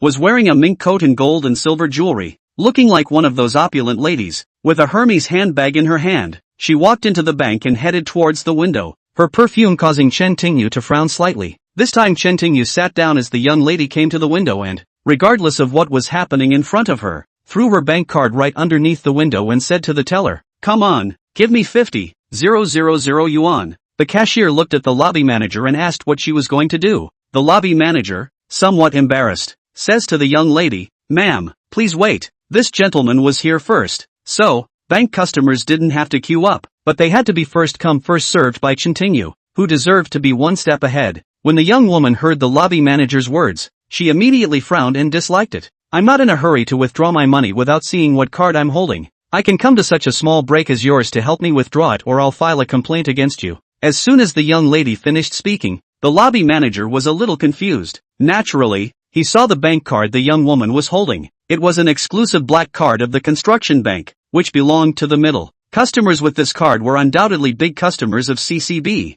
and the card was designed to provide services to 08 customers. Customers with this black card could do business under the banner of the construction bank without waiting. Chapter 78. It's really not my problem. This is the lobby manager's problem. Timothy Chan has a check for $10 million to cash, but it must be transferred to a construction bank account. This equates to Timothy Chan having $10 million in his bank. For a small branch bank like theirs, this is a great performance. With this $10 million, Timothy Chan becomes a customer of their bank. The customer was at the window taking care of business, but let someone else cut in line. If Chintinyu gets angry and doesn't do so, it's a huge loss for the bank and her personal performance. But if they gave Chintinyu business first, look at the young woman's gesture. She must complain. She would be punished by the head office. Chintinyu froze when he saw the lobby manager's dilemma. Let her get it first. Seeing Chintinyu's magnanimity, the lobby manager immediately looked grateful and said, "Just a moment then." After saying that, the lobby manager nodded gently. The cashier picked up the young woman's black card and prepared to pick it up. "Let me take what I want first. Look at your poverty. I need you to let me." It turns out that Chintinyu generally do not want to deal with this kind of woman. She has to take first, let her take. Not a few minutes to take. I did not expect this woman to be so petty, but also cynically look down on him. "You just wait," said Chintinyu, took out his bank card, put it under the window, and said to the teller, "Please help me cash the check and transfer it to this card." The teller saw Chintinyu card, first waited a moment, then did not talk to the lobby manager, directly picked up the Chintinyu card, ready to deal with Chintinyu first. When the young woman saw this, her face sank and she broke down. "Are you kidding me? Don't you know what card I'm holding? Wait, I'm going to complain now." After saying that, the young lady actually took out her cell phone and was ready to call customer service, but the cashier ignored her, and the lobby manager, with a smile on his face, said, "I'm really sorry, ma'am, we only have one window, and the gentleman did get here first, so why don't you come with me to the manager's office, and I'll get your money myself later. I want my money." The young lady,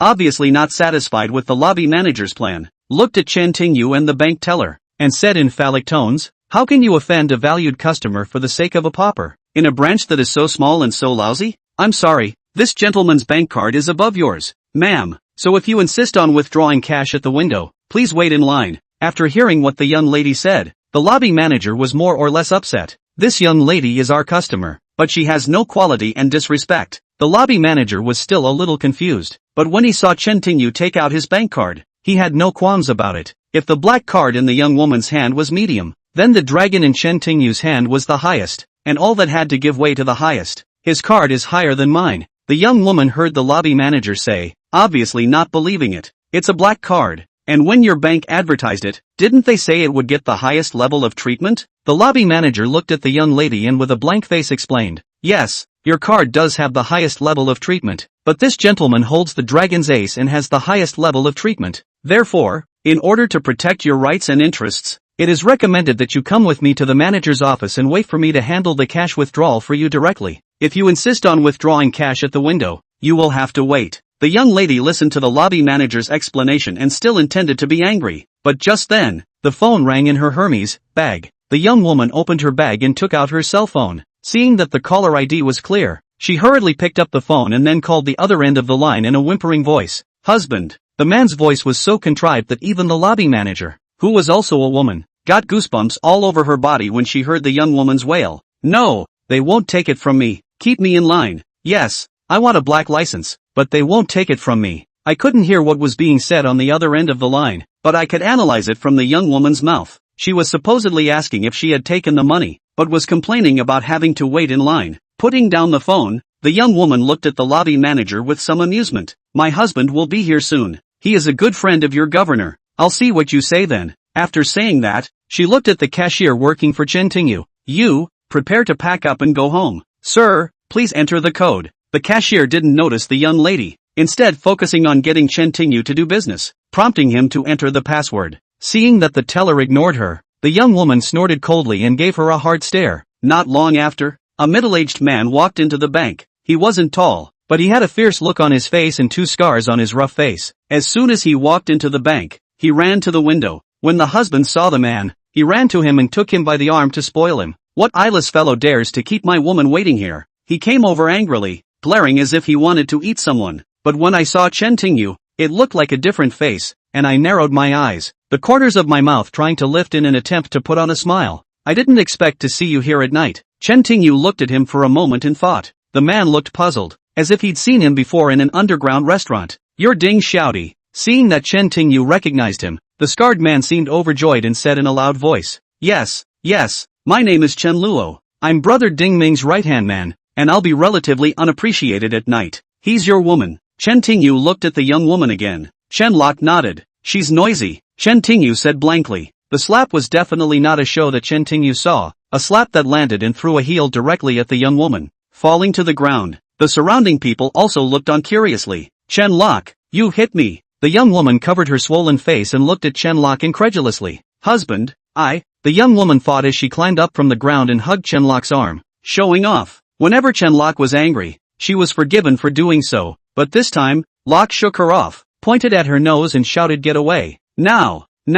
The young woman couldn't believe that she would be told to get lost by pointing at her nose. She had no idea that sitting in front of the window, looking barely 20 years old, would turn Lok Chan into this. Chapter 79 hurts you. Chen Lok, you will regret this. The young woman glared at Chen Lok for a few seconds, turned around and ran. Chen returned to Chen Tingyu with a big smile on his face. Sorry about the other night. I'll sell her to the red light district when I see her. Chen Tingyu ignored this as the teller at the window had already transferred the money for Chen. She stood up and respectfully said, Sir, the money has been transferred to your credit card. There will be a text message later. Please pay attention. Chen Tingyu nodded, picked up his bank card and turned to leave. Also, how is Ding Man's injury? He asked suddenly before leaving. No harm to the person, but the arm Ding Wei's arm was Chen Tingyu's crosspiece. The bones were cut, like an amputation. Where to grab? Chen Lot took the money this time, just to see Ding Mang. He told Chen Tingyu that his Ding Mang's right-hand man is actually far from Wu Ming, but now that Wu Ming's in,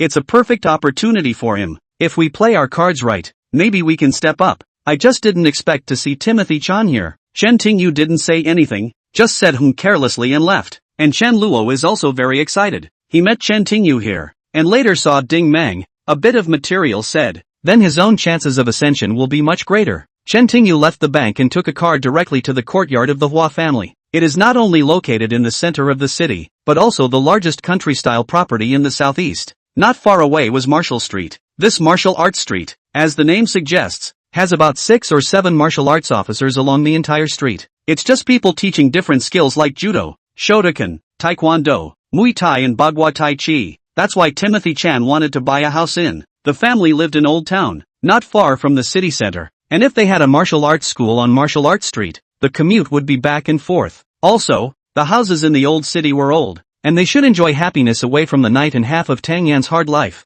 Huajing Courtyard is located in the center of Southeast City, with a beautiful environment and complete facilities, and is currently the largest village community in Southeast City. Chen Tingyu rode to the sales center. It was after 9 o'clock in the morning and there weren't many people in the sales center. But when Chen Tingyu came in, no one came out to greet him. The reason was simple, because Chen Tingyu was not only dressed in a ground floor stall, but also in the same old clothes, and coupled with his youth, no one thought he was here to buy a villa. Chen Tingyu didn't mind either. The sales office had a ready-made model of the building, so he could see the entire complex clearly and directly. Soon, a young girl walked in from outside. looking to be in her early 20s and wearing a uniform, as if she was also a salesperson here. At this time, she was holding 2 bags with only milk tea and coffee inside. "Shaw man, we've been waiting for you for a long time. How did you get back?" He saw the little girl walk in and was greeted by a woman who was also wearing a uniform and a lot of makeup, but her expression was clearly sour. "I'm sorry, Mr. Wang. The store was so crowded. I waited a long time to buy it." The forehead was already drenched in sweat. She ran and ran back. Only the store was so crowded that she had to wait in line for a long time before she could buy it. "You're so stupid. How many people wouldn't buy something from another store?" Another salesman came up to her. "I thought you liked their house." Showman started to explain, but was interrupted by the clerk. "Yeah, my lattes have always been cappuccinos," the sales clerk said as she rummaged through the bins, frowning when she saw that there were none of her lattes in them. "Reed, you want a latte?" Showman asked with a slight frown. Then, as if he remembered, he suddenly looked apologetic and said, "I'm sorry, I'm really sorry, I made a mistake." "You, thinking about it all day." The salesgirl known as Red Sister glared viciously at Showman. "No, I won't drink it, you pay for the coffee." "But Showman tried to say something, but she turned away, her own drink in hand, and only a woman who looked older than her said thank you, and no one complained about Showman coming back too late, even though that was nice. Not angry at being treated like this, Showman just picked up a cup of coffee that Reed didn't want and held it in her hand. Taking a soft sip,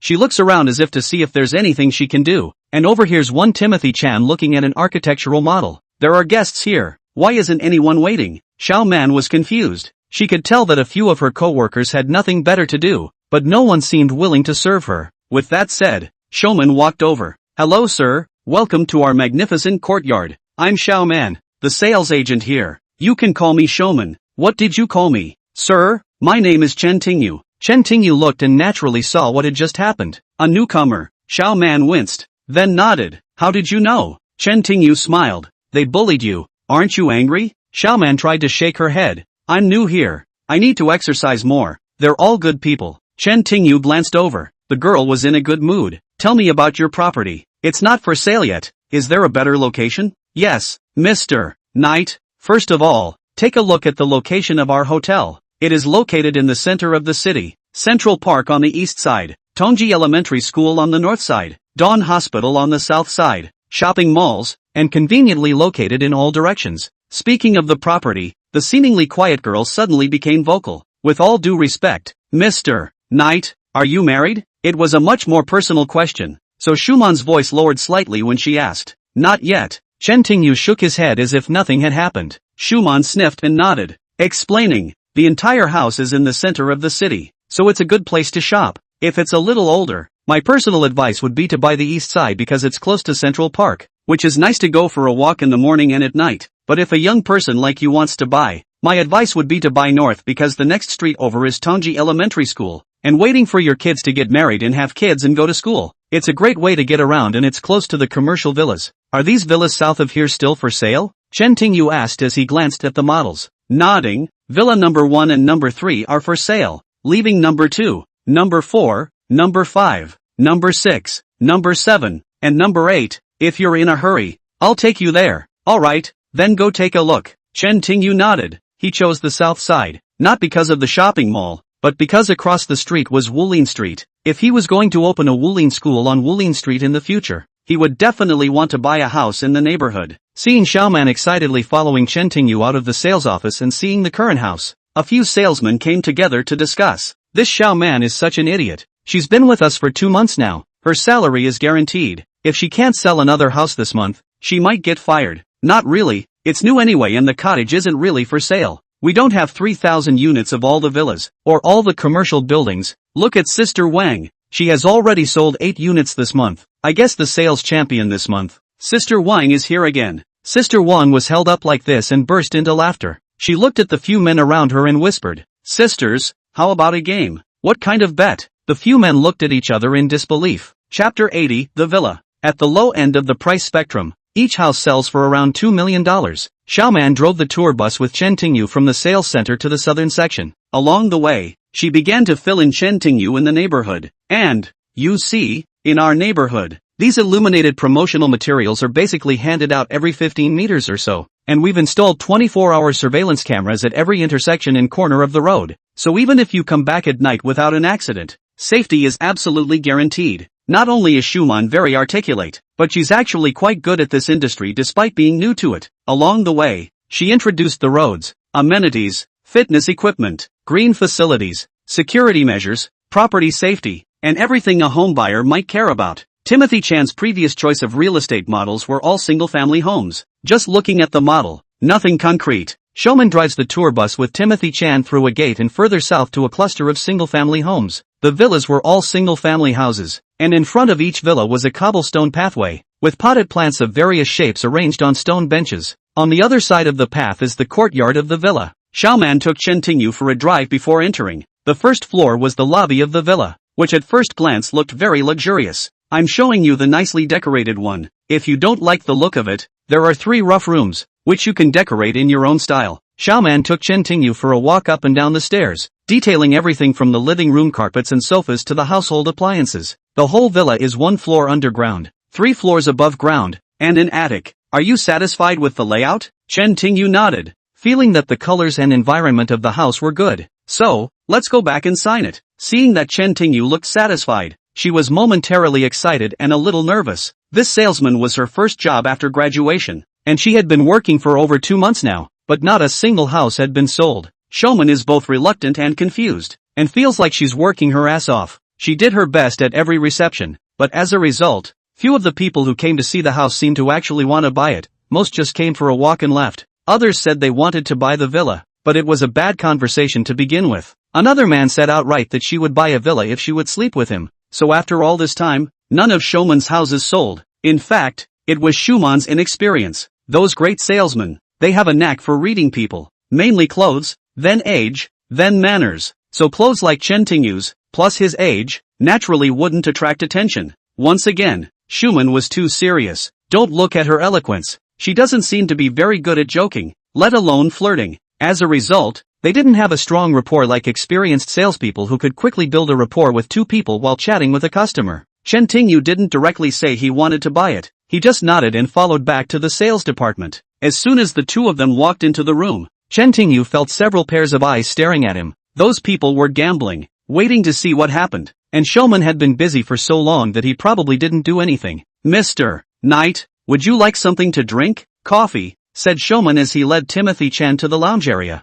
Random. Chen Tingyu nodded slightly. Then wait a moment. Xiaoman turned to leave, and not long after, she returned, holding a cup of coffee and another folder. There was coffee at the sales office, but it was only open to customers. The staff wasn't allowed to drink, so sometimes they asked to go out and get coffee, and the coffee at the sales office was instant and not very good. Well, Mr. Knight, here's the contract. Read it, said Showman as he sat across from Timothy Chan and opened the folder and put it on the table. The contract is cancelled. Tell me the price. Chen Tingyu looked at the contract on the table and didn't bother reading it to see how many pages he could get. We're selling our bachelor pad here for 226.1 square meters, just like the beautiful new home you saw earlier in number 6, which you saw for $4,816,600. It seems to me that 216 square feet is more than that, said Timothy Chan, who had just been to the 5-story villa with myself, which was at least 300 square feet. Shaman nodded and said, the actual size of the villa will be closer to 400 square feet, but the yard,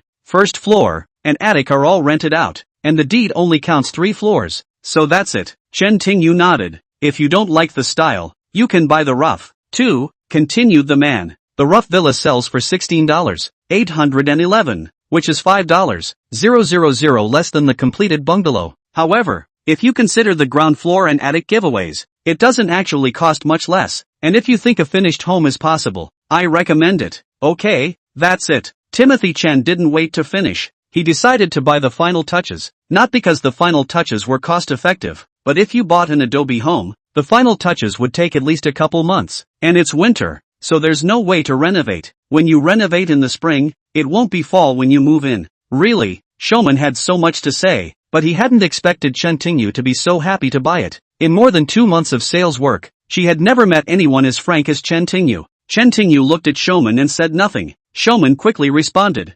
explaining, don't get me wrong, I didn't mean it. It was just a moment of excitement. I didn't expect you to be so forthcoming. Where do I sign? Chen Tingyu glanced at the contract and asked. Here, and this part, Xiao Man replied, a little excited to tell Chen Tingyu where he needed to sign. No one would have guessed that this old-looking young man had bought a villa worth nearly $5 million.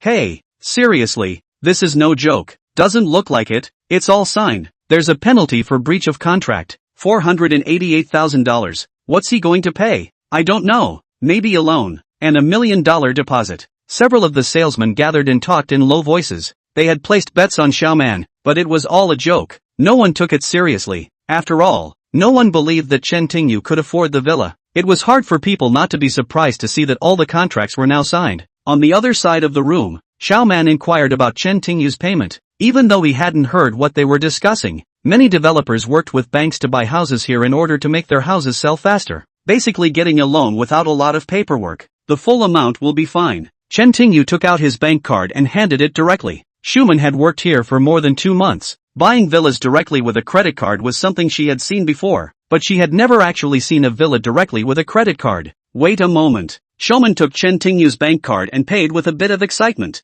No wonder she was so excited. This was the first list she had negotiated, and it was a big one. As salesmen, their basic salary was only $200, so they basically made money on commissions. For every building or villa sold, there was a 15% commission. The percentage may seem small, but the fact is that Schurman sold a $4.8 million townhouse for over $73,000. Chapter 81. The strength of the offer. For someone like her who had just graduated from college and entered society, it was a considerable amount of money. After successfully swiping the money, brought Chen Nichiyu back and dealt with the door's key card and various keys. It will take about a month for the certificate to come down, and the property will let you or your family know. Later we will send someone to clean the inside and outside of the villa. You can move in any time. This is my business card. If you have any problems in the future, you can look for me at the sales center or just call the number on the business card, Xiaoman said as he handed Chen Tingyu his business card. Chen Tingyu picked up the business card, put it away, left Huajing Yard, and went straight to Martial Arts Street.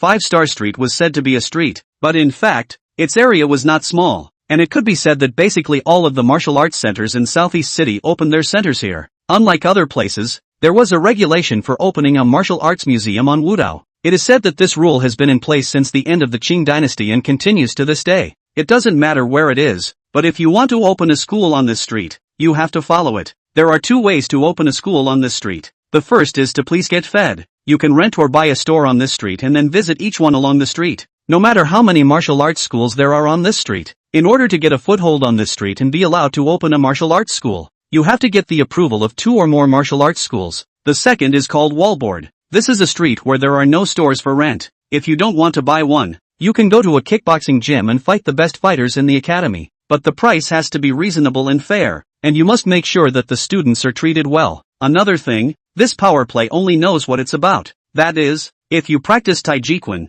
you can only go to a martial arts school that teaches Taijiquan. If you go to a martial arts school that teaches judo, even if you win, you can cut ties with them. Because of the rules, Chen Tingyu stopped at the villa first and then went to the academy. It could be just as strong even if there was no market for rent here. Chen Tingyu toured the martial arts street and found 11 martial arts clubs, including 2 taekwondo clubs, a judo club, a Wing Chun club, a Taijiquan club, and the rest of the Sanzhou, taekwondo, Muay Thai, karate, hapkido, and gua clubs. Timothy Chan did not see any renters or sellers on the street from head to toe, but it did lead him to a small clinic for sale. This touched Chen Tingyu. The clinic was on Martial Arts Street, but closed. There was only an advertisement for sale on the door. Chen Tingyu made a note of the number, but instead of calling directly, he turned around and went to the museum first. There are also rules about kicking the can down the road, not going to fight and kill. After all, this is not a vendetta. Everything must be done according to the rules of martial arts. First of all, you have to put a war label on it, so you don't have to write it down, but you have to at least tell people what you're fighting for. There are other reasons to refuse to fight besides a strong team.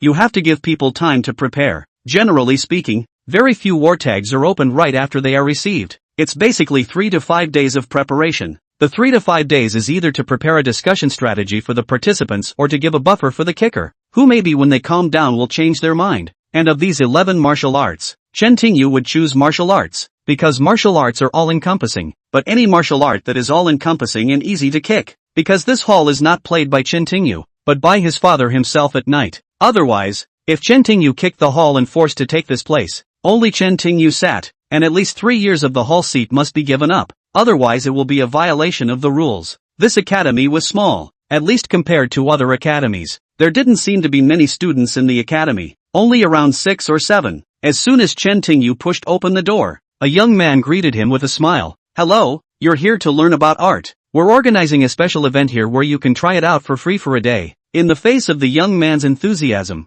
Chen Tingyu shook his head slightly and said without moving, "I'm here to post a war invitation. Who's the owner?" In fact, Chen Tingyu could see without asking that there were only 6 or 7 people in the academy. Apart from the young man in front of him, the rest were all 11 or 12-year-olds, with only an old man around 50 years old in charge of instructing the children in martial arts, and 10 other people as their masters. Hearing that Chen Tingyu was not studying, but giving a battle cry, the entire martial arts hall was quiet for a moment, and the students who were practicing also stopped and looked at Chen Tingyu. "Young man, I don't know how to get down from the pillar as expected." The old man opened his mouth after hearing Chen Tingyu's words. "I want to make a good offer to make the shopkeeper agree to me," Chen Tingyu said coldly. The young man next to you frowned when he heard Chen Tingyu. "Of course, it's not me." Chen Tingyu shook his head slightly. "This playing card is for my father. He's going to play at the gym. If you want to play the next one, go through me first," the young man said, glaring angrily at Chen Tingyu and striking his pose. "That doesn't seem appropriate." Chen Tingyu looked at the librarian.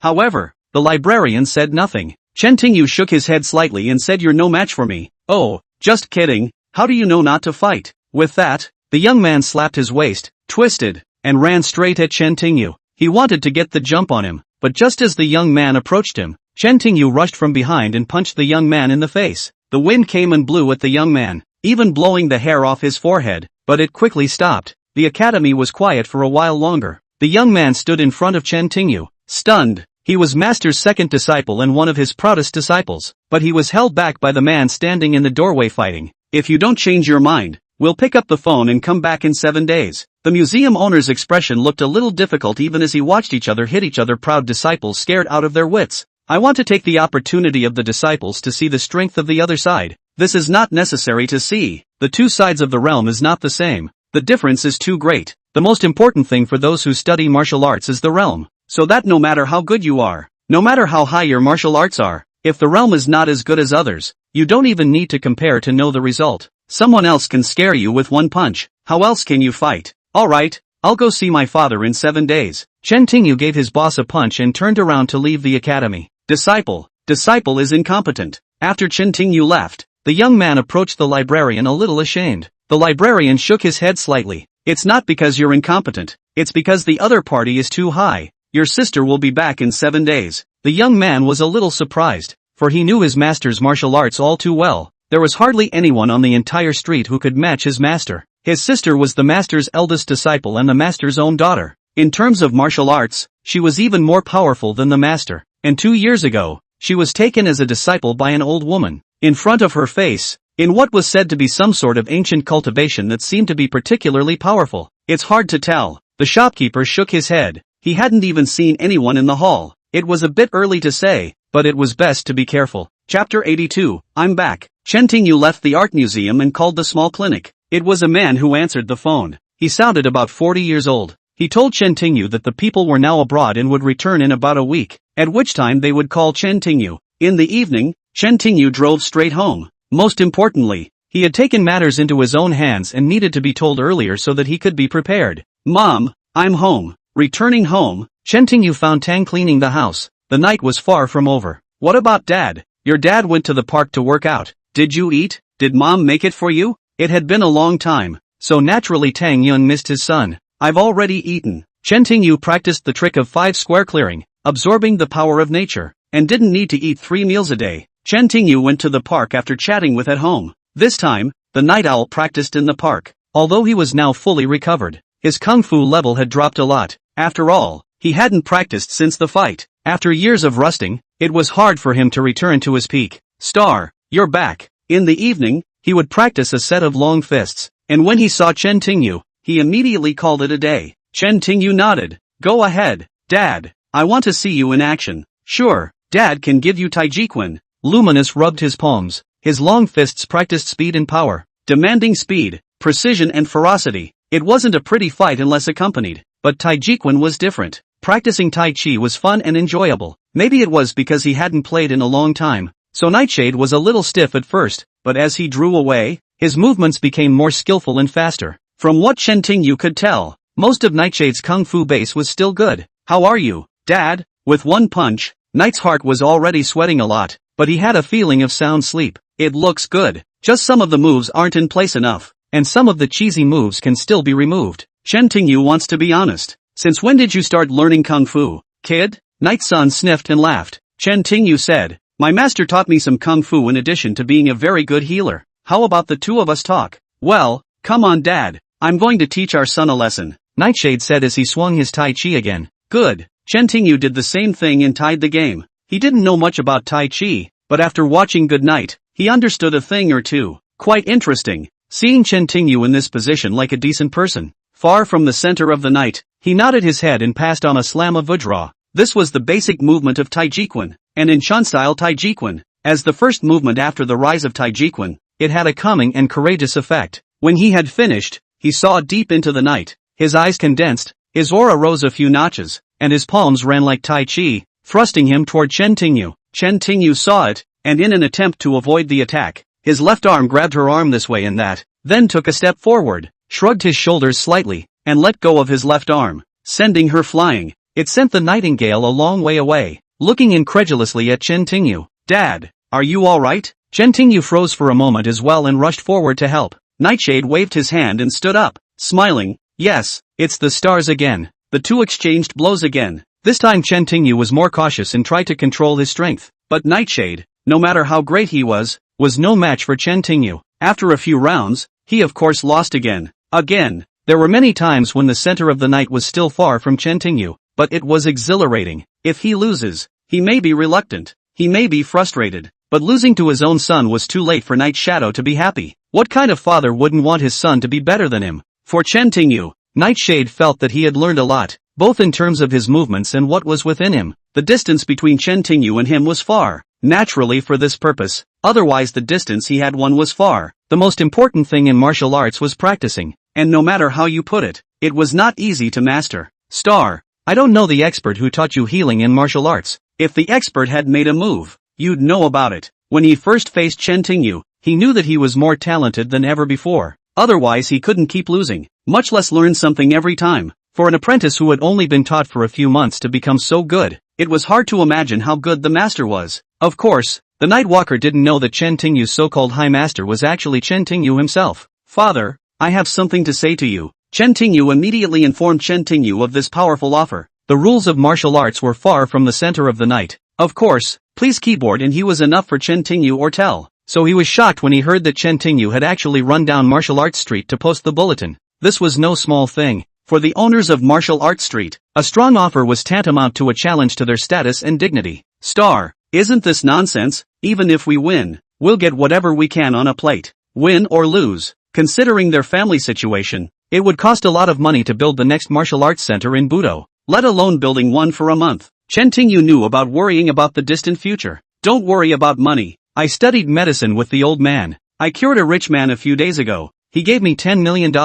I've already bought a villa in Huajingyuan. I still have enough money left to build a martial arts center. 10 million, far from the heart of this generation. Never seen so much money. And these words came out of Chen Tingyu's mouth as if the 10 million was just a string of numbers. Very indifferent. Does your mom know about this? He was surprised, but these words came from Chen Tingyu's own mouth, so of course he believed his son. Mom doesn't know yet, but I want to talk to you about the terms first. Chen Tingyu, since the fighters are already hanging, I'm still going to try. In any case, Nightingale wasn't a martial arts learner at all, and since he didn't need to worry about finances, he would try anyway. On one hand, he didn't want Chen Tingyu to neglect filial piety. Secondly, martial arts learners had the dignity of martial arts learners. Even though Chen Tingyu had announced the fight without his knowledge, he naturally wanted to give it a try since it was in his name. Father and son go home together and receive orders at night in a faraway place. Chen Tingyu did not tell Tang Yun about the property lest she worry. Instead he wants to buy a villa and wants to open a martial arts school, told Tang Yun. At first, Tang Sanzang thought it was father and son joking. When he saw that Chen Tingyu had already started packing his things, he was convinced that it was true,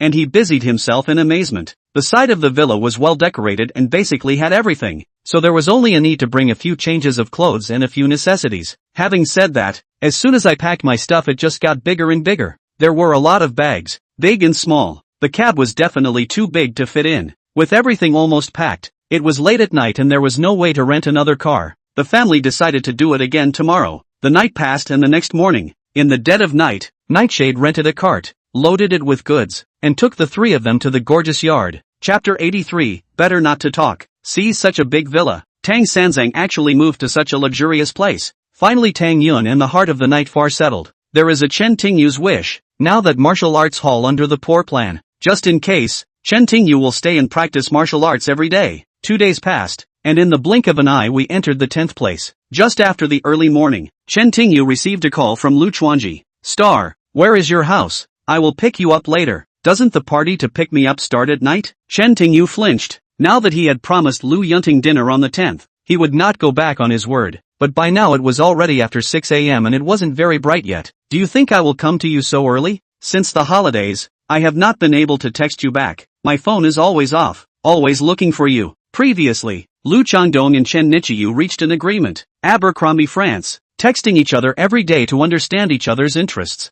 Although they pretend to be lovers, but they must understand each other, otherwise they are easy to wear. But this time, Chen Tingyu reversed. Lu Yunting sent him 10 text messages. One can also reply, even if the reply is very good. Generally 2 or 3 days did not reply. The phone is also off. In fact, Chen Tingyu is not intentional. It's just that he rarely looks at his cell phone, and if he wants to charge it, he doesn't have anywhere to charge it. Normally, he could still charge it at school. Of course, most of this vacation was in a state of shutdown. Okay, let's find a place to meet. Posing as Lu Yunting's boyfriend was a bit complicated at the beginning and the end. Chen Tingyu didn't talk to, so to avoid suspicion, Chen Tingyu did not invite to come. Lu Yunting sniffed, thought about it, and spoke. Then go to that Western restaurant on the last food court. 9 o'clock. Don't be late. Remember to wear a suit. Hanging up the phone, Chen Tingyu went to work out, came back and took a shower, changed into a white shirt, then changed into the suit he bought that day. It was supposed to be past 8 o'clock, but Tang Yun had the day off, so he didn't get up that early. After all, his body had fully recovered, and the couple was close every day. Chen Tingyu left a note and then went out. The food court was not far from their new home, and when they arrived at the Western restaurant, it was exactly 10 minutes short of 9 o'clock. Lu Yunting also arrived. Seeing Chen Tingyu, she immediately stood up to greet him. I said, Missy, when is the dinner party? Asked Chen Tingyu. 8 o'clock, but we arrived before 6, so we have to get ready. Willow said. So, 10 hours away, said Chen Tingyu, a little speechless. He didn't feel the need to be out so early. In depth, of course, Lu said helplessly. There is less than a month to go.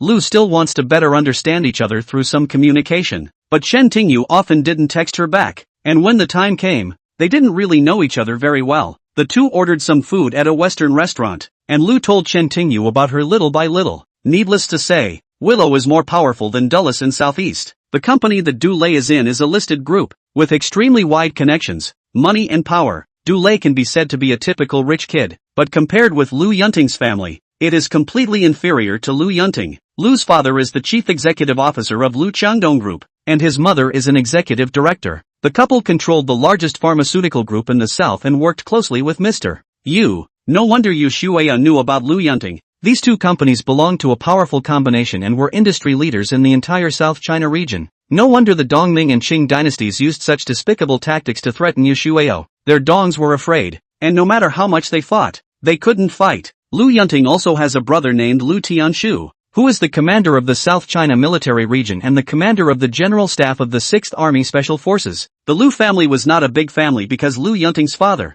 Lu Qinyuan, had no siblings. He was the only son of the Lu family, and Su Weilu only had 2 children, Lu Yunting and Lu Tianshu. However, if the Lu family was powerful, not only in the southeastern city, but even in the entire southern China region, it could not be underestimated. In addition to introducing her family to Chen Tingyu, Lu Yunting also told Chen Tingyu what she liked to eat, what her interests were, etc. She did have a lot of things in her WeChat, but Lu Yunting wasn't comfortable with it, and she didn't know if Chen Tingyu had finished reading the text messages. After Lu Yunting introduced himself and his family, Chen Tingyu naturally said something about himself. Compared to Lu Yunting, their home was much simpler. A family of 3 with working-class parents. No family background. 3 words. It's 10 o'clock. There are still 8 hours left. What's the next step? Speaking of his situation, Chen Tingyu glanced at the time. It's still early. Just in time for shopping. Do your hair together in the afternoon and then pick out your clothes. Lu Yunting quit Chen Tingyu so early.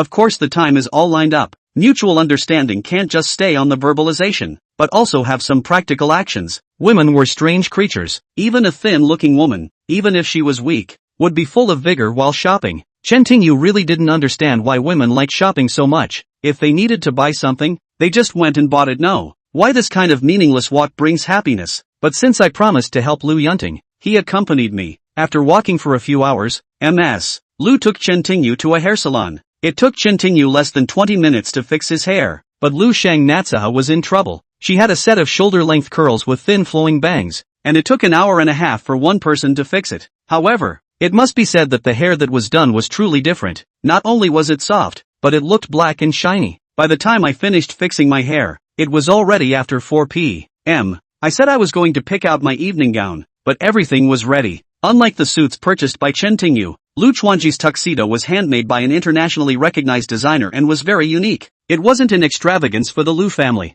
but a dinner that the Lu family took seriously. Coupled with the fact that Lu Yunting was the star of the party, the Lu family had spent a fortune hiring a designer to make sure there were no bumper shirts. Lu Yunting changed into her evening gown and walked out. Looking at the clothes Lu Bei wore, Chen Tingyu suddenly remembered a poem. The clouds want to dress up and the flowers want to come. The spring breeze brushes the face. Lu Shang Xiaoyi came to Chen Tingyu, blushing slightly, looked at him and asked how did it go. Lu Chuanji seemed happy to have received Chen Tingyu's approval. Rest here for a while, a driver will pick us up later. After walking all day, the car stopped in Ms. Lu felt a little tired. They rested there for a while, and after 5 o'clock, a stretch Rolls-Royce pulled up outside. The driver got out of the car and quickly ran inside, respectfully walking towards Lu Yunting. I'm here to pick you up, Missy. The driver who came to pick up Lu Yunting was a middle-aged man. He thought Lu Yunting was the only one, but Lu Yunting was surrounded by a handsome young man. Despite his curiosity, he knew that his job was to be the driver and didn't make too many demands. They got into the car and slowly drove into a private estate on the outskirts of the city.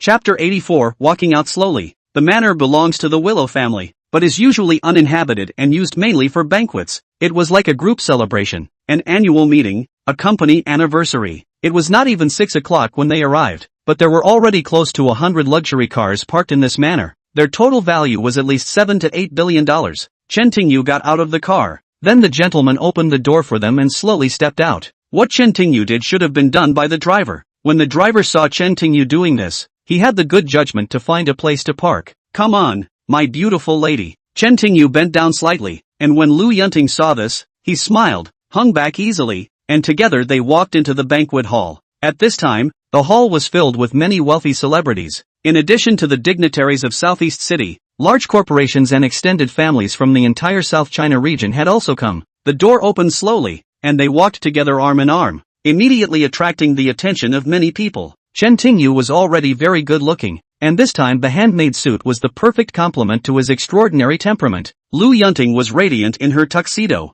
The dress was designed to be fairy tale beautiful, with 2 layers, one on the inside and one on the outside, and a thin shawl on the inside, with a light blue robe over the shoulders, hand embroidered with 6 different types of floral threads on the tulle. The shawl was light and airy, making it a sight to behold. The two walked arm in arm, as if they were made for each other. However, everyone who came to the party knew that Vero's purpose for organizing the party was related to her relationship with Sima. But now that Vero had brought a strange person, people could not help but wonder about the identity of Chen Tingyu. Yu Ruo took Chen Tingyu's arm with a hint of love, and the intimacy between the two as they walked into the hall was overwhelming. In addition to a handful of young rich people, there are also some older people, whether they are senior directors of companies or important members of their families, who have managed to reach today's level of emotional intelligence and intellect, which is incomparable to that of ordinary people. Although Lu Chuanji and Chen Tingyu are in love with each other, there is much more between them than that. In either case, unless the person Lu Yunting brought in also has a strong background and is not afraid of Sima Qian. Otherwise, he wouldn't dare to accompany Lu Yunting in this way. Either he didn't know about Sima Qian's family history, or he really couldn't even live a lifetime for love. Right at this moment, a handsome man in a gorgeous suit walked out from the crowd with an imposing presence that was clear to see. He walked briskly to Lu and Chen Tingyu, glanced slightly at Chen Tingyu, then looked away and whispered, "Why so late? Today is a big day." There was a hint of reproach in these words, but coming from Sima Yu's mouth, it was a loving inquiry. He looked at Lu Yunting with unblinking eyes, appearing to be a gentleman, but Chen Tingyu saw a hint of arrogance in his eyes, and I'm afraid that none of the people present, even Lu Yunting, really cared. There is a delay. Yanagi Natsuha replied as if nothing had happened. clearly not impressed by Sima Yi's gaze. After being treated like this, naturally, he had no intention of continuing to put his hot face on the cold bench before turning his attention to Chen Tingyu. My friend, when you are in a situation like this, be careful what you do and don't let a person accidentally invite disaster upon themselves. He still spoke gracefully, but everyone who heard him looked at Chen Tingyu with pity, for Sima's abilities are beyond the comprehension of ordinary people.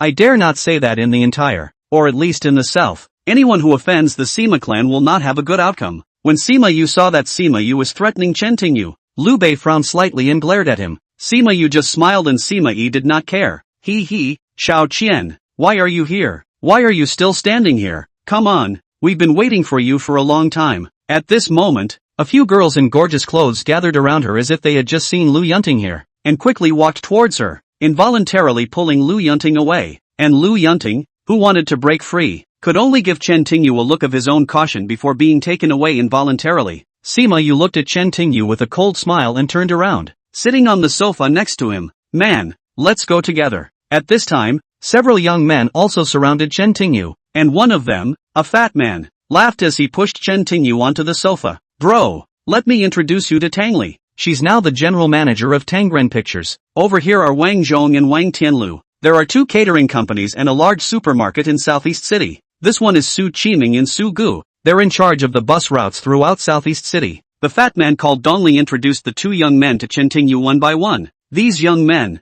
some of whom were the chairman of the board, some of whom were general managers, had opened several companies, and it sounded like one was bigger than the other. They were basically rich kids, and 9 times out of 10, they were playboys. The so-called managers and directors are basically set up by their own companies and parents. Even if a few of them start their own business, their money comes from their families. Even if the company lost money, their families were willing to do so, then they were fooling around outside. Chen Tingyu, student. Chen Tingyu glanced at the person he was introduced to. Compared to names such as general manager and general manager, student did not stand out. Of a student, Tang Li frowned slightly and smiled. I remember, I heard that MS. Liu Yunting is still in high school, so you and MS. Liu are classmates. Yes, we were in the same class. Chen Tingyu nodded his head. Well, I don't know where Brother Knight's father is, Dongli asked with a smile. Chen Tingyu looked at the fake smile. A cold smile emerged from the corner of his mouth. My father is a martial arts instructor. He went home in an accident more than 10 years ago. My mother is a formal employee. The family of 3 barely makes ends meet. This family is worlds apart from everyone who sits down. What else do you want to ask?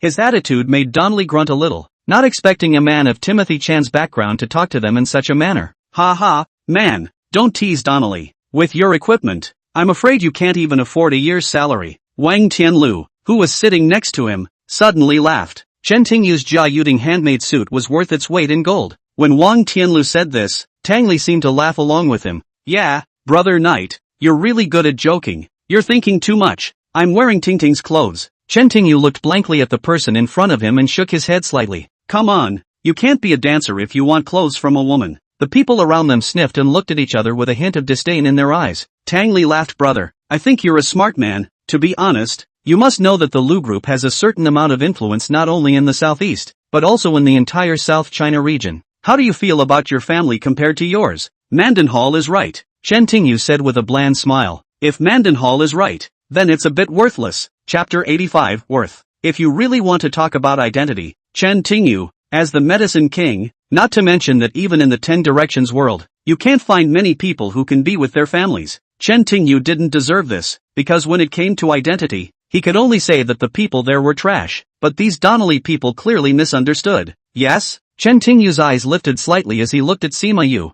Sima Yu was looking at Chen Tingyu at this moment. The two looked at each other face to face. Sima's eyes were filled with pride as she looked at Chen Tingyu as if an aristocrat was looking at a lowly pariah. Chen Tingyu's eyes were so deep, he only looked at Sima. No more Sima. Just then, a slight commotion came from the doorway. All eyes naturally gazed at it. He saw a man in his early 30s, dressed in eagle-eyed white, with steel swords for eyebrows. As he entered, many went up to greet him when they saw him. It's the king. When Dongli saw the man, he wanted to go over and say hello, but he could only think, not to mention the fact that it wasn't easy for the rich, or even their parents, to talk to the king. Most of the people who came to greet King just nodded at best, and only a few stopped to shake King's hand and say a few words. Chen Tingyu sat not far from the gate, and Wang quickly saw Chen Tingyu. He was first slightly stunned, as if he didn't expect it to be Chen Tingyu. and then quickly walked towards him. Seeing Zun Wang's arrival, Tang Li and the others were a bit nervous. Naturally, they thought that Wang wouldn't come to greet them.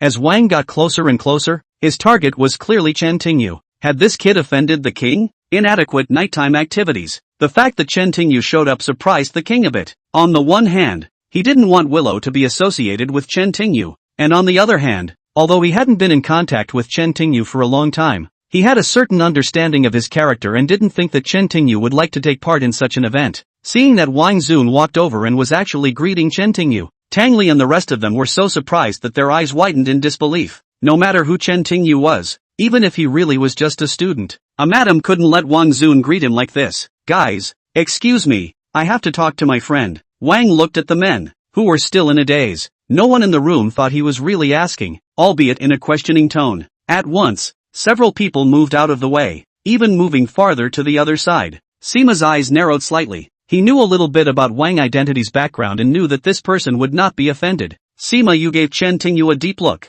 stood up, and walked to the side. Wang then sat down and spoke to Chen Tingyu with his head lowered. They won't give you a hard time, right? He knew the temperament of these rich people best. Watching them talk around Chen Tingyu had to be a bad idea. Chen Tingyu smiled and shook his head. Wang Zun was also one urge, knowing that he had asked a rather idiotic question. Just a few shrimps, how could he make it difficult for Chen Tingyu? This Sima Yu, he seems different. Chen Tingyu looked in the direction that Sima had left. He could sense that Sima was different from the usual playboys. Not just his temperament was different. Wan nodded. I wonder if Night Shadow has heard of the 4 great families of China? Chen Tingyu shook his head slightly. Tell me what it's about. Wang opened his mouth and said, the ancient monks of Huaxia are divided into the inner sect and the outer sect, and the outer sect is led by the Sima clan, the Orientals, the Keys, and the Chen clan, which are known as the 4 great families of Huaxia. This Sima king, besides being a legitimate branch, is also the young master of one of the 3 branches of the Chengdu. So, is that Mr.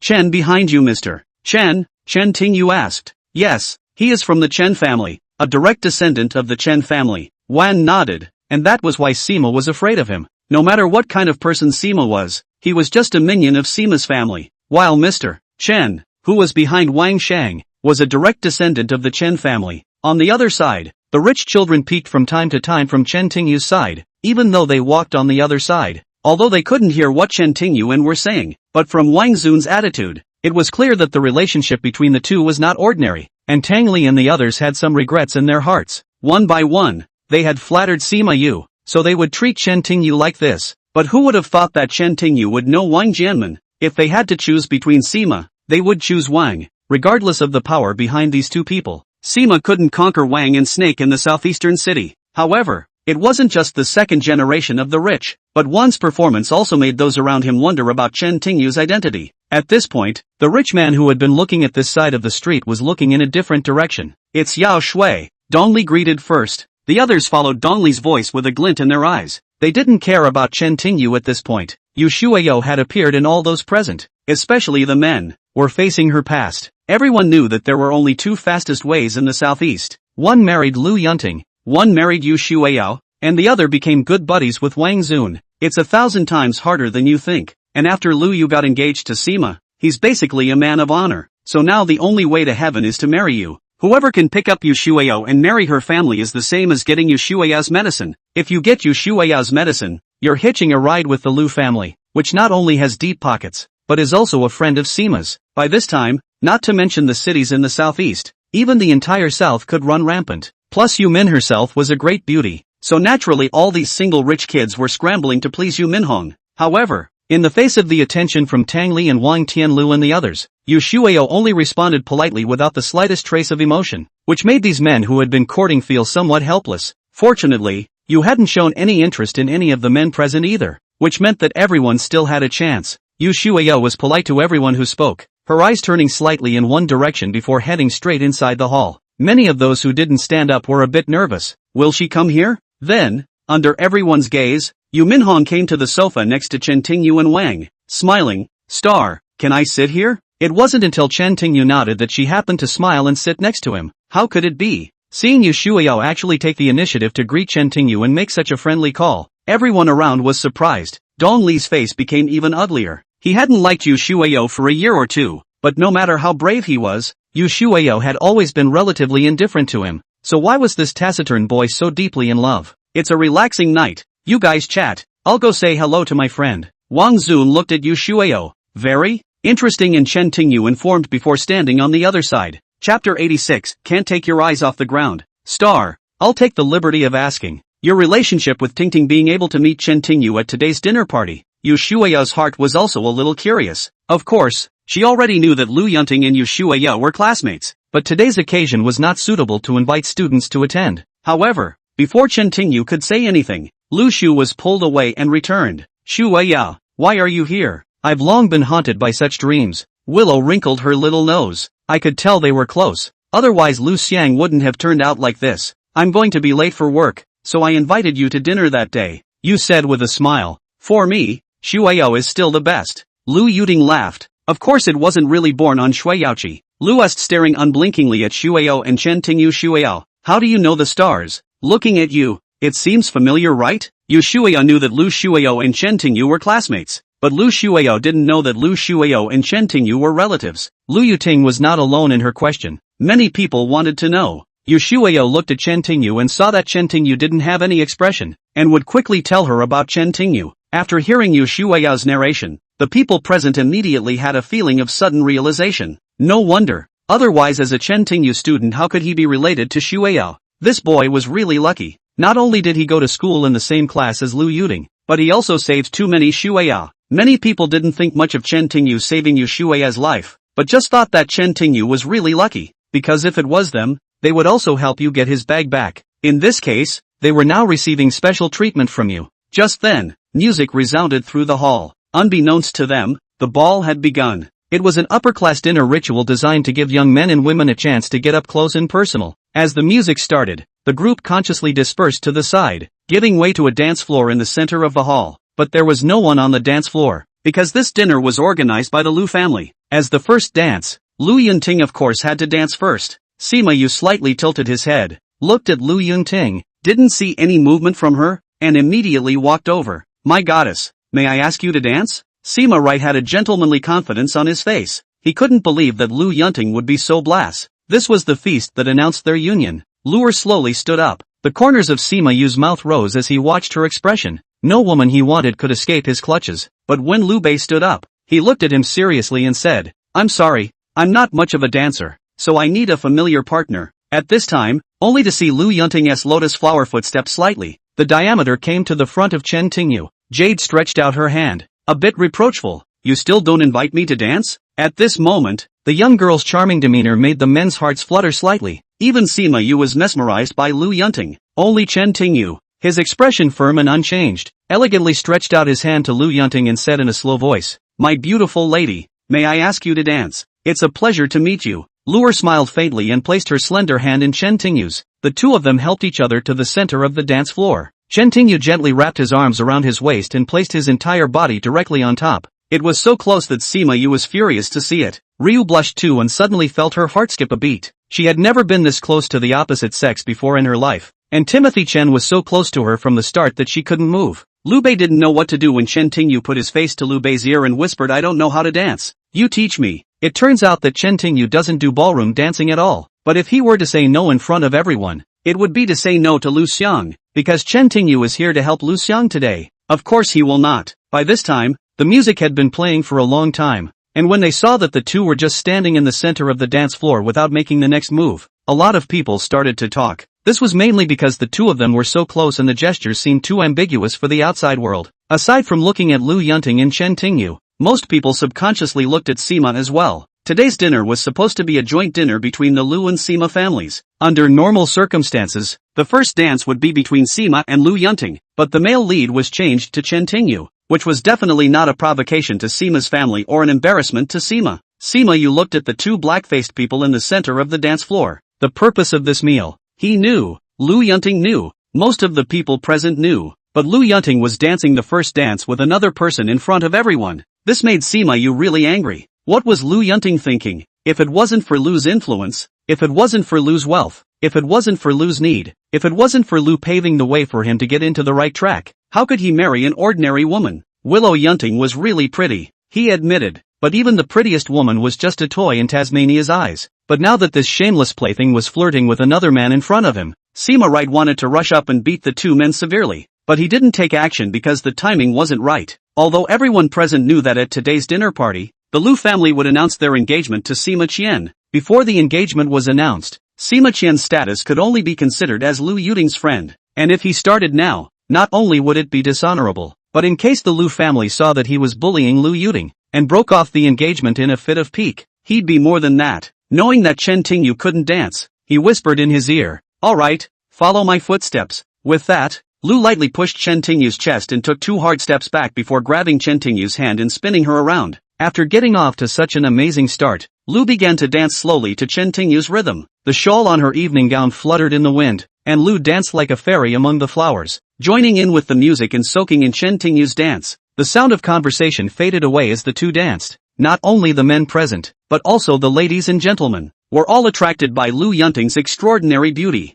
Sima Yu watched the two men get more and more intense on the dance floor, his face getting more and more somber, and he finally couldn't help himself. Of course, he wasn't stupid enough to rush onto the dance floor. He flipped the dance floor over and took a coin from somewhere. When the coin appeared in Sima's hand, he didn't know what he had done. The slightest mistake and the coin would suddenly become transparent. Even Sima couldn't see it, and could only feel its weight. Then he slightly sidestepped his body, and with a forceful swing of his wrist, the copper block slammed straight into Chen Tingyu's calf. If this punch had hit a normal person's leg, he would have gone straight to his knees. Just then, Chen Tingyu suddenly felt a chill as the real air in his body worked uncontrollably, instantly blocking his legs. The next thing Chen Tingyu knew was that he felt as if something had struck his calf. Most of the force was immediately neutralized by Chen Tingyu and it bounced off of Chen Tingyu's calf. Luckily, Lu Yunting changed her dance steps just in time and turned around just in time for the coin to hit her foot. The force of the copper was neutralized to a large extent by Chen Tingyu, but in her high heels, she was suddenly struck again when she turned around, jerking forward with nervousness and gasping for air from the intense pain. Chen Tingyu frowned slightly, wanting to stop, but heard Lu whisper in his ear, "Don't stop, keep dancing, I'll be fine." She clenched her teeth, her face a little pale. Chapter 86, Pale Face. "You don't look good at all." There was a ripple in Chen Tingyu's calm voice. "No matter what, accompany me to finish this dance. I don't want to make a fool of myself here." This dinner, Lu Yun was the main character. She represented the Lu family, Lu group, so she didn't want to lose face in front of so many people. Seeing her being so insistent, Chen Tingyu did not try further. However, what ensued was a shift from a Lu Yunting-led dance to a Chen Tingyu-led dance. Chen Tingyu dropped into the dance floor with a thought, and the already cold breath on his body grew richer and richer because of this change. On the other hand, Lu Yunting showed a passion that was completely different from her usual high-cooled young lady, as if she was enacting a poignant love story. Just like this, it was sung until the end of the song. In the center of the dance floor, the two of them slightly bowed, ending the first dance. Most of the people present, even the genteel young men, had a certain appreciation, and although they were completely captivated by the dance, most of them were attracted by the costumes and beauty of the fairies on display during the first half of the dance, which itself was very decent. In the second half, however, the whole group changed under the leadership of Nicholas Chan, and it was truly beautiful. Unfortunately, as the main character of the dance, Chen Tingyu offended Sima, and I'm afraid it won't end well. This was the opinion of many people at the scene. After all, Sima Yu is the master of Sima Yu's family. Even if he knows Sima Yu, he also knows Wang Yi. Yes, in front of Wang Yi, Sima did not. You dare to do anything to Chen Tingyu, but privately, Sima doesn't even need to do that. Just need to tell the matter. There will be many people to help him finish Chen Tingyu. No one believed that Wang Yi would follow Sima's young master in search of a dead man, even if it was just a young man on the sidelines. Sima and Lu Yunting couldn't help but marvel as they watched. He should have hit Chen Tingyu, but how come he didn't see Chen Tingyu make a fool of himself? But now that the first dance was over, there was no use thinking about it. Sima Yu would seek out Lu Yunting for the second dance to regain some respect, and he didn't believe that Lu Yunting would reject him. Sima Yu still bowed slightly in front of the stage and said, "Now, will the second dance be accepted?" He still had a gentle smile on his face, but Lu sensed it all. "She's hurt," Chen Tingyu said lightly, his eyes cold. "Injured?" Sima Yu flinched slightly. Did Ark just miss his shot and missed Lu Xiang? "If you don't mind." Lu Shang Xiaoyi nodded, confirming Chen Tingyu's words, then looked at Chen Tingyu and said, "Star, help me back to my room to rest." Chen Tingyu nodded and helped Lu Yunting to his room on the second floor to rest. Sima Yu also wanted to follow, but was stopped in front. "Master Sima, stopping to rest, aren't you going to dance?" When she said this, it seemed like she was asking Sima Yu to dance, and Sima Yu frowned slightly. In fact, if it wasn't for Sima and Li Yuting's engagement, Sima wouldn't have chosen Liu Yunting because he preferred Liu Yunting's type of person, and Liu Yunting's grandfather's power would have made it easier for him to enter the royal palace. Thus, at Shui Yao's initiative, Sima immediately extended his hand to her. So, Ms. Yu, may I ask you to dance? The expression on his face was just as charming as before, as if he wasn't the one who looked ugly. Looking at the gentleman's smile, Yu smiled back. His smile made everyone around him a little jealous and envious of Sima Yu. Unexpectedly, the Sima not only had the chance to marry Liu Yunting, but he was also able to dance under Shui Yao's active invitation. Sima Yu was the same. As a result, he was already thinking about what he would dance in the future in order to surpass Chen Tingyu and, however, Yu Ziwen didn't listen at all and just smiled faintly and said, Master Sima, I don't know how to dance. You've got the wrong person. After saying that, Yu smiled and turned to go. When Sima Yu saw this, he immediately realized that he was playing Shui Yao. He tried to keep a gentle smile on his face, but his eyes were getting colder and colder as he swore to himself that if he arrived at the palace, he would definitely report the shame of that day and let Liu Yunting and Yu Shuiyao play things in his pants. On the other side, Chen Tingyu walked to the bottom of the stairs holding Liu.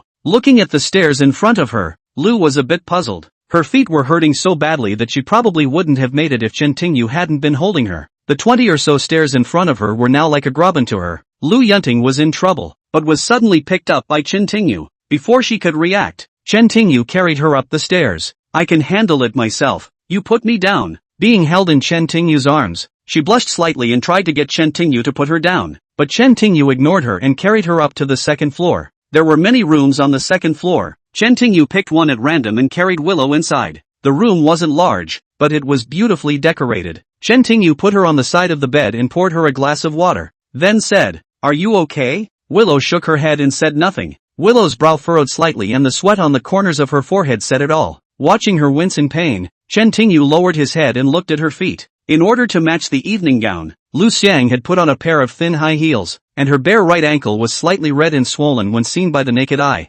Seeing this, Chen Tingyu slowly squatted down and gently pushed her ankle with his hand. You, what are you doing? Asked Willow, suddenly looking a little pale. What do you think I would do? Chen Tingyu couldn't help but smile when he saw her appearance. I asked you. Lu blushed red, knowing that she had overreacted. Don't move. Let me press on your ankle. It will ease your pain, Chen Tingyu said while holding Lu's ankle with one hand and pulling off her high heels with the other. A slender white foot suddenly appeared before Chen Tingyu's eyes, but when Chen Tingyu gently rubbed her, her face immediately changed. At the gasp he heard, Chen Tingyu looked up at her. Willow whispered, This hurts my heart. Just hold on a little longer. It'll be over soon. Sure enough, as Chen Tingyu slowly massaged her ankle, the original pain in her ankle but slowly began to heat up. This slight heat seemed to gradually take that pain away. Soon, the original pain was almost impossible to feel. Looking at Chen Tingyu seriously massaging his ankle, Lu Yichen felt a hint of guilt. She was not a transcendent little girl. She certainly knew that bringing him here as a shield was not a good thing for him, but for some reason, Liu Yunting was the first person she thought of when she was looking for a boyfriend,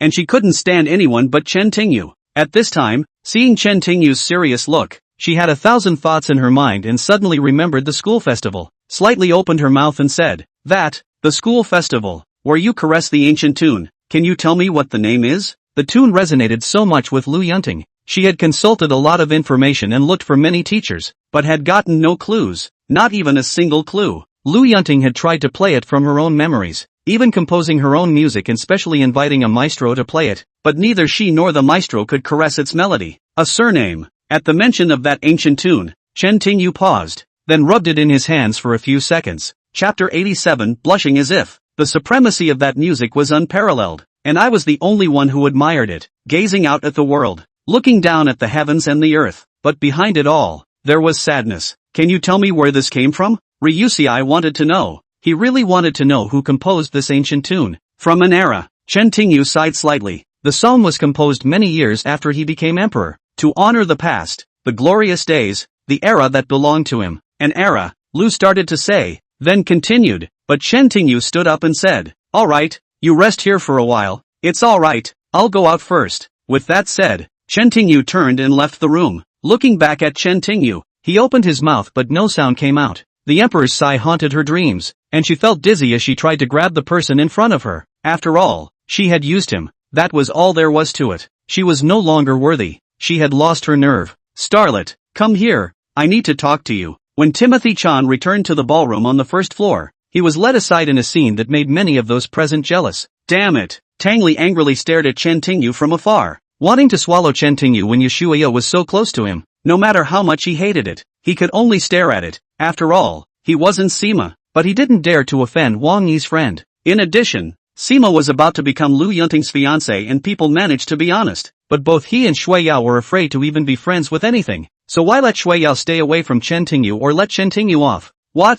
Timothy Chan asked as the two walked to a corner of the hall. Yu was silent for a few seconds before speaking. You two, are you boyfriend and girlfriend? What do you think? Chen Tingyu glanced away. Yu Shuiao winced slightly, as if she hadn't expected Chen Tingyu to ask him again. She paused before speaking. I've known her since she was a child. I've known her for so many years. I've never seen her be so special to a man, but I don't think she'll like the fact that you've brought you to dinner today. Hearing Yu Min's words, Chen Tingyu naturally understood what she meant. Thank you for your kind words, but I think you misunderstood. I'm not stupid enough to be a shield. I came to this dinner because I owe Lu Yunting a debt, just to pay it off. Debt? You couldn't imagine Chen Tingyu saying the debt was a kiss. It didn't matter to her. You still owe a little debt. For these rich people present, Yu Shuiao didn't care. Even if Chen Tingyu offended them, there was nothing to be afraid of. Even if Chen Tingyu constituted an injustice, she could still help. The key was this Sima. The ancient four great families were not that simple. Even if this Sima Yu was only the young master of a branch of the Sima Yu family, it was not that easy to offend. More importantly, Chen Tingyu was Lu Yunting's boyfriend. Not only did he offend Sima, he also offended Sima's entire family. I know, you're talking about Sima's family. Today's dinner is an engagement party in disguise. I certainly won't slap Sima's face on this occasion, nor will I slap Sima's face like Lu Yunting's boyfriend, but the last thing I want is to be in debt, so I'll be there even if Sima Qian is a late member of Sima Qian's family, even if he's a direct descendant of Sima Qian. For Chen Tingyu's character, Yu Shuiao naturally understood, so for him to say this was not a surprise to Shuiao, because Chen Tingyu knew this and had already come to the dinner and offended, so there was no point in saying more about not coming. Yu Shuiao thought for a moment and spoke. Star, no matter what, our family still has some power. If anything happens, you must inform me first. Student, I have a cold and fever. I can't open my eyes. I can barely write. After the first dance between them and Chen Tingyu, the rest of the group followed their respective partners off the dance floor. Such a dance was only a small part of the evening, so it wouldn't last long. After the dance, everyone was invited to the back room for a real dinner. Everyone enters the venue in an organized fashion, looking for a seat. At a dinner like this, it may seem like everyone is looking for a seat at random, but in reality, there are rules for seating. Starting from the back door, the closer you were to the main table, the higher your status. Rich people like Tang Li and Wang Tianlu could only sit in the front row unless they were sitting with their parents, under the care of their elders, and could only sit in the back row. At this time, Lu Chei's family appeared as the hosts of the banquet, along with Sima's father Sima Linghui and Yu Shuiao's father Yu Jinglong. A few people were naturally seated at the main table, and Sima and Yu Shuiao were also seated next to their fathers respectively. When they appeared, they inevitably greeted everyone. Most of them rushed up to speak, afraid of being left behind. Lu Qinyuan was busy for half a day but did not see Lu Yunting, and said to Su Weilu with some dissatisfaction, "How come Pavilion is so disobedient and hasn't arrived yet? Uncle, Pavilion is resting his feet at the back." Mr. Yu, who was next to him, explained. The few people present all had different expressions when they heard Lu Yunting twisted his ankle. "How serious is your ankle?" As a mother, Su Weilu was naturally nervous when she heard that her daughter had broken her ankle. Sima Linghui looked at her son beside her and scolded him in a low voice. "Didn't I tell you to take good care of Tingzi and let her twist her ankle? My first spotlight stolen by Chen Tingyu was played in the school kiln." Sima was out of breath as soon as he got hungry, and was scolded by his own father for no reason. He was about to explain what happened, but Sima Linghui glared at him and said, "Don't talk nonsense. Thanks to Grandpa here. You'd better hurry up and move the pavilion over. Let Grandpa see if you're serious." Hearing his father's words, Sima Yu could only hold back his anger and stood up, intending to go find Lu Yunting. However, before he could open his mouth, he heard a crisp reply. "No, I'm coming." Lu Yunting walked over with the help of Chen Tingyu, whose foot was now almost healed. Sima hummed a slightly intimate gesture and sat down. Sima Lingfei frowned. Luer and Suer looked at each other, and both could see the doubt in the other's eyes. In other words, neither of them knew. Teacher Su looked at Chen Tingyu for a few seconds before asking Teacher Lu,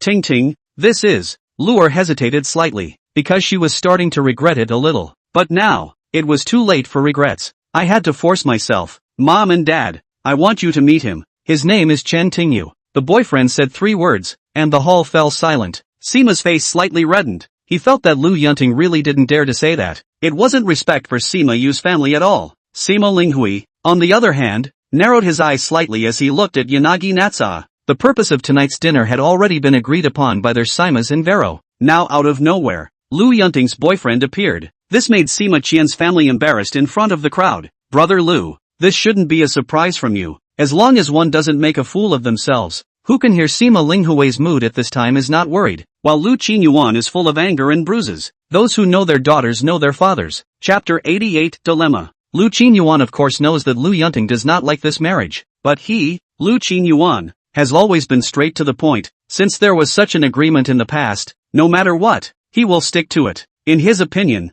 there is no problem for two people to cultivate slowly, just like with the passage of time, so is love. But now that his precious daughter had a boyfriend in front of so many people in order to avoid marriage, not only was she nakedly slapping Sima in the face, but she was also embarrassing their Willow. Just as Mr. Willow was about to lose his temper, a man suddenly stood beside him. "Good night, doctor. I didn't think we'd meet here." As soon as the words left his mouth, everyone present turned around slightly. The one who spoke was no other than Yu. It was just a simple greeting, but it made everyone present feel like they were hallucinating. Who was Yu Jinglong, founder of Yu's Pharmaceuticals? This is just one of the many identities of this old man. In fact, the old man can be said to be a big head of Chinese medicine. In the early 70s and 80s, it was the chief's royal doctor. He performed many important surgeries for many chief physicians and was awarded special and first-class honors many times. Now retired for many years, he still keeps in touch with many old-timers, and his position in the field of Chinese medicine remains unchanged. It was hard to believe that such a person with such a high status, who seemed to be in his early 20s, would take the initiative to stand up and greet others. What was even more unbelievable, even hallucinatory, was that you called him a healer?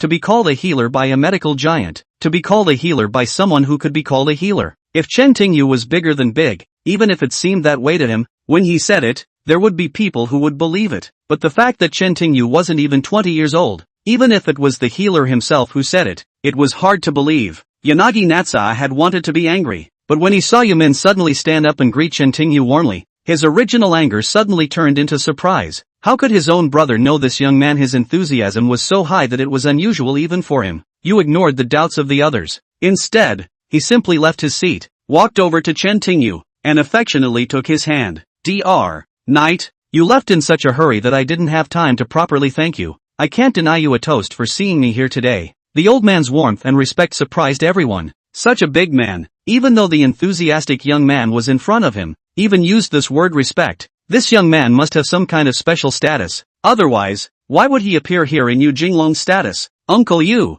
you know Chen Tingyu. Lu Yunting was also a bit surprised, not realizing that Chen Tingyu and Jinglong seemed to be familiar with each other. As a junior student, Lu Yunting was like asking the people present for their hearts. Many people's gazes fell on Yu, trying to figure out what was going on. Feeling the gazes around him, Yumin smiled and told the story of how Chen Tingyu had healed him. Of course, Yumin didn't say that he was poisoned, just that he had a strange disease. He had hired some doctors, including himself, and as a result, he was isolated and had to be taken ill by Chen Tingyu. He didn't elaborate, but that was enough, because no one really cared about Jinglong's property. Relatively speaking, they were more concerned about the end result. Using the Dragon King's means to not solve the disease, but instead allowing Chen Tingyu to cure it, regardless of whether there was an element of luck or not. This achievement in itself was enough to be valued. In the Golden Dragon's life, there aren't many people I admire, only the Night Doctor. He is the old man I truly admire. In his position, it wasn't easy for Yumin to say this, and his words made everyone look at Chen Tingyu with an indescribably changed mood. Lu Qinyuan wanted to say something but was confused by Yumin's description in this paragraph.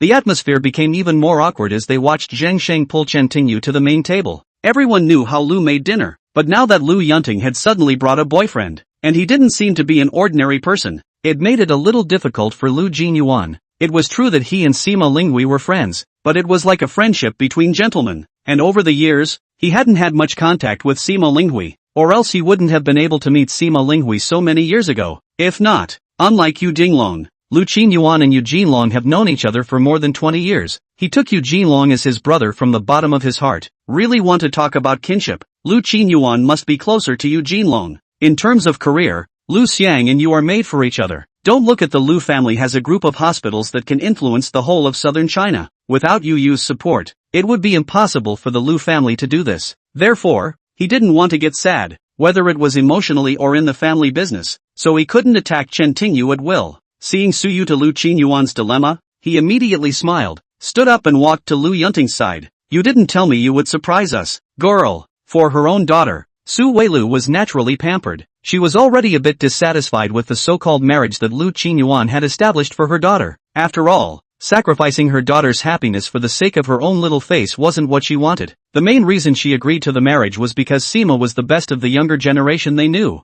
and her daughter didn't have a favorite, so it wasn't a bad thing to let them spend more time together. After all, this was an engagement dinner, not a real wedding. But now that her daughter had brought back a boyfriend, things were different. From the moment Lu Yunting brought Chen Tingyu out, Su Weilu began to observe her daughter's behavior. She could tell how her daughter was feeling at the moment and clearly liked this young man. Su was also worried that her daughter would find a random man to use as a shield, but after seeing her eyes, she suspected abandonment. A woman would only show such an expression when facing a man she liked. Shi and Win, even though our daughter surprised us, didn't we already say that her matters are up to her? Under what circumstances can our parents interfere with our child's relationship? When Su said this, Lu Qinyuan had even less reason to be angry, and knowing that this was looking for a step down from him, he immediately nodded his head. Sima Linghui immediately became dissatisfied when she saw that Lu Qingyuan had actually acquiesced. Brother Qin, after you and your husband make up, will this matter pass? Liu Bei was an old-fashioned man, naturally understanding Sima Qian's displeasure at this time. He said in a low voice, Brother Hui, I can't control your child's affairs. I naturally like Xiaoyu, but I think young people should take matters into their own hands. Otherwise, I'm afraid she won't be able to continue. Lu was clearly shirking his responsibility, but there was no rebuttal. Sima Linghui was not stupid and knew that being here with Lu Jinyuan was not only bad, but also appeared to be narrow-minded in the Sima family. After all, the marriage was just a passing phrase, and he could not use chicken feathers to maintain the marriage like an arrow in a bow. Although the two families had discussed this issue beforehand, if there was no real publicity, naturally it would not be counted. Chapter 89, Efforts. The child is like this, we cannot help it. He Sima Minghui can do something. However, marrying Lu Yunting, getting the resources of the Lu family, and growing the Sima clan as a sect is a big deal for Sima Linghui, and he can't give it up easily. So he immediately said to Sima Yu, Will, you heard what Uncle Willow said, don't embarrass us, Simas. Thank you Uncle Willow Changquan. Sima Yu gracefully stood up. He wasn't a fool. At this point in time, he naturally knew what was best for him. A thank you had changed Lu Qinyuan's initial denial of responsibility to side with them and support him and Lu Yunting. However, Lu Qinyuan is a kind of person, how can be led by the younger generation, sniffed and said, Child, Uncle of course wanna help you, but still rely on your own efforts. Come on, naturally. Sima Yu slightly smile, looked at the crowd said since Uncle Lu has said, I would like to ask you here to be my witness. Sima is willing to use this Chen Tingyu to pursue Ms. Lu in a fair, just, and open manner. Sima Yu looked around and finally focused her attention on Chen Tingyu. Everyone present listened to Sima Yu's words and looked at Chen Tingyu. All eyes were focused on Chen Tingyu and everyone seemed to be wondering how he would respond to Sima. Chen Tingyu blinked, glanced at Sima Yu, and said blankly, I corrected two things. First, Wei Xiaobao was my girlfriend and we established a relationship. Secondly, anyone who pursues my girlfriend would be considered a third party and could potentially jeopardize our relationship. I'm sure neither Wei Xiaobao nor I will let that happen. Everyone around him wanted Chen Tingyu to say something inspiring, such as how much they loved Lu Xiang, how hard they tried to be nice to him, and that they would beat Sima Yu no matter what, to curry favor in front of Lu Yunting and her parents. I didn't expect Chen Tingyu to say that. Today's dinner was supposed to be the day that Mr. and Mrs. Lu announced their marriage to the Sima family. Now having Chen Tingyu's upper lip touch his lower lip, two words made Sima Yu a third party. Everyone who heard this couldn't help but look at Sima Yu, wondering how he would react. Sima Yu didn't get angry, just smiled and said it's not true. The so-called unmarried man, unmarried woman, regardless of your current relationship with Ting Zi, as long as you two are not married, I have the right to pursue Ting Zi, not because of my pursuit of Ting Zi. If Ting Zi chose me because I pursued Ting Zi, then it only means that I love Ting Zi more than you do, and am more suitable for Ting Zi. Sima replied in a gentlemanly manner, not losing his temper, but emphasizing that our beautiful lady was a gentleman and everyone had the right to pursue whoever they liked. Chen Tingyu had said what he needed to say, and he certainly wasn't going to keep using Sima's theories to belittle himself. Ryusei Natsuha knew it was her turn to speak. After all, she was the real story this time. and only her adamant refusal to answer Sima would actually solve the problem instead of dragging down Chen Tingyu. However, just as Ryu was about to speak, Seo rushed forward and smiled at Chen Tingyu and Sima. Alright, I know you all like pavilions. Let's talk about your younger generation in private. With so many guests, let's eat first. Saying that, Lu Jinyuan winked and glanced back at the butler behind him, who understood and hurried back to order the food. And in a short while, a table of food was brought up. Seeing the scene gradually get under control, Su was slightly relieved. Su Xian knew what he was going to say, but no matter what, Su Xian couldn't say it in front of everyone. With things having come to this point, it seemed that their family was a bit unreliable, and if Lu Shu had gone off in front of everyone, not saving face and firmly rejecting Simian Wu, the two families might not only be friendless, but there was a good chance of a verbal altercation as well. Here you go, Huey, let me make a toast to you. Lu Qinyuan also knows that his family did not do well today, but there is nothing he can do about it now but apologize in front of Sima Linghui, who gave him such a good idea of having a daughter. You don't want to drink that much. Recently interested in pharmacology, you can ask the night doctor. This night doctor can be so young to get grandfather's treatment. It must not be an ordinary ability. If you want to ask anything, don't miss this opportunity. Sima Linghui declined Mr. Lu's invitation. Nowadays, their Sima family had already started to lose face. If this meal was over, not only would they not be able to find face, but they would also want to marry Lu Yunting, and with the strength of the Lu family, I'm afraid that it would be 1,000 times harder to do so.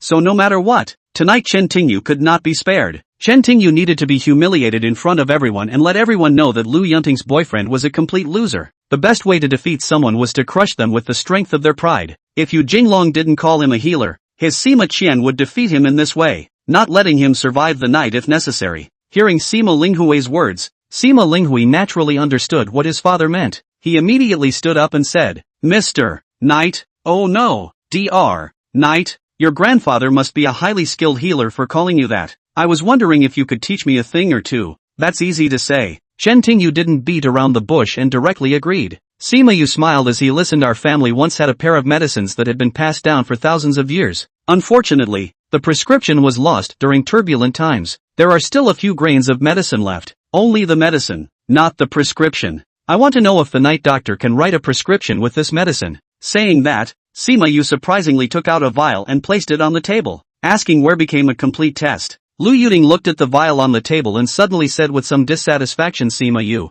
you are not deliberately making things difficult for me. Who knows? Sima Yu sniffed and smiled. Ting Ting, this is what you don't understand. With only your eyes. Of course you can't see it. I can take out this medicine. Of course I'll let the night doctor taste it. With the night doctor's skill, I think you will easily agree. You. Saying that, Sima Yu turned his gaze to Yu Yu's side. As long as it's a pure and authentic herbal formula, it's not really difficult. Yu Min nodded his head. If it was a set of pure Chinese medicine, he believed that he could taste the ingredients in a single bite, so he believed that it would not be difficult for Chen Tingyu. Just as the old man said this, Lu Yunting naturally wasn't good enough for Chen Tingyu to refuse. She thought for a moment and said, that's not a disease. You can't take medicines indiscriminately.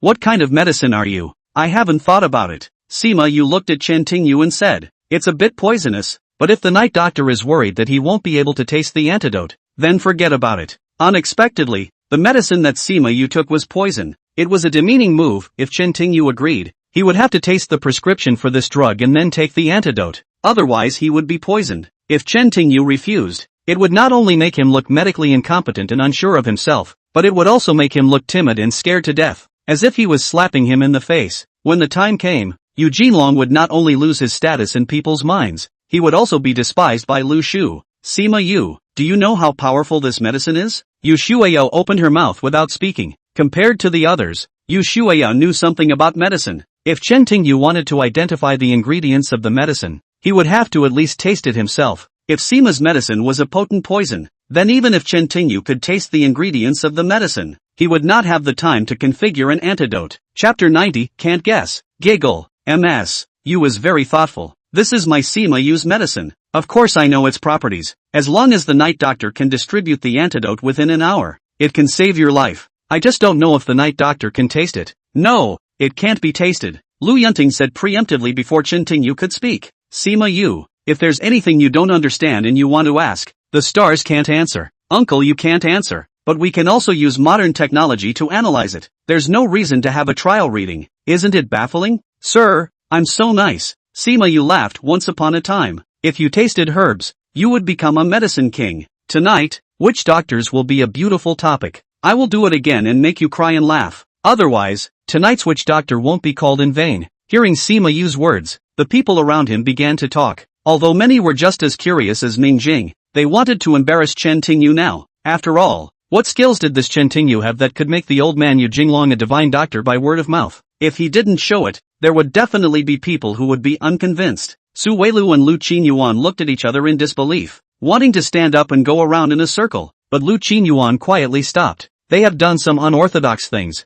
did not declare their commitment. It is easy to anger the West Horse at this point. Walked out of the circle. Ryu wanted to see how Chen Tingyu handled himself. While Chen Tingyu was honored by Yu Zongyi, Lu Yunting brought it back without his permission. It was unlikely that Lu would accept Chen Tingyu's relationship with his daughter simply because Lu said he was a healer. Of course, he wanted to see what Chen Tingyu was capable of. If he couldn't handle something like this, how could he be Willow's son-in-law? However, Su Jianyi did not rely on Lu Xiang. She could see her love for this young man in her daughter's eyes, so when Lu introduced Chen Tingyu as her boyfriend, Su had already accepted him as her son-in-law. Eating poison was no joke, and tasting its ingredients was fine, but if she didn't eat it, her life would be in danger. And no matter what, she couldn't watch her daughter enjoy eating it. Easier said than done, but it was hard to escape. So, after thinking for a while, Su Chanshan opened his mouth and said to Sima Yu, it's really nice of you to be curious. If you don't mind, why don't you give me one of these and I'll take it to the lab to analyze the ingredients. Then I'll return the prescription to you. Yes, it would be best to analyze the ingredients or take them to a professional facility. Yu Min nodded along, and could certainly tell that Sima was targeting Chen Tingyu. If it was ordinary medicine, just pretend it didn't happen. But if it was poison, there was no need to take it. This wasn't because he didn't trust Chen Tingyu, but because Grandpa found it hard to resist Chen Tingyu. It didn't make any sense at all because he respected Chen Tingyu as a healer. So that was enough proof of Chen Tingyu's healing ability. So why bother testing the poison with his body and somehow suffering the effects of the poisoning? Even after the old man said this, obviously to protect Chen Tingyu, Sima Yu had no choice but to turn to his father. At this moment, Sima Linghui's face was not ugly, but it was definitely not a good-looking face either. Lu Yushi and Yu Shuyo were both young men. They were two words that Sima could retort with impunity. But now that Su Yu and Yu Jinglong were protecting Chen Tingyu, not only could Sima not, even Sima Linghui could not easily interrupt. Yu Jinglong's identity was very special, and most importantly, he was on good terms with a family of 4 in Huaxia. For that matter, Sima Linghui did not dare to truly offend Yu Jinglong, otherwise he would not have been able to endure to this day. However, right at this moment, Chen Tingyu stepped forward. It's just a prescription, don't bother. At the same time, he picked up the vial that Sima had placed on the table. Stars. Seeing this scene, Lu grabbed Chen Tingyu's arm and shook her head slightly. She just wanted Chen Tingyu to be her boyfriend, to say no to Sima Yu, to say no to Sima Yu's family, but she definitely did not want Chen Tingyu to suffer any harm. Chen Tingyu smiled and looked at Lu. She knocked the back of her hand twice and pulled her grabbed arm out of her hand. Trust me. Saying that, Chen Tingyu gently unscrewed the cap of the bottle, pressed his nose to the mouth of the bottle, and sniffed. When Sima Yu saw this scene, the corner of his mouth rose slightly. Sima Linghui's face changed. As long as Chen Tingyu ate this medicine, it would be life or death. Tasmania said it didn't matter. It was not a common poison, it was a secret poison that Sima Chen had spent a lot of money to get from the Neiman Meng, containing ingredients that modern science could not even analyze. Sima Yu's claim that this medicine had been passed down in his family for thousands of years was just nonsense. This medicine is precious and was originally intended for Lu Qinyuan and Su Weilu. Once the marriage contract between Sima Chen and the Lu family was established, and Sima Chen married Lu Yunting, the next step was to kill the Lu family by all means, and everything in the Lu family would be inherited by Lu Yunting, and thus Sima Chen would have everything. Killing Lu was easy, but the only answer was how to leave no clues as to how to avoid poisoning, because if there was a poison that even modern technology couldn't analyze, then Willow wouldn't be able to track it down at all. That was why Sima Ling would go out of her way to get this poison from the Miao clan. On the one hand, modern technology couldn't analyze it at all, and on the other hand, in order to prevent poisoning, even Sima Linghui had to admit that he was a very good healer. Therefore, ordinary poisons could not work. Jinglong could only detect Miao poisons. It was just that Sima Linghui and Sima didn't expect Lu Yunting to come back with her boyfriend. If they couldn't get rid of Chen Tingyu, all their plans for the future would turn into fantasies. For the Sims, Chen Tingyu's appearance was a stumbling block. No matter what his relationship with Wang Zun was, no matter what his relationship with Yu Shuya was, the Sims had a way to get rid of Wang Zun, but being protected by Yu Jinglong, things suddenly became difficult. Otherwise, they wouldn't have taken the anti-Chen Tingyu drug that he was going to give to Lu Shu. As long as Chen Tingyu took the drug, it would be a matter of life and death, and it would be entirely up to their Sima Qian. When the time was right,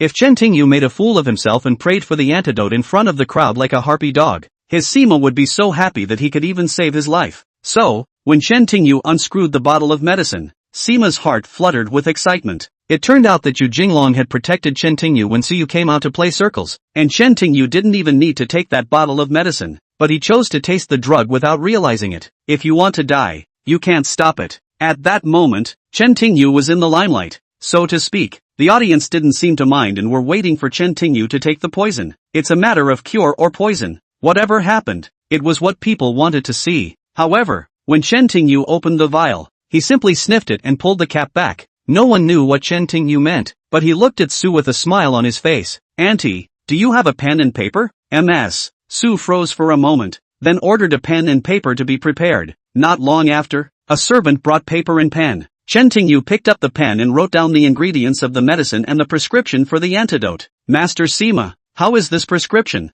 Sima took the square written by Chen Tingyu and looked at it. He didn't know anything about manufacturing drugs and couldn't understand Chen Tingyu's prescription. The Miao people didn't sell poisons, so how could they tell them the ingredients, let alone the prescription? Chapter 91 Nonsense. Nonsense. Sima Yu tore the prescription into pieces. He didn't understand, but he wasn't stupid. He definitely didn't believe that Chen Tingyu could know the ingredients of the medication simply by smelling it and writing down the prescription for the antidote. "You, I think you've been tricked by this guy. Some sort of medical technology. Complete scribbling. Master Sima, spitting blood is not good." In the face of Sima's accusations, Chen Tingyu appeared stoic. As a medicine king, unless Sima Yu's medicine, Chen Tingyu was inaccessible. For example, it contained many Western ingredients. Otherwise, Chen Tingyu did not need to taste it. He didn't even have to look at the medicine. He just had to smell it and knew what it was. Sima Yu took this medicine called blood clotting pill. After taking it, the blood would become thicker, and after about an hour or two,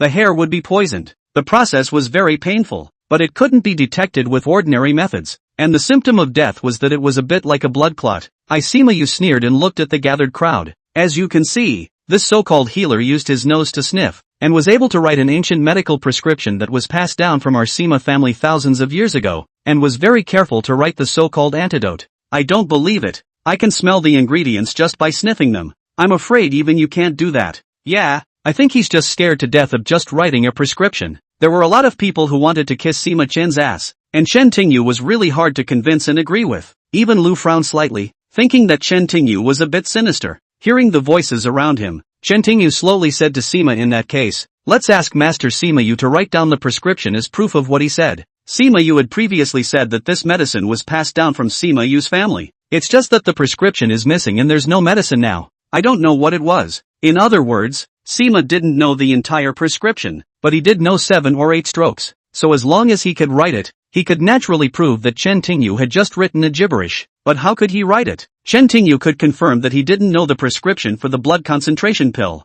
Otherwise he wouldn't be able to tear up the prescription and discredit the nonsense that Chen Tingyu had written. Sure enough, Sima Yu just snorted coldly at his words. "If you were truly an excellent healer, I would be willing to write a prescription. But you're just a liar. How can you be worthy of my Sima Yu's ancient prescription?" "I can dodge it," Chen Tingyu said coldly. "You just have to give it to you when you're done. You is a man of high morals, so of course he won't lie or protect me in any way. How easy is it to reveal my Sima's ancient way of life?" Just then, Sima Linghui spoke up. Of course, he knew that Sima Yu couldn't write a recipe, and he feared that he wouldn't be able to do so if he didn't speak. "Alright, if you think my son has wronged you, take this medicine and use your own antidote. If I refuse, it means your son didn't wrong me, right?" asked Chen Tingyu with a wink. Sima Linghui nodded slightly. "Yes, there's more to say if you dare. The Sima family is overbearing. Give me this medicine to relieve my boredom." Wang Yi stood up not far from the main table. Chen Tingyu glanced at Wang Zun. "You are not afraid of my solution." Wang Zun smiled. "Enjoy it. I like the answer." Chen Tingyu laughed and threw the bottle to Wang Yi. Sima Linghui didn't stop there. If Wang Zun was entirely Chen Tingyu's responsibility because of this accident, Willow would not take responsibility for Chen Tingyu at that time. Instead of letting Chen Tingyu take his own medicine, it would be better to let Sima Qian take his own medicine. After all, if he directly poisoned Chen Tingyu, he wouldn't even recognize how Lu Yunting would react. Wang Zun took the medicine bottle, looked around and said, everyone knows that this medicine is poisonous. If I eat it and the prescription written by the doctor doesn't cure it, my Lord Zun might die here today. You all know that I have nothing but money. If I die today, all this money and property has nothing to do with me. Instead, I will spend all my money before I die. Hearing his words, everyone mumbled, not knowing what drug was in the gourd. Wang Yi pauses for a moment, then continues, let's fight with all my wealth. If I die after taking the night demon doctor's treatment which is ineffective, then those who participate in the fight can take all my wealth, if anyone is willing. I am afraid that Wang Yi himself cannot say how much wealth Wang Yi has, but this is not the point, but the complex network of relationships behind Wang Yi. Just like the VIP club,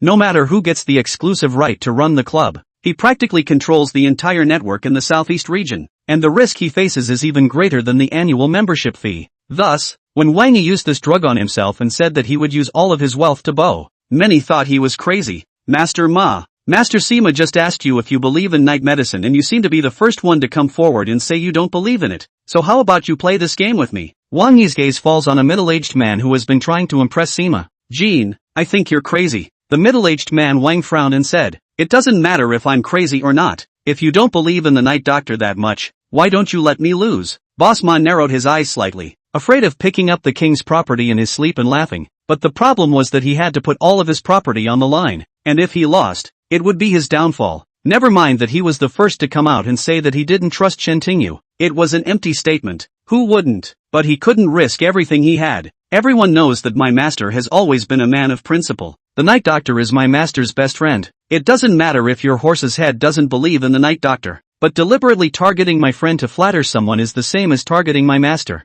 So, Master Ma, if you're not involved, you might as well consider this game. Who are you afraid of? Master Ma clenches his teeth. Wang Yi said all the words. If he doesn't dare to bow, he is really flattering Sima Qian. Just as Wang Yi said, if this is one of the two choices between losing all his possessions and becoming a target of Wang Yi's attack, Lord Ma would rather lose all his possessions. Since he lost all his possessions, he still had a chance to rise again, but if he became Wang Yi's target, it would be worse than losing all his possessions. Besides, it was still uncertain who would win and who would lose. Very well, who else? Seeing that the horse owner agreed to participate in the bureau, Wang turned his gaze to the others. The crowd was speechless. Although everyone wanted Wang Yi's wealth, few were willing to gamble with their own. Wang looks around and finally locks his eyes on an old man. Han, you seem to be the second person to come forward. Or maybe you should fight with me. Wang Zun, you won't let me. An old man, right? Han sighed slightly. Many people knew that Chen Tingyu knew Wang, but who would have thought that King would take it out on him for Chen Tingyu?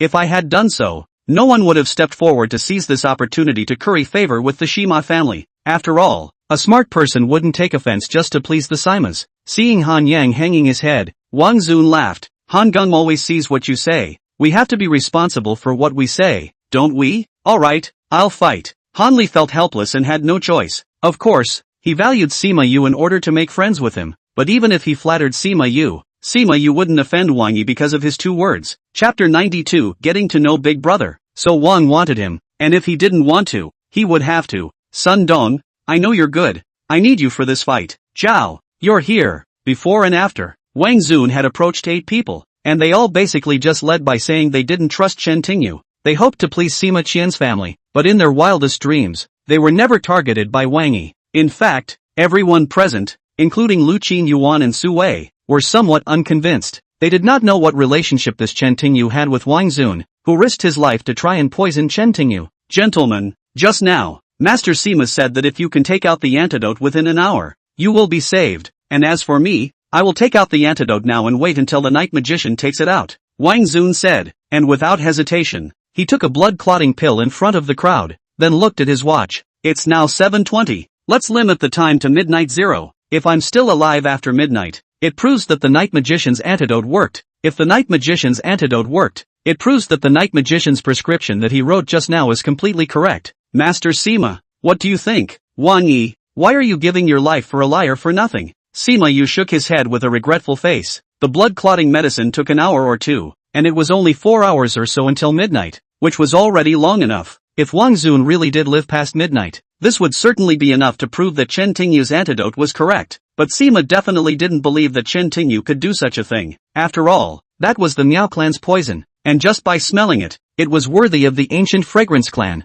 Deming, you make the antidote according to the prescription. You have to be quick. Understand? Yumin called Hao Deming and told Hao Deming to make the antidote according to Chen Tingyu's prescription as soon as possible. Even he himself could not imagine that for Chen Tingyu, Wang Yi would have the courage to do what he did. Before the antidote was made, he took the poison first, but Yumin wasn't worried because he thought that if Chen Tingyu didn't have a plan, he wouldn't have been able to give the medicine to Wang Zun so casually. Hodgson went to Chen Tingyu's house to make the antidote, and the dinner continued, but most people were not in the mood to continue. Everyone was waiting to come back, hopefully a little after 12 o'clock to see if Chen Tingyu or Sima would have the last laugh. The 8 people involved in particular were fidgeting. If Wang Yi didn't make it through the night, the 8 of them would be able to divide all of his possessions. But if Wang Yi survived the night, what awaited him would be a hellish tomorrow. It did not take long for Hodgson to bring back the antidote he developed. It wasn't difficult. After all, he was Yu's butler. Wang Zun took the first dose of the antidote and then all he had to do was wait until midnight. Sima and Sima Linghui looked at each other in disbelief. Both father and son did not believe that Chen Tingyu's antidote was effective.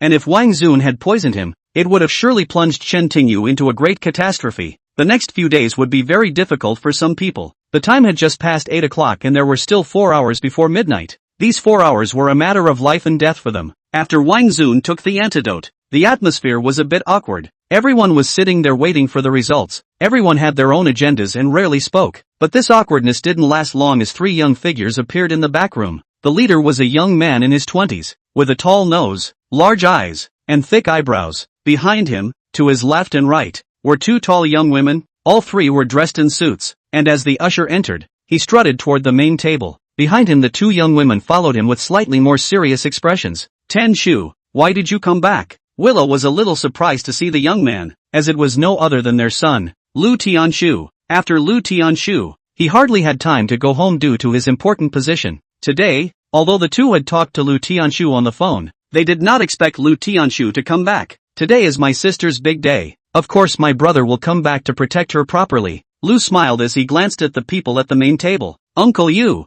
it's been a long time. I've been too busy with work to visit you. He greeted Yu respectfully first. Yu smiled and said, this young man puts his career first. Give my regards to your boss. I don't know if he remembers me as an old man. Lu Tianshu said respectfully. Our director often misses you and recently said that you have the opportunity to visit the old man. It is our honor that you can miss the old man. Our director will be very happy. Tianshu, let me introduce you to Uncle Sima. He is a good friend of Dad. Lu Jinyuan stood up. Although Lu Tianshu knew that his family was going to marry Sima's family, he, like Lu Yunting, had never met Sima Linghui. Lu Yunting counted the meals and had only seen Sima Linghui on both sides of the table, whereas it was the first time for Lu Tianshu. Hello, Uncle Sima. Lu Bei respectfully greeted Sima Linghui. I've heard that the Lu family's eldest son is a very talented person, and I didn't know his name until today. Although Sima Linghui was dissatisfied with what the Lu family did today, she still smiled at Lu Tianshu. The Lu family could have some influence in South China, and Lu Tianshu's power was at least half of it. Therefore, this young man was troublesome and Sima Linghui naturally did not want to offend. Uncle Sima is really nice. I think your son is a very talented and magnanimous person. He is a perfect match for my sister. Lu Tianshu looked at Chen Tingyu and smiled. At this time, the main table was seated like this. Yu Min sat first, next to Chen Tingyu, next to Lu Yunting, then Su Wei and Lu Qinyuan. Sitting like this was the same as putting Sima Yu across from her. Lu Tianshu hadn't seen Sima Yu before and certainly didn't recognize her. At today's dinner, Lu Yunting announced her engagement to Sima Yu, and Lu Yunting naturally assumed that the young man next to her sister was Sima Yu. Based on looks and temperament alone, Lu Tianshu was still satisfied with his brother-in-law, but he did not think that the young man sitting next to his sister was Sima Yu. If Mr. Lu had said those words to Sima Linghui just now, Sima Linghui would have been very happy, but his gaze clearly landed on Chen Tingyu, and Sima Linghui's face turned icy cold. Lu Tianshu also sensed Sima Linghui's dissatisfaction and immediately looked at his father. Seeing this, Lu Qin hurriedly introduced Lu Tianshu.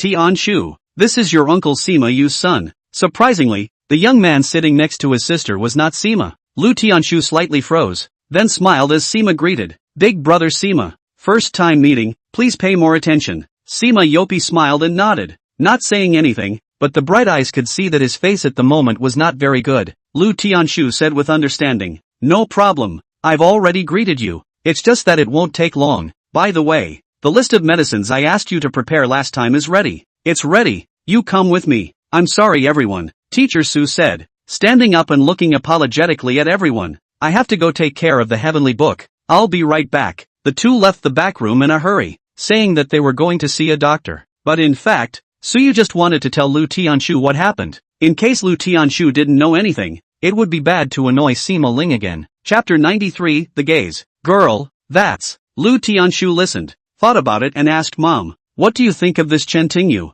First impression is okay, but it feels a bit competitive. I don't like it. Ms. Sue's first impression of Chen Tingyu was good. It was more from her own daughter, who she could see who was very fond of Chen Tingyu. But then, Chen Tingyu's performance generally displeased her, because she didn't think Chen Tingyu needed to take the risk. He didn't need to take Sima Qin's medicine, and he didn't need to let Wang Xun take it either. Once Wang Xun died, Chen Tingyu would undoubtedly be the culprit, and not even Willow could protect Chen Tingyu. Therefore, in Su Jianyi's opinion, Chen Tingyu's approach was a bit ill-considered. Lu Tianshu rubbed his chin and smiled. I think this person is very interesting, but whether he is worthy of my sister remains to be seen, so leave this matter to me. Whoever can become Lu Tianshu's brother-in-law will definitely be a dragon on earth. It didn't take long for Lu and Su to return. Sitting down, Yu Ruwashi didn't say anything and just stared at Chen Tingyu. The average person would definitely feel uncomfortable if they were stared at like this, not to mention that Lu Tianshu's eyes were very ferocious. Being stared at by him was like being locked up by a wolf on his prey, which made people feel uncomfortable all over, as if they would be swallowed at any time. However, Chen Tingyu simply ignored her stare. No matter how much Yu Ruwashi glared at him,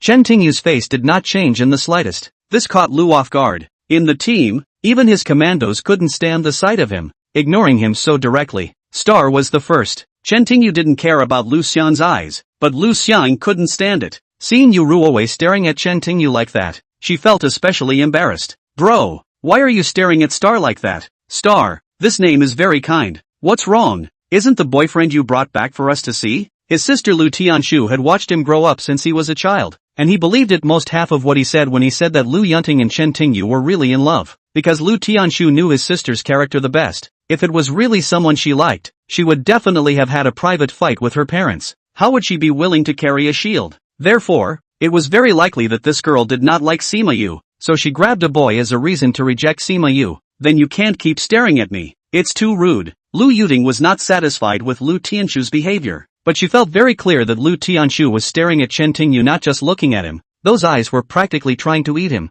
In the face of Lu Yuting's dissatisfaction, Lu Tianshu simply ignored it and instead turned his gaze to Sima Yu, saying, Brother Sima Yu, what do you think of my sister? Sima Yu was slightly stunned, not understanding what Lu Tianshu meant by suddenly asking him. He thought for a while before speaking. Xiang Ziding is beautiful, eyes clear and clean. In my heart she is like a lotus flower in water. So, you also like this pavilion? Asked. Sima Yu nodded and said, yes, I admire Ting Ting very much. Today, my father and I came here to make a contract with the Lu family. I don't know what Brother Lu means. Lu Tianshu smiled. Brother Sima, you are very good and suitable to be with your sister. Brother, what are you talking about? Lu Yunting didn't think that even her parents said that they no longer care about her, as long as this meal is good. Just then, Lu Tianshu came back and it looked like he was going to take Sima's side. Lu looked at him with a serious look on his face. Wei Xiaobao, you know best what the purpose of today's meal is. I, the Lu family, cannot keep my word. On top of that, Brother Sima is very suitable for you in terms of looks, temperament, and family background. With such a good person, why would you choose something else?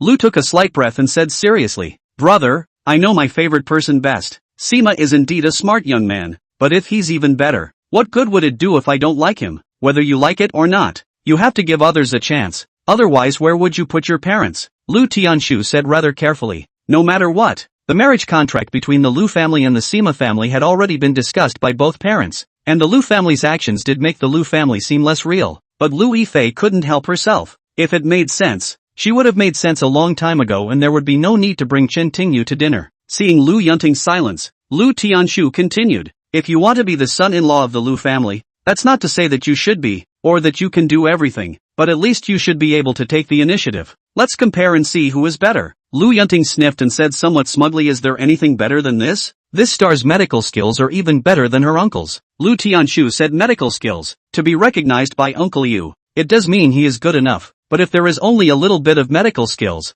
I can't pass. Lu Tianshu, what the hell do you want? Lu Yunting glared at Lu Tianshu. This guy hadn't finished. We just want you to give brother Sima a chance. Lu said, we also want to give the boy a chance. If he can pass my and my parents' exams, a relationship between you and him is not out of the question. But if he can't, but brother Sima can, we won't force you to marry brother Sima. But at least you'll have a chance to build a relationship with brother Sima and see if it will work out. Lu Tianshu's attitude was very clear, and it could also be said that he had given the Sima family full face, and his words made both Sima Linghui and Sima Yu look much better. Now it was up to Lu. Lu Yunting really didn't like Sima at all, but Lu Tianshu had already said that she needed to think about her parents' feelings. Alright, I promise, but you have to promise that you won't be biased. Of course, with so many friends watching, I don't have to say whether it's good or bad. People can help judge. Lu Tianshu nodded. He was not surprised by Lu Yunting's answer. His sister was still very understanding. Alright, go ahead. If you can recognize Star as our future son-in-law.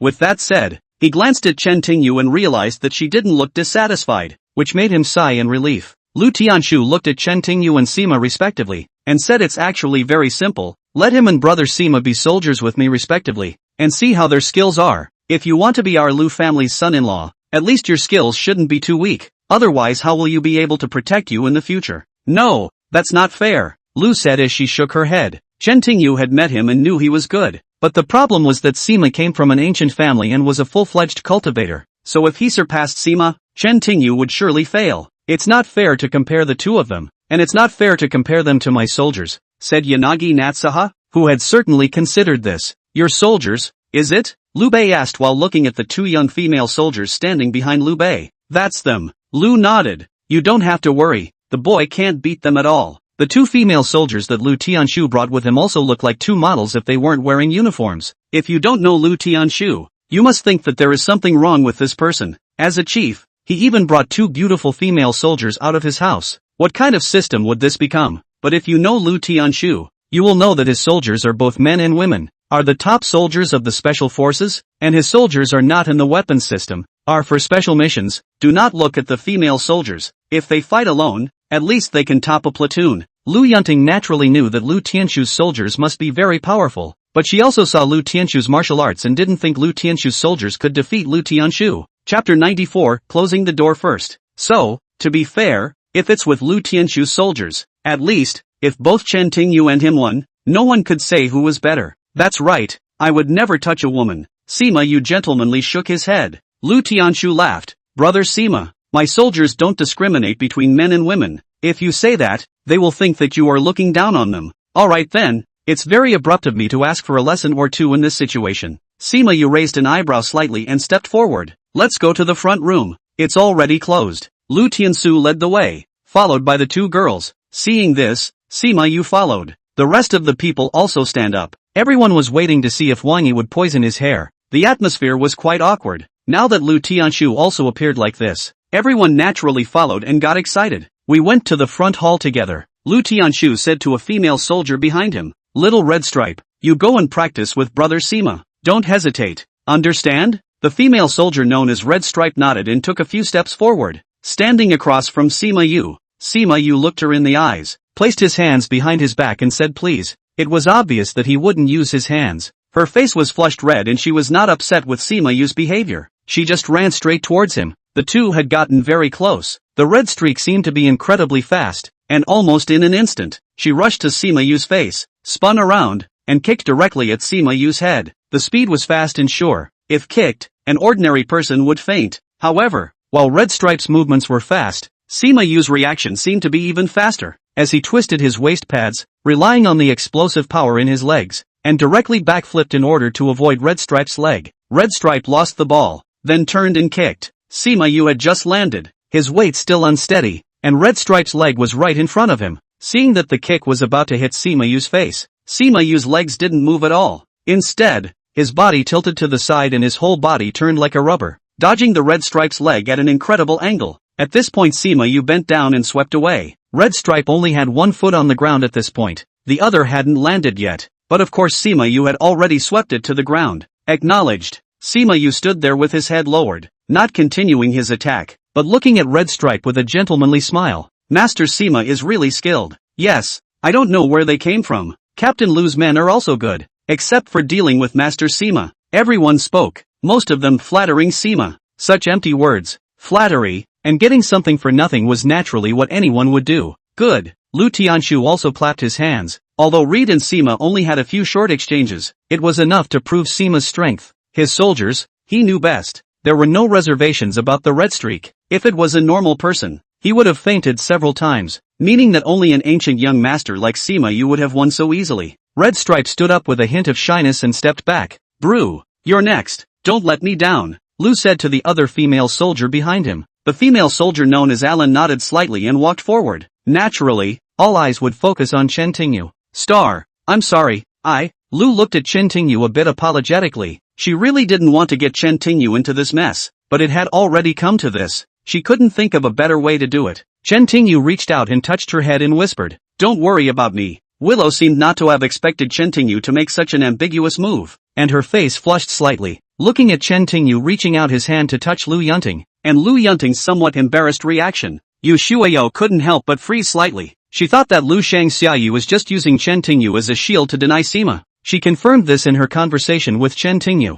but after this dinner, Lu Shangxiaye's behavior seemed to have changed drastically. Yu Shuaya could be said to be the closest friend to Lu Yunting, and the two had been together since they were young. She knew best about some of Right's habits, such as touching her head, which she should have hated. Growing up, if someone touched her head, she would show particular disgust. But now, when Chen Tingyu went to touch her head, she didn't show any aversion, but rather was very shy. Did she really like Chen Tingyu? Just because Shui Yao thought about it for a while, Chen Tingyu came out and came to the opposite side of Alan. Like Red Streak, without exaggeration, he went straight to Chen Tingyu and did the same move as Red Streak, kicking Chen Tingyu directly in the head. On the other hand, there was a big difference between Chen Tingyu versus Red Stripe. Acted quickly, and Sima Yu reacted even faster. But after switching to Chen Tingyu did not give in to his kicks. They saw a kick over Chen Tingyu's head, and Chen Tingyu stood there as if he hadn't even noticed. This kick met the wind and almost landed on Chen Tingyu's head, right in front of his temple.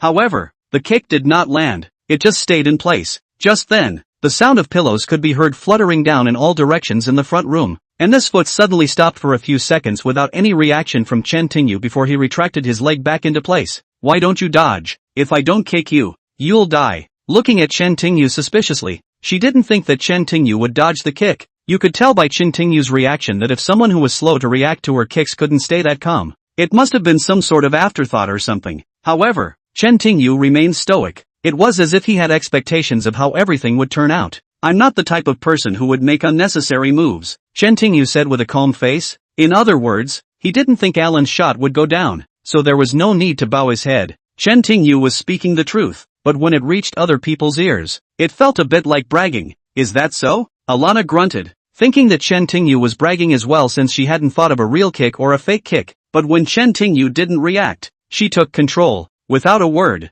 she raised her leg and kicked again. This time she used almost all her strength, regardless of whether Chen Tingyu lowered his head or not. The kick that she faced, Chen Tingyu's foot still didn't make any movement, just casually raised her arm and went into first gear. Alan's kick shot straight into Chen Tingyu's arms. As soon as the impact happened, it felt as if he had kicked an iron bar right through his leg, starting at the foot and going all the way to the base of his thigh. Then there was Chen Tingyu, barely moving, who seemed to have no difficulty fending off Alan's kicks. Lu Tianshu did not have any expression when he saw this, just a slight twinkle in his eyes. Red Streak and Aaron were the soldiers he wanted to see, otherwise he wouldn't have let them near him. Obviously, having kicked that ball with his strength, conservatively estimated to be at least 200 kilograms, under normal circumstances, it would be nearly impossible for anyone to resist the ball that was just kicked, and the normal result would be being kicked out. But Chen Tingyu had just stopped it, and it barely moved. What a powerful defense to go through with this. Chapter 96 Admitting Defeat. Looking somewhat skeptically at Chen Tingyu, she took a step back.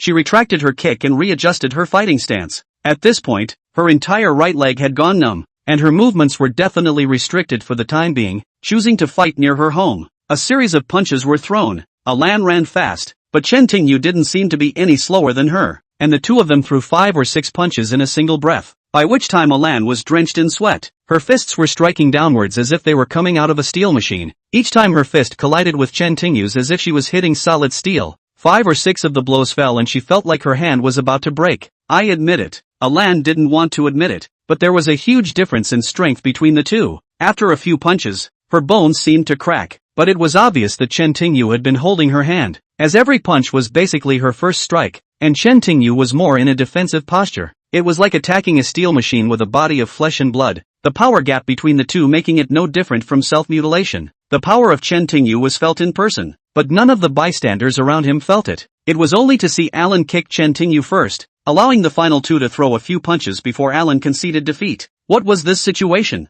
Many people didn't understand. After all, after Sima and the Red Clothes crossed the defense line, the Red Clothes were still beaten up. Why did this Alan look as if he had been pressuring Chen Tingyu then suddenly gave in? Just as everyone was whispering, Lu Tianshu spoke up. Alright, Red Stripe, tell us what you think of brother Sima. Strong? I'm no match. Red spoke the truth. She felt Sima use strength, although the encounter was short. Lu Tianshu nodded and spoke more than me? Reed hesitated before speaking. With all due respect, I'm afraid you're no match for him. Brother Sima is a member of the Gu family. Of course he is not my opponent. Lure smiled and turned her attention to Alan. Tell me how you feel. In truth, there was no sense at all of the limitations of Chen Tingyu's power, and the direction of their power was far apart. How is it better than me? Lu Tianshu asked the same question. That, Alan mused, is hard to say, I can't tell. Acknowledging Chen Tingyu's power, even if it's much stronger than mine. Then again, Xiaoyu's martial arts were so amazing that it was almost too much chakra, so the fight was just a brief encounter, and Xiaoyu couldn't tell if it was Chen Tingyu or not. As you all can see, these two soldiers of mine are still very good at what they do, and having them evaluate you like this proves that the two of them are strong enough to protect my sister, so I passed on the two of them. In fact, in everyone's eyes, Sima's performance was better than Chen Tingyu's. After all,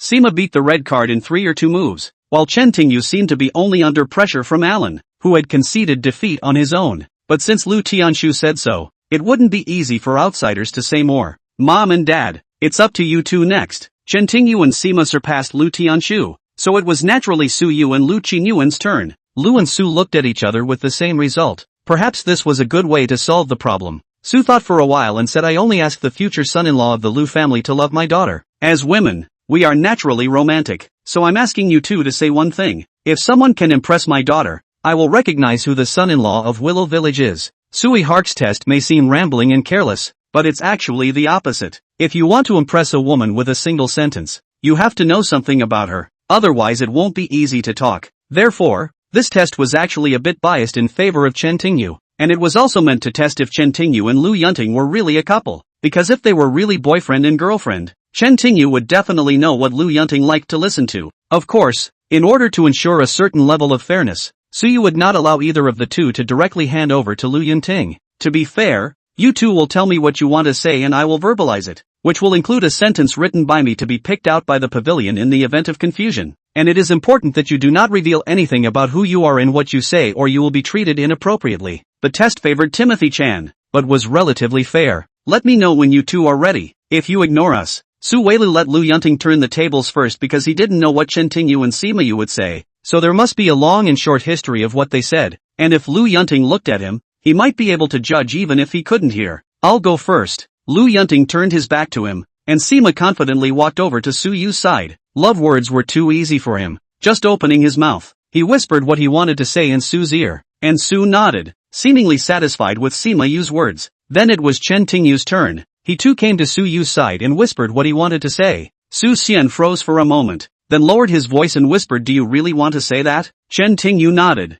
Alright, I'll start repeating what they said and you can turn around in the pavilion. Seeing Chen Tingyu do so, Su Weilu did not say anything else but told Lu Yunting to turn around. Lu Yunting sniffed and hurriedly turned around, seeing that she was a bit nervous. No wonder, since she wasn't sure she could understand a single word Chen Tingyu said. First sentence, one time, you said you loved me. For a moment, I thought it was forever. When he said this, everyone looked at Chen Tingyu almost simultaneously. Chen Tingyu was the only one who could say this because he was now Lu Yunting's boyfriend. But when they thought about it, if this sentence was really said by Chen Tingyu, then he was not as good as reminding Lu Yunting, which should be considered to have revealed his identity and would be judged as unqualified. Is that what Su said? If Chen Tingyu is ruled out, then this is likely what Su said. After all, it's normal for mothers and daughters to talk about love. Thinking about it, everyone seems to think that Su is the most likely person to say this, but many people overlook the fact that it was just a romantic remark, just to impress Lu Yunting, and it didn't really happen, so it can be a given or it can never happen.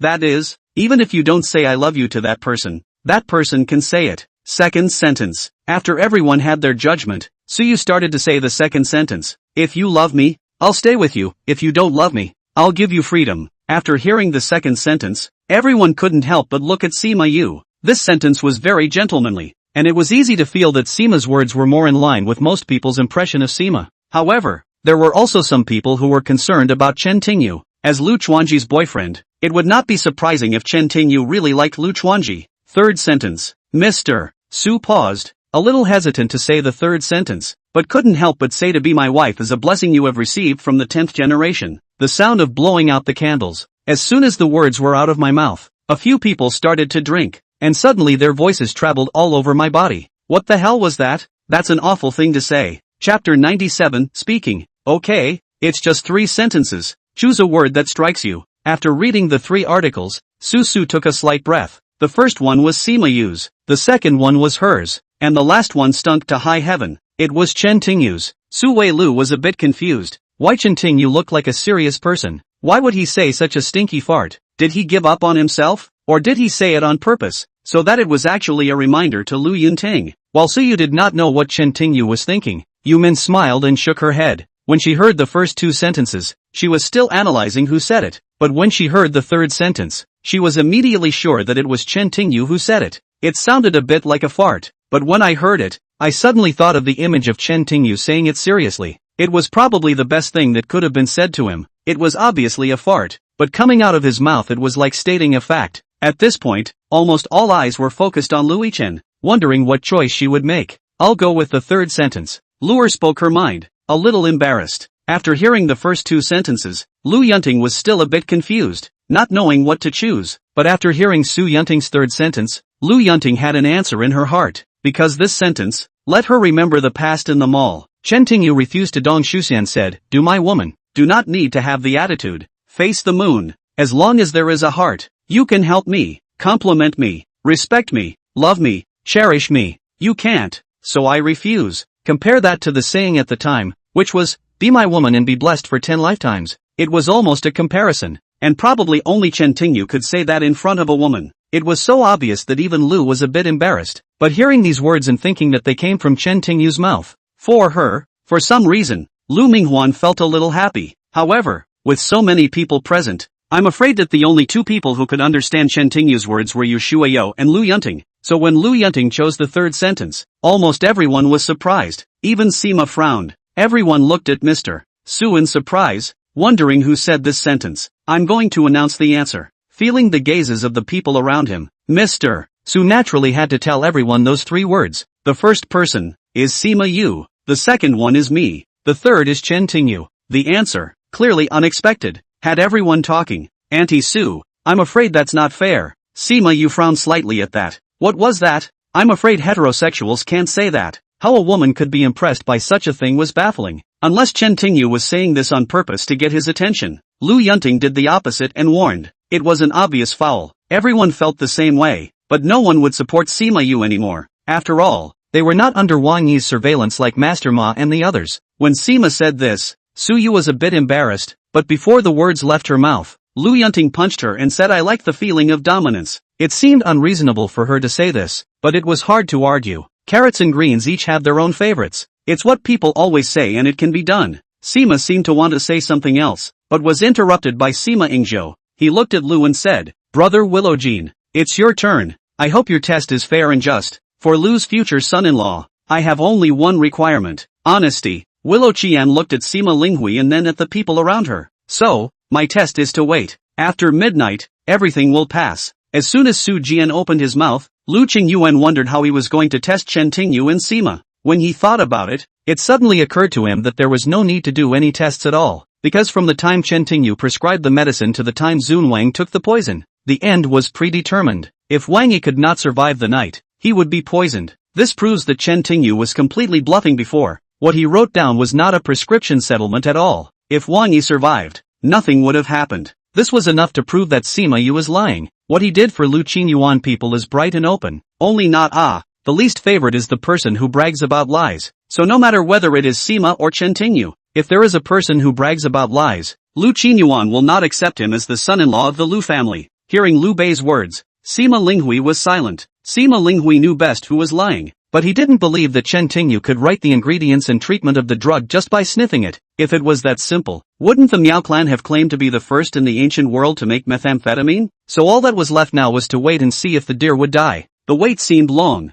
but as time passed, the faces of the Shima family became more and more ugly. Judging from the effects of the blood-clotting medicine, it was almost time to detoxify the deer, but Wang Zun was as calm as ever. Just like that, until 12 o'clock, nothing happened to Wang Yi. As you can see, gentlemen, it's past midnight. There is nothing wrong with me, which is sufficient proof that the night doctor was right in prescribing it to the mediator just now. Wang Yi looked animatedly at the crowd, and at last his eyes fell on those who had previously attended the bureau. Master Ma, Master Han and others, thank you for your generosity. When you come back today, please clean up your belongings. I will come to visit you one by one tomorrow. After hearing Wang Yi's words, they sat there like deflated pills. 2 of them even fainted. This was all they had. They went back to their pre-liberation days, overnight, just because of one sentence. I'm sorry, your brother, but there's nothing I can do. It turned out that Lu Qin Yuan was still a little embarrassed to apologize for the incident. After all, everything had been agreed upon. But now the apology had disappeared with the development. It turns out that Chen Tingyu has a real knack for it, and Sima has been lying the whole time.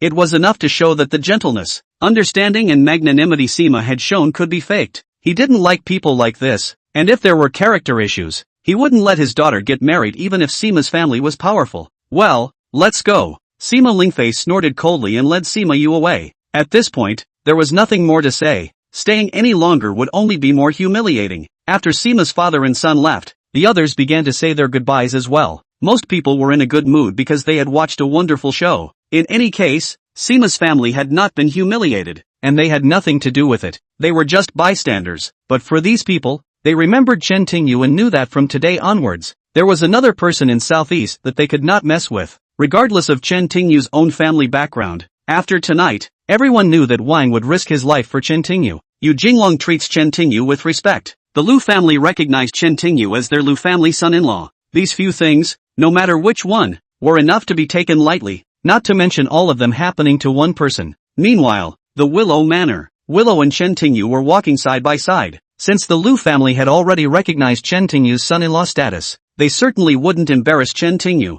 As Lu Tianshu came back with great difficulty, Lu Shu naturally had a lot to say to her son, so they left Lu Yunting behind, creating a short-lived duo of her and Chen Tingyu. Chapter 98, What if I say no? The reason for the brevity was that dinner was over and Chen Tingyu had completed his mission, naturally intending to return. It's so late, there are no cabs nearby. Yanagi Natsuha gave Chen Tingyu a look, and when she said that, she actually wanted Chen Tingyu to stay, but she knew she had a good reason for him to stay. So, before Chen Tingyu could say anything, she added, I'll have the driver drive you back. Chen Tingyu was about to say no, but as soon as the words left his mouth, he saw the light in Lu Shang Natsuha's eyes and finally nodded slightly. Without saying a word, they walked along the path of the estate and soon arrived at the car. The driver was already waiting. Before getting into the car, Chen Tingyu seemed to have thought of something, looked at Lu Yunting's feet, and opened his mouth to instruct. After the foot massage, although it has been basically prepared, it can't be said that there are no problems.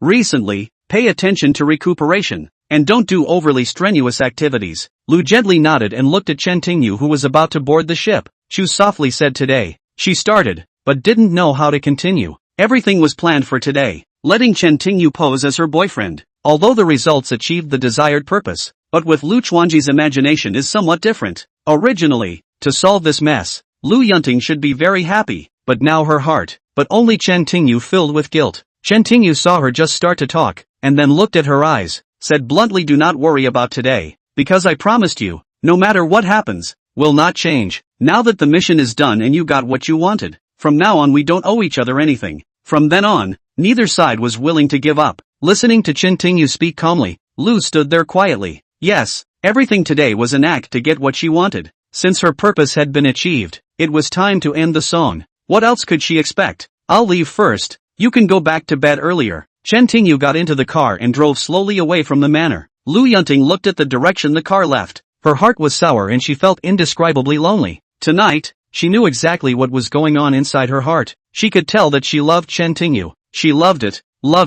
But when Chen Tingyu coldly said that he did not want to owe it, Lu Yunting's heart was especially bad. She did not know how to deal with Chen Tingyu. After all, she had caused it. The wrong person was her. the car slowly drove along the highway out of the manor. The Ferrari that Chen Tingyu had spotted for the first time. Meanwhile, Yumin's sports car was parked in front of the manor's gate. She leaned against the car, her head slightly lowered as if she was thinking about something. The street lamp on the roadside shone on Shuyao's body, like a mature and beautiful elf glowing in the darkness. Mesmerizing. Chen Tingyu stopped the driver and then opened the window. At this time, finally discovered Chen Tingyu. Waiting for me? Chen Tingyu asked as he looked at her. Pavilion her? Yu Shuao also looked at Chen Tingyu, wanting to say more. Fine. Chen Tingyu waved his hand. Yu nodded and said, Sima Yu, be careful. I think this person is a hypocrite. You told me to wait for you. You're telling me to be careful of Sima Yu? Chen Tingyu asked. Excessive. Deeply impressed. The two men looked at each other in disbelief. And Yu laughed. It's enough for you to know that I care about you. Yili turned around and drove the Ferrari late into the night. After Yu Shuao left, Lu's driver also started the car, and it began to accelerate as it drove away from the neighborhood limits. Master, do you know where I'm going? Watching the car drive faster and faster, Chen Tingyu leaned back and looked at the driver through the rearview mirror, noticing that his forehead was covered in sweat and he looked extremely nervous. I know. Sima Qian hurriedly answered Chen Tingyu's question, but I didn't tell you where to go. Since getting into the car, Chen Tingyu hadn't said where he had gone, and the driver hadn't asked either. The driver was clearly stunned by Chen Tingyu's question as he paused before speaking. It was MS. Big Shot who told me the address in advance and asked me to take you home. Yes, but this road, again, is not the road to my house. Chen Tingyu's eyes turned cold. His relationship with her was fake, and with not knowing where their home was or how it was arranged in advance, it was obvious that the driver was lying. Under Chen Tingyu's pressure, the driver nervously said, this road wasn't supposed to be easy to travel at night. I took a short detour to be safer. So, if that's the case, I'd like to take a break and call me when I arrive. Chen Tingyu didn't expose the driver, who was obviously following orders to see what the other guy was doing. The moon was dark and windy. Sometime after midnight, the wind picked up. The full moon in the sky was obscured by dark clouds, and the car turned left and right toward a street with no streetlights. Along the way, with only the headlights poking out, the road became bumpier and bumpier. Suddenly, the car stopped. Chen Tingyu opened his eyes and looked at the driver in front of him. What's going on here? Only the driver returned to Chen Tingyu and smiled. Well, I'm going to the restroom. Then he pushed open the door and darted into the distance, disappearing into the night. Chen Tingyu ignored the driver, got out of the car and looked around. The surroundings were empty, but there were a few figures standing in front of a dilapidated factory building not far away. As Chen Tingyu got out of the car, the figures seemed to have spotted him and trotted over. Under the headlights, Chen Tingyu soon realized that several people were walking over under Sima Yu's leadership. I didn't expect to see you again so soon. Sima Yu had a few gentlemanly smiles on his face. If you want to see me, just say so. Why bother? Chen Tingyu said blankly. Sima Yu's eyes narrowed slightly. I don't want to talk nonsense with you either. Leave Lu Yunting. What if I say no? Chen Tingyu blinked and asked. This is your only chance to live. Sima Yu said coldly, a murderous aura already showing in his eyes. I don't understand why you want to marry Lu Yunting when you clearly don't like her. When fourth grandmother said how much he loved Lu Shang Natsaha, Chen Tingyu did not feel any love for her. Even fourth grandmother looked at Lu Yunting less than she did at Shui Yao, with only a hint of darkness in her eyes. Mortals like you will never be able to understand, because in your eyes, a goddess is nothing more than a toy to me, with the only purpose being to act as a stepping stone for me, rather than to take pleasure in my crotch, Sima Yu said, and as soon as he raised his hand, the two burly men next to him walked towards Chen Tingyu. Since you're so unpleasant, don't blame me, but before you reincarnate in the afterlife, be sure to wipe your eyes. Not everyone will be offended. Sima Yu raised his hand and the two strong men next to him walked towards Chen Tingyu. These two strong men, nearly 2 meters tall, with muscles knotted like pylons, walked with a light and steady gait. One could tell that both had practiced horizontal kung fu to some extent. The two men looked at Chen Tingyu like a cat and a mouse, and one of them reached out to pull Chen Tingyu. The hand was like an iron vice. If he grabbed it, it would be very difficult to break free. However, just as he was about to grab Chen Tingyu, an iron hand was suddenly clamped onto his wrist. The lanky man saw it and subconsciously tried to bring it back, only to realize that his outstretched arm somehow didn't come back. No one told you not to extend your claws freely. It's easy to get broken. Chen Tingyu flicked his eyelids, his voice flat, but it made the strong man sweat because just as Chen Tingyu spoke, the strong man felt a sharp pain from his wrist. The force was more than he could handle. Chapter 99, Strong and Powerful. It was hard to imagine such a thin body bursting out with such terrifying strength. Ah! The other burly man saw, gulped, and his casserole-sized fist slammed into Chen Tingyu's temple. Chen Tingyu saw it, and with a little force, swung the wrist of the burly man he had grabbed like a broken sandbag. He slammed into the burly man before the other burly man's fist could reach it. Two strong, 200-pound men crashed together in a flash. Seeing this scene, Sima frowned slightly. He had watched both Chen Tingyu and Lu Tianshu's men, and at that time, he didn't think that Chen Tingyu was that big. He could just see that he was much bigger than him. But Sima didn't care too much. Currently, he still underestimated Chen Tingyu. Tai air, use that. Sima Yu ordered, looking at the two strong men. When the two strong men heard this, they hurriedly nodded their heads and pulled something out of their arms and swallowed it. Then only the two of them were left, their veins bursting, their faces reddening like they were on fire. Sensing the obvious changes in the two, Chen Tingyu immediately became interested. These two people turned into two angry bulls, slamming into each other in Chen Tingyu's direction. Chen Tingyu saw a flash that could have been avoided. The two collided directly into each other and ran a long way before coming to a stop, and the ground beneath their feet sank. Without starting Chen Tingyu at the same time, the two turned around almost simultaneously to face Chen Tingyu again. The roar.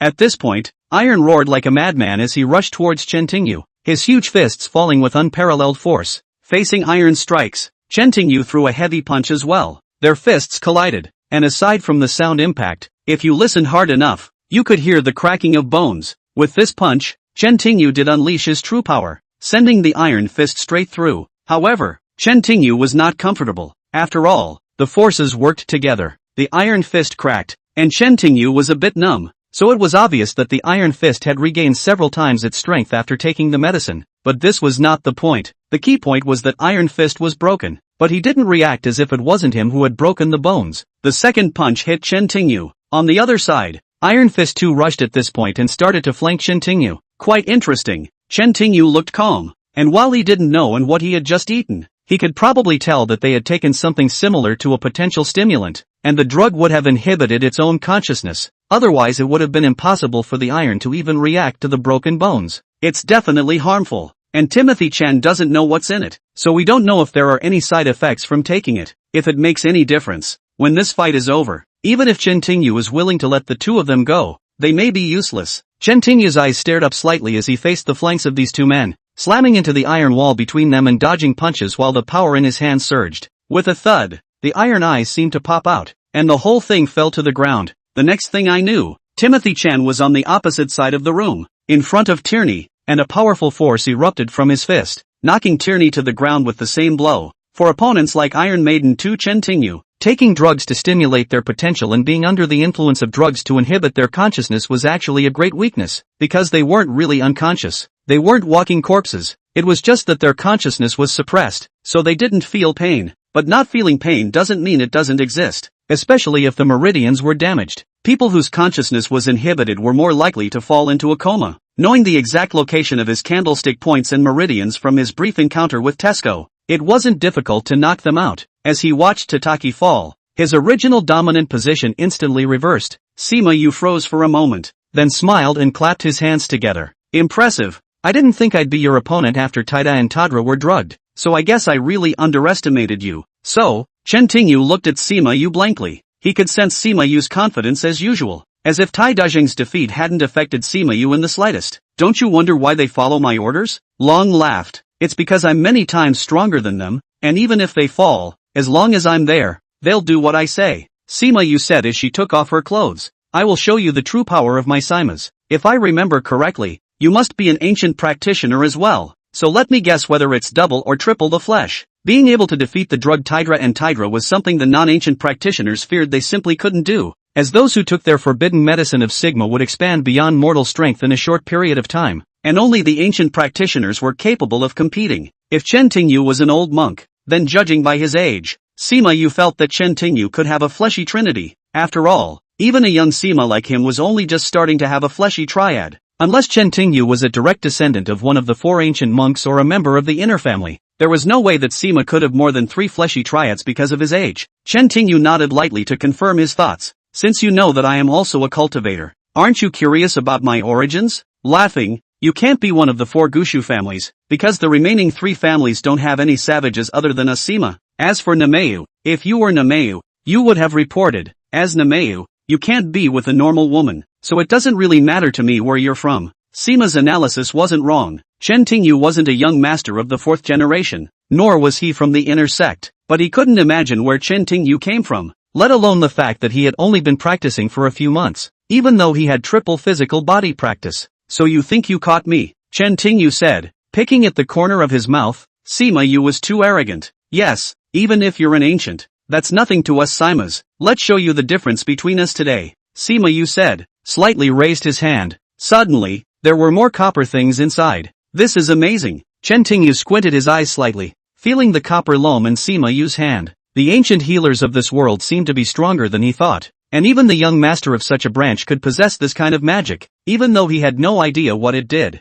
Good eye, take this. Sima grunted and tossed the coin into the air, not realizing that it immediately swelled several times the size of a plate and smashed into Chen Tingyu. As soon as Chen Tingyu saw it, he directly grabbed the copper in his hand. With a little effort, Chen Tingyu directly shattered the plate-shaped copper pieces. However, instead of falling down, the copper pieces turned into dozens of smaller pieces. A strange light flickered on each copper coin. The light grabbed Chen Tingyu's eyes, and he felt a stirring inside. Magic that affects the brain. Chen Tingyu frowned slightly, holding the feeling in his heart. Chapter 100, Fulfilling His Wish. On the other side of the room, Tai Zi was affected by the light, and froze. The eyes of both Tai Dai and Tai Dai were empty, as if they had turned into living dead people, moving stiffly towards Chen Tingyu instead of suppressing most of their consciousness like before. Meanwhile, dozens of copper blocks disintegrated into hundreds in the blink of an eye, then slowly gathered together to form two pieces of armor that headed towards Iron 2. When they arrived, Iron 2 turned into two armored soldiers. The rest of the copper formed into two large swords that appeared in the hands of Iron 2. These two men came to Chen Tingyu with the large copper swords in their hands. Chen Tingyu did not even look down, seemingly stunned by the sudden change. Sima Yu saw the triumphant expression on his face. The power of the two knives was proven by a loud bang as it threw a huge crater into the ground as the dust around it rose and even turned to dust. However, there was no hint of joy on Sima's face, and even his original complacent expression was suppressed. This was because he knew that the blade falling to the ground meant that it had not hit Chen Tingyu at all. When the dust settled, Chen Tingyu reappeared, and the blade in his hand somehow cracked, if not more. When Chen Tingyu appeared, more than half of the two men's armor shattered and collapsed in front of them. This is impossible. Seeing what was in front of him, Sima Yu was somewhat disbelieving. He knew best the power of his copper magic. Even if Chen Tingyu had the practice of the triple physical body domain, it was impossible to destroy his magic. Ignorance will turn your confidence into conceit. Chen Tingyu looked at Sima Yu blankly. In your opinion, don't you think that even if I had triple practice in the material realm, I wouldn't be able to destroy your magic? Under the thinking of the material world, it is impossible for an ancient monk to destroy my copper magic. Sima Yu frowned. Yes, his copper magic was the jewel of their entire camp, and Sima Linfei would not be able to destroy such an important piece of magic if he wanted to train Sima Linfei so that he could enter the Lord's temple soon. But right now, Sima Yu didn't feel Chen Tingyu's power. That was what confused him. You seem to know nothing about power. Chen Tingyu looked at Sima calmly. Although his cultivation was only 3 times as strong in the material realm, Chen Tingyu's status was comparable to that of an ordinary monk. Kappa's magic was good for Sima, but to Chen Tingyu, the magic that a fleshbound 538 could destroy was no different than garbage. He could easily find its weaknesses, and if he concentrated his efforts, he could destroy it. Give me death in contrast to Chen Tingyu's calmness. Sima Yu's face was grim as his hand waved and another amulet appeared in his hand. It looked much like a riding crop, but it had a faint aura that was clearly more powerful than copper. As soon as the whip appeared in Sima Yu's hand, he swung his wrist and the whip lashed straight at Chen Tingyu. The most important thing for cultivators is themselves. Chen Tingyu shook his head slightly at Sima's attack. You are so weak that it is difficult for you to utilize your power, even with your most powerful magic. Just as Chen Tingyu spoke, his figure suddenly disappeared across from Sima Yu. Sima Yu's lash spontaneously failed, and he froze for a moment, immediately reacting and preparing to retrieve his whip. But before it could be drawn back, another hand was added to his throat. Now, as soon as I move my hand, you will become a corpse. Chen Tingyu's voice rang in Sima Yu's ears. No, I am Sima sure. How dare you do this to me? Sima Yu panicked. Master Sima. So what? Chen Tingyu said carelessly, not to mention that Sima was the only young master supported by Sima Qian's side. Even if he was Sima Qian's legitimate young master, Chen Tingyu would not hesitate to kill him. If you kill me, Sima's family will hunt you down with all their might, and my father won't let you go. Sima Qian shouted, hoping to shock Chen Tingyu. Yes, it's a pity you can't see it. Chen Tingyu raised slightly and helped Sima Yu straighten up. The flush-shooting Sima Yu was suddenly out of breath. He clearly felt Chen Tingyu's grip and believed he would break his neck after a few breaths.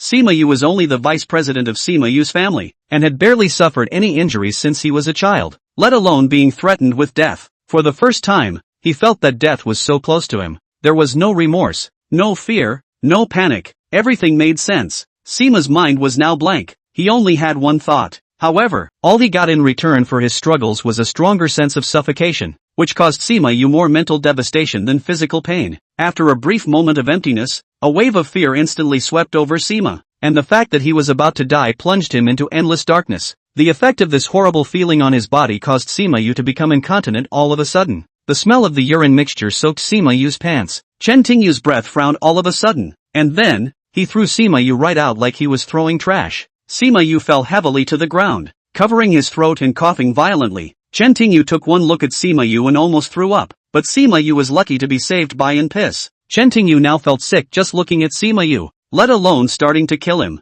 Don't appear in front of me again. Chen Tingyu snorted coldly and rolled up his sleeves. He really couldn't stand up anymore, and just thinking about it made him want to vomit. Watching Chen Tingyu walk away, the recovered Sima Yu clenched his fists in hatred. Incontinence was the greatest shame of his life. Chen Tingyu, in this life, if I can't skin you and draw your tendons, I, Sima Yu, swear to never be human again. Sima Yu cursed and hurriedly took off his pants, took off his iron pants and changed into his own. Sima Yu barely vomited when he changed his pants. The smell made him feel a bit nauseous, even in his stomach. It was late at night by the time Chen Tingyu got home, and he was sick until he took a shower on the way home. For the next few days, Chen Tingyu did not return to the dry mountains, but stayed home to instruct the evening. Becoming a martial arts instructor was a great thing, and under Chen Tingyu's constant coaching, Nightingale not only got back his old senses, but also his kung fu. Just like that, the clock ticked to the 14th hour. Today was kickoff day. He got up early in the evening and prepared to take a shower. In fact, he hadn't slept much last night. He had always dreamed of opening a martial arts school, a dream that had never been realized in his life. But today, that dream could possibly come true. Xin Dian, here's the peace sign I put on for you. Before leaving, Tang Yun gave the night girl the peace sign she had asked the temple for. With something as big as a powerful tournament kicker, it was only natural that Neithart wouldn't hide from Tang Yun. For Tang Yun, opening a martial arts school wasn't important. She only wanted her loved ones to be safe and her family to be happy. However, Tang knew that opening a martial arts school had always been her dream. As a wife, she should unconditionally support her husband in realizing his wish.